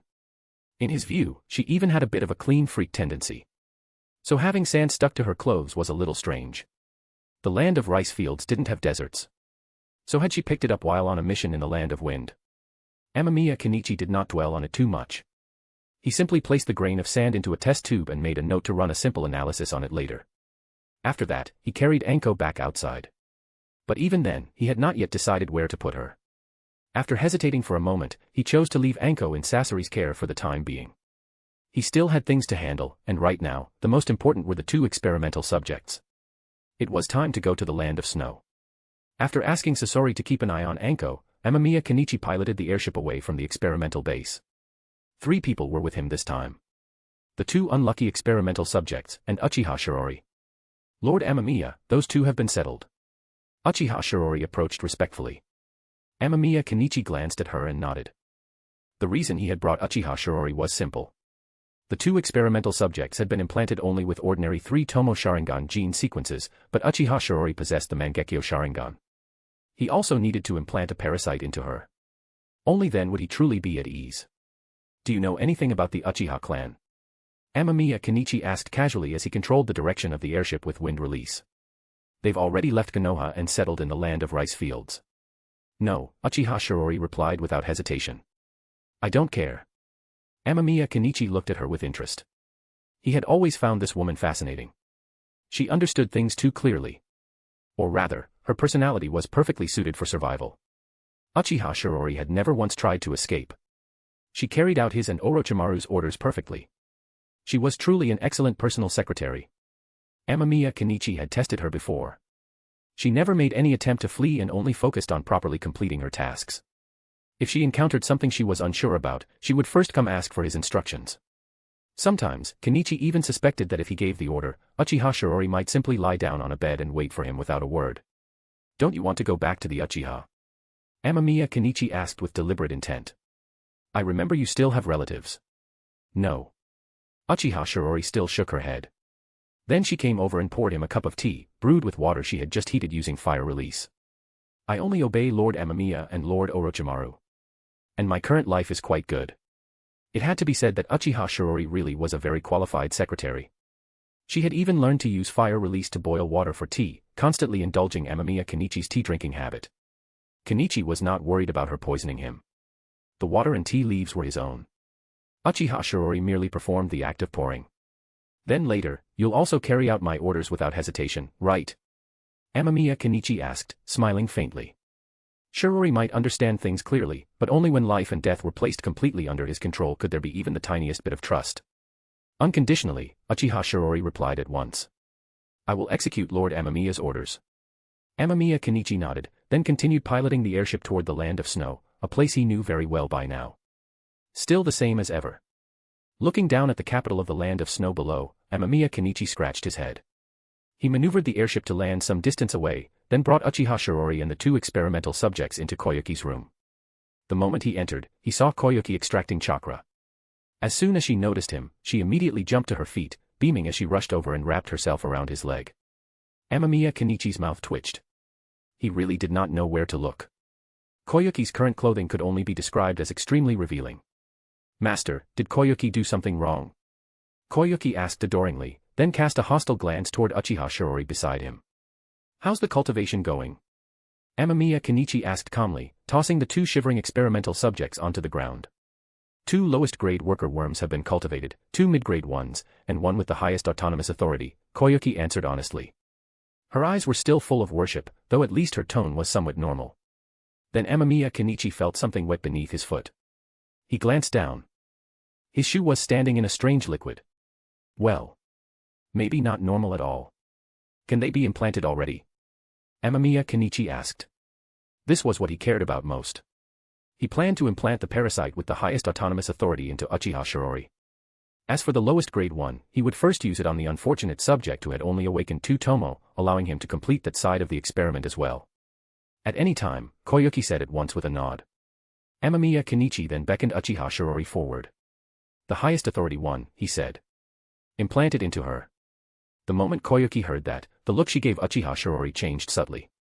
Yes, master. Koyuki smiled. But she'll need to open her mouth on her own. That way, the pain will be reduced a great deal. Uchiha Shirori did so without the slightest hesitation. Immediately, Amamiya Kenichi saw something like an earthworm crawl out from Koyuki's fingertip and wriggle into Uchiha Shirori's mouth. Throughout the process, Uchiha Shiori's expression did not change in the slightest.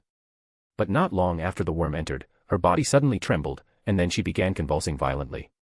If you don't want to wait for the next update, read 10 to 50 chapters ahead on Patreon. Patreon.com/fanficlord03. One Piece, Naruto, Bleach, Soul Land, NBA, and more, all in one place. Chapter 303. Chapter 303, The Byakugan truly lives up to its name as one of the two great dojutsu. Chapter 303, The Byakugan truly lives up to its name as one of the two great dojutsu. Amamiya Kenichi glanced at Koyuki, who was watching Uchiha Shiori's twitching body with an indifferent expression. Her face showed almost no emotion, as if this kind of violent convulsion was perfectly normal to her. He took out an experimental logbook and began recording Uchiha Shiori's condition. After all, this was an extremely valuable first parasitic experiment, and understanding the entire process would be very helpful for his future plans. So this is how the parasites work. Amamiya Kenichi touched his own eyes. He was still using the Byakugan, so he could clearly see where the parasite was burrowing through Uchiha Shiori's body, and more importantly, he could also see why her pain was so intense. The parasite was moving straight toward her spine and brain, forcing its way deeper and deeper. Whenever it encountered flesh and blood, it devoured them directly. That kind of pain was naturally unbearable. Master, the subparasite enters the host's brain and spine, then uses them to control the host's actions and influence the host's thoughts, Koyuki said respectfully. The affection and adoration in her eyes were completely undisguised. Amamiya Kenichi nodded. The brain and spine were indeed among the most critical parts of the human body. If one wanted to control a person's thoughts and actions, there was Northwest better place to start. He glanced at the instrument beside him. Uchiha Shiori's physical data was changing constantly. Her heart rate had soared into severe tachycardia, yet the readings showed no dangerous symptoms related to it. Even her brainwave patterns had become abnormal. Will their autonomy still remain intact at the highest level? Amamiya Kenichi asked again. Uchiha Shiori was an excellent servant. As his chief secretary, she handled many cumbersome but non-essential matters for him. If she turned into an idiot, that would become troublesome. Yes, master. Unless you issue a command, the host will not show any abnormalities, Koyuki replied. The moment she noticed how much importance Amamiya Kenichi attached to this woman, she felt a faint trace of jealousy, though that emotion belonged only to her own personality and not to the mother parasite itself. As a member of the insect race, the mother parasite did not understand jealousy. It only understood how to perfectly carry out every order Amamiya Kenichi gave it. That's good. Amamiya Kenichi nodded. Although the parasitic process was painful, it would make future control much easier. Moreover, the parasites themselves could assist a ninja's cultivation. For power-hungry ninja, that was an enormous temptation, and Amamiya Kenichi understood that very well. Just look at his teacher's old friend. For power, that man had directly betrayed his village and thrown himself into human experimentation early on, becoming one of Orochimaru's fellow researchers. And what about all those ninja obsessed with strength? Would they reject parasites? No. They would only think about how to reverse the situation, seize control of the parasite instead, and perhaps even fantasize about killing him and turning this power into their own. There had never been a shortage of arrogant people among ninja. Everyone thought others were ants and only they themselves stood at the summit, right up until they met someone truly strong and were beaten so badly they finally understood that there were always greater people beyond them. Just look at those three idiots from Otogekure in the original Chunin exams. They acted as if they were invincible when they first appeared, only to be taught a very fast lesson. Is it possible for the subparasite to be influenced in reverse? Amamiya Kenichi asked as he looked at Uchiha Shiori, whose body was gradually calming down. No, master. Once the parasitism succeeds, the subparasite settles in the brain. If the host resists too strongly, it can tear the host's brain and spine apart at any moment, the mother parasite answered with confidence. Amamiya Kenichi thought the same way. If the parasite had been that weak, then the Sage of Six Paths probably would not have needed to wipe it out so thoroughly. After all, that was the Sage of Six Paths, a being who possessed the Rinnegan. His eyes were infinitely stronger than any Mangeko Sharingan. If even the sage had found this creature troublesome, ordinary people obviously would not have much chance against it. Of course, if some exceptionally gifted person truly managed to break free, Amamiya Kenichi could always recruit them and have them work for him instead. And if they refused, then he would have no problem killing them directly. How is the land of snow doing lately? Amamiya Kenichi casually asked about the country. Although the land of snow was not particularly strong and its ninja forces were mediocre, its greatest advantage was its remote location overseas. Very few people cared about it. That made it a perfect place to cultivate a ninja army, or rather, to cultivate his own military force. Even though Amamiya Kenichi knew that overwhelming strength could make numerical differences meaningless, killing people and ruling a place were still two entirely different matters. Uchiha Madara was strong, yes. But if he truly wanted to unify the 5 great nations, he would still need countless people to help him administer them. Unless Madara created an army of clones to handle every city and every province himself, which was absurd. The ninja world had too many settlements and too many countries. That kind of management work alone would exhaust anyone. That was precisely why Madara turned to the infinite Tsukuyomi, throwing everyone into a genjutsu dream instead. Unfortunately, he never understood what the infinite Tsukuyomi really was, which was why he ended up suffering such a miserable fate. Master, the land of snow remains very stable, Koyuki answered as she rubbed her head affectionately against Amamiya Kenichi's hand. Some ninja and a few families tried to rebel before, but I already suppressed them. Has the ninja school system been implemented yet? Amamiya Kenichi asked. This was what he actually cared about. Although, after his experiment succeeded, he would eventually be able to mass-produce Uchiha within the land of snow by taking enough time, it was still better to have as many people with natural ninja talent as possible. And ninja academies were necessary. Once they existed, anyone who became a ninja would have a proper place to study ninjutsu and steadily improve their strength. It has already been implemented, Master, Koyuki said, sounding slightly embarrassed. But in the land of snow, there are still too few people who can become ninja. I'll solve that problem, Amamiya Kenichi said calmly. What he needed now was a large-scale experiment to verify whether his research had truly succeeded. He also needed to calculate the failure rate and a host of other variables, all of which required a sufficiently large population base. And even though the land of snow was vast and sparsely populated, it was still an entire country. There would be no shortage of people for experimentation. Master really is amazing, Koyuki said, her face flushed red. Amamiya Kenichi's mouth twitched. Even though he knew that behavior was influenced by the mother parasite, it was still not easy to endure. He was, after all, still a normal man. Fortunately, Uchiha Shirori woke up at that moment, and Amamiya Kenichi's scientific curiosity instantly took over his mind.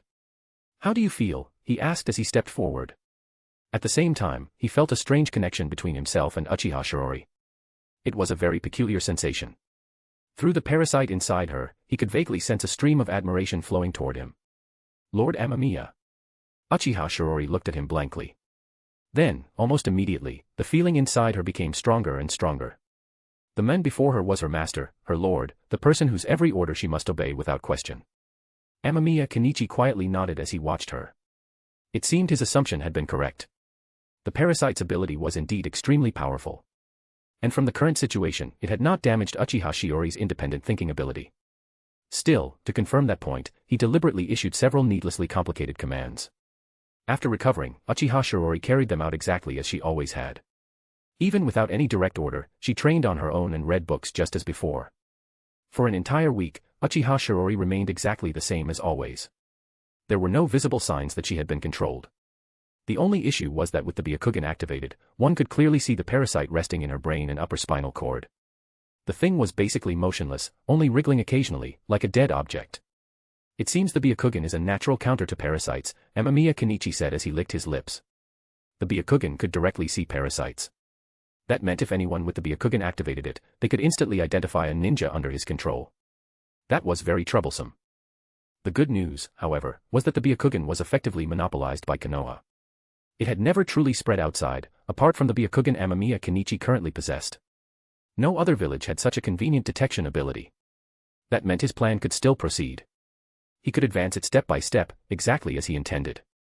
First the land of snow, then the land of water and Kirigakure, then Iwagakure, Tsunade, Kumogakure, and finally Konoha.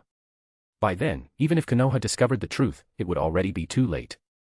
Once half the people in the world were parasites, those who were not would become the true anomalies. Then it's time to begin the experiments on the other 2 test subjects, Amamiya Kenichi said. He called Koyuki over, then instructed Uchiha Shirori to bring in the 2 subjects, and began the second round of parasitic experiments. This time, he used 1 low-grade parasite and 1 mid-grade parasite. The most obvious difference between them was their size. The high-grade parasite with the highest autonomy was the longest. The mid-grade one was shorter, and the low-grade one was shorter still. The distinction was surprisingly primitive.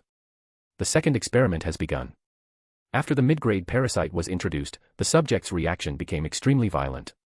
Heart rate accelerated drastically, and the pain response was even more severe. It appears the parasite's rank also affects the pain level during parasitism. Amamiya Kenichi looked at Yayoi Yoshimi, who had already lost bladder control, then glanced sideways at Koyuki. "Koyuki, is the parasitic process always this painful?" he asked. He was genuinely concerned. It could not be that every time someone was parasitized, they lost control of their bladder, right? That would be disgusting. "No, master. This method is simply faster," Fuka Koyuki answered honestly. "If the eggs are injected directly into the bloodstream, the process causes no pain at all." Amamiya Kenichi's mouth twitched. Good grief. So these two had suffered for nothing. "How long does it take if the eggs are injected?" Amamiya Kenichi asked. He had already seen enough of parasites burrowing into flesh. Once was enough. But because this was a mid-grade parasite, he still had to watch carefully. After observing for a bit longer, he understood the difference. The high-grade parasite burrowed in very quickly. The mid-grade one was noticeably slower. That meant the low-grade parasite would be even slower, and therefore far more painful. There was nothing strange about that. In general, 3 days, Fuka Koyuki answered. Amamiya Kenichi pondered for a moment. 3 days was not too long. In fact, it was within a range he found perfectly acceptable. But this was an experiment. He was not going to sit around waiting 3 days just to watch it happen slowly. So these two unlucky test subjects would just have to suffer a little more. Uchiha Shirori, standing beside him, remained expressionless as she watched the subjects struggle below. But for some reason, a rare blush appeared on her face, as though she had suddenly recalled something. "Lord Amamiya," Uchiha Shirori said hesitantly. "That day, when I—" "No," Amamiya Kenichi answered casually. "You only twitched a few times." Then he glanced at her in surprise. He had not expected Uchiha Shirori to care about something like that. But then again, she was still a girl. Amamiya Kenichi smiled faintly but said nothing more. He simply waited for Yoshimi Yayoi to calm down, then swapped in the other test subject and began the low-grade parasite implantation. This time, however, the scene was even more disgusting. Amamiya Kenichi instinctively covered his nose. Then he had Koyuki call in a maid to clean the place, and only after using wind release to blow away the overwhelming stench could the room be considered bearable again. Mid-grade subject parasitism time, 3 minutes. Low-grade subject parasitism time, 5 minutes. Amamiya Kenichi silently wrote the figures down as he watched the two subjects finally quiet down. It really was fast. There was no need to wait 3 days. But it was also extremely unsightly. It seemed that if he wanted to keep the land of snow from ending up covered in golden filth, then using parasite eggs by injection would still be the better method. So he assigned Koyuki the task of cultivating parasite eggs. Then, after that, he turned his attention to the next stage. It was time to begin the Sharingan experiment. If you don't want to wait for the next update, read 10 to 50 chapters ahead on Patreon. patreon.com/fanficlord03. One Piece, Naruto, Bleach, Soul Land, NBA, and more, all in one place. Chapter 304, Chapter 304, Can you imagine how crazy a world full of Uchiha would be? Chapter 304, Can you imagine how crazy a world full of Uchiha would be? The parasite eggs were one of the methods Amamiya Kenichi intended to use to help realize his dream, but they were not the only method. More importantly, whether these parasites could truly be put to use depended on another issue. Specifically, did the parasites have any resistance to dojutsu such as the Sharingan? After all, if the parasites could be controlled by Sharingan genjutsu, that would be nothing short of a joke. At that point, not only would he fail to use the parasites to control others, but the very creatures he painstakingly cultivated would instead become a gift to his enemies. Logically speaking, the Mangeko Sharingan can even control tailed beasts, so controlling parasites shouldn't be impossible, Amamiya Kenichi muttered, slicing open the experimental subject's skull while thinking through the problem. This question absolutely required experimental verification. He did not want all his efforts to go to waste, so tests like this were essential. Still, as he looked at the subject in front of him, Amamiya Kenichi decided to finish the matter at hand first. He would think about that issue only after the current experiment had been properly verified. The process from 2 tomoe to 3 tomoe is the same. It requires simultaneous stimulation of the amygdala, the cerebral cortex, and the Sharingan particles. Amamiya Kenichi carefully carried out the procedure while multitasking. He needed to trigger the subject's emotions while at the same time observing the parasite's condition. Fortunately, observing the parasite itself was simple. Amamiya Kenichi had already tested it on his own and discovered that he could directly communicate with the parasite, though only in very simple emotional terms. For example, hunger. Or reverence.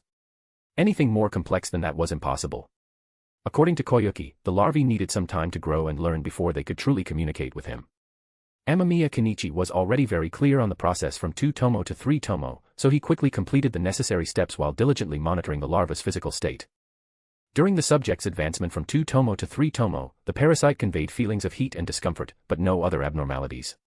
The special power secreted during Sharingan evolution did not affect the parasite. After the subject successfully advanced, the parasite's physical condition remained stable, its emotional feedback showed no abnormalities, and everything remained normal. 3 tomoe successfully activated. Next step, test obedience. Amamiya Kenichi looked at the awakened ninja and smiled. He vaguely remembered that this was one of the ninja he had taken from Kurenai earlier, though he could no longer recall the man's name. To him, the subject was merely an experimental specimen. The one he remembered more clearly was another ninja named Yayoi. That one was the first person to successfully awaken the 3 tomoe Sharingan, and he also carried a mid-level parasite within his body. "You're awake?" Amamiya Kenichi asked. The experimental subject had clearly realized what had happened to him and was glaring at Amamiya Kenichi with naked hatred. But Amamiya Kenichi also noticed that his emotions were fluctuating violently. One moment, hatred. The next, confusion. Then reverence. Then terror and rage. It seemed even low-level larvae could influence part of the host's thoughts, whereas the parasite queen could directly overwrite the host's body and mind with her own will, without any delay at all. Low-level parasite probably needed time to fully mature. "Kill yourself," Amamiya Kenichi ordered directly. To test the parasite's stability, death was undoubtedly the best method. Nothing else would be more convincing. Choices that violated human instinct were the most reliable proof. Humans were strange creatures. When afraid, they feared death more than anything. But when truly cornered by mortal danger, they would do anything to survive. At such moments, even losing a limb or eating filth became acceptable. Only death itself remained the ultimate terror. "You!" The subject roared, his face twisting with fury. He was clearly in an awful state of mind, but it was useless. Amamiya Kenichi calmly watched as the man picked up a surgical knife and plunged it into his own throat. Then, wearing an expression of absolute terror, the experimental subject decapitated himself in front of Amamiya Kenichi. Experimental subject number 1 has died. Verification complete. Low-level parasites can exert decisive control over 3 tomoe ninja, and can also be recovered. Amamiya Kenichi watched the wriggling parasite crawl out and smiled as he scooped it into his palm. The little parasite twisted gently in his hand, sending back a clear feeling of reverence. "This little thing is really absurdly powerful," Amamiya Kenichi said as he licked his lips. Now he finally understood why the Sage of Six Paths had chosen to eliminate these parasites. They really were terrifying. But were they invincible? Naturally not. Before entering a human body, parasites were extremely fragile. Forget Amamiya Kenichi. Even an ordinary person could probably crush this parasite underfoot. The eggs also had special preservation requirements, which made them far less convenient than they appeared. What a pity. Otherwise, if I just dumped these eggs into wells and water supplies, wouldn't I be able to parasitize people on a massive scale? Amamiya Kenichi muttered. Then he gathered some chakra and fed the little parasite. It was still very young, and its host had just been killed by his own hand. If he neglected it now, it really might die. "Shirori, bring in a genin," Amamiya Kenichi said without looking up. Uchiha Shirori, who had watched the entire process in silence, gave a calm nod and turned to leave. Amamiya Kenichi temporarily placed the fully fed parasite into a tray, then added another note to his logbook. Current experimental results show that advancement from 2 tomoe to 3 tomoe does not affect parasite survival. He glanced at the still unconscious Yayoi. The parasite inside him remained stable, but Amamiya Kenichi was not in a hurry to begin the next test. He planned to wait and see whether the parasite would still remain unaffected after living inside its host for a longer period of time. That way, he could test the parasite's long-term stability as well. Although Uchiha Shirori also had a parasite inside her, the one within her was a high-level parasite, so categorized testing was still necessary. Even low-level parasites needed their own independent trials. "This kid really is lucky," Amamiya Kenichi said as he looked at Yayoi. His luck really was decent. Amamiya Kenichi had remembered his name, and that alone was the reason he was still alive. Otherwise, he would have died in the laboratory long ago. "Lord Amamiya, here is the genin you requested." At that moment, Uchiha Shirori returned, bringing a trembling female ninja with her. Amamiya Kenichi merely glanced at her, then shoved the low-level parasite directly into her mouth. However, to avoid a repeat of the earlier scene and to keep his hard-earned temporary laboratory from being fouled again, Amamiya Kenichi used genjutsu first to control the female ninja. Even so, she still displayed severe pain and convulsed repeatedly as the parasite burrowed into her body. Amamiya Kenichi carefully recorded all of it. Uchiha Shirori watched silently, neither speaking nor moving, simply waiting for his next command. From the moment she had left Konoha, she had already understood something very clearly. The best possible outcome for her life was to continue following Amamiya Kenichi. Only then might she someday receive a dignified ending. "How did you find this genin?" Amamiya Kenichi asked casually. The parasitic process was dull and tedious, so out of boredom he started chatting with Uchiha Shirori. Koyuki could not be brought in for something like this. That woman, under the influence of the parasite queen, was perfectly normal in all other respects, except for the fact that she seemed to want to pounce on him and swallow him whole. Amamiya Kenichi wisely chose not to call her in. Otherwise, the floor would probably need mopping again, and that was too much trouble. "I went out and spoke with Lady Koyuki, and she brought her over," Uchiha Shirori replied almost immediately. "You never considered finding them yourself? You might have been able to save one or two people that way," Amamiya Kenichi asked with a faint chuckle. Even after spending quite some time with Uchiha Shirori, he still enjoyed testing other people's minds. That sort of observation and probing was interesting. It helped him understand human complexity a little better. Meaningless. Uchiha Shirori maintained her usual expression and shook her head. What was the point of saving one person? At best, it just meant someone else would be dragged in instead. If she listened to everyone cry about how miserable they were, she would accomplish nothing all day. She might as well just climb onto the operating table herself. "How did your family in Konoha describe you before?" Amamiya Kenichi asked, genuinely curious. He really wanted to know how someone with her personality had survived up to now. The social environment of the ninja world was relatively simple, but not truly simple. In many ways, it resembled anime society more than anything else, not a world ruled by passion, but one where people were expected to read the room. And in a society like that, loners rarely had easy lives. Unless they chose to live completely on their own, they usually did not fit in well. That was why he found Uchiha Shirori so interesting. Gloomy girl. Poker face.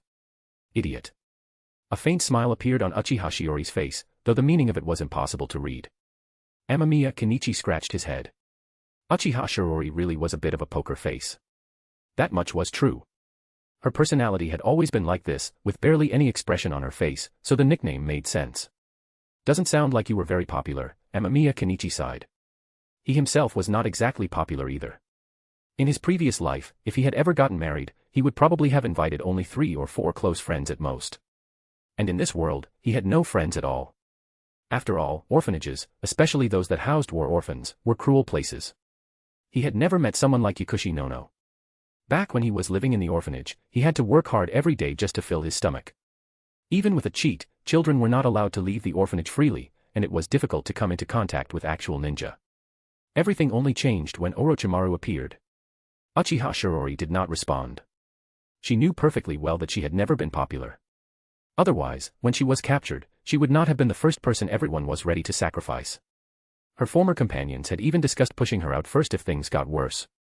That was why she had volunteered when Amamiya Kenichi asked for experimental subjects. She knew that if she did not step forward, others would simply push her out anyway. There was no real difference. By then, the female ninja on the table had also calmed down. Amamiya Kenichi checked her and found the parasite obediently settled in its preferred position. Satisfied, he instructed Uchiha Shirori to take the genin away. "So the next step is to wait," Amamiya Kenichi muttered as he sat in his chair. "But waiting is too boring. Maybe I can use this time to..." He sank into thought. When was scientific experimentation at its most tedious? Naturally, when one was waiting for results, especially in long-term experiments, such as agricultural trials or metal fatigue tests. And now, if he wanted to verify whether parasites would be affected over time by the Sharingan, then he needed to wait patiently. But looking at it this way, if I really implanted the Uchiha bloodline into everyone in the ninja world, wouldn't I just be creating a world full of lunatics? Amamiya Kenichi muttered as he considered the question. Question: how should one evaluate the second Hokage, Tobirama? Answer: full of love. Even though Tobirama had many opinions about the Uchiha clan, Amamiya Kenichi actually agreed with most of his assessment. The existence of Sharingan particles did affect Uchiha emotionally to some extent, making them far more emotionally volatile than ordinary people. To put it simply, they were overly emotional. And emotional people were indeed troublesome, especially those who could not restrain themselves once their emotions surged. Such people were very dangerous and extremely prone to impulsive crimes.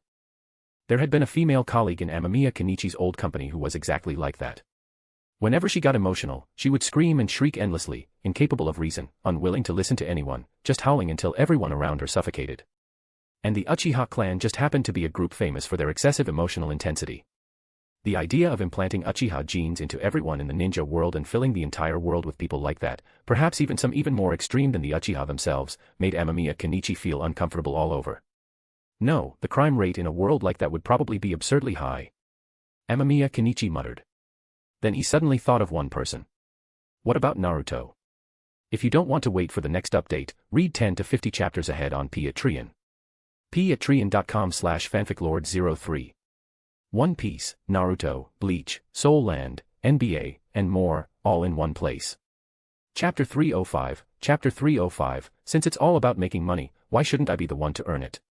Chapter 305, since it's all about making money, why shouldn't I be the one to earn it? Compared to Naruto, Sasuke's life, though tragic in its own way, was still somewhat better. At the very least, Sasuke had once known the warmth of having a family. Naruto, on the other hand, had been an orphan for as long as he could remember. Strictly speaking, that alone should have made Naruto's tragedy less severe than Sasuke's. After all, Sasuke had personally witnessed the extermination of his clan. But the problem was that Naruto had been ostracized, isolated, and bullied since childhood. He did not know what his parents looked like. Whenever he went home, he returned to an empty room. He lived in Konoha like an outsider. The only bits of warmth in his life were probably the old man Hiruzen and, later, Iruka. Yet even under those circumstances, after learning that he carried tremendous hidden power within himself, Naruto never thought about taking revenge on the people of Konoha who had treated him badly. Instead, all he wanted was to become Hokage and earn everyone's acknowledgement. Honestly. At times like this, Amamiya Kenichi almost suspected that Hiruzen had secretly asked Shisui to use Koto Ematsukami on Naruto back then. I wonder how that kid Naruto is doing now. Has he managed to extract chakra yet? Amamiya Kenichi propped up his chin in boredom. He had taught Naruto the basics of chakra extraction that day, and now that he thought about it, quite some time had already passed. He just did not know whether Naruto had successfully extracted chakra during this period. Even if he had, though, it probably would not help him much right now. I'll go see Naruto after I finish the experiment. While I'm at it, I can also study Kurama inside him. Amamiya Kenichi rubbed his chin. He already had Naruto's blood and genetic samples, but now he wanted to study the Nine Tails itself. Of course, there was another important reason. Sasori had told him before that Unit 1 needed Nine Tails chakra as an energy source. Amamiya Kenichi had already used up all the Nine Tails chakra he had on hand, so it was time to replenish his supply. What are you doing, Naruto? Meanwhile, in Konoha, Hiruzen looked at Naruto with curiosity. The boy was fishing, which in itself was not unusual. Hiruzen knew that Naruto often came here to fish. What really caught his attention was what Naruto was doing now. Becoming a ninja. Naruto declared smugly. He was currently practicing chakra extraction according to the method that strange older brother had taught him that day. Oh. Naturally, Hiruzen recognized what Naruto was doing. As Konoha's Hokage and a true ninja scholar, he was no stranger to chakra extraction. He had even developed his own approach to it. However, chakra extraction methods varied from person to person. Each physique was different, so the ideal extraction method was different as well. That was why powerful ninja often ended up developing their own distinctive way of extracting chakra. And the chakra extraction method Naruto was using now. It had an unmistakable Hokage flavor to it. Hiruzen had never personally taught Naruto chakra extraction. His original intention had been for Naruto to learn it at the Ninja Academy. But now Naruto had suddenly begun practicing it on his own, and the method he used felt extremely familiar. In fact, it was almost exactly the same as the one Hiruzen had once taught to his own disciples. He had only passed that method on to the Sannin and a few younger members of the Sarutobi clan. No one else. Which raised a very obvious question. How had Naruto learned it? Hiruzen was certain that he himself had not taught the boy. As for the less promising younger members of the Sarutobi clan, they did not even know Naruto's true identity. Most of them only ignored him or looked down on him, so it could not have been them either. That meant only one thing. Someone else had taught Naruto. The Sannin. Tsunade. Or Jiraiya. As for Orochimaru, Hiruzen did not even consider the possibility. He knew perfectly well that Orochimaru had not shown up here, and if it really had been him, Naruto would probably have already been in trouble. So it definitely was not Orochimaru. Between the remaining two, Hiruzen considered Tsunade more likely. After all, he understood Tsunade well. And Jiraiya had only just returned to Konoha. It was hard to imagine him already getting involved with Naruto like this. Was it a big sister who taught you? Hiruzen asked with a smile as he watched Naruto reel in a large fish. He was testing him. If it really was Tsunade, then that was fine. More importantly, her status and position were already fixed. If she wanted to do something, Hiruzen could not stop her anyway. In fact, he had even once considered passing the seat of Hokage to her. He was old, and Biwako's death had drained the spirit from him. If Konoha had not truly lacked a suitable successor, he would have abdicated long ago. But after regaining power, his desire to step down had gradually faded. The feeling of holding power was simply too good.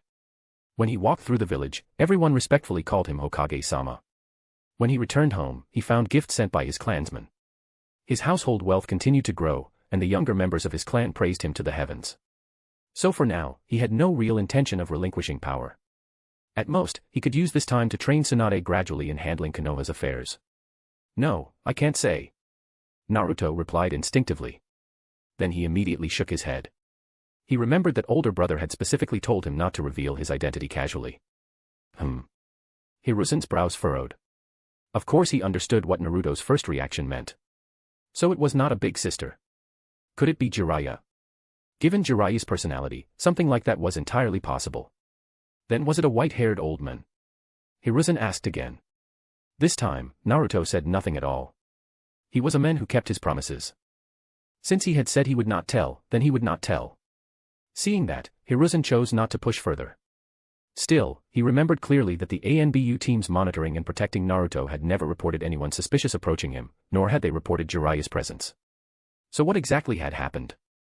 "Grandpa, do you want some grilled fish?" Naruto asked, already skewering the fish. Although he hated wasting food, he still cleaned out the innards the way Amamiya Kenichi had taught him earlier. "Then thank you, little Naruto," Hiruzen said with a warm laugh. But as he looked at Naruto, something complicated flickered in his eyes. "Fourth, you should understand my painstaking efforts, right?" Still, it seemed Naruto's protection needed to be strengthened again.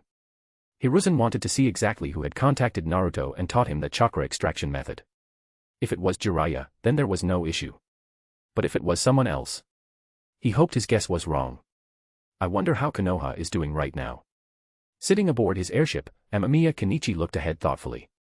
He had already entered the land of fire, but to make sure Koyuki remained safe, he had still left a shadow clone behind in the land of snow. In the end, though, this trip was only meant to let him check on Naruto and siphon off some of the Nine Tails chakra. There was no need to fight. He only needed to stay hidden. He had also entrusted the observation work to a shadow clone. With Koyuki present, there was no need to worry about Yayoi Yusuke trying anything. As for the other test subject, there was even less to worry about. To ensure the experiment's accuracy, Amamiya Kenichi had even gone out of his way to activate the Uchiha bloodline genes in that genin, allowing her to successfully become a 2 tomoe user. He had then found another genin and turned her into a 1 tomoe user as well. That way, he could properly verify whether parasites were affected by the Sharingan in all 3 stages. In truth, Amamiya Kenichi felt that 1 stage should have been enough. After all, Yayoi Yusuke himself had already reached 3 tomoe. If even that did not affect the parasite, then 1 tomoe and 2 tomoe would obviously be even less of a problem. Still, for the sake of reliable experimental proof, and to avoid unexpected variables, he had gone through the full, cumbersome process. However, Konoha now has some anti-air capability. Flying there directly might attract attention. Amamiya Kenichi was currently thinking through how he should enter Konoha when he recalled the airborne objects Konoha had used before. He had to admit that the ninja world did not lack geniuses. They had even managed to replicate airships. He wondered. Then, just as that thought crossed his mind, Amamiya Kenichi noticed something strange. He had only just entered the land of fire, yet in the sky near the border, he spotted several black dots. But isn't this progress a little too fast? Looking at those distant shapes flying through the air, Amamiya Kenichi's mouth twitched. Although he had known Konoha might eventually put airships to military use, he had not expected them to move this quickly. And were they really not worried about the secret leaking? But after thinking it over, they really might not care anymore. The existence of hot air balloons and airships would inevitably be noticed by spies. Even if Konoha tried to hide them, it would be useless. Sooner or later, the news would get out. And if that was the case, Konoha was very likely. Damn. Amamiya Kenichi slammed a foot down in sudden realization.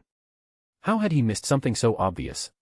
Since Konoha could not hide the existence of airships, then they would definitely use them to earn huge profits, especially from places like Iwagakure and Kimogakure, both of which would surely be interested in such a thing. Iwagakure, in particular, had always prided itself on its mountainous terrain and natural defenses. Those cliffs and rocky peaks were supposed to protect the village from invasion. But with airships, those vaunted defenses became a complete joke. I wonder if Konoha has already started negotiating. If they have. Amamiya Kenichi suddenly felt genuine annoyance. That was supposed to be his money. No, that's not quite right. He paused, then quickly found the flaw in the situation. Konoha could indeed make money with hot air balloons, but the problem was that hot air balloons were one thing, and true airships were another. Konoha still had not mastered the technology needed to make proper manned airships. Which meant he still had the upper hand. Konoha could earn some money, sure, but it would only be small money, and they might not even have started yet. He, on the other hand, could go straight for the big profits. Originally, Amamiya Kenichi had not intended to reveal airship technology so casually. But now that Konoha had already begun replicating the concept, true airships were only a matter of time. In that case, he might as well seize the opportunity and make money first.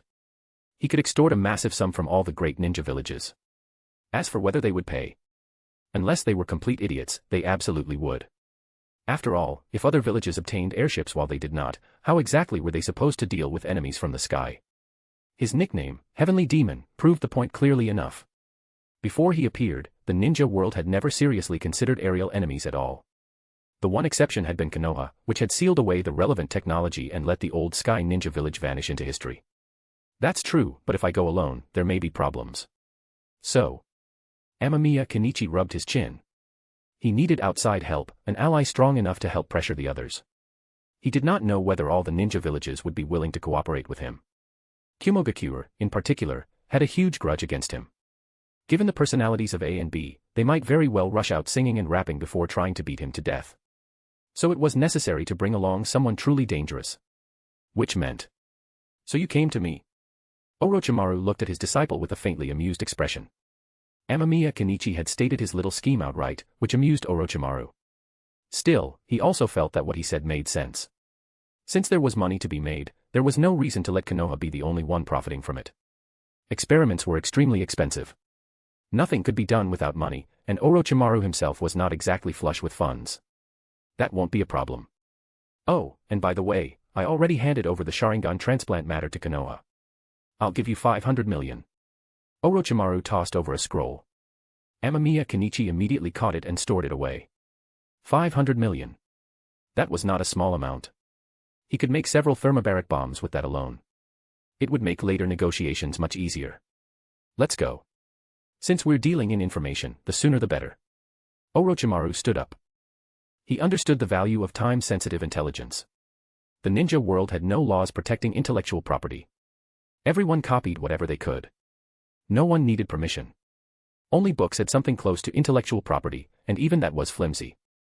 There were pirated versions of Jiraiya's novels everywhere. All right, sensei. Just wait a moment while I grab a few things. Amamiya Kenichi hurried back to the lab to pack what he needed, then followed Orochimaru aboard the airship. Sensei, where do you think our first stop should be? He asked.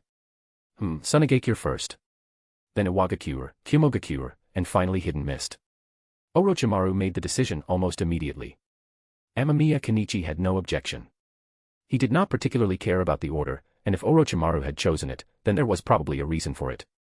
If you don't want to wait for the next update, read 10 to 50 chapters ahead on Patreon. patreon.com/fanficlord03. One Piece, Naruto, Bleach, Soul Land, NBA, and more, all in one place.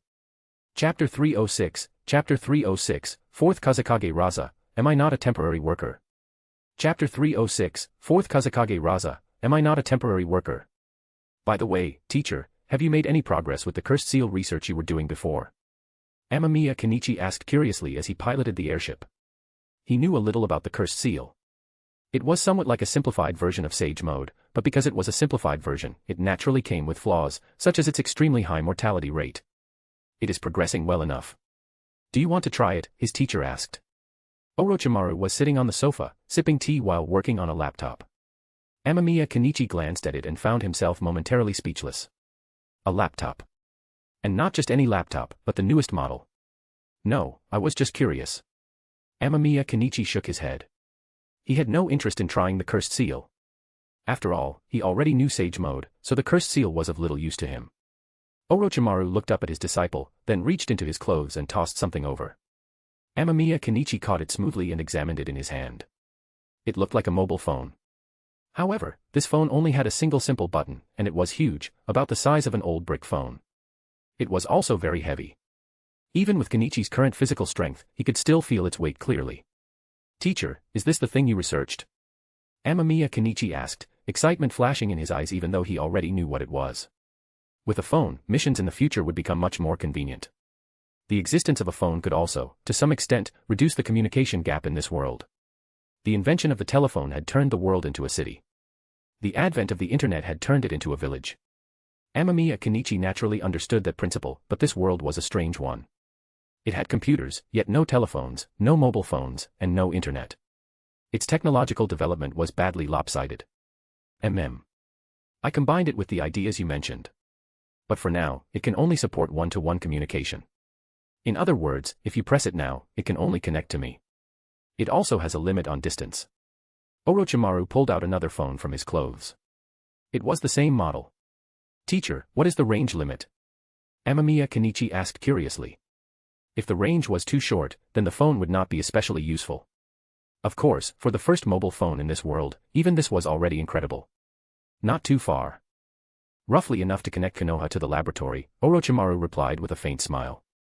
Amamiya Kenichi froze. That far. The laboratory was in the land of rice fields, and Konoha was quite a distance away. That was not a short range by any means. For a phone to already reach that far was outrageous enough.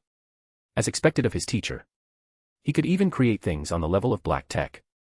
Then, teacher, if the phone's signal range is limited, can we solve it by building relay towers or some kind of signal boosting stations? Amamiya Kenichi asked. This phone was already impressive, but stronger was always better. If they could build a signal network that covered the entire world, it would drastically shorten the distance between all parts of the ninja world. And as someone who had lived in the modern world before, Amamiya Kenichi knew exactly how much money a monopoly in this sort of business could make. If mobile phones were launched, the kage of every major hidden village would immediately realize how important they were. At that point, selling phones, selling cards, and charging monthly service fees would all become enormous sources of profit. And there would be no competitors in the ninja world who could rival him. Once the business took off, it would be a pure monopoly. Making money would become as easy as drinking water. He could even use such a system to gather intelligence.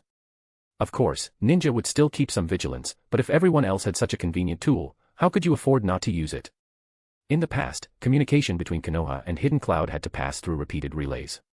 With phones, the Hokage and the Raikage could talk directly and settle cooperation in minutes. Once people tasted that kind of speed and convenience, they would naturally understand whether they needed it or not. Of course, not all ninja were fools.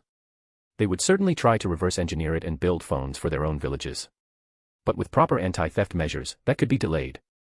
And in that delay alone, the profit would already be immense. It might even allow him to gather a considerable amount of information.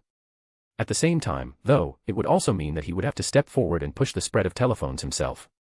Still, before any of that, the range issue had to be solved. That idea is rather interesting. Orochimaru showed some interest. He had thought about that problem as well, but had never found a proper solution. Now that Kenichi had brought it up, it sounded very feasible.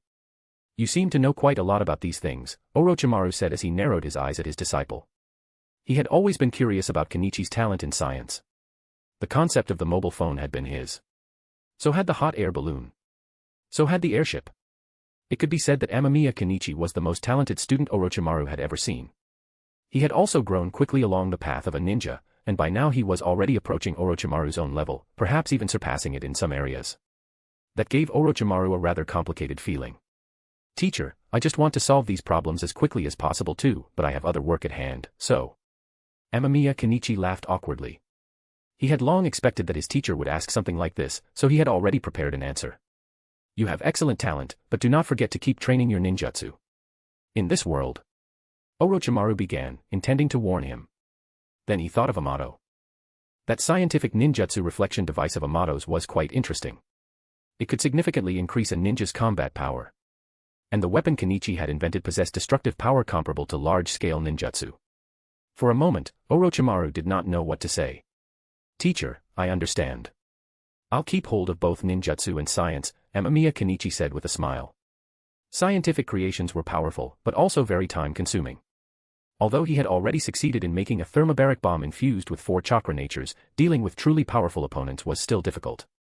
Just thinking about Uchiha Madara made his scalp tingle. Madara was practically a humanoid nuclear weapon. In some ways he was even more outrageous than an actual nuclear bomb. His production cost was zero, his mobility was absurd, and his concealment was infinitely better. The Rinnegan was simply too strong. To reach that level through technology, a nuclear weapon might have the raw power, but it would be far too inconvenient. Beyond that, there would only be even more absurd things like antimatter weapons, star destroyers, dark matter weaponry, energy shields, and so on. At present, though, both ninjutsu and scientific weaponry still had plenty of room for growth. So Amamiya Kenichi intended to develop both. By combining science with ninjutsu, he would become far more versatile against any enemy. Do you know why I chose Hidden Sand as our first stop? Orochimaru suddenly asked. Amamiya Kenichi raised an eyebrow. Distance, probably. And Hidden Sand's relationship with Konoha is relatively decent, so Konoha would likely choose to do business with them first, he answered with his own guess.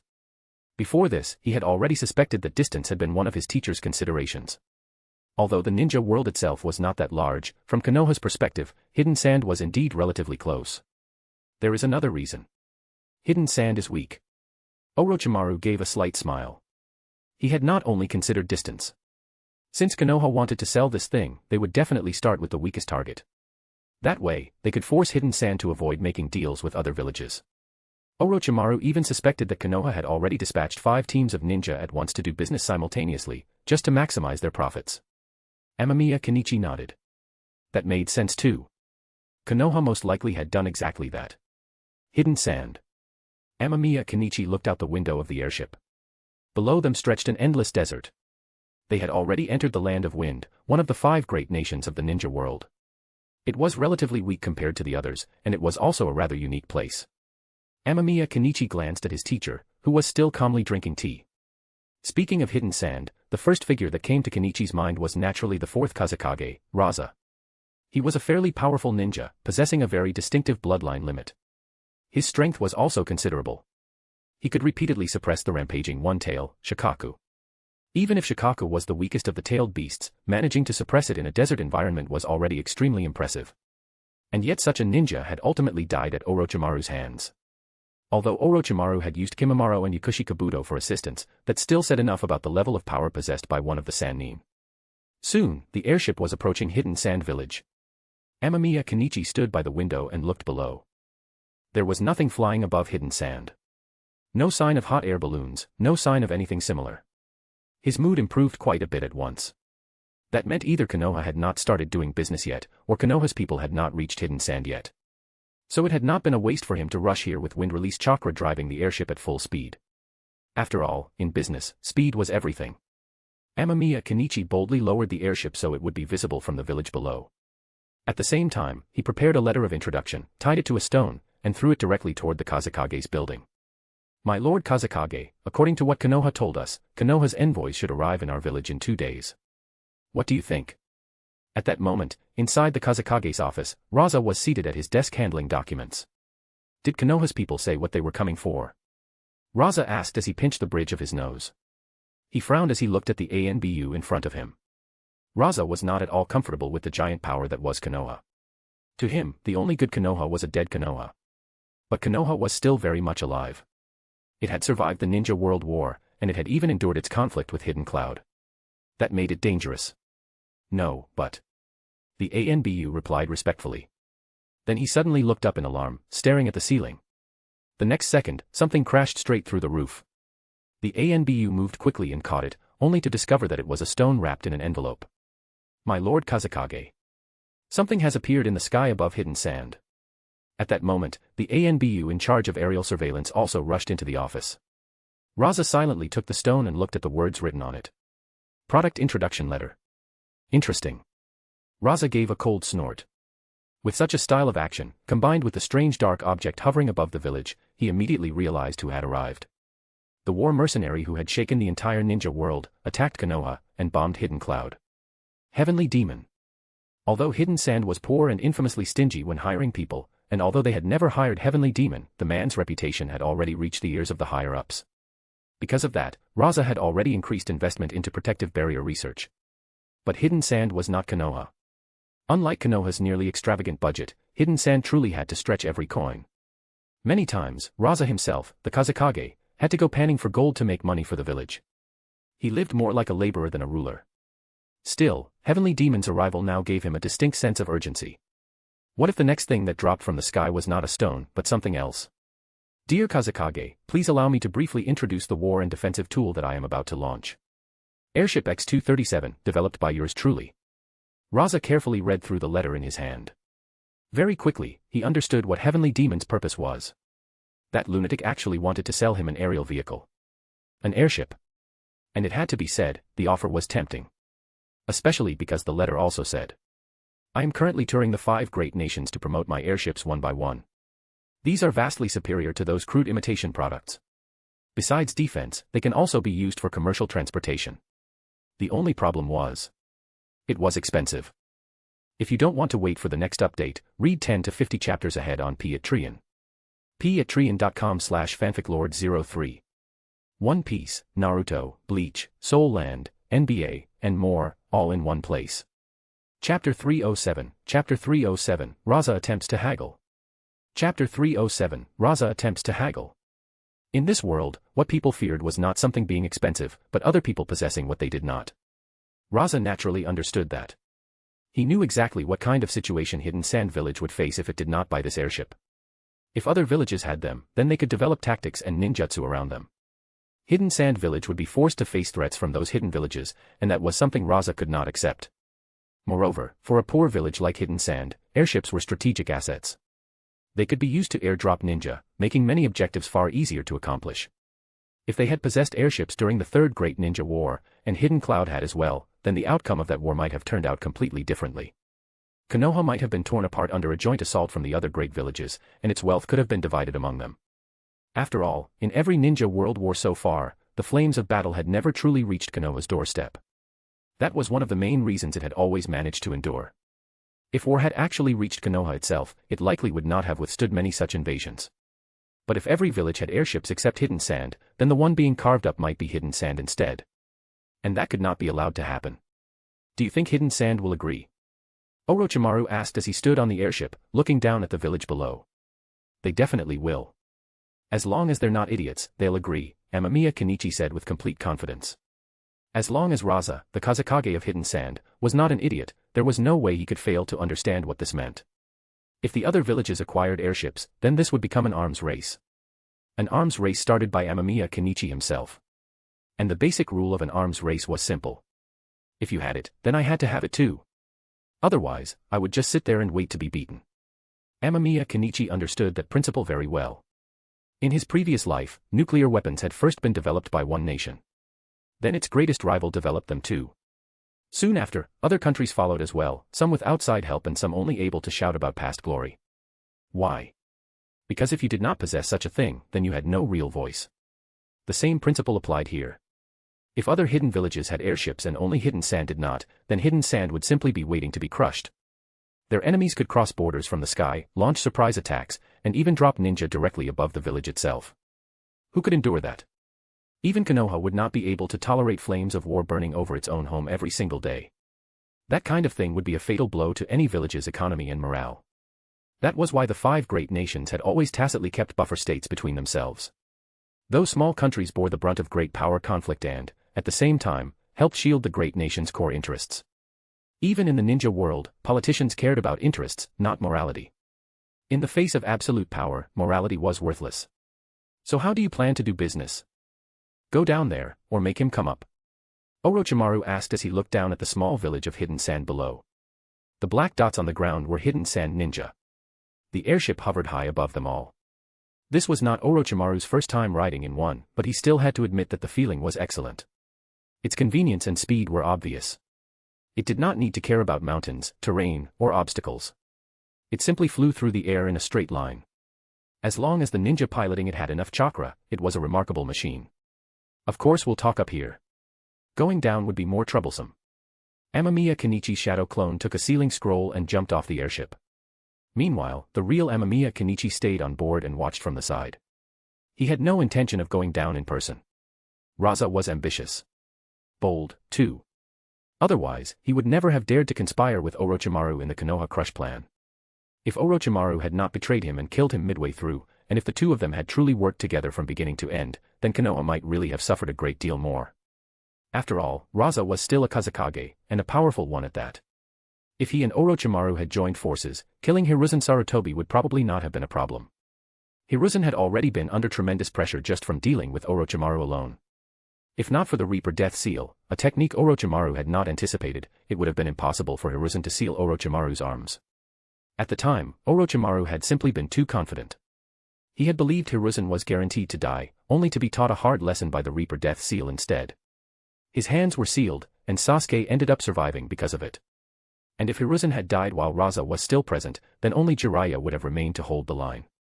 Combined with the Edo Tensei of the first and second Hokage, Konoha might truly have taken a devastating hit. At that point, Konoha was in a rather awkward transitional period.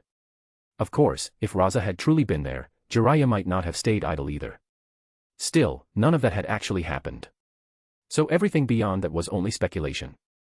After a short while, a hot air balloon rose into the sky. Amamiya Kenichi Shadow Clone brought Raza up aboard the airship. Oh my, oh my. Welcome, Kazekage-sama. Amamiya Kenichi greeted him with a cheerful smile, rubbing his hands together as if delighted. Truthfully, he had not expected Raza to actually dare to come up. Originally, he had been prepared to use the Shadow Clone to negotiate and simply collect the money. The order he had given the clone was to invite Raza aboard if possible. If that failed, they would consider another method. Yet Raza had really come. And he had only brought 2 ANBU guards with him. That barely counted as a precaution. It was nowhere near enough to deal with Amamiya Kenichi and Orochimaru together. That could only mean one thing. Raza's intention to cooperate was very strong. His attitude was also very sincere. Tenma, your airship is indeed impressive, Raza said with a faint smile. But inwardly, his focus was not on appearances. It was on the airship's carrying capacity. Looking around the spacious interior, he already knew his guess had been right.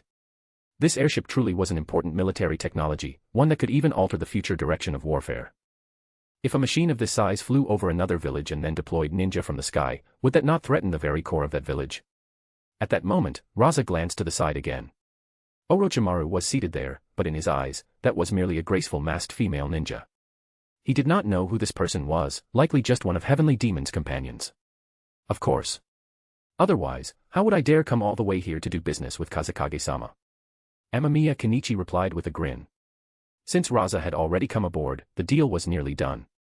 After all, unless Raza had taken leave of his senses, he would never try to memorize the design and then return to Hidden Sand to reproduce it by force. Putting aside whether he could even leave alive after trying that, just offending Heavenly Demon would already come at a terrifying price. So the fact that Raza had boarded the airship meant he truly wanted to do business. That was a good thing. But can the price be lowered a little? Raza asked. He looked at the airship with visible envy. If its carrying capacity truly matched its appearance, then future commercial exchange would become far easier. Hidden Sand's economy might finally become a little less miserable. Sorry. No. The current price is already very favorable, Amamiya Kenichi said with a smile as he shook his head. His business was a monopoly. I heard Konoha also seems to have mastered some kind of flying technology. Raza brought up another point. Amamiya Kenichi narrowed his eyes. Of course he understood what Raza meant.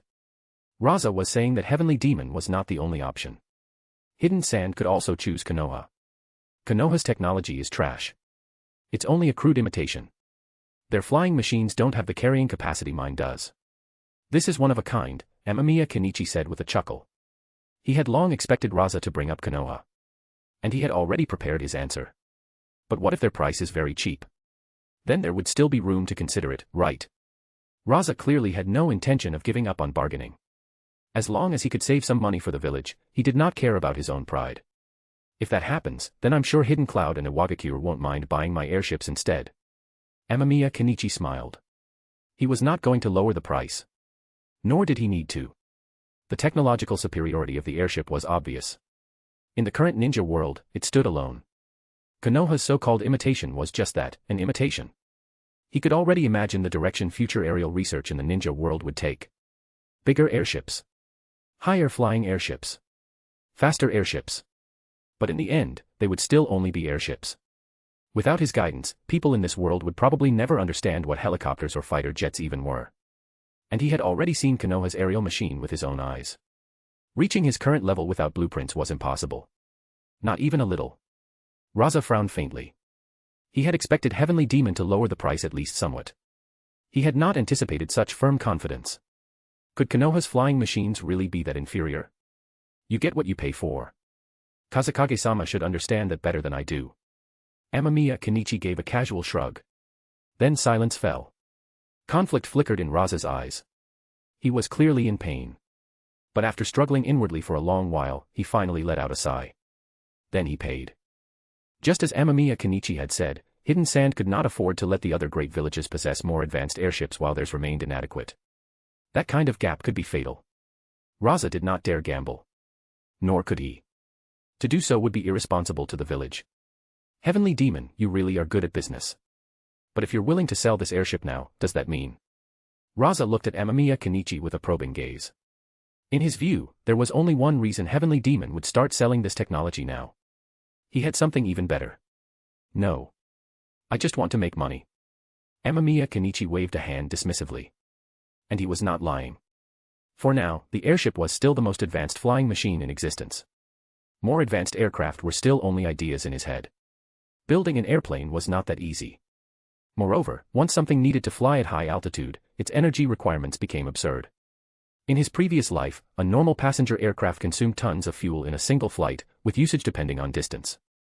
A fighter jet, meanwhile, could burn around 2 tons of fuel in an hour, and it needed specialized aviation fuel at that. The cost was astronomical. But Amamiya Kenichi had other ideas. This world did have oil, but its true foundation was chakra. If Sasori's Unit 1 could run on Kurama's chakra, then aircraft should be able to as well. If that worked, the cost problem could be controlled. Here is the airship blueprint. You'll understand how to build it after reading it. I wish Kazekage-sama success on the battlefield. Amamiya Kenichi counted the money with a cheerful grin, accepted it, and then tossed over a scroll. Raza opened it and examined it carefully. After discussing it briefly with the ANBU ninja beside him, he looked back at Amamiya Kenichi. May I ask whether this airship itself can be left behind as well? Raza asked with a smile. Amamiya Kenichi was not surprised.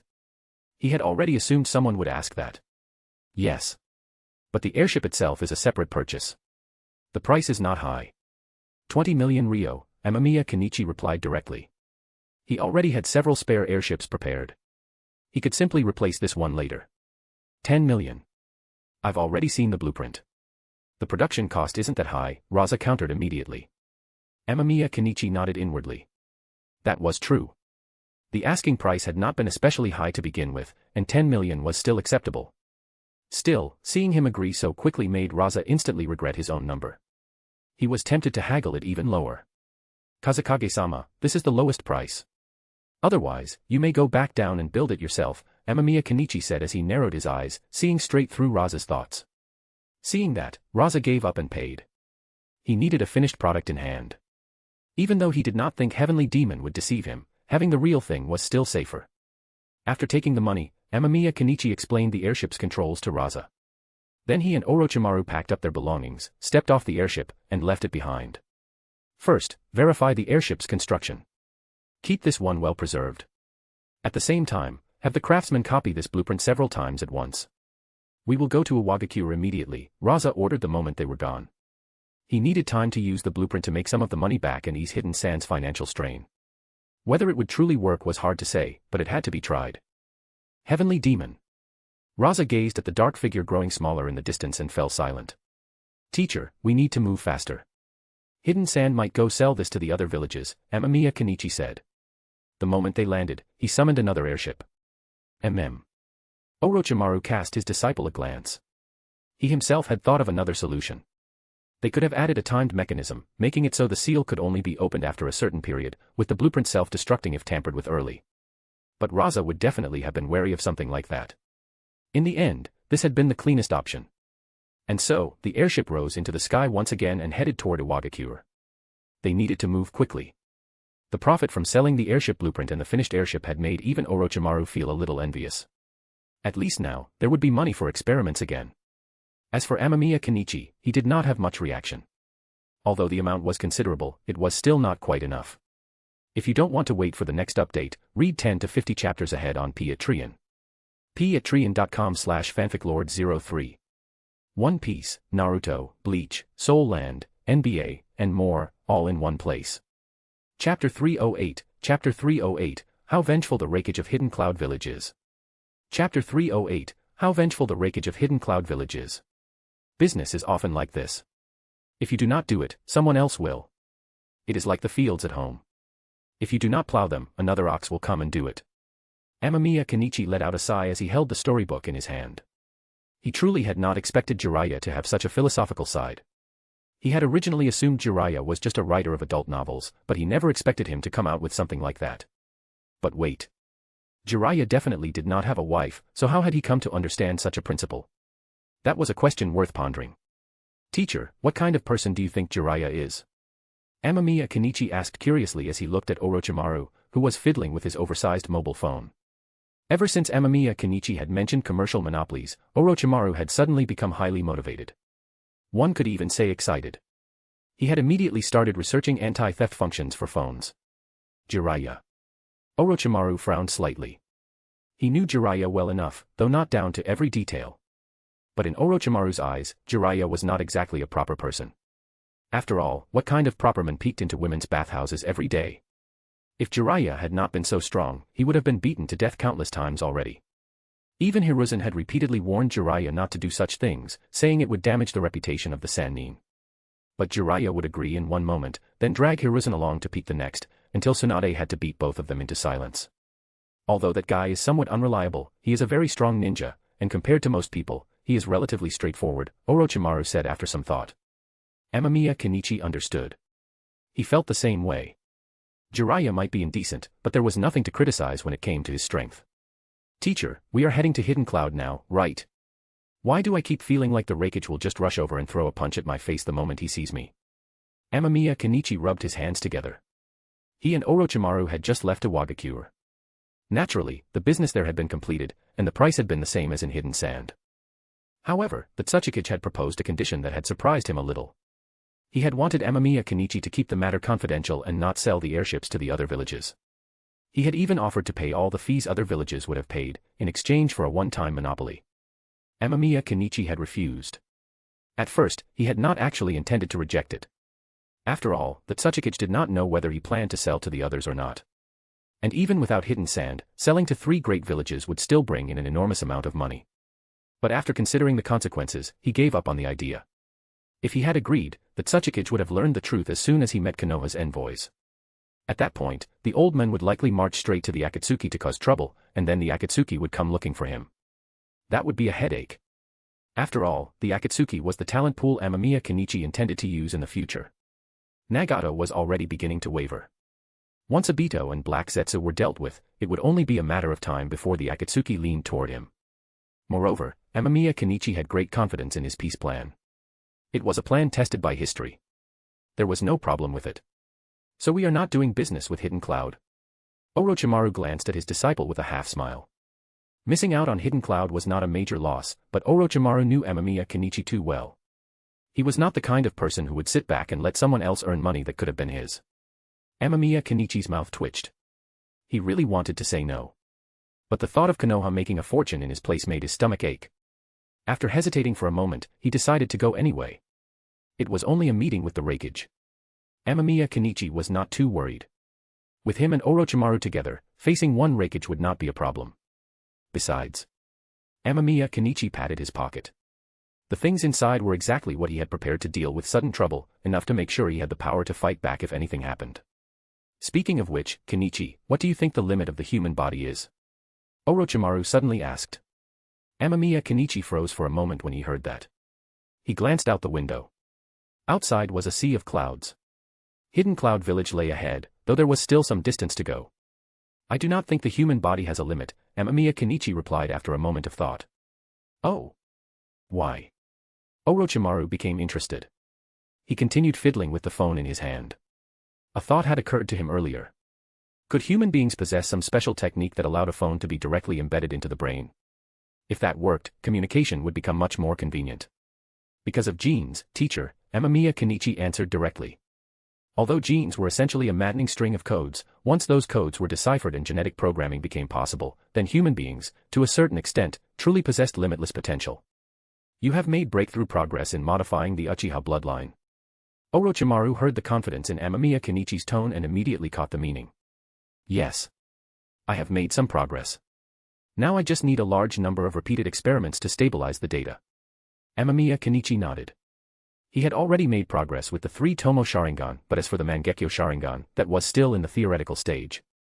If one asked when the Uchiha underwent a true leap in power, the answer was clear. It was the transition from the 3 tomoe Sharingan to the Mangeko Sharingan. Even a Sannin like Orochimaru, who naturally had strong resistance to Genjutsu, had still been overwhelmed by Itachi's Mangeko Sharingan.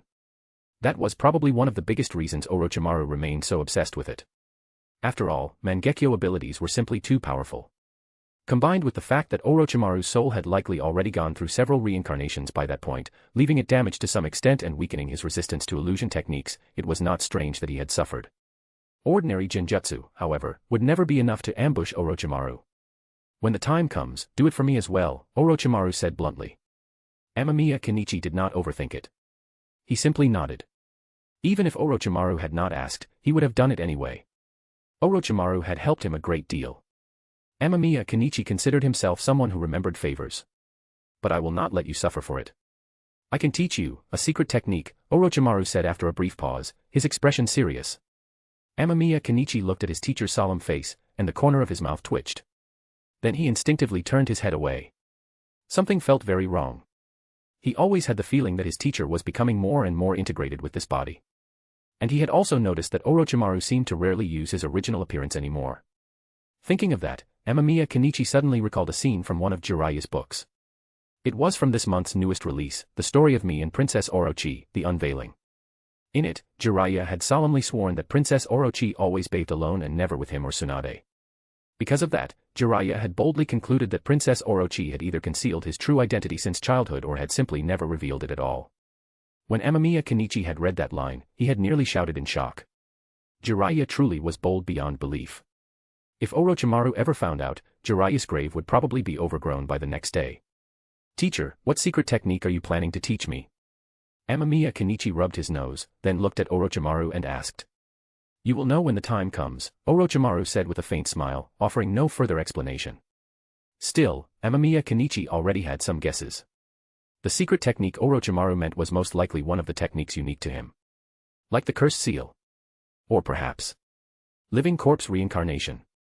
Amamiya Kenichi did not have time to keep dwelling on it, because Hidden Cloud Village was now close. What made him frown, however, was the dark mass in the sky above the village. Hot air balloons. But these balloons were flying at a relatively low altitude. They could not reach the same height as his airship. Then, from below, a bolt of lightning shot upward. Amamiya Kenichi opened the glass window and caught the object with one hand. It was a kunai charged with electricity. It seems Hidden Cloud and Konoha have a rather good relationship, Amamiya Kenichi said as he narrowed his eyes and looked at the Hidden Cloud ninja gradually closing in from below. Although he had known that Hidden Cloud and Konoha seemed to be negotiating something, he had not expected Konoha to hand over hot air balloons this quickly. If that was the case, then perhaps this business really could not be done.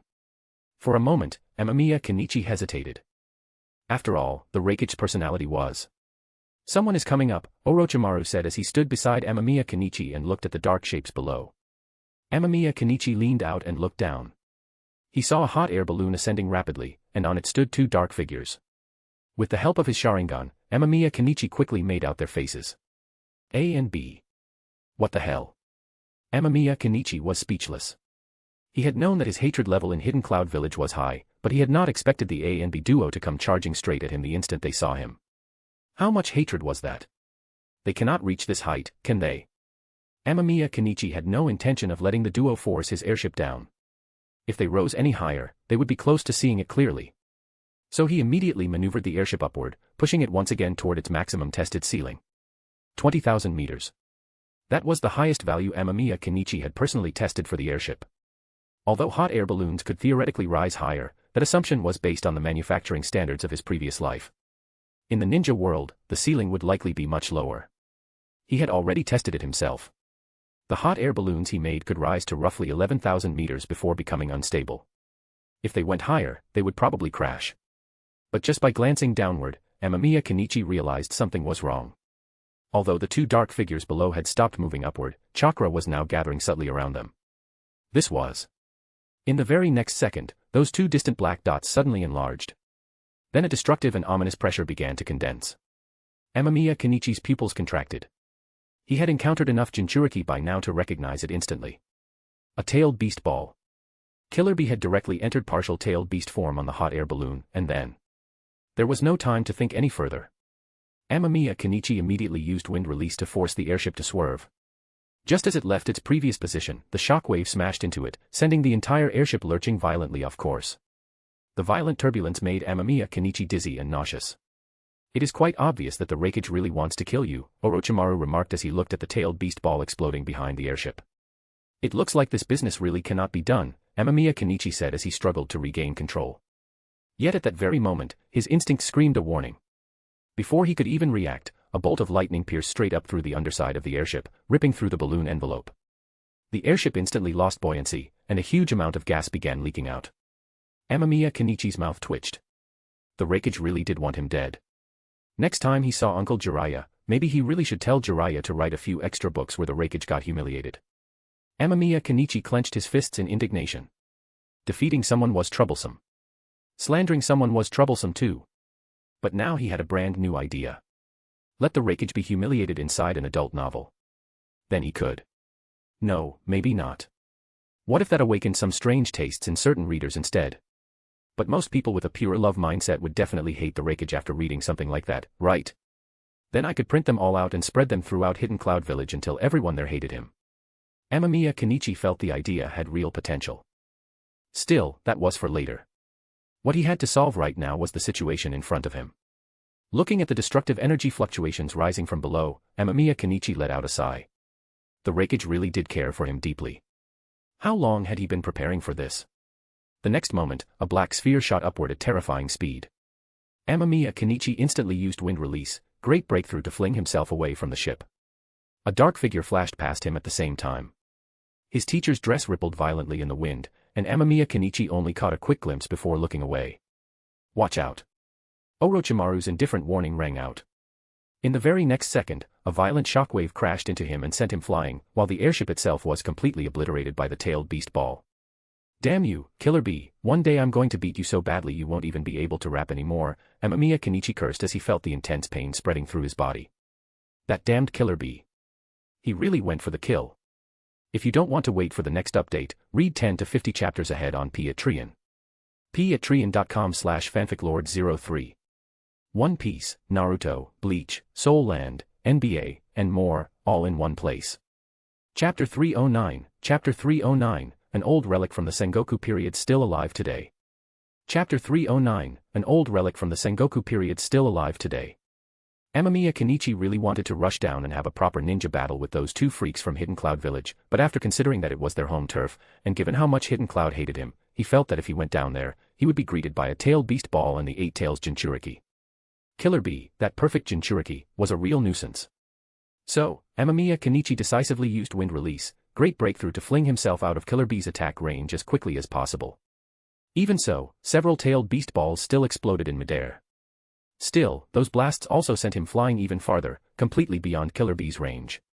The troublesome part was that he had no idea where his teacher had been blown off to. This is really annoying, and this phone is actually malfunctioning too. Amamiya Kenichi frowned as he looked at the phone in his hand. It was clearly having problems. He had just tried to contact Orochimaru, but there had been no response at all. Where am I? Amamiya Kenichi muttered, looking around with a slight frown. After being blasted away, he had landed in a dense forest. There were no signs of human activity nearby. Still, he did not care too much. He had spare airships he could summon at any time. Right now, the priority was to find a way to head for Hidden Mist Village and discuss business. Hidden Cloud Village was clearly a lost cause, so Hidden Mist was now his only real option. I don't have any serious grudge against Hidden Mist. It should be manageable, Amamiya Kenichi said as he stroked his chin. Although he had caused trouble in Hidden Mist before, he had never revealed his true identity. Besides, that old man Genjetsu Hozuki was no fool. There was no way he would fail to see the value of an airship. And compared to the other countries, Hidden Mist Village, or rather the Land of Water, had an even greater need for something like this. After all, airships could make the sea far less dangerous. Transporting goods, deploying troops, moving supplies, all of it could be done through the air. So Amamiya Kenichi felt that as long as Genjetsu Hozuki was not brain damaged, he would definitely be willing to buy one. Just as Amamiya Kenichi was about to leave, he suddenly felt something under his foot. What's this? He paused and looked down. There was a stone-like object beneath him. That was what he had stepped on. At first, he paid it no mind. It was just a rock. But then he noticed something off. This looks like some kind of seal. Amamiya Kenichi stopped moving. He crouched down and used a kunai to scrape away the dirt around it, exposing the object beneath. It was a neatly cut stone block engraved with strange patterns, and faint chakra fluctuations seeped from it. At that point, he was certain he had stepped on something like a sealing stone. That immediately piqued his curiosity. In the ninja world, seals were generally used to lock away dangerous things, or things that could not be dealt with immediately. The usual approach was to seal them first and figure out how to handle them later. For example, his teacher's hands had once been sealed away by Hiruzen. The tailed beasts were also sealed into Jinchuriki. So generally speaking, seals tended to contain something strange. It looks ancient. Very weathered too, Amamiya Kenichi murmured as he brushed the dirt off the stone. By now, he had completely dug it out, and it was indeed a sealing stone. The patterns carved into it were old and crude. Amamiya Kenichi had seen something similar before in Konoha's book, Sealing Arts, Historical Development, Evolution, and Future Prospects. This kind of old-style seal, could it really be from the Sengoku period? Amamiya Kenichi studied the stone with growing interest. Sealing arts had never remained static. Just like any field of study, they had evolved over time. Early sealing arts emphasized simplicity and practicality. As time passed, sealing techniques became more refined and complex, producing things like the four-symbol seal, the adamant sealing chains, and many others. But the seal before him had an unmistakably primitive feel. That was why Amamiya Kenichi suspected it came from the Sengoku era. Similar seals had been mentioned in old texts, and once the era of ninja villages began, sealing techniques had rapidly become more systematic. So what exactly is sealed in here? Amamiya Kenichi pressed a hand against the stone. He did not even know where he had landed exactly, though it was probably still somewhere within the land of lightning. His interest deepened. Lightning crackled faintly at the corners of his eyes as he began trying a sealing release technique. The effect was poor, and a surge of chakra rebounded through his hand. This cold feeling. Amamiya Kenichi frowned slightly. The chakra nature inside the seal felt oddly familiar, but he could not place where he had sensed it before. Still, he now had a rough idea of how to undo it. After all these years of erosion, the seal itself was already unstable. I remember there was something similar in one of the books my teacher gave me. Amamiya Kenichi quietly pulled a book from his pocket. It was a compiled volume of seal release techniques Orochimaru had once taught him. This was not because Amamiya Kenichi lacked skill. The issue was simply that ancient sealing arts like this were not widely understood unless someone had specifically studied them. Even finding the right method to break them was troublesome. He could force it open through brute force, of course. But if something dangerous was sealed inside, that would only create another problem. Let me see, circulate chakra this way, then. Amamiya Kenichi quickly found a similar solution. As he adjusted the chakra accordingly, the seal on the stone rapidly unraveled. The block itself made a cracking sound, and then a visible fracture appeared across it. Amamiya Kenichi instinctively stepped back to the side. After confirming there was no immediate danger, he slowly shifted the stone aside. And what came into view was a girl. A black-haired girl, completely unclothed. Amamiya Kenichi frowned as he looked at the girl with her eyes closed. She was breathing, though so faintly that if he had not been in sage mode, with heightened senses, he might not have noticed it at all. At first glance, he would have thought she was dead. She's really beautiful. Amamiya Kenichi murmured. He carefully lifted the girl up, then pulled a set of clothes from one of his sealing scrolls and dressed her. He did not have any women's clothing with him, so he could only put her in one of his own spare outfits. Fortunately, it was clean and unworn. As for any inappropriate thoughts, the fact that she was an ancient relic from the Sengoku period interested him far more than anything else. He was much more curious about her identity and that bizarre seal. That strange sealing art had preserved someone from the Sengoku era all the way until now, and her age did not seem to have changed much at all. That alone was astonishing. Luckily my memory is good, and the Sharingan is useful too. I still remember what the seal looked like. Amamiya Kenichi licked his lips slightly. He pulled out paper and a pen, then carefully sketched the complex seal from memory, intending to study it later. For now, the important thing was the girl. Although he was not in a laboratory, he could still perform some basic checks. He quickly confirmed that her physical age did not appear very advanced, though her body was covered in dirt from having been sealed for so long. The biggest issue was her breathing. It was extremely slow. After a quick estimate, Amamiya Kenichi realized she was taking only one breath every 10 minutes. That rate, however, was gradually increasing. It looked like she was about to wake up. So Amamiya Kenichi simply sat there and waited. As for Hidden Mist Village and the business deal. Please.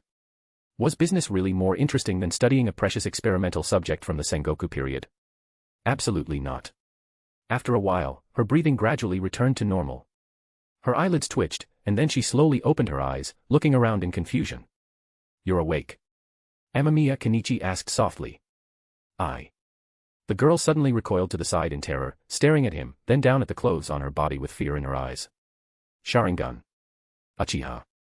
Amamiya Kenichi's eyes widened slightly. He had seen it. The pattern in her eyes was unmistakable. This girl sealed away inside the stone was actually an Uchiha. And not just any Uchiha. She had awakened the Mangekyo Sharingan. Mangekyo. Amamiya Kenichi looked at her in genuine shock. She definitely did not seem very old, yet she had awakened the Mangekyo at such an age. In terms of talent, perhaps only Shisui and Itachi could compare to her. Don't be nervous. I mean you no harm. I was the one who released you from the seal, Amamiya Kenichi said with a gentle smile. He was far too curious. He desperately wanted to know what kind of ability lay in those eyes, and more importantly, why she had been sealed away in the first place. Perhaps it was because of his strange clothes, or perhaps because he had remained seated and made no threatening move, but the girl gradually calmed down a little. She touched the clothes on her body, looked around at the forest, then looked back at Amamiya Kenichi. There was still wariness in her eyes, like a wounded fawn. Who are you? She asked cautiously. Amamiya Kenichi had no doubt that if he made even the slightest suspicious move, she would flee at once. I'm Amamiya Kenichi, a wandering ninja, Amamiya Kenichi replied with a warm smile. To make himself seem even less threatening, he even activated his Sharingan. But in the very next second, the moment the girl saw his eyes, she let out a sharp scream and bolted. At the same time, a Sharingan genjutsu struck Amamiya Kenichi. He dispelled it quickly, but the brief delay was enough for her to put some distance between them. What the hell? Amamiya Kenichi was momentarily bewildered. He immediately gave chase. Fortunately, she did not get far. It seemed that after being sealed for so long, her muscles had atrophied to some extent. She stumbled and fell before she could get away, then began crying in despair. Amamiya Kenichi scratched his head. Why did this feel like he was suddenly the villain here? Don't hit me. I won't run anymore. I won't run anymore. The girl sensed him approaching and let out another shrill scream, trembling violently. Amamiya Kenichi remained silent for a moment. It seemed this girl's past had not been kind to her. Which only made him wonder even more. If that was the case, then why had she been sealed away? Originally, Amamiya Kenichi had assumed she must have possessed some terrifying power to warrant such a seal. That had fit neatly with his earlier speculation. But now, she looked more like someone who had simply suffered too much. He reached out and gently stroked her head. My name is Amamiya Kenichi. What about you? He asked softly, trying to reassure her. Under his careful touch, the girl gradually stopped shaking so hard. She looked up at him fearfully, then lowered her head and answered in a small voice. I don't have a name. Nameless. Amamiya Kenichi raised a brow. How could that be? She was clearly an Uchiha. There was no way she truly had no name. So either she was unwilling to say it, or there was some other reason. Still, her emotions were too unstable right now. Continuing to push the issue would only make things worse. So Amamiya Kenichi decided to let her calm down first. Since she was alive, he could simply bring her onto the airship and leave. Don't be afraid. I'll get you out of here first. You should take a bath too, Amamiya Kenichi said with a smile as he cleared away the trees around them. Then, before the girl's stunned gaze, he clapped his hands and summoned an airship. Looking at the timid girl behind him, Amamiya Kenichi smiled and extended a hand. It's a new era now. Clans don't fight each other like they used to. The Uchiha and the Senju joined forces and founded a ninja village called Konoha. After that, the era of the 5 great villages began. As he piloted the airship into the sky, Amamiya Kenichi casually explained things to the girl sitting behind him. In truth, it was mostly him talking and her listening. A village, they built a village, the girl asked, looking around timidly. Everything here was strange to her. Even the thing they were riding on could fly. But what confused her most was the part about the Uchiha and Senju allying. Weren't the Senju their mortal enemies? Her mother and father had always said. Mother and father. Wait. I'm not nameless. I do have a name. It was the name mother and father gave me. My name is. I'm Uchiha Hikari, the girl suddenly said as she lifted her head. At last, she had remembered her name. TL, check out my newly released fanfic on my second account, FIC Lord. Crossover Anime World, reborn as Abe no Saimai. I didn't know that there's a limit on how many books you can publish here in web novel.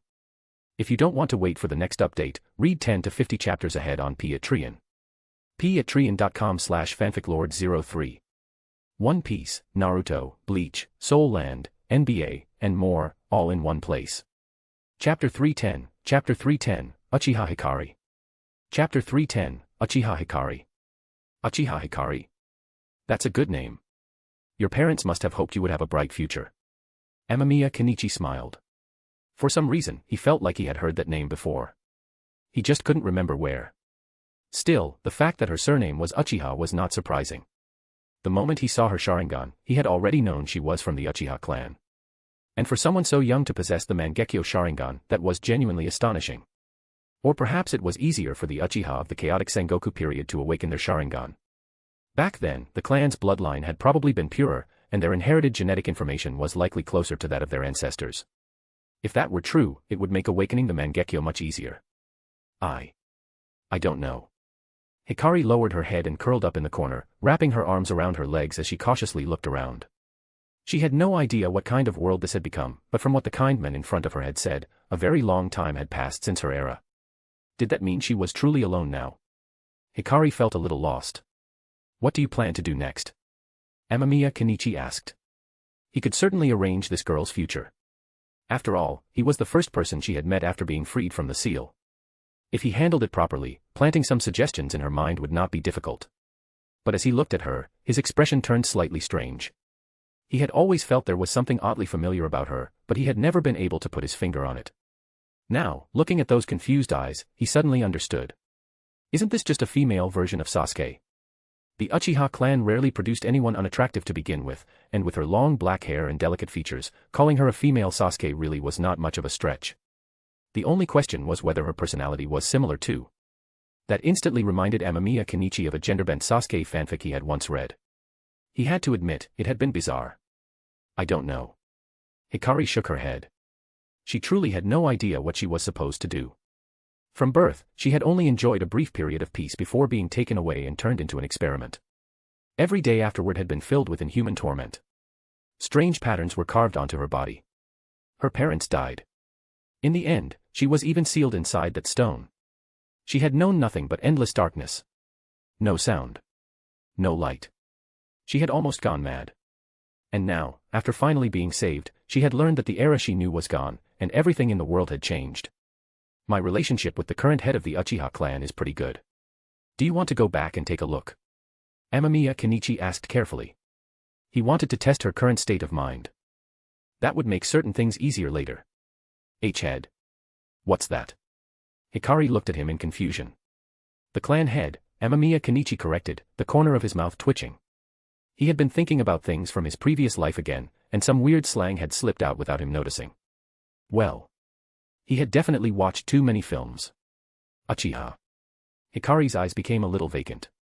Amamiya Kenichi frowned slightly. Why did this girl seem a little slow? Could there be something wrong with her mind? That shouldn't be the case. Then again, considering she had been sealed inside that stone for so long and had only just been released today, he quickly calmed down. She was probably just in a dazed state, like someone who had only just woken up from a very long sleep. But I still need to go to Hidden Mist first. Amamiya Kenichi glanced down at the forest below, then toward a tiny dark speck in the distance, the direction of Hidden Cloud Village. His expression darkened immediately. He had undeniably taken a loss against Hidden Cloud today.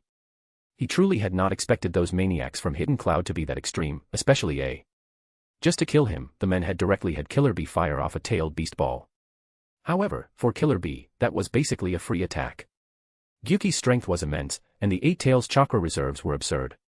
Firing a tailed beast ball barely counted as a burden. Still, that grudge was now firmly settled. Not only had he blown up his airship, he had also sent him flying halfway across the map. Even though his sage body had already healed the damage, every time Amamiya Kenichi thought about it, he ground his teeth. No, I need to find a way. Amamiya Kenichi rubbed his chin. His approach to revenge had always been very flexible. If the enemy was at roughly his level, he would take revenge on the spot. If the gap in strength was too large, then a gentleman's revenge 10 years later was not too late. His principles were very adaptable. Now that Hidden Cloud Village had hot air balloons for aerial defense, it meant that future bombing runs with airships would become much harder. A and Killer B were probably watching the skies like hawks now. But if he didn't get revenge, it would feel wrong too. Amamiya Kenichi suddenly thought of something he had done to Konoha before. The moment that idea surfaced, he already knew how to handle this problem. Big brother, I've decided. At that moment, Hikari seemed to have finally made up her mind. She raised her head, trembling slightly as she looked at Amamiya Kenichi. So, what do you want to do?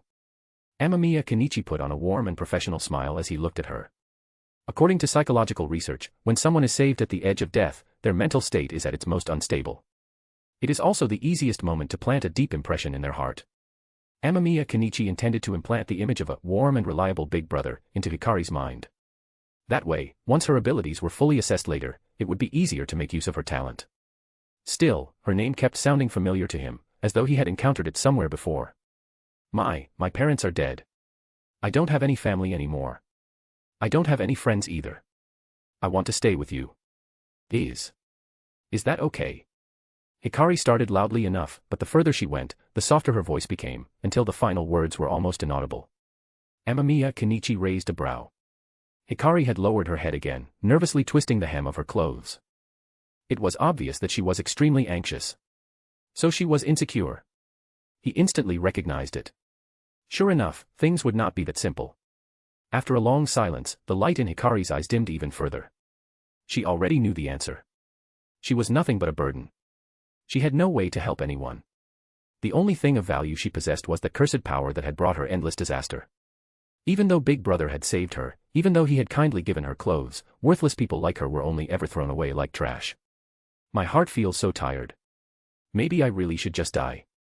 A useless person like me, Big Brother definitely won't want me around, right? That must be it.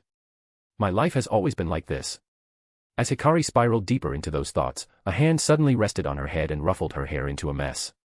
Her first reaction was not surprise, but panic. Will my dirty hair stain Big Brother's hand? All right then. Can I call you Hikari? Amamiya Kenichi's warm voice sounded right beside her ear. For some reason, Hikari's nose stung. Tears began to fall one after another, splashing onto the floorboards below. She hurriedly tried to wipe them away with her clothes. She was dirty. Even her tears were dirty.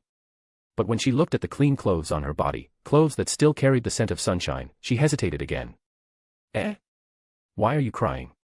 Amamiya Kenichi asked, looking genuinely worried as he offered her a clean handkerchief. I. Hikari wanted to refuse. She didn't deserve something so clean. But then she felt her face gently lifted, and when she looked up, what she saw were the concerned eyes of the black-haired boy before her, with bright sunlight shining behind him. Something soft brushed her face. Hikari stared blankly as he carefully wiped away her tears. At that moment, it almost felt as though even the wounds in her heart were being soothed. That looks much better. Amamiya Kenichi gently wiped the tears from Hikari's face, then noticed the blank look in her eyes and smiled. This girl really was adorable when she was dazed. Come to think of it, if Naruto ever became his disciple, would he need a junior sister? Come on. We still have serious things to do. Amamiya Kenichi chuckled as he helped Hikari up and looked her in the eyes. Big brother Amamiya, what is this? Sitting at the table, Hikari curiously stared at the steaming pot in front of her. It bubbled constantly and released a rich, unfamiliar aroma. This is hot pot, Hikari. You need to remember this. With me, eating is always the most important thing. Amamiya Kenichi wore a solemn expression. Seeing him so serious, Hikari instinctively straightened up and tried to look serious too. But she was still a child, and she had also been sealed away for a very long time. She was starving.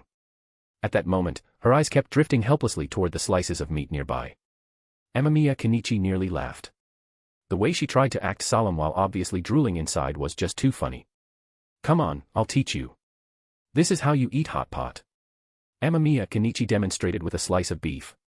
Watching him carefully, Hikari also picked up her chopsticks and imitated his movements. At the same time, the Mangekyo in her eyes slowly turned. Amamiya Kenichi almost laughed again. Using the Mangekyo Sharingan to learn how to eat hot pot. Uchiha Hikari, you were probably the first person in history to do that. The moment the steaming beef entered her mouth, Hikari instantly scalded herself and opened her mouth, gasping for air. But then she hurriedly closed it again and swallowed the meat, looking at Amamiya Kenichi with a guilty expression. In the past, whenever she had eaten like this, those bad men would hit her. Hikari, don't eat like that next time. Chew slowly. If you swallow food that hot, You'll hurt your throat, Amamiya Kenichi said with a frown. In his previous life, throat cancer had been common in part because people habitually swallowed scalding food too quickly, damaging the throat and esophagus over time. Amamiya Kenichi had always been careful about that. Yes, I understand. Hikari nodded quickly, the guilt on her face easing a little as she showed a faint smile. Amamiya Kenichi also smiled and continued teaching her how to eat. It had to be said, Hikari truly was starving. On top of that, children at the growing stage could eat like bottomless pits. In the end, Hikari successfully wiped out Amamiya Kenichi's already limited food reserves. And afterward, she still looked like she hadn't had enough. Amamiya Kenichi could not help but laugh at that. Then he looked at her and rubbed his chin. Come on. I'll take you to buy some clothes, and you should take a bath too. He looked down. Not far below, there was a small town. He should be able to buy some clothes there and also let Hikari clean herself up. Hikari blinked her large eyes. My name is Uchiha Hikari. People used to call me Nameless because I wasn't allowed to have a name. They only ever called me Hey. Later, when I grew a little older, some strange people took me away. They tortured me. They carved strange patterns onto my body. They said I was some kind of weapon that would change the future of the clan. I missed mother and father so much, but I could never see them again. It hurt so much. It hurt so much that I wanted to die. I hated those other members of the Uchiha clan. They never treated me like family. To them, I was only a weapon. They said my fate was to fight the Senju clan. Why did they have to fight? I hated fighting. I don't know how much time passed after that. I only know that, in the end, they locked me inside a stone. Inside that stone, I could hear nothing and see nothing. This world was terrible. I hated it. I hated this hateful world. But now, everything has changed. Because I met a kind big brother. His name is Amamiya Kenichi. He saved me, and he even taught me how to eat delicious hot pot. Big brother Amamiya doesn't dislike me. He even worries about me. He doesn't think I'm a burden. Big brother Amamiya is a truly gentle person. He even took me to buy clothes and let me take a bath. Hikari looked at herself in the mirror, gently drying her hair with a towel. For the first time in her life, she smiled. TL, check out my newly released fanfic on my second account, FIC Lord. Crossover Anime World, reborn as Abe no Saimai. I didn't know that there's a limit on how many books you can publish here in web novel. If you don't want to wait for the next update, read 10 to 50 chapters ahead on Patreon. patreon.com/fanficlord03. One Piece, Naruto, Bleach, Soul Land, NBA, and more, all in one place. Chapter 311, 8,000 Spears. Chapter 311, 8,000 Spears. All cleaned up. Amamiya Kenichi rested his chin on one hand and looked at Uchiha Hikari with a faint smile. As expected, the girl looked even cuter after washing up, and there was indeed something about her that reminded him of Sasuke. That was not to say she looked exactly like Sasuke. It was more that some of Uchiha Hikari's little expressions and gestures felt very similar to the future Sasuke in his memory. The current Sasuke, after all, was still just a stubborn little brat, probably clinging to his mother's side. Amamiya. Big brother. Uchiha Hikari lowered her head shyly and fiddled with the hem of her clothes. Amamiya Kenichi had bought this outfit for her. It was very pretty. She had only glanced at it once, and big brother Amamiya had bought it for her immediately. That deeply moved Uchiha Hikari, who had not been treated kindly since her parents died. Because of that, a faint sense of dependence had quietly begun to grow in her heart. Let's go. Amamiya Kenichi smiled and said nothing more, simply leading Uchiha Hikari onto the airship before taking off. He had no intention of bringing Uchiha Hikari along to stir up trouble. Although she possessed the Mangeko Sharingan, after spending some time with her, he had already realized that the girl currently lacked any serious combat experience. To put it simply, it was like giving a child a sophisticated laser weapon. No matter how powerful the weapon was, if the child did not know how to use it, the shot would still end up flying into the sky, posing no threat at all. In that case, forget a laser weapon, even a nuclear bomb would be useless. It would only result in mutual destruction. So Amamiya Kenichi planned to settle Uchiha Hikari somewhere safe first and then go off to cause trouble himself. That way, if anything unexpected happened, he could escape without having to worry about anyone else. Hikari, what I'm about to do carries some danger. So I plan to leave you at my place for now. I'll come back for you once I'm done. How does that sound? Amamiya Kenichi looked at Hikari and asked. Normally, he would not bother explaining something like this. There would be no need. But Uchiha Hikari was different. By now, Amamiya Kenichi had already gained a basic understanding of the girl. Her personality was rather fragile and overly sensitive. To put it more simply, Uchiha Hikari was the type to overthink everything. So if he failed to explain himself, Amamiya Kenichi genuinely worried she might misunderstand and do something extreme, which would be a huge problem. Exclamation point. Sure enough, the moment Uchiha Hikari heard those words, a look of panic flashed across her face, followed quickly by anxiety and worry. Big brother Amamiya, I can help too.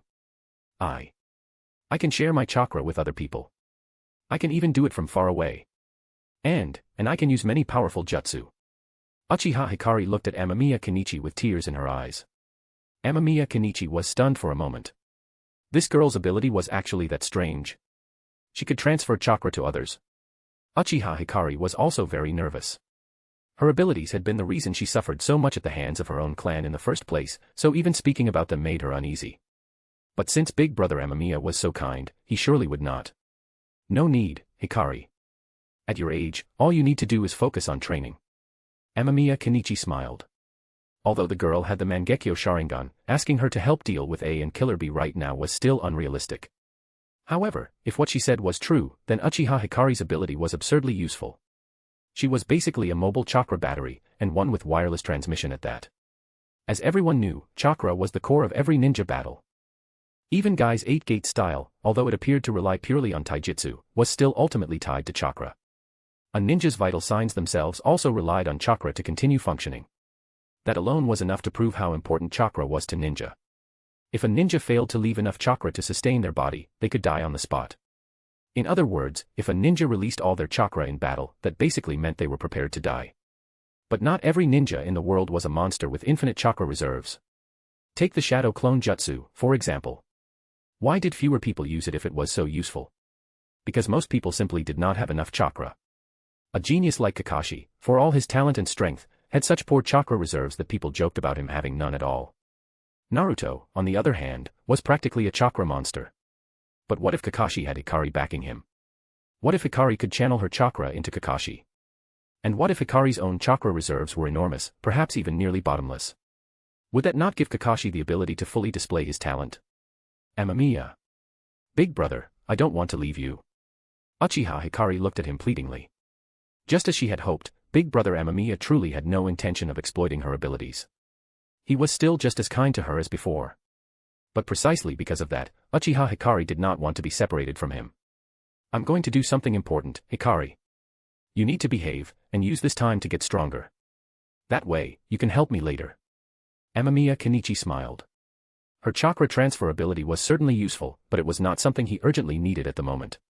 Ever since Amamiya Kenichi successfully obtained the sage body of the first Hokage through his research, he had stopped worrying about chakra reserves. In fact, because he did not want to waste his cheat, he had already started a new research topic. Current research goal, would release. Research progress, 67.99%, research speed increased due to gene research. Yes, Amamiya Kenichi intended to master wood release. And as for wood release, he already had his own ideas. He felt that his overall theory was actually correct. Long ago, before the world had ninja or even understood chakra, the Otsutsuki clan traveled through the universe and, by some method, discovered that this world was suitable for planting the divine tree and harvesting chakra. That was why they came. What followed was the story of Otsutsuki Kagaya's betrayal, the fruit of the divine tree, the birth of the Sage of Six Paths and his brother, and then Kagaya being sealed away. After that, the Sage of Six Paths established Ninshu, and ninja became the main force of this world. If one traced it all the way back to the beginning, then the so-called ninja and bloodline limits were, in essence, just genetic traits derived from the Otsutsuki clan. Amamiya Kenichi even suspected that the Sage of Six Paths had used some sort of genetic programming. That would explain why the people of this world were divided into two broad groups, ordinary people and ninja. Ordinary people were the most common inhabitants of the world, with no special power, essentially just like the humans of his previous life. Ninja, on the other hand, were superhuman individuals who inherited part of the Otsutsuki clan's genes and could use chakra. Those who inherited more of the Sage of Six Paths lineage and Otsutsuki genes developed into the great clans of the world, such as Senju Hashirama and Uchiha Madara. Those whose genes were not as pure, but still carried fragments of that bloodline, or who underwent some kind of ancestral reversion, awakened what were known as bloodline limits. That also explained why some people awakened bloodline abilities while others never could. At the root of it all, it was a matter of genes. And the closer someone's genes were to the Otsutsuki clan, the higher their ceiling would be. Why were Naruto and Sasuke so powerful? Of course, effort played a role, but potential mattered too. Naruto and Sasuke were the reincarnations of the sage's sons, which meant their genetic information was closer to that of the Otsutsuki clan. That gave them much greater potential, enough for Sasuke to eventually awaken the Rinnegan. The so-called condition for the Rinnegan was probably just a certain degree of ancestral gene reactivation. There was proof of that. Among the Uchiha, only Madara and Sasuke had successfully awakened the Rinnegan, and both were reincarnations of the sage's sons. Because of that, Amamiya Kenichi believed his theory was highly likely to be correct. And if his research continued based on this line of thought, then as long as he could replicate all of the first Hokage's genes and program them successfully, anyone should be able to use would release. That was also why Yamato could use it. Of course, being able to use would release and reaching the first Hokage's monstrous level of would release were two entirely different things. That part probably involved talent, personality, effort, and many other factors. In that regard, even the current Amamiya Kenichi could not fully explain it. The brain, after all, was still far too mysterious. To truly understand it further, he might one day need to go to the Otsutsuki homeworld. But maybe it's also because my gene research has progressed that the would release project sped up too. Amamiya Kenichi scratched his head. Honestly, he felt he did not even need his cheat for it. He only needed to analyze the first Hokage's cells, identify what made them different from ordinary people, and then keep experimenting. With enough attempts, isolating the specific genes behind would release should not be impossible. Still, it would be a waste not to use the cheat. And right now, he had no leads in his energy shield research. Since the cheat required a research direction anyway, and one tied to a test subject, he might as well continue focusing on would release for now. Besides, with would release, his strength would continue to rise, and once he awakened the Mangeko Sharingan, progressing toward the Rinnegan would not be a problem either. But maybe it's also because my gene research has progressed that the would release project sped up too. Amamiya Kenichi scratched his head. Honestly, he felt he did not even need his cheat for it. He only needed to analyze the first Hokage's cells, identify what made them different from ordinary people, and then keep experimenting. With enough attempts, isolating the specific genes behind would release should not be impossible. Still, it would be a waste not to use the cheat. And right now, he had no leads in his energy shield research. Since the cheat required a research direction anyway, and one tied to a test subject, he might as well continue focusing on would release for now. Besides, with would release, his strength would continue to rise, and once he awakened the Mangeko Sharingan, progressing toward the Rinnegan would not be a problem either. Big brother Amamiya, is that the land of snow below us? At that moment, Amamiya Kenichi was still piloting the airship. After much coaxing, he had finally convinced Uchiha Hikari to wait somewhere else for him. But where exactly to settle her remained a headache. Put her in the lab? No. Uchiha Hikari had already told him that she had been treated as an experimental subject before. Taking her to a laboratory might trigger traumatic memories, and that would only create more trouble. His teacher's place was also out of the question. First, Orochimaru was not here, and second, that place was just another lab. Sasori and Deidara. Also unsuitable. Those two were still busy with Unit 1, and Hikari did not fit into that environment either. Shisui, on the other hand, would have been a good choice. He was gentle, he treated clan members well, and with Uchiha Mikoto around, Hikari would likely receive excellent care. But Amamiya Kenichi could tell that she seemed to harbor some hostility toward the Uchiha clan. It was subtle, and she did not show it clearly in front of him, but Amamiya Kenichi was a seasoned actor. He could read it. That ruled Shisui out too. So in the end, he chose the land of snow. With Uchiha Shirori and Kazuhana Koyuki there, Hikari would have people to take care of her. The laboratory was also well hidden, making it unlikely she would accidentally stumble upon it, and Amamiya Kenichi could instruct Uchiha Shirori beforehand. More importantly, the land of snow was remote enough that even Hidden Mist had no interest in it. That made it one of the safest places possible for Uchiha Hikari. A land covered in snow all year round. The trains here are pretty interesting. Amamiya Kenichi chuckled and ruffled Hikari's head. Uchiha Hikari narrowed her eyes happily. Traveling from the land of lightning to the land of snow took more than a day, even by airship. During that time, Hikari's guard gradually lowered, and her trust in Amamiya Kenichi deepened even more.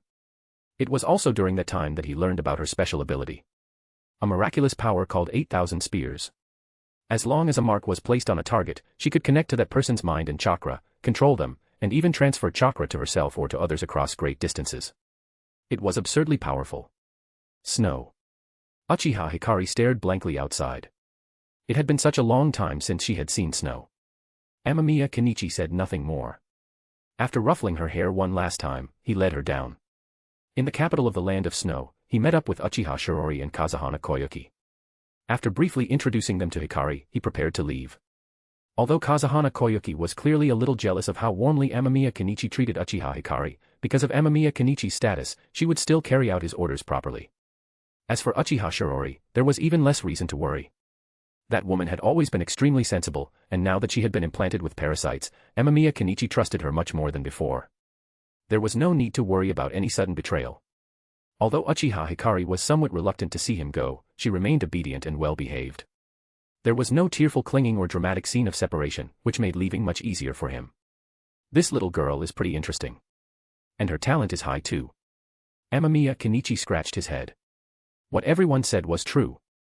Once you found someone talented, it really did make you want to be a teacher. At this point, he genuinely felt like taking in a disciple. But if he was going to take one, shouldn't the first one still be Naruto? If you don't want to wait for the next update, read 10 to 50 chapters ahead on Patreon. patreon.com/fanficlord03. One Piece, Naruto, Bleach, Soul Land, NBA, and more, all in one place. Chapter 312, Chapter 312, I'd rather make less money than let you make any. Chapter 312, I'd rather make less money than let you make any. My teacher has mysteriously disappeared, Amamiya Kenichi murmured as he looked down at the hidden mist village, falling into deep thought. After leaving the land of snow, Amamiya Kenichi had tried to repair the mobile phone his teacher had given him. He had no other way to contact him, and communication methods in the ninja world were still painfully limited. For example, if Amamiya Kenichi wanted to find Kakashi while in Konoha, the simplest method was often to walk to Kakashi's house and call out for him, like a child asking a friend to come outside and play. But what if the range expanded to the entire land of fire? Then the easiest way for him to contact someone was by writing a letter or sending a message through a carrier pigeon. It was absurd. Sometimes Amamiya Kenichi could not understand why the ninja world already had computers, yet had never developed things like email. But after doing some research of his own, he realized that while the ninja world had computers, it had no internet. So naturally, email could not exist. The technology tree of this world had always been crooked. If he wanted to contact his teacher, the simplest option was to repair the phone and then use it to try to reach him. As long as his teacher entered the communication range, the problem would not be too serious. This phone can't be repaired for now. I really don't understand what kind of technology my teacher used, Amamiya Kenichi muttered, frowning at the device in his hand. He had already tried repairing it and failed. Amamiya Kenichi did not know much about how the phone itself had been made, and his teacher had never explained it to him either. That meant he had done very little research on the device. He had originally planned to come to the Hidden Mist Village to see whether his teacher might be here, but after arriving, he found no obvious traces. Forget it. I'll sell the airship first, then go back and find my teacher. Amamiya Kenichi shook his head. It did not matter if his teacher was not here. Once he returned to the land of rice fields, his teacher would definitely be there. Just as he was about to descend, Amamiya Kenichi noticed a few small black dots emerging from the Hidden Mist Village. His eyes narrowed as he looked down. Had something happened? Shibi-sama, the Hidden Mist Village wants us to meet them here. At that moment, on the outskirts of the Hidden Mist Village, Kakashi quietly reported the newly received message to a man wearing dark glasses. These Hidden Mist fellows. Shibi frowned as he glanced toward the village ahead of them. Fine. Agree to their request. Tell them we'll wait here. He had originally wanted to enter the village and take a look around, but he had not expected the Hidden Mist Village to be so wary of them. Or perhaps something really had happened inside Hidden Mist. Understood. Kakashi ran off after receiving the order. At the moment, Kakashi was in charge of communication between Konoha and the Hidden Mist Village. Of course, he was not speaking to the upper ranks of the Hidden Mist Village, only to Hidden Mist Umbu. That was normal. For an Umbu like Kakashi, it was still too difficult to meet directly with the Hidden Mist Village's high-level leadership. Soon after Kakashi passed on the message, the people of the Hidden Mist Village came out. The one leading them was an old man. When Shibi saw him, his eyes narrowed slightly. Genji. Wasn't Yugura the Mizukage? Why had Yugura not come personally? Several thoughts flashed through Shibi's mind, but he said nothing. After all, it was the Hidden Mist Village's business whom they sent. Konoha would not interfere in that.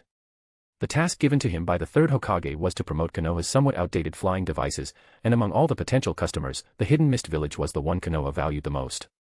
After all, the geography of the Hidden Mist Village was extremely special. In the past, the only way to reach it was by sea, which was slow and vulnerable to attacks. But with hot air balloons, the Hidden Mist Village was no longer so isolated. Because of that, Hiruzen was certain the Hidden Mist Village would buy them. Even if Konoha raised the price a little, it would not matter. Konoha's envoy, I have already received the official letter from your village. Are you here this time to promote your products? Genji slowly walked over, glancing at the ninja before him. The man wore dark glasses and had the unmistakable look of the Aburame clan. Given his status and the fact that he had come here personally, Genji immediately deduced that he could only be Aburame Shibi, the head of Konoha's Aburame clan. Yes. This time, we are here to promote something the Hidden Mist Village will definitely need. Shibi smiled faintly and removed his glasses. He still needed to show a certain degree of respect when facing an elder who genuinely held power. Kakashi and the other Konoha ninja stood quietly in the back. Their role this time was to make sure the Hidden Mist Village understood one thing. If they wanted the hot air balloons, they would have to buy them. Otherwise, in the ninja world, there were plenty of people who would not mind simply taking them by force. That was why a proper show of strength was necessary. Hey, Kakashi, why do you think the village wants to promote hot air balloons? Guy poked Kakashi in the side. Kakashi pursed his lips. He first glanced ahead, where Shibi was introducing Konoha's products to Genji, while Genji himself remained calm and smiling, making it impossible to guess what he was thinking. Because the village needs money, Kakashi whispered. His mood was slightly better than before. In Konoha, among the people around him, Guy really was one of the few he could call a close friend. If only Amamiya Kenichi did not exist. The moment he thought of Amamiya Kenichi, Kakashi's feelings became complicated again. The last time he had seen that bastard had been in the land of snow. He still did not know what Amamiya Kenichi was doing now. Could he really have gone there to become some sort of king? How ridiculous. A ninja could not possibly. But why did that thought make him feel a little envious? Oh, but I really don't want to ride that thing again, Guy said with a knowing expression, then glanced disdainfully toward the rear, where Konoha's hot air balloons were being stored under guard.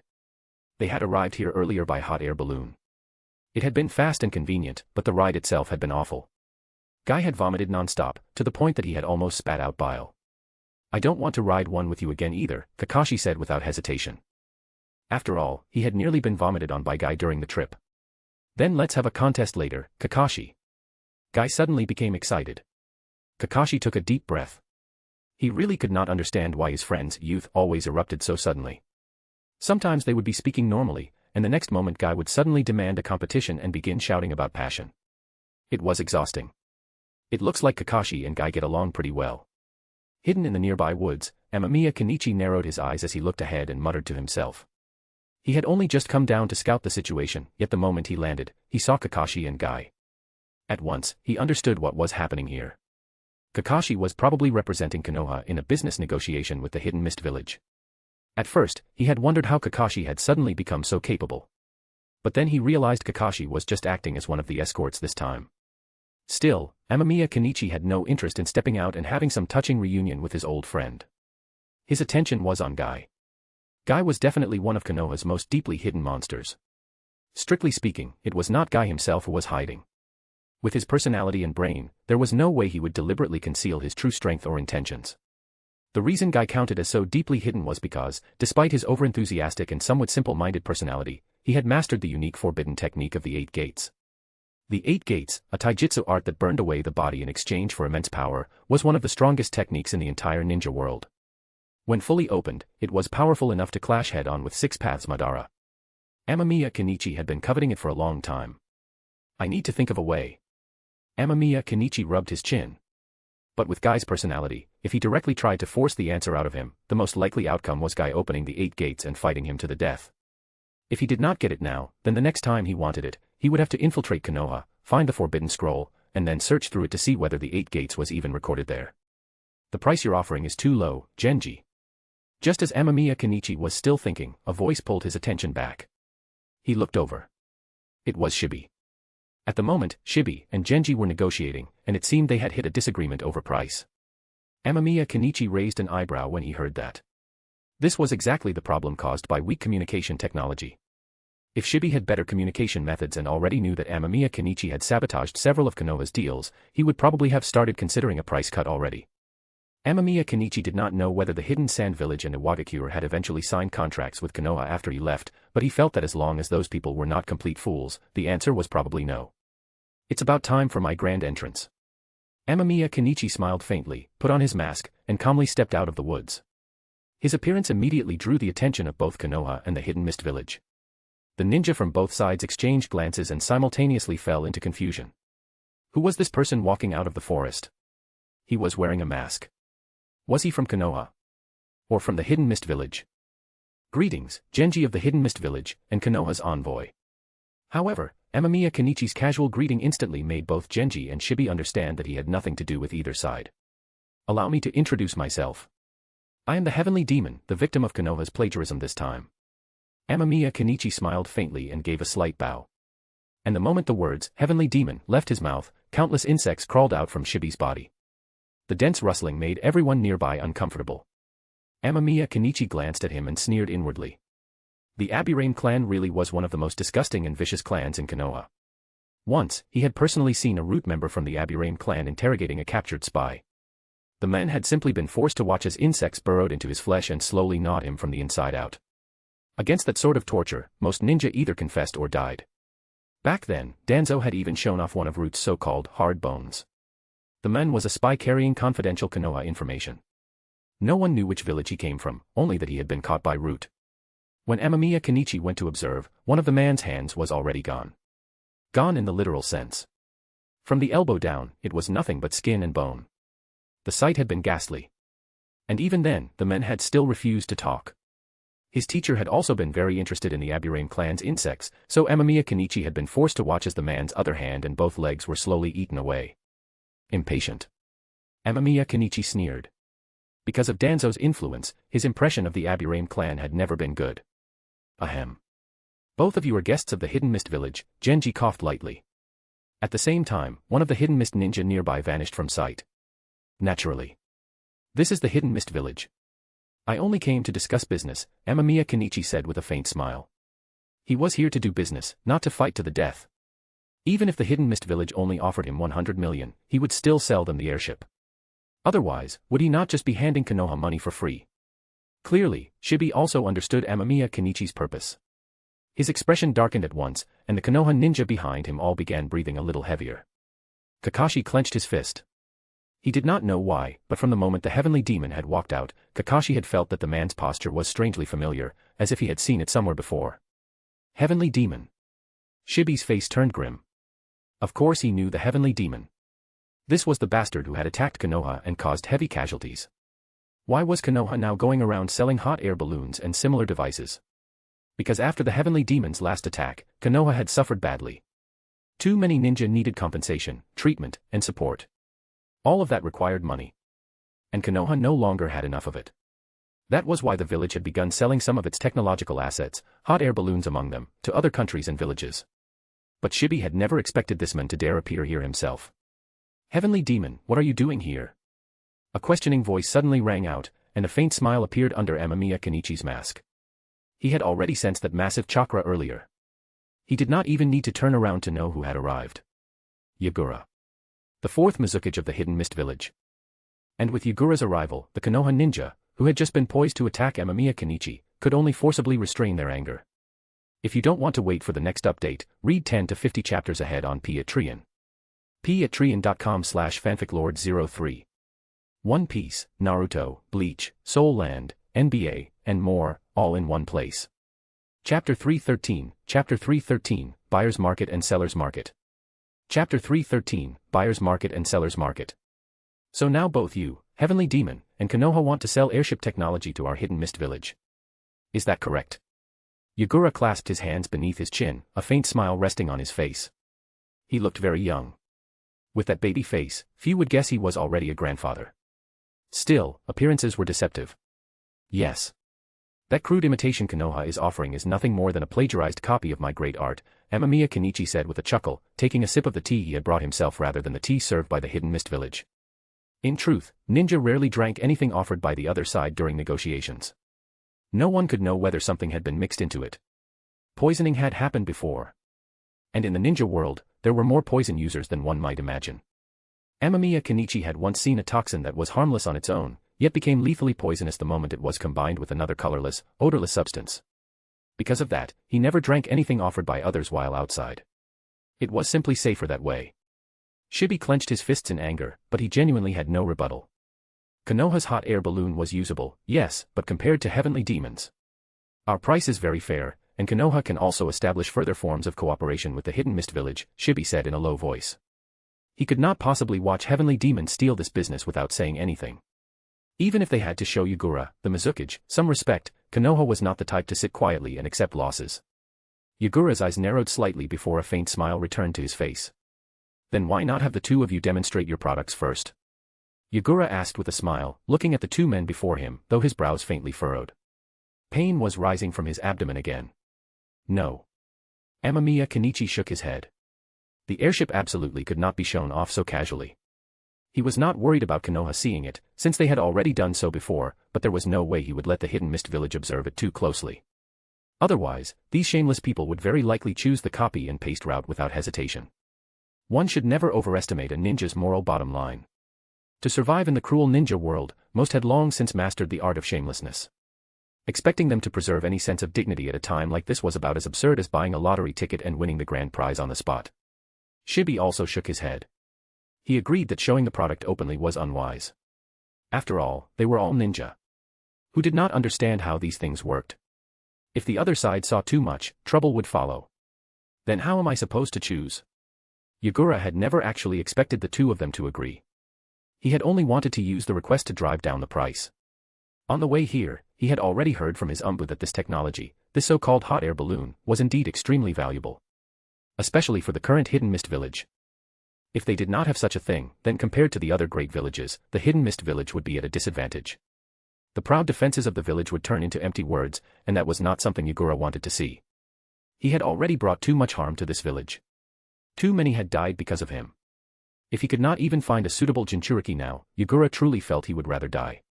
That depends on you, Mizukage-sama, Amamiya Kenichi said calmly, taking another sip of tea. He understood exactly what Yagura was doing. The men simply wanted to get the airship and hot air balloon at a lower price. That was within expectations. If only he or Konoha had come alone, this would have been a seller's market. In that situation, the seller dictated the terms and could squeeze more out of the hidden mist village. But now things were different. Two sellers had arrived to compete for one buyer. That turned the situation into a buyer's market. If either side wanted Yagura to pay, they had to fight for the right to earn that money. In simple terms, it was like the early days of food delivery in his previous life. The hidden mist village was the customer, while Konoha and Amamiya Kenichi were two competing platforms. Whoever wanted the customer's order had to offer enough incentives. The difference was that food delivery was a long-term business, while this airship deal was a one-time transaction. Konoha can sell both the airship and hot air balloon for 235 million ryo. At the same time, we can establish a strategic partnership with the hidden mist village, Shibi said directly, laying out his terms. Before he had left the village, the third Hokage had told him that if he encountered unusual circumstances, he could make decisions on his own. And this definitely counted as unusual. My airship can carry far more cargo and people than theirs. Their imitation cannot compare, Amamiya Kenichi said with a smile. His airship had excellent carrying capacity. Without that advantage, it would not be especially useful. Yagura watched the two of them continue to raise their respective offers, the faint smile never leaving his face. If possible, he would have loved to see them compete even harder until the hidden mist village became the greatest beneficiary. The hidden mist village is close to Konoha. A hot air balloon or airship only takes a day to get here, Shibi suddenly said. Amamiya Kenichi was slightly taken aback. For a moment, it sounded as though Shibi was trying to pressure the hidden mist village. That was not exactly wise. Yagura's expression dimmed as well. If the hidden mist village wants to strengthen its contact with the outside world and expand commerce, then the land of fire is your best option, Shibi added. Only then did the atmosphere ease, and Yagura's face returned to normal. Amamiya Kenichi immediately understood. Konoha wanted to use its own national strength and political position as part of the bargain. But was that really worth much? No. With airships and hot air balloons, the hidden mist village could conduct trade more freely no matter what. Konoha's conditions sounded like a mutual benefit arrangement, but in truth, they were merely taking advantages the hidden mist village could gain anyway and using them as bargaining chips. I only need 100 million ryo to provide the hidden mist village with a more advanced airship, Amamiya Kenichi said. 100 million was already a very low price. But if lowering it could make Konoha miserable, he did not mind at all. As expected, Shibi's expression darkened at once. He shot Amamiya Kenichi an angry glare, and more tiny insects crawled out from beneath his clothes. He was clearly furious. Still, the person that mattered most here was Yagura. The opinions of others were secondary. While he waited, Amamiya Kenichi casually surveyed the surrounding area. Over by the hidden mist village's side, he spotted Mei. She was speaking to a ninja beside her, her face unusually serious. Amamiya Kenichi had studied lip reading before. Squinting slightly, he managed to catch fragments of what she was saying. Stay alert, be careful, don't let them. Mei's lips moved too quickly for him to catch every word. His lip reading was not advanced enough for that. But the general meaning was clear enough. At that moment, Mei seemed to notice him looking at her and abruptly stopped speaking. On Konoha's side, things were much less interesting. Most of the ninja there were glaring at him with open hostility, including Kakashi and Guy. That made Amamiya Kenichi chuckle. It seemed what he had done to Konoha before had truly left a lasting impression. I'll buy both, Yagura said at last, lifting his head and speaking seriously to both Amamiya Kenichi and Shibi. Amamiya Kenichi raised an eyebrow. Interesting. Yagura intended to take everything. Still, it did not bother him. As long as the Hidden Mist Village bought his airship, that was enough. The airship itself certainly had value, but not so much that it could not be duplicated. Once the Hidden Mist Village finished researching it, copying it would not be impossible. Konoha could not imitate it properly only because they had never obtained a complete physical model. If they ever got one, imitation would not be especially difficult. Airships simply did not have the sort of complex technical barriers that allowed real anti-theft measures. I have no objection, Shibi said, casting a glance at Amamiya Kenichi. He was unwilling, but he also understood when to stop. If he pushed harder, the result might be even worse. Since Yagura was already willing to pay 100 million, there was no need to keep fighting over it. After receiving the money, Amamiya Kenichi handed a summoning scroll over to Yagura. Then, very deliberately, he looked at Shibi and let a mocking smile creep into his gaze. Shibi could not see the expression beneath the mask, but he clearly saw the look in Amamiya Kenichi's eyes, and it irritated him. Even so, because Yagura was present, he restrained himself. After obtaining the money, Amamiya Kenichi left directly. Although he still coveted Guy's 8 gates, now was not the time to seize them. He could wait until Konoha's group began the return trip. Actually, Mizukichi-sama, with only Konoha's product, the Hidden Mist Village could already infer how to improve it, Shibi could not help saying after Amamiya Kenichi departed. He felt Yagura's decision had been excessive. With Konoha's hot air balloon in hand, the Hidden Mist Village should be able to work out how to make improvements on its own. Konoha had done exactly that when developing its own expanded designs.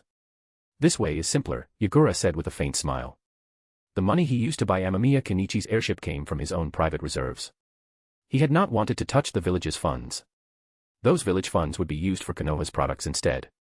This was his way of atoning to the Hidden Mist Village. After all, during the period when he had been controlled, he had issued absurd orders and had even transformed into. The moment he thought of that, Yagura's expression worsened.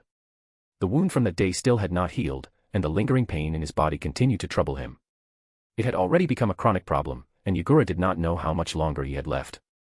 All he wanted now was to atone for the sins he had inflicted upon the village. 100 million, a bit of a loss, but not by much, Amamiya Kenichi muttered as he looked over the money he had just received, unable to suppress a chuckle. By the standards of the ninja world, he was already among the wealthy elite. He just did not know whether Kakuzu had more money than he did. Still, given Kakuzu's habit of earning even his own travel expenses from missions, Amamiya Kenichi suspected that Miser was probably richer. With the money in hand, there are only 2 problems left now. First, the 8 gates. Second, those 2 muscleheads from the Hidden Cloud Village, Amamiya Kenichi said, stroking his chin. The second problem was easy.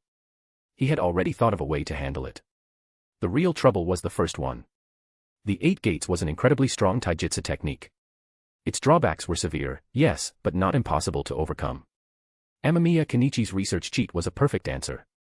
He only needed to obtain the 8 gates technique, start his research, and then wait for the results. The problem was how to get it. So annoying. The best option would be to have Guy teach it to me himself, but how do I make Guy willingly teach me? Amamiya Kenichi fell into deep thought. After a moment of hesitation, a solution gradually surfaced in his mind. Then I'll have to trouble Kakashi. He muttered, rubbing his hands together. After this, we need to report the encounter with Heavenly Demon to Hokage-sama, Shibi said calmly, his hands in his pockets as he adjusted his sunglasses. At the same time, a thought occurred to him. Since Heavenly Demon had appeared here, was it possible he had already appeared in the other great villages as well? If that was the case, then Konoha's current plan might completely collapse, and they could even fall behind the others in airship development. Even Shibi had to admit that the airship Heavenly Demon had developed was powerful. Konoha's own hot air balloon work had, after all, been inspired by him. Understood, Kakashi replied. Even if Shibi had not said it, something like this absolutely had to be reported to the third Hokage. As Kakashi walked back, he suddenly heard the sharp cry of a bird from the nearby woods. He paused. That sound had seemed somewhat like Chidori. But it came and went quickly, vanishing almost at once, leaving Kakashi uncertain whether he had heard correctly. Was that Chidori? Shibi asked as he walked over. He had heard it too. It sounded like it. Kakashi said, staring into the forest ahead. Because of the geography of the land of water, a layer of mist had already begun settling in. It was not thick, only a light haze draped across the woods. Everyone, stay alert, Shibi said, raising a hand. A dense swarm of insects immediately poured out of his body and crawled into the fog-covered forest. He intended to find out whether someone there was trying to make a move. If you don't want to wait for the next update, read 10 to 50 chapters ahead on Patreon. patreon.com/fanficlord03. One Piece, Naruto, Bleach, Soul Land, NBA, and more, all in one place. Chapter 314, 8 Gates Formation. Chapter 314, 8 Gates Formation. How disgusting. Kenichi curled his lip as he sensed the tiny insects moving through the area. He truly hated dense swarms of small bugs. Just looking at them was enough to make his skin crawl. He was not afraid of insects. In his previous life, he had even eaten some before, roasted spiders, roasted centipedes, and the classic roasted cicada pupae, among other common snacks. But the parasitic insects of the Aburame clan were another matter entirely. Then let's put on a grand fireworks show. It'll also throw the current situation into chaos. Kenichi licked his lips, formed hand seals, and opened his mouth. A surging torrent of flames burst out, instantly incinerating the parasitic insects before him while also setting the surrounding forest ablaze. The scale of that fire release. Shibi's pupils contracted. He narrowed his eyes and stared ahead. Even from this distance, he could clearly see the overwhelming wall of fire. Could it be the heavenly demon? As the head of Konoha's Aburame clan, Shibi naturally possessed a broad perspective. He could tell the level of the ninjutsu at a glance, and among the enemies who had attacked Konoha, the most suspicious one was undoubtedly the heavenly demon. The Konoha envoy team also became vigilant the moment Kenichi attacked. Kakashi moved to Shibi's side and cautiously observed their surroundings, guarding against a possible sneak attack. It was not that Shibi lacked strength and needed Kakashi's protection. But as the head of a Konoha clan and the leader of this delegation, Shibi still required Kakashi's attention and support. That, too, was Kakashi's duty. Strangely, however, no one appeared from the forest. The area remained unnervingly quiet. No one spoke. Even so, Kakashi and the others did not lower their guard. Then Kakashi's Sharingan caught a flash of light. His pupils shrank. He immediately pulled Shibi away from their original position, and in the next instant, a pillar of lightning shot down through the place where Shibi had just been standing. Enemy attack, a Konoha ninja shouted. A team of Konoha ninja instantly charged into the forest. They could not allow the enemy to continue casting ninjutsu from a safe distance. Kakashi, go too. Otherwise, they may not be a match for that guy, Shibi said. He was now almost certain the attacker was the heavenly demon. Intelligence on that men included this distinctive style of ninjutsu. Understood. Kakashi nodded and rushed into the dense forest as well. At the same time, his heart felt strangely complicated. He kept feeling that the attack from just now was familiar, very similar to what he had seen from his friend in the land of snow. A terrifying thought surfaced in his mind. Could the heavenly demon actually be his friend, Amamiya Kenichi? The battle near Hidden Mist Village naturally drew the village's attention. Under Shibi's watchful gaze, several Hidden Mist ninjas soon arrived at the scene. The one leading them was. What's going on? Mei asked coldly, crossing her arms as she looked at the Konoha ninja before her. Her eyes were full of displeasure and disgust. Ever since Ao's death, Mei had been in a terrible mood. She had not wanted to come out at all, but she had not expected the damned Konoha ninja to start fighting near the village. Were they simply not taking Hidden Mist Village seriously? Mei, we were attacked. Attacked near your Hidden Mist Village, Shibi replied calmly. Hearing that, Mei's eyes narrowed. The man in front of her was not easy to deal with. In one sentence, he had shifted the problem onto Hidden Mist Village's security and defense, moving the conflict from Konoha and the attacker to Hidden Mist Village and the attacker. I think the one who attacked must be the heavenly demon, right? That's a problem between Konoha and that organization, Mei sneered, unable to hide the schadenfreude in her tone. She held no favorable opinion of either Konoha or that mercenary organization. Those mercenary ninja were like leeches in the ninja world. Wherever there was blood, they appeared. Oh. Then it seems Hidden Mist Village's vigilance has really declined. A ninja from some mysterious organization was able to get this close to your village without anyone noticing, Shibi said with a faint chuckle as he looked at Mei. His words were not overly sharp, but they were insulting enough to irritate her. The three Umbu behind Mei glared angrily at the Konoha delegation. Mei said nothing more. She knew exactly what kind of person Shibi was. Arguing with him was pointless. It would be better to help handle the situation than to let Hidden Mist Village become the target of gossip later. After Mei and the others entered the forest, along with Kakashi's group, Shibi remained where he was. He still needed to protect the rest of Konoha's people, and at the same time he kept a vigilant eye on the sky. He knew very well where the heavenly demons' attacks usually came from. Although Konoha had now uncovered the secret of the heavenly demons' ability to fly, that did not mean they could relax. Soon enough, Mei and the others returned, followed by Kakashi and his team. Shibi was slightly surprised. There had clearly been signs of battle in the forest earlier, but it had not seemed especially intense. Had the heavenly demon simply retreated? After confirming the details, Shibi learned that the heavenly demon had indeed withdrawn the moment Mei's group arrived. That only made his intentions even harder to read. "Kakashi, are you all right?" Guy asked with concern as Kakashi rejoined the team. He had wanted to go into the forest as well, but since Shibi had given no order, he had remained in place. "I'm fine." Kakashi pulled up his mask, silently adjusted his ninja tools, and continued following the main group. Shibi approached Kakashi midway and asked about what had happened, but Kakashi's account matched everyone else's. Left with no better answer, Shibi could only keep pondering why the heavenly demon had attacked them in the first place. "Guy, how about a thrilling contest of youth?" Kakashi suddenly asked with a smile. "Oh. Kakashi, then let's walk on our hands." Guy instantly became energized. He flashed his trademark gleaming smile and gave a thumbs up. "All right." Kakashi's smile widened. "Damn it." Deep inside the forest, within a hollowed-out tree trunk, Kakashi groggily opened his eyes. He immediately realized his situation. He had been taken down. And he had been restrained. Kakashi tried to gather chakra, but it was useless. Iron chains wrapped around him, constantly absorbing his chakra and keeping him at a very low level. What exactly happened? Kakashi struggled, but he could not break free. His mood darkened. He had no idea what the captor intended by taking him alive rather than killing him. He tried to recall what had happened earlier, but only fragmented memories remained. He seemed to remember seeing a pair of red eyes. Now the forest around him was deathly quiet. Aside from the distant chirping of birds, there were no footsteps and no sounds of fighting. No one seemed to be nearby. But that was exactly what made it strange. If he did not return, Shibi should already have sent people looking for him.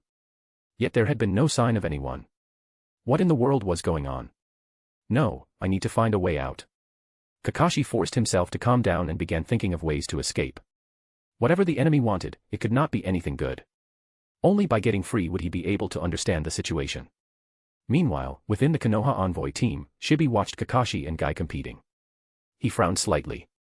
It was not unusual for Guy to train. That was simply Guy's nature, just like his father. A ninja who lived for physical training and taijutsu. But Kakashi rarely trained taijutsu with Guy before, did he? "Kakashi, remember to report all the details of this mission to Hokage-sama after we return." Shibi called Kakashi over and reminded him. "Yes, Shibi-sama." Amamiya Kenichi nodded as he looked at Shibi. At the same time, he knew that his interaction with Guy had probably made Shibi suspicious. "By the way, have you completed the mission Hokage-sama assigned you?" Shibi asked casually. "The mission will only be complete once I safely escort you back to the village, Shibi-sama," Kenichi replied without hesitation. Shibi smiled faintly at that and waved him away. Perhaps he really had overthought it. After all, the mission was finished, and it was only natural for Kakashi to want to relax a little. Besides, this version of Kakashi was exactly the kind Hokage-sama wanted to see. The cold and withdrawn Kakashi was not what the Hokage wanted.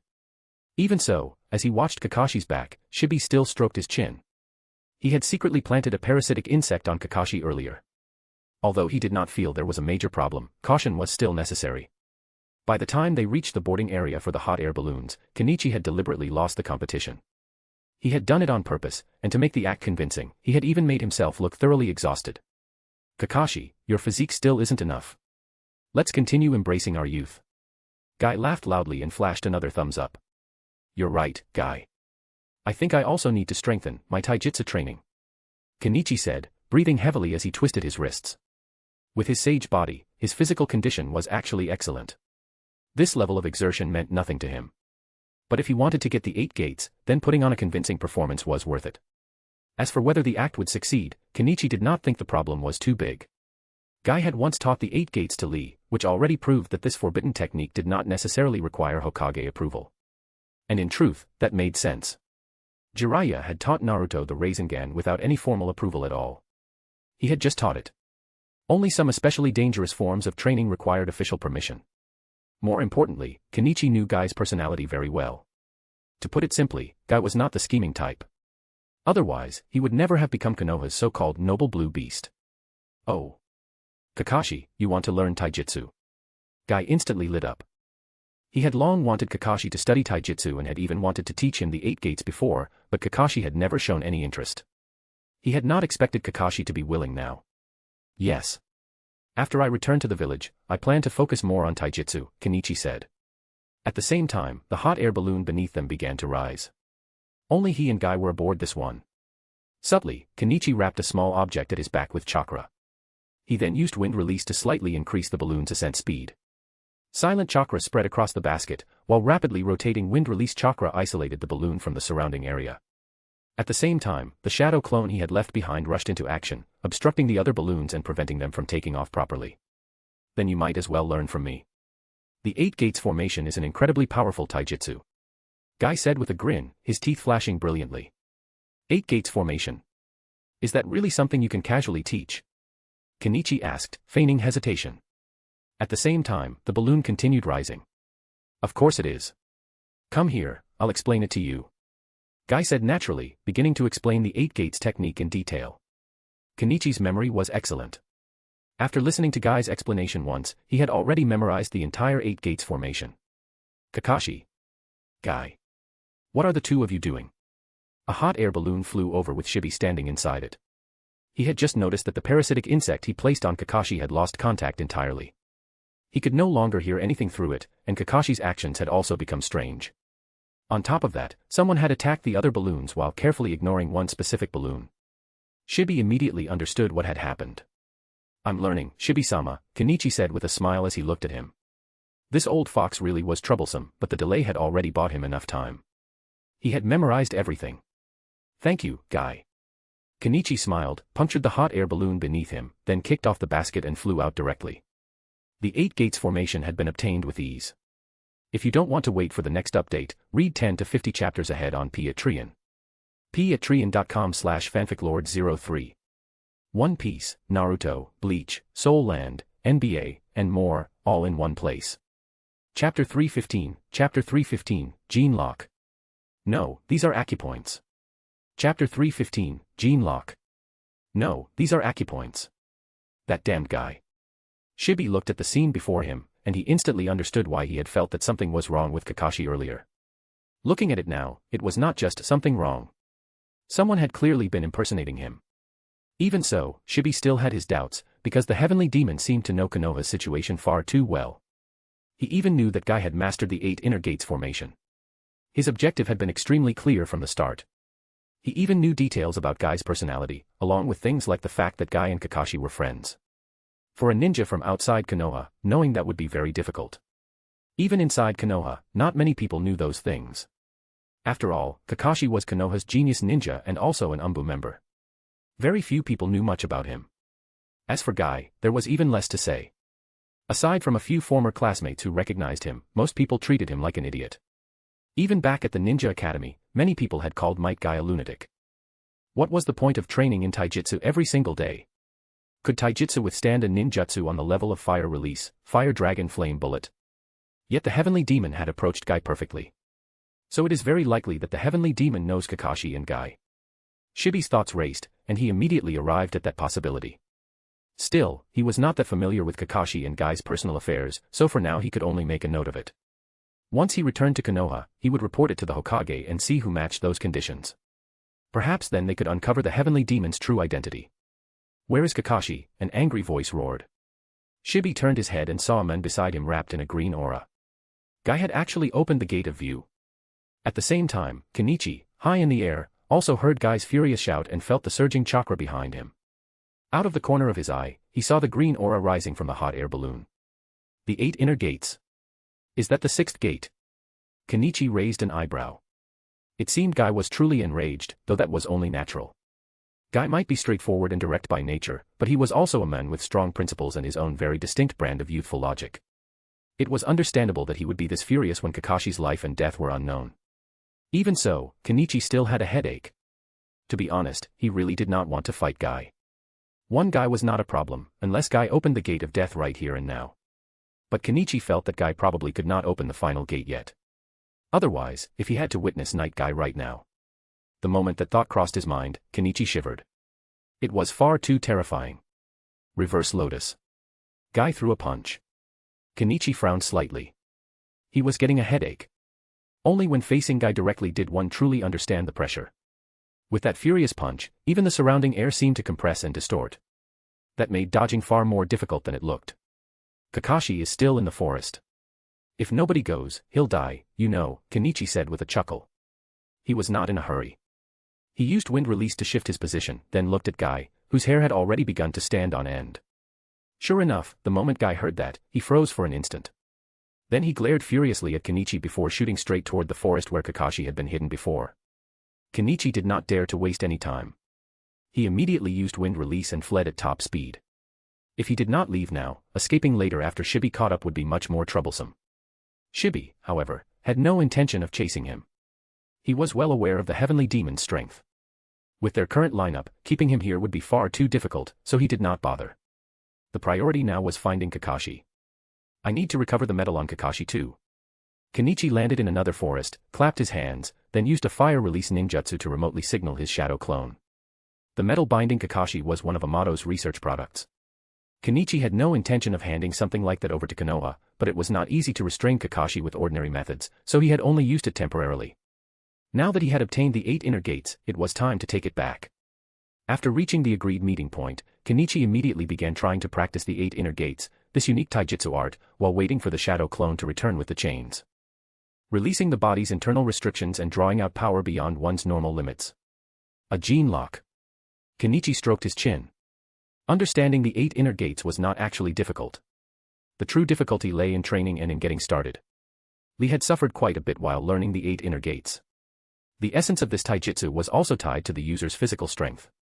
Simply put, the stronger your body, the more terrifying the power gained after opening the 8 gates.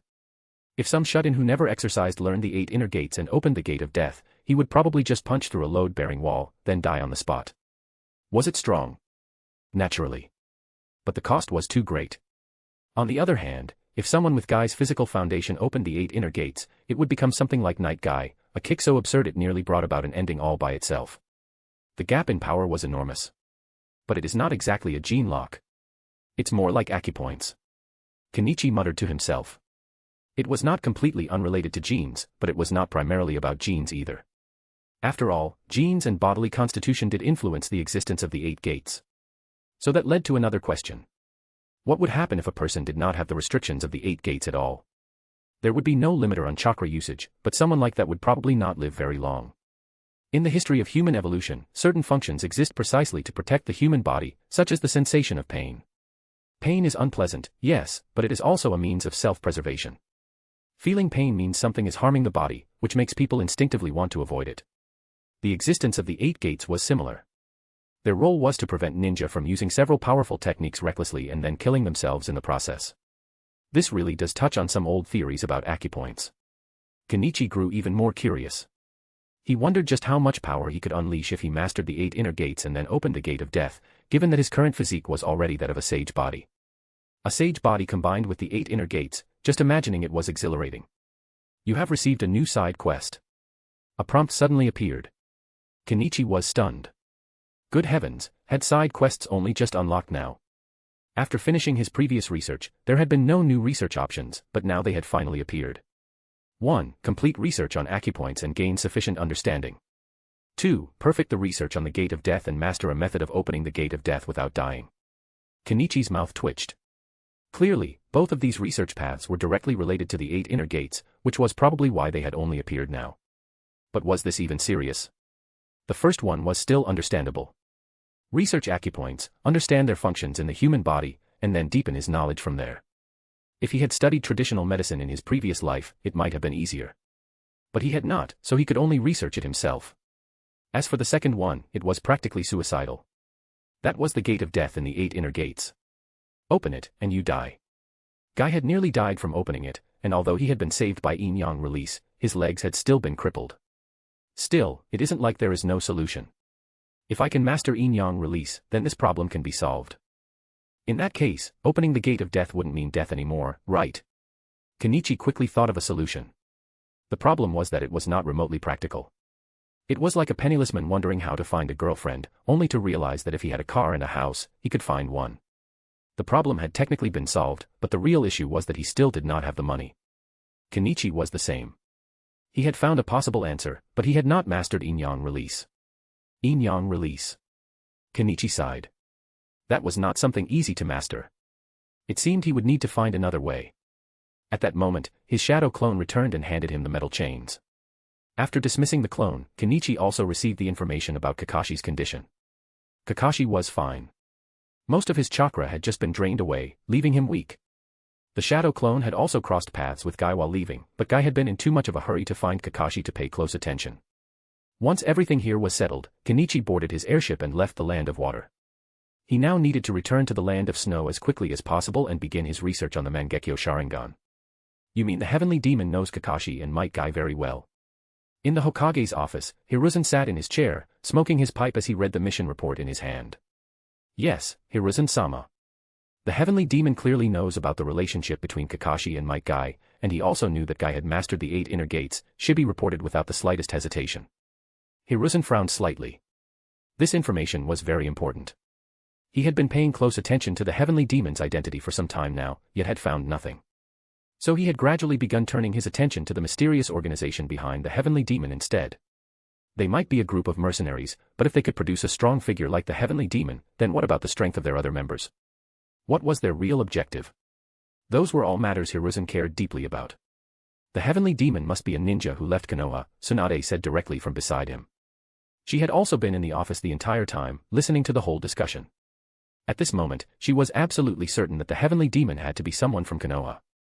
Otherwise, there was no reason he should know about the relationship between Kakashi and Might Guy. His objective was too precise, and his information was terrifyingly accurate. But among those who defected during this period, Hiruzen lowered his eyes toward the documents in his hand. They contained the records of ninja who had defected and ninja who had gone missing. All of them could potentially be the heavenly demon, but once the condition of knowing Kakashi and Might Guy was added, the list shrank dramatically. And among them, one file stood out. Amamiya Kenichi. If it is Amamiya Kenichi, then it wouldn't be strange for him to have the strength to deal with Kakashi and Might Guy, and even place Shibi at a disadvantage. The more Hiruzen thought about it, the more plausible it seemed. After all, the only one who matched on every level was Amamiya Kenichi. His strength was formidable, he could exchange blows with Hiruzen without falling behind, and he had followed Orochimaru, so it would not be strange if he had researched all sorts of bizarre things. On top of that, his age fit. Hiruzen had also heard that Kakashi knew Amamiya Kenichi, and that Amamiya Kenichi had a good relationship with Might Guy. So it would not be strange at all if he knew such details. Thinking about it that way.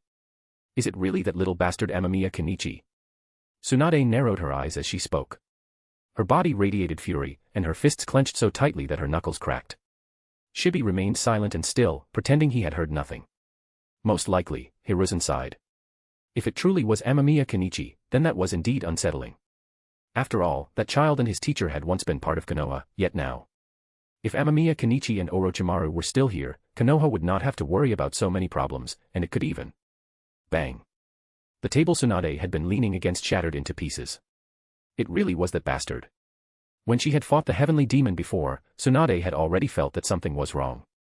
The ninjutsu he used to summon the dead felt too strange, and that heavenly demon also seemed to know her unusually well. At the time, she had wondered whether the heavenly demon might know her personally. She had never expected that he truly did, and not just casually either. That little bastard had once called her big sister. So he called her big sister to her face, only to stab her in the back behind it. Amamiya Kenichi. Shibi could only continue pretending he had heard nothing. Yet the third Hokage showed no intention of dismissing him, making the atmosphere even more awkward.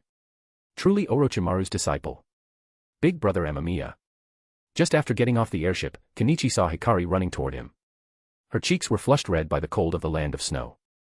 Kenichi almost laughed, but in the end he only chuckled and ruffled her head. That makes you even cuter. Kenichi nodded as he looked at Hikari. Shirori had also changed into a new outfit, and she looked very pretty as well. Lord Amamiya. Shirori also walked over, holding a document in her hand.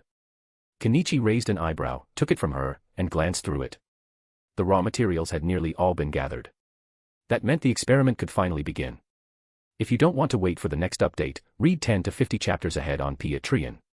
Patreon.com/fanficlord03. One Piece, Naruto, Bleach, Soul Land, NBA, and more, all in one place. Chapter 316, The Secret of the Mangekyo Sharingan. Chapter 316, The Secret of the Mangekyo Sharingan. So the real issue now lies with the Mangekyo Sharingan. Kenichi looked at the experimental log in his hand. It contained a great deal of his research on the Sharingan. However, every record stopped at the 3-tomoe Sharingan. There was nothing on the Mangekyo. And now, Kenichi felt it was finally time to begin a new round of experiments. It was still Yasuo Yayoi, the little fellow who served as Kenichi's current 3-tomoe test subject and was in relatively good condition. After a period of recovery, his body had healed well, and with the parasitic worm inside him, safety was also guaranteed. How do you feel? Kenichi glanced at Yasuo, who sat in the chair staring back at him with an extremely complicated expression. It was hard to describe. There was hatred in that gaze, but also submission and even a kind of worship. Those emotions twisted together and distorted his face into something deeply unnatural, as if it were teetering on the edge of the uncanny valley. Lord Amamiya, Yasuo said with difficulty. Every word seemed painfully forced from his throat. It was obvious he wanted to say something else, but under the influence of the parasitic worm, he simply could not. I feel very well. In the end, Yasuo gave up resisting, and once he did, his speech returned to normal. Kenichi found the result very satisfying. The parasitic worm's control was already proving quite effective. The presence of the parasitic worm can resist the influence of the 3-tomoe Sharingan, but further progress still requires continued testing. Begin increasing the intensity of the tests on the subject's resistance. Now, tell me about yourself and your teacher. Kenichi continued questioning him. He wanted to measure just how much control the parasitic worm exerted over the host. If it could force out this level of personal information, then perhaps it could also be used to extract another ninja's techniques through interrogation. I. As soon as the subject shifted to Kurenai, the agony in Yasuo's expression intensified. His body trembled violently, as if he were resisting with all his strength. Kenichi was in no hurry. He simply picked up his pen and calmly recorded Yasuo's current state. Once questioning begins on matters of true personal importance, the subject still displays a degree of autonomy and has not completely lost his sense of self. Kurenai Yuhi-sensei is our Jonin leader. She's usually strict, and she cares a lot about her niece. After a long period of struggle, Yasuo finally began recounting his story with Kurenai in a lifeless tone. He even confessed that he had once entertained the thought of peeking at Kurenai while she bathed, which almost made Kenichi laugh. Still, the result pleased him. The parasitic worm's effect on a ninja was obvious. Once he issued an order, the target's chance of resisting dropped dramatically. What ninjutsu have you learned? Do you have any secrets? Kenichi increased the intensity of the questioning. Talking about Kurenai had probably fallen into the category of things Yasuo could still reluctantly speak about. But secrets and ninjutsu were the most important things to a ninja. Yasuo seemed to realize how futile resistance was, and with a dead, empty expression, he began revealing everything, including things he absolutely should not have said. The parasitic worm may also be suitable for interrogating certain ninjas. However, its existence is destined to provoke rejection from powerful individuals. For now, perhaps it is only suitable for controlling those with insufficient strength. Kenichi rubbed his brow. At the moment, though, the parasitic worm had only brought good news. Not a single bad result had appeared yet. As for its loyalty, that was no longer a concern. The previous subject had already verified that. Even so, out of caution, Kenichi still issued a self-destruction command. Without hesitation, Yasuo raised a kunai and drove it toward his own heart. Kenichi stopped him at the last moment. Now he was fully certain that Yasuo was incapable of resisting him, and that the parasitic worm could absolutely control him. Which meant it was time for the final stage of the experiment. The evolution from the 3-tomoe Sharingan to the Mangekyo Sharingan. As for how to evolve the Mangekyo into the eternal Mangekyo Sharingan, Madara had already provided the blueprint. Following the trail would not be especially difficult. Looking at the now anesthetized Yasuo, Kenichi fell into thought. Within the Sharingan, the Mangekyo represented an absolute dividing line. The gap between the 3-tomoe and the Mangekyo was enormous, almost as if they were two entirely different sets of eyes. That alone showed just how much power the Mangekyo brought. If Kenichi had possessed the Mangekyo Sharingan back in the hidden mist, the way he obtained the 8 gates would have been completely different. He would not have needed to go to so much trouble. And what Kenichi coveted most was the unique ability each Mangekyo granted. According to the established rules, when the Mangekyo awakens, the eye gains an ability shaped by the strongest thought in the user's heart at that moment. Amaterasu, Koto Amatsukami, and others all fell into that category. Kenichi could not help but wonder whether that process could be guided. And if he truly mastered the method of awakening the Mangekyo, then what kind of thought would be best to hold on to at that moment? Forget it. It's too early to think that far ahead. Kenichi shook his head and cast aside the clutter in his mind. For now, I need to complete the first round of experiments on a 3-tomo recipient. This time, Kenichi still used the emotional stimulation process he had developed and refined himself.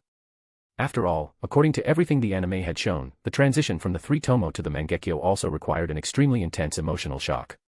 After opening Subject 1's skull, the experiment was initiated using emotional stimulation. The subject's physical condition remained similar to previous trials. After 7 minutes of stimulation, the subject's physical state remained normal, and no abnormal rise in temperature occurred. Was there an issue with the experimental procedure? Kenichi looked at Yasuo and fell silent. The subject had indeed shown obvious emotional fluctuation under the stimulation, but the amygdala had not produced the high-temperature response Kenichi had seen before. Is the stimulation not strong enough? Or did the parasitic worm interfere with the subject's emotional response? Kenichi muttered. Still, he felt the greater possibility was that the emotional shock simply was not intense enough. To awaken the Mangekyo Sharingan, the user needed an overwhelming mental blow, something on the level of watching a loved one die before their eyes. Kenichi did not think the key was family itself. He thought it was the intensity of the emotion behind it. But those emotional changes are, in the end, a form of grief. Extreme grief. So is overwhelming sorrow the real key to awakening the Mangekyo Sharingan? Kenichi raised an eyebrow. Nearly every Uchiha who had awakened the Mangekyo had done so through grief so intense it shattered them. No one had ever awakened it simply because they were too happy.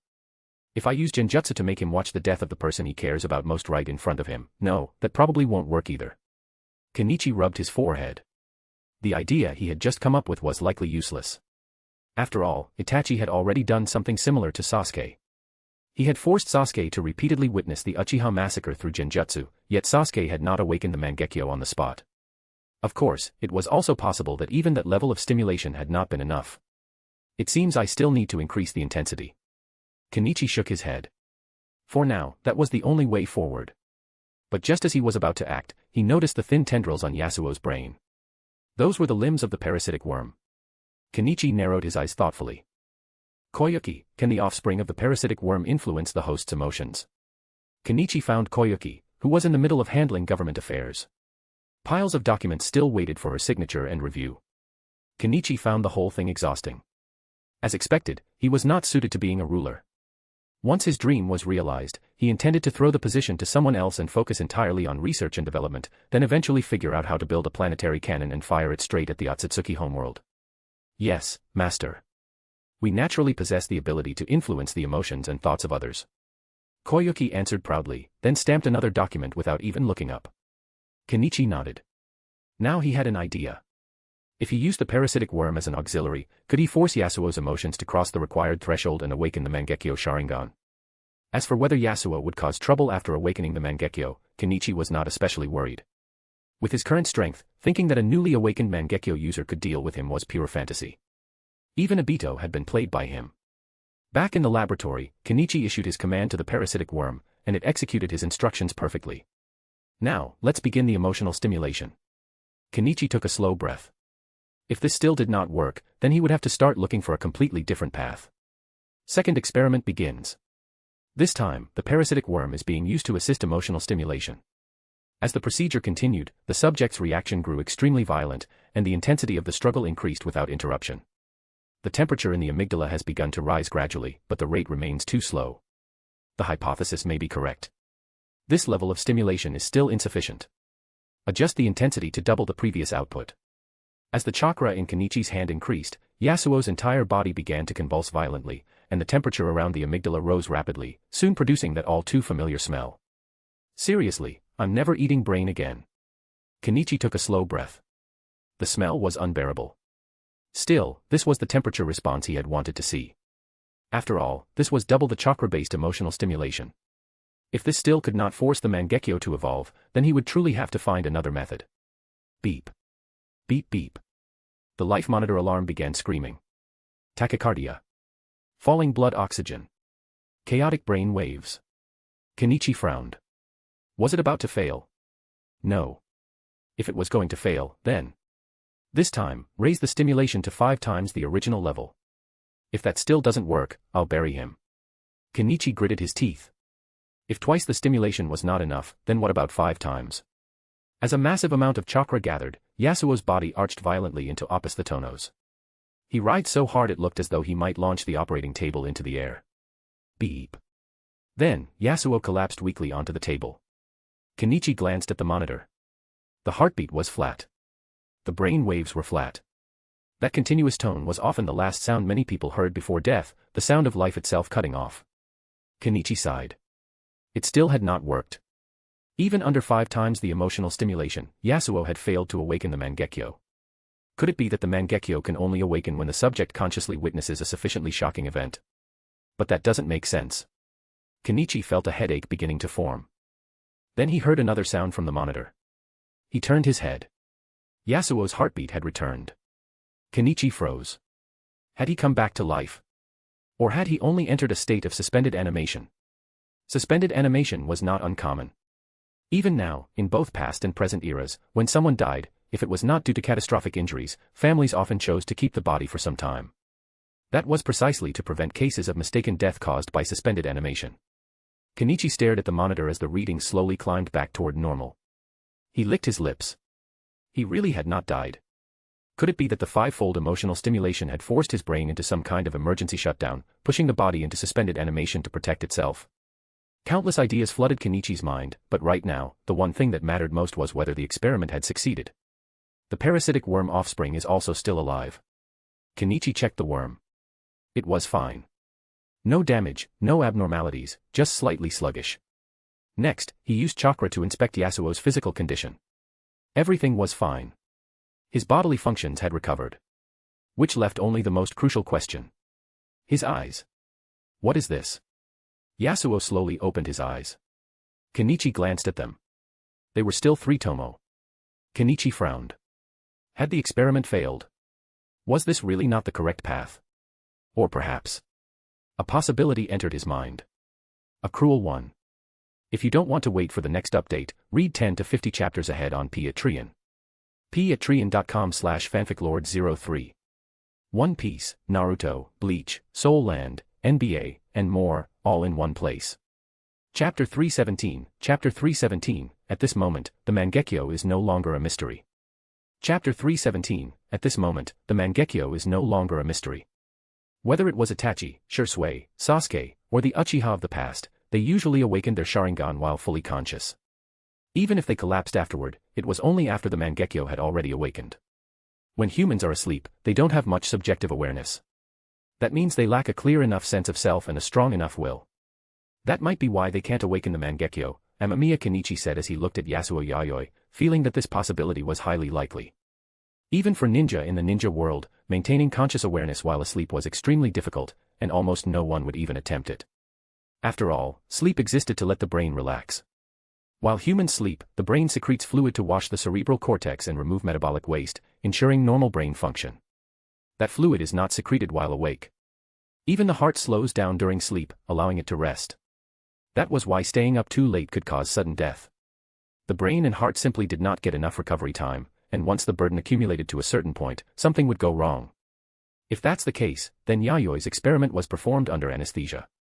In other words, even if the emotional stimulus was strong enough, because he lacked subjective consciousness and a powerful enough will. Kenichi paused for a moment, then continued. He still couldn't awaken the Mangekyo Sharingan. After all, awakening it requires an extremely clear intent. The more he thought about it, the more reasonable it seemed. After all, when someone was asleep, who knew what they were actually thinking? Without a clear enough sense of self, there naturally would not be a sufficiently intense desire. And without that, awakening the Mangekyo Sharingan would remain impossible. So he has to stay conscious. But if that's the case, will he awaken some bizarre Mangekyo ability? Kenichi scratched his head. The abilities awakened by the Mangekyo Sharingan were truly too mysterious. Izanagi was an excellent example. As for special abilities, there were even stranger cases, such as Uchiha Hikari. Even though she had been just an ordinary child, she had awakened a heaven-defying power like 8,000 spears. So sometimes, it really was hard to say what kind of ability the Sharingan would awaken. How do you feel now? Kenichi asked Yasuo. He wanted to know what Yasuo was thinking right now so he could infer what sort of ability he might awaken. But then another thought struck him. The parasites could control others and even influence Yasuo's thoughts and judgment. If that was the case, could he directly use the parasites to control Yasuo's thoughts and guide the Mangekyo that awakened? I really want to die. Yasuo looked at Kenichi with hatred, but that hateful expression quickly twisted into unwilling admiration. The parasites were clearly influencing him once again. Kenichi didn't waste time on more pleasantries. He already had a hypothesis in mind. In that case, he would use the parasites to influence Yasuo's thoughts while conducting the experiment himself. Even if the Mangekyo awakened, the risk should remain manageable. Make him feel a desire to destroy everything, Kenichi said, issuing the command. As the order took effect, Yasuo's expression turned painful, but his body remained motionless. Kenichi smiled in satisfaction and resumed the emotional stimulation experiment. Just as before, he began with standard emotional stimulation as a warm-up, then gradually increased the intensity. This time, he followed the same process as before to avoid introducing any unnecessary variables. Ugh. With full consciousness intact, Yasuo's reaction became far more violent. He even lost control of his bladder, making Kenichi frown slightly. That was precisely why he preferred performing experiments under full anesthesia. Otherwise, the laboratory would need to be cleaned after every single session. After the experiment began, the subject displayed intense discomfort, and the tachycardia became increasingly obvious, even surpassing previous records. Kenichi fixed his gaze on Yasuo's eyes. The three tomoe were spinning faster and faster. At that moment, the detector Kenichi had placed near the amygdala picked up new activity. That strange fluid emerged once more from the Sharingan particles within the amygdala, then flowed along the cerebral cortex and into Yasuo's eyes. The next moment, the three tomoe in Yasuo's eyes transformed into a strange new pattern. Mangekyo Sharingan. Kenichi immediately stopped the stimulation, staring at Yasuo with excitement. He had actually awakened the Mangekyo Sharingan. This was an enormous breakthrough in his Sharingan research. The experiment has succeeded. After the Sharingan particles in the amygdala secreted a strange fluid, the target successfully awakened the Mangekyo Sharingan. But what exactly is this fluid? I once considered extracting a portion of the fluid for research, but because doing so might interfere with the awakening process and cause the experiment to fail, I gave up on that idea. Mangekyo Sharingan stimulation method, based on current findings, requires the following conditions. Genes capable of supporting Mangekyo awakening. Emotional stimulation while conscious, and the stimulation must be intense enough. Assistance from parasites. This point remains questionable. But regardless, the Sharingan experiment has now reached a successful stage. The Mangekyo Sharingan experiment has succeeded. What remains is to conduct supplementary experiments to gather enough data for a valid conclusion. The experiment is basically a success now, but I still need more data, Kenichi said as he scratched his head and looked at the unconscious Yasuo before closing up his skull. Originally, Kenichi had intended to leave right away and deal with his other matters, but since Yasuo had awakened the Mangekyo, that would have been troublesome if he had gained some especially dangerous ability. So after thinking for a moment, Kenichi called Uchiha Shirori over while he sat elsewhere and observed. He needed to stay cautious around Yasuo. If Yasuo had awakened something like Koto Amatsukami, then using Shirori as the intermediary would reduce the risk and also allow Kenichi to observe the nature of the awakened power. Amamiya-sama. Uchiha Shirori arrived quickly. As soon as she stepped inside, she paused at the strange smell in the room, but then she instinctively began cleaning. Just sit here and watch him. When he wakes up, question him according to my instructions, Kenichi said after she finished. Yes, Amamiya-sama. Uchiha Shirori asked no questions. She simply sat down quietly and waited for Yasuo to awaken. What ability did you awaken, Yasuo Yayoi? Uchiha Shirori asked once he opened his eyes and sat there blankly. Kenichi frowned slightly. The Mangekyo Sharingan was the most variable of all ocular powers, and that was precisely what made it such a headache. The abilities it awakened were often bizarre and impossible to predict. Still, the parasite's connection remained stable, and Kenichi could still control it normally. At the very least, that meant there should not be any immediate problem. Make him use the ocular powers of both eyes, Kenichi instructed. Uchiha Shirori immediately relayed the order. After a brief struggle, Yasuo obediently activated his eye techniques. Kenichi finally saw what abilities he had awakened. Amaterasu, the black flames that burn everything. And another ability that resembled telekinesis. Yasuo used it to lift a surgical knife from a distance with astonishing speed. The first ability is understandable. It was probably influenced by the parasite. But what is the second one? Kenichi found himself genuinely curious. The Mangekyo was supposed to awaken abilities according to the strongest desire in the user's heart at the time of awakening. Yet Yasuo had awakened something like this, which really was difficult to explain. Then Kenichi thought of another possibility. Could it be that because he was bound down and unable to move, what he wanted most was to attack me from a distance, so he awakened an ability like this? At that moment, Kenichi also noticed blood flowing from Yasuo's eyes.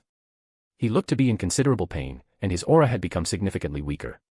So his body can't handle the burden of the Mangekyo Sharingan yet. That's normal. Kenichi nodded to himself. The Sharingan was powerful, but it also placed a burden on the body. Even members of the Uchiha clan, who could activate and deactivate it freely, didn't keep their Sharingan active all day. They often deactivated it to reduce the strain. And Yasuo was only a genin. Even though he had rested for a while after awakening the Sharingan, forcibly using the Mangekyo was still too much for him. After that, Kenichi ran a few more tests. Once he confirmed there were no immediate issues, he had Uchiha Shirori take Yasuo back. The experiment is finished, and it seems basically successful. But whether it can truly be called a complete success still depends on gathering more experimental data. Kenichi pinched his brow. So the next step is to conduct larger-scale experiments in the Land of Snow to gather enough data and confirm whether this Mangekyo awakening method is truly correct. He looked down at the experimental log in his hands. There was no doubt about it. This was a discovery capable of destroying a nation. Kenichi had no doubt what would happen if this research were exposed. The Akatsuki organization would immediately become the common enemy of every ninja village. His head would receive the highest bounty in the world, and countless people would come hunting for him. At that point, Kakuzu probably wouldn't even be able to resist taking a shot at him for the reward. After all, the history of the ninja world wasn't all that long. The age of the villages had only lasted for a certain period. Anoki had personally witnessed the era of Uchiha Madara and knew exactly how terrifying the power of the Mangekyo Sharingan was. And Kenichi's research could make even a genin awaken the Mangekyo. That was an absurd enhancement of a ninja's strength. A charging force made up entirely of Mangekyo Sharingan users would be absolutely horrifying. So what would the ninja villages do? Either seize the technology, or destroy it. If they couldn't possess it, they would wipe it out. That was the realistic outcome. That's why I chose the Land of Snow.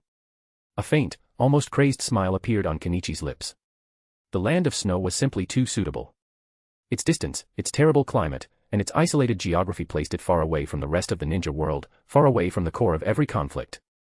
It was practically a place content to remain outside everything. And while airships now existed in the ninja world, there was truly nothing in the Land of Snow that interested anyone. Hardly anyone would come here. That meant Kenichi would have enough time to assemble his ninja army. Koyuki, how many parasite eggs do you have now? Kenichi asked as he found Koyuki, who was in the middle of eating. Master, the parasite eggs I currently have are enough to make half the capital's population into hosts. Fuka Koyuki smiled happily, lightly biting her lower lip as her eyes shimmered. Can all those parasitized people become ninja? Kenichi asked. He knew exactly what Koyuki's expression meant, but he couldn't bring himself to respond to it, so he simply pretended not to notice. Koyuki shot him a resentful look, but she still answered honestly. The hierarchy of the insect race was extremely strict. Not necessarily. Even if they can sense and refine chakra, some people simply have poor talent. No matter what you do, they can never become ninja, Koyuki said, shaking her head. Human aptitude varied too much. Some people truly were unsuited to becoming ninja. That's enough. Kenichi was not greedy. Still, he knew the real reason those people couldn't become ninja was probably genetic. So in theory, if he transplanted Uchiha clan genes into them, they should also be able to become ninja. And if that happened, the result would be a terrifying ninja army. How is the food supply? Kenichi asked next.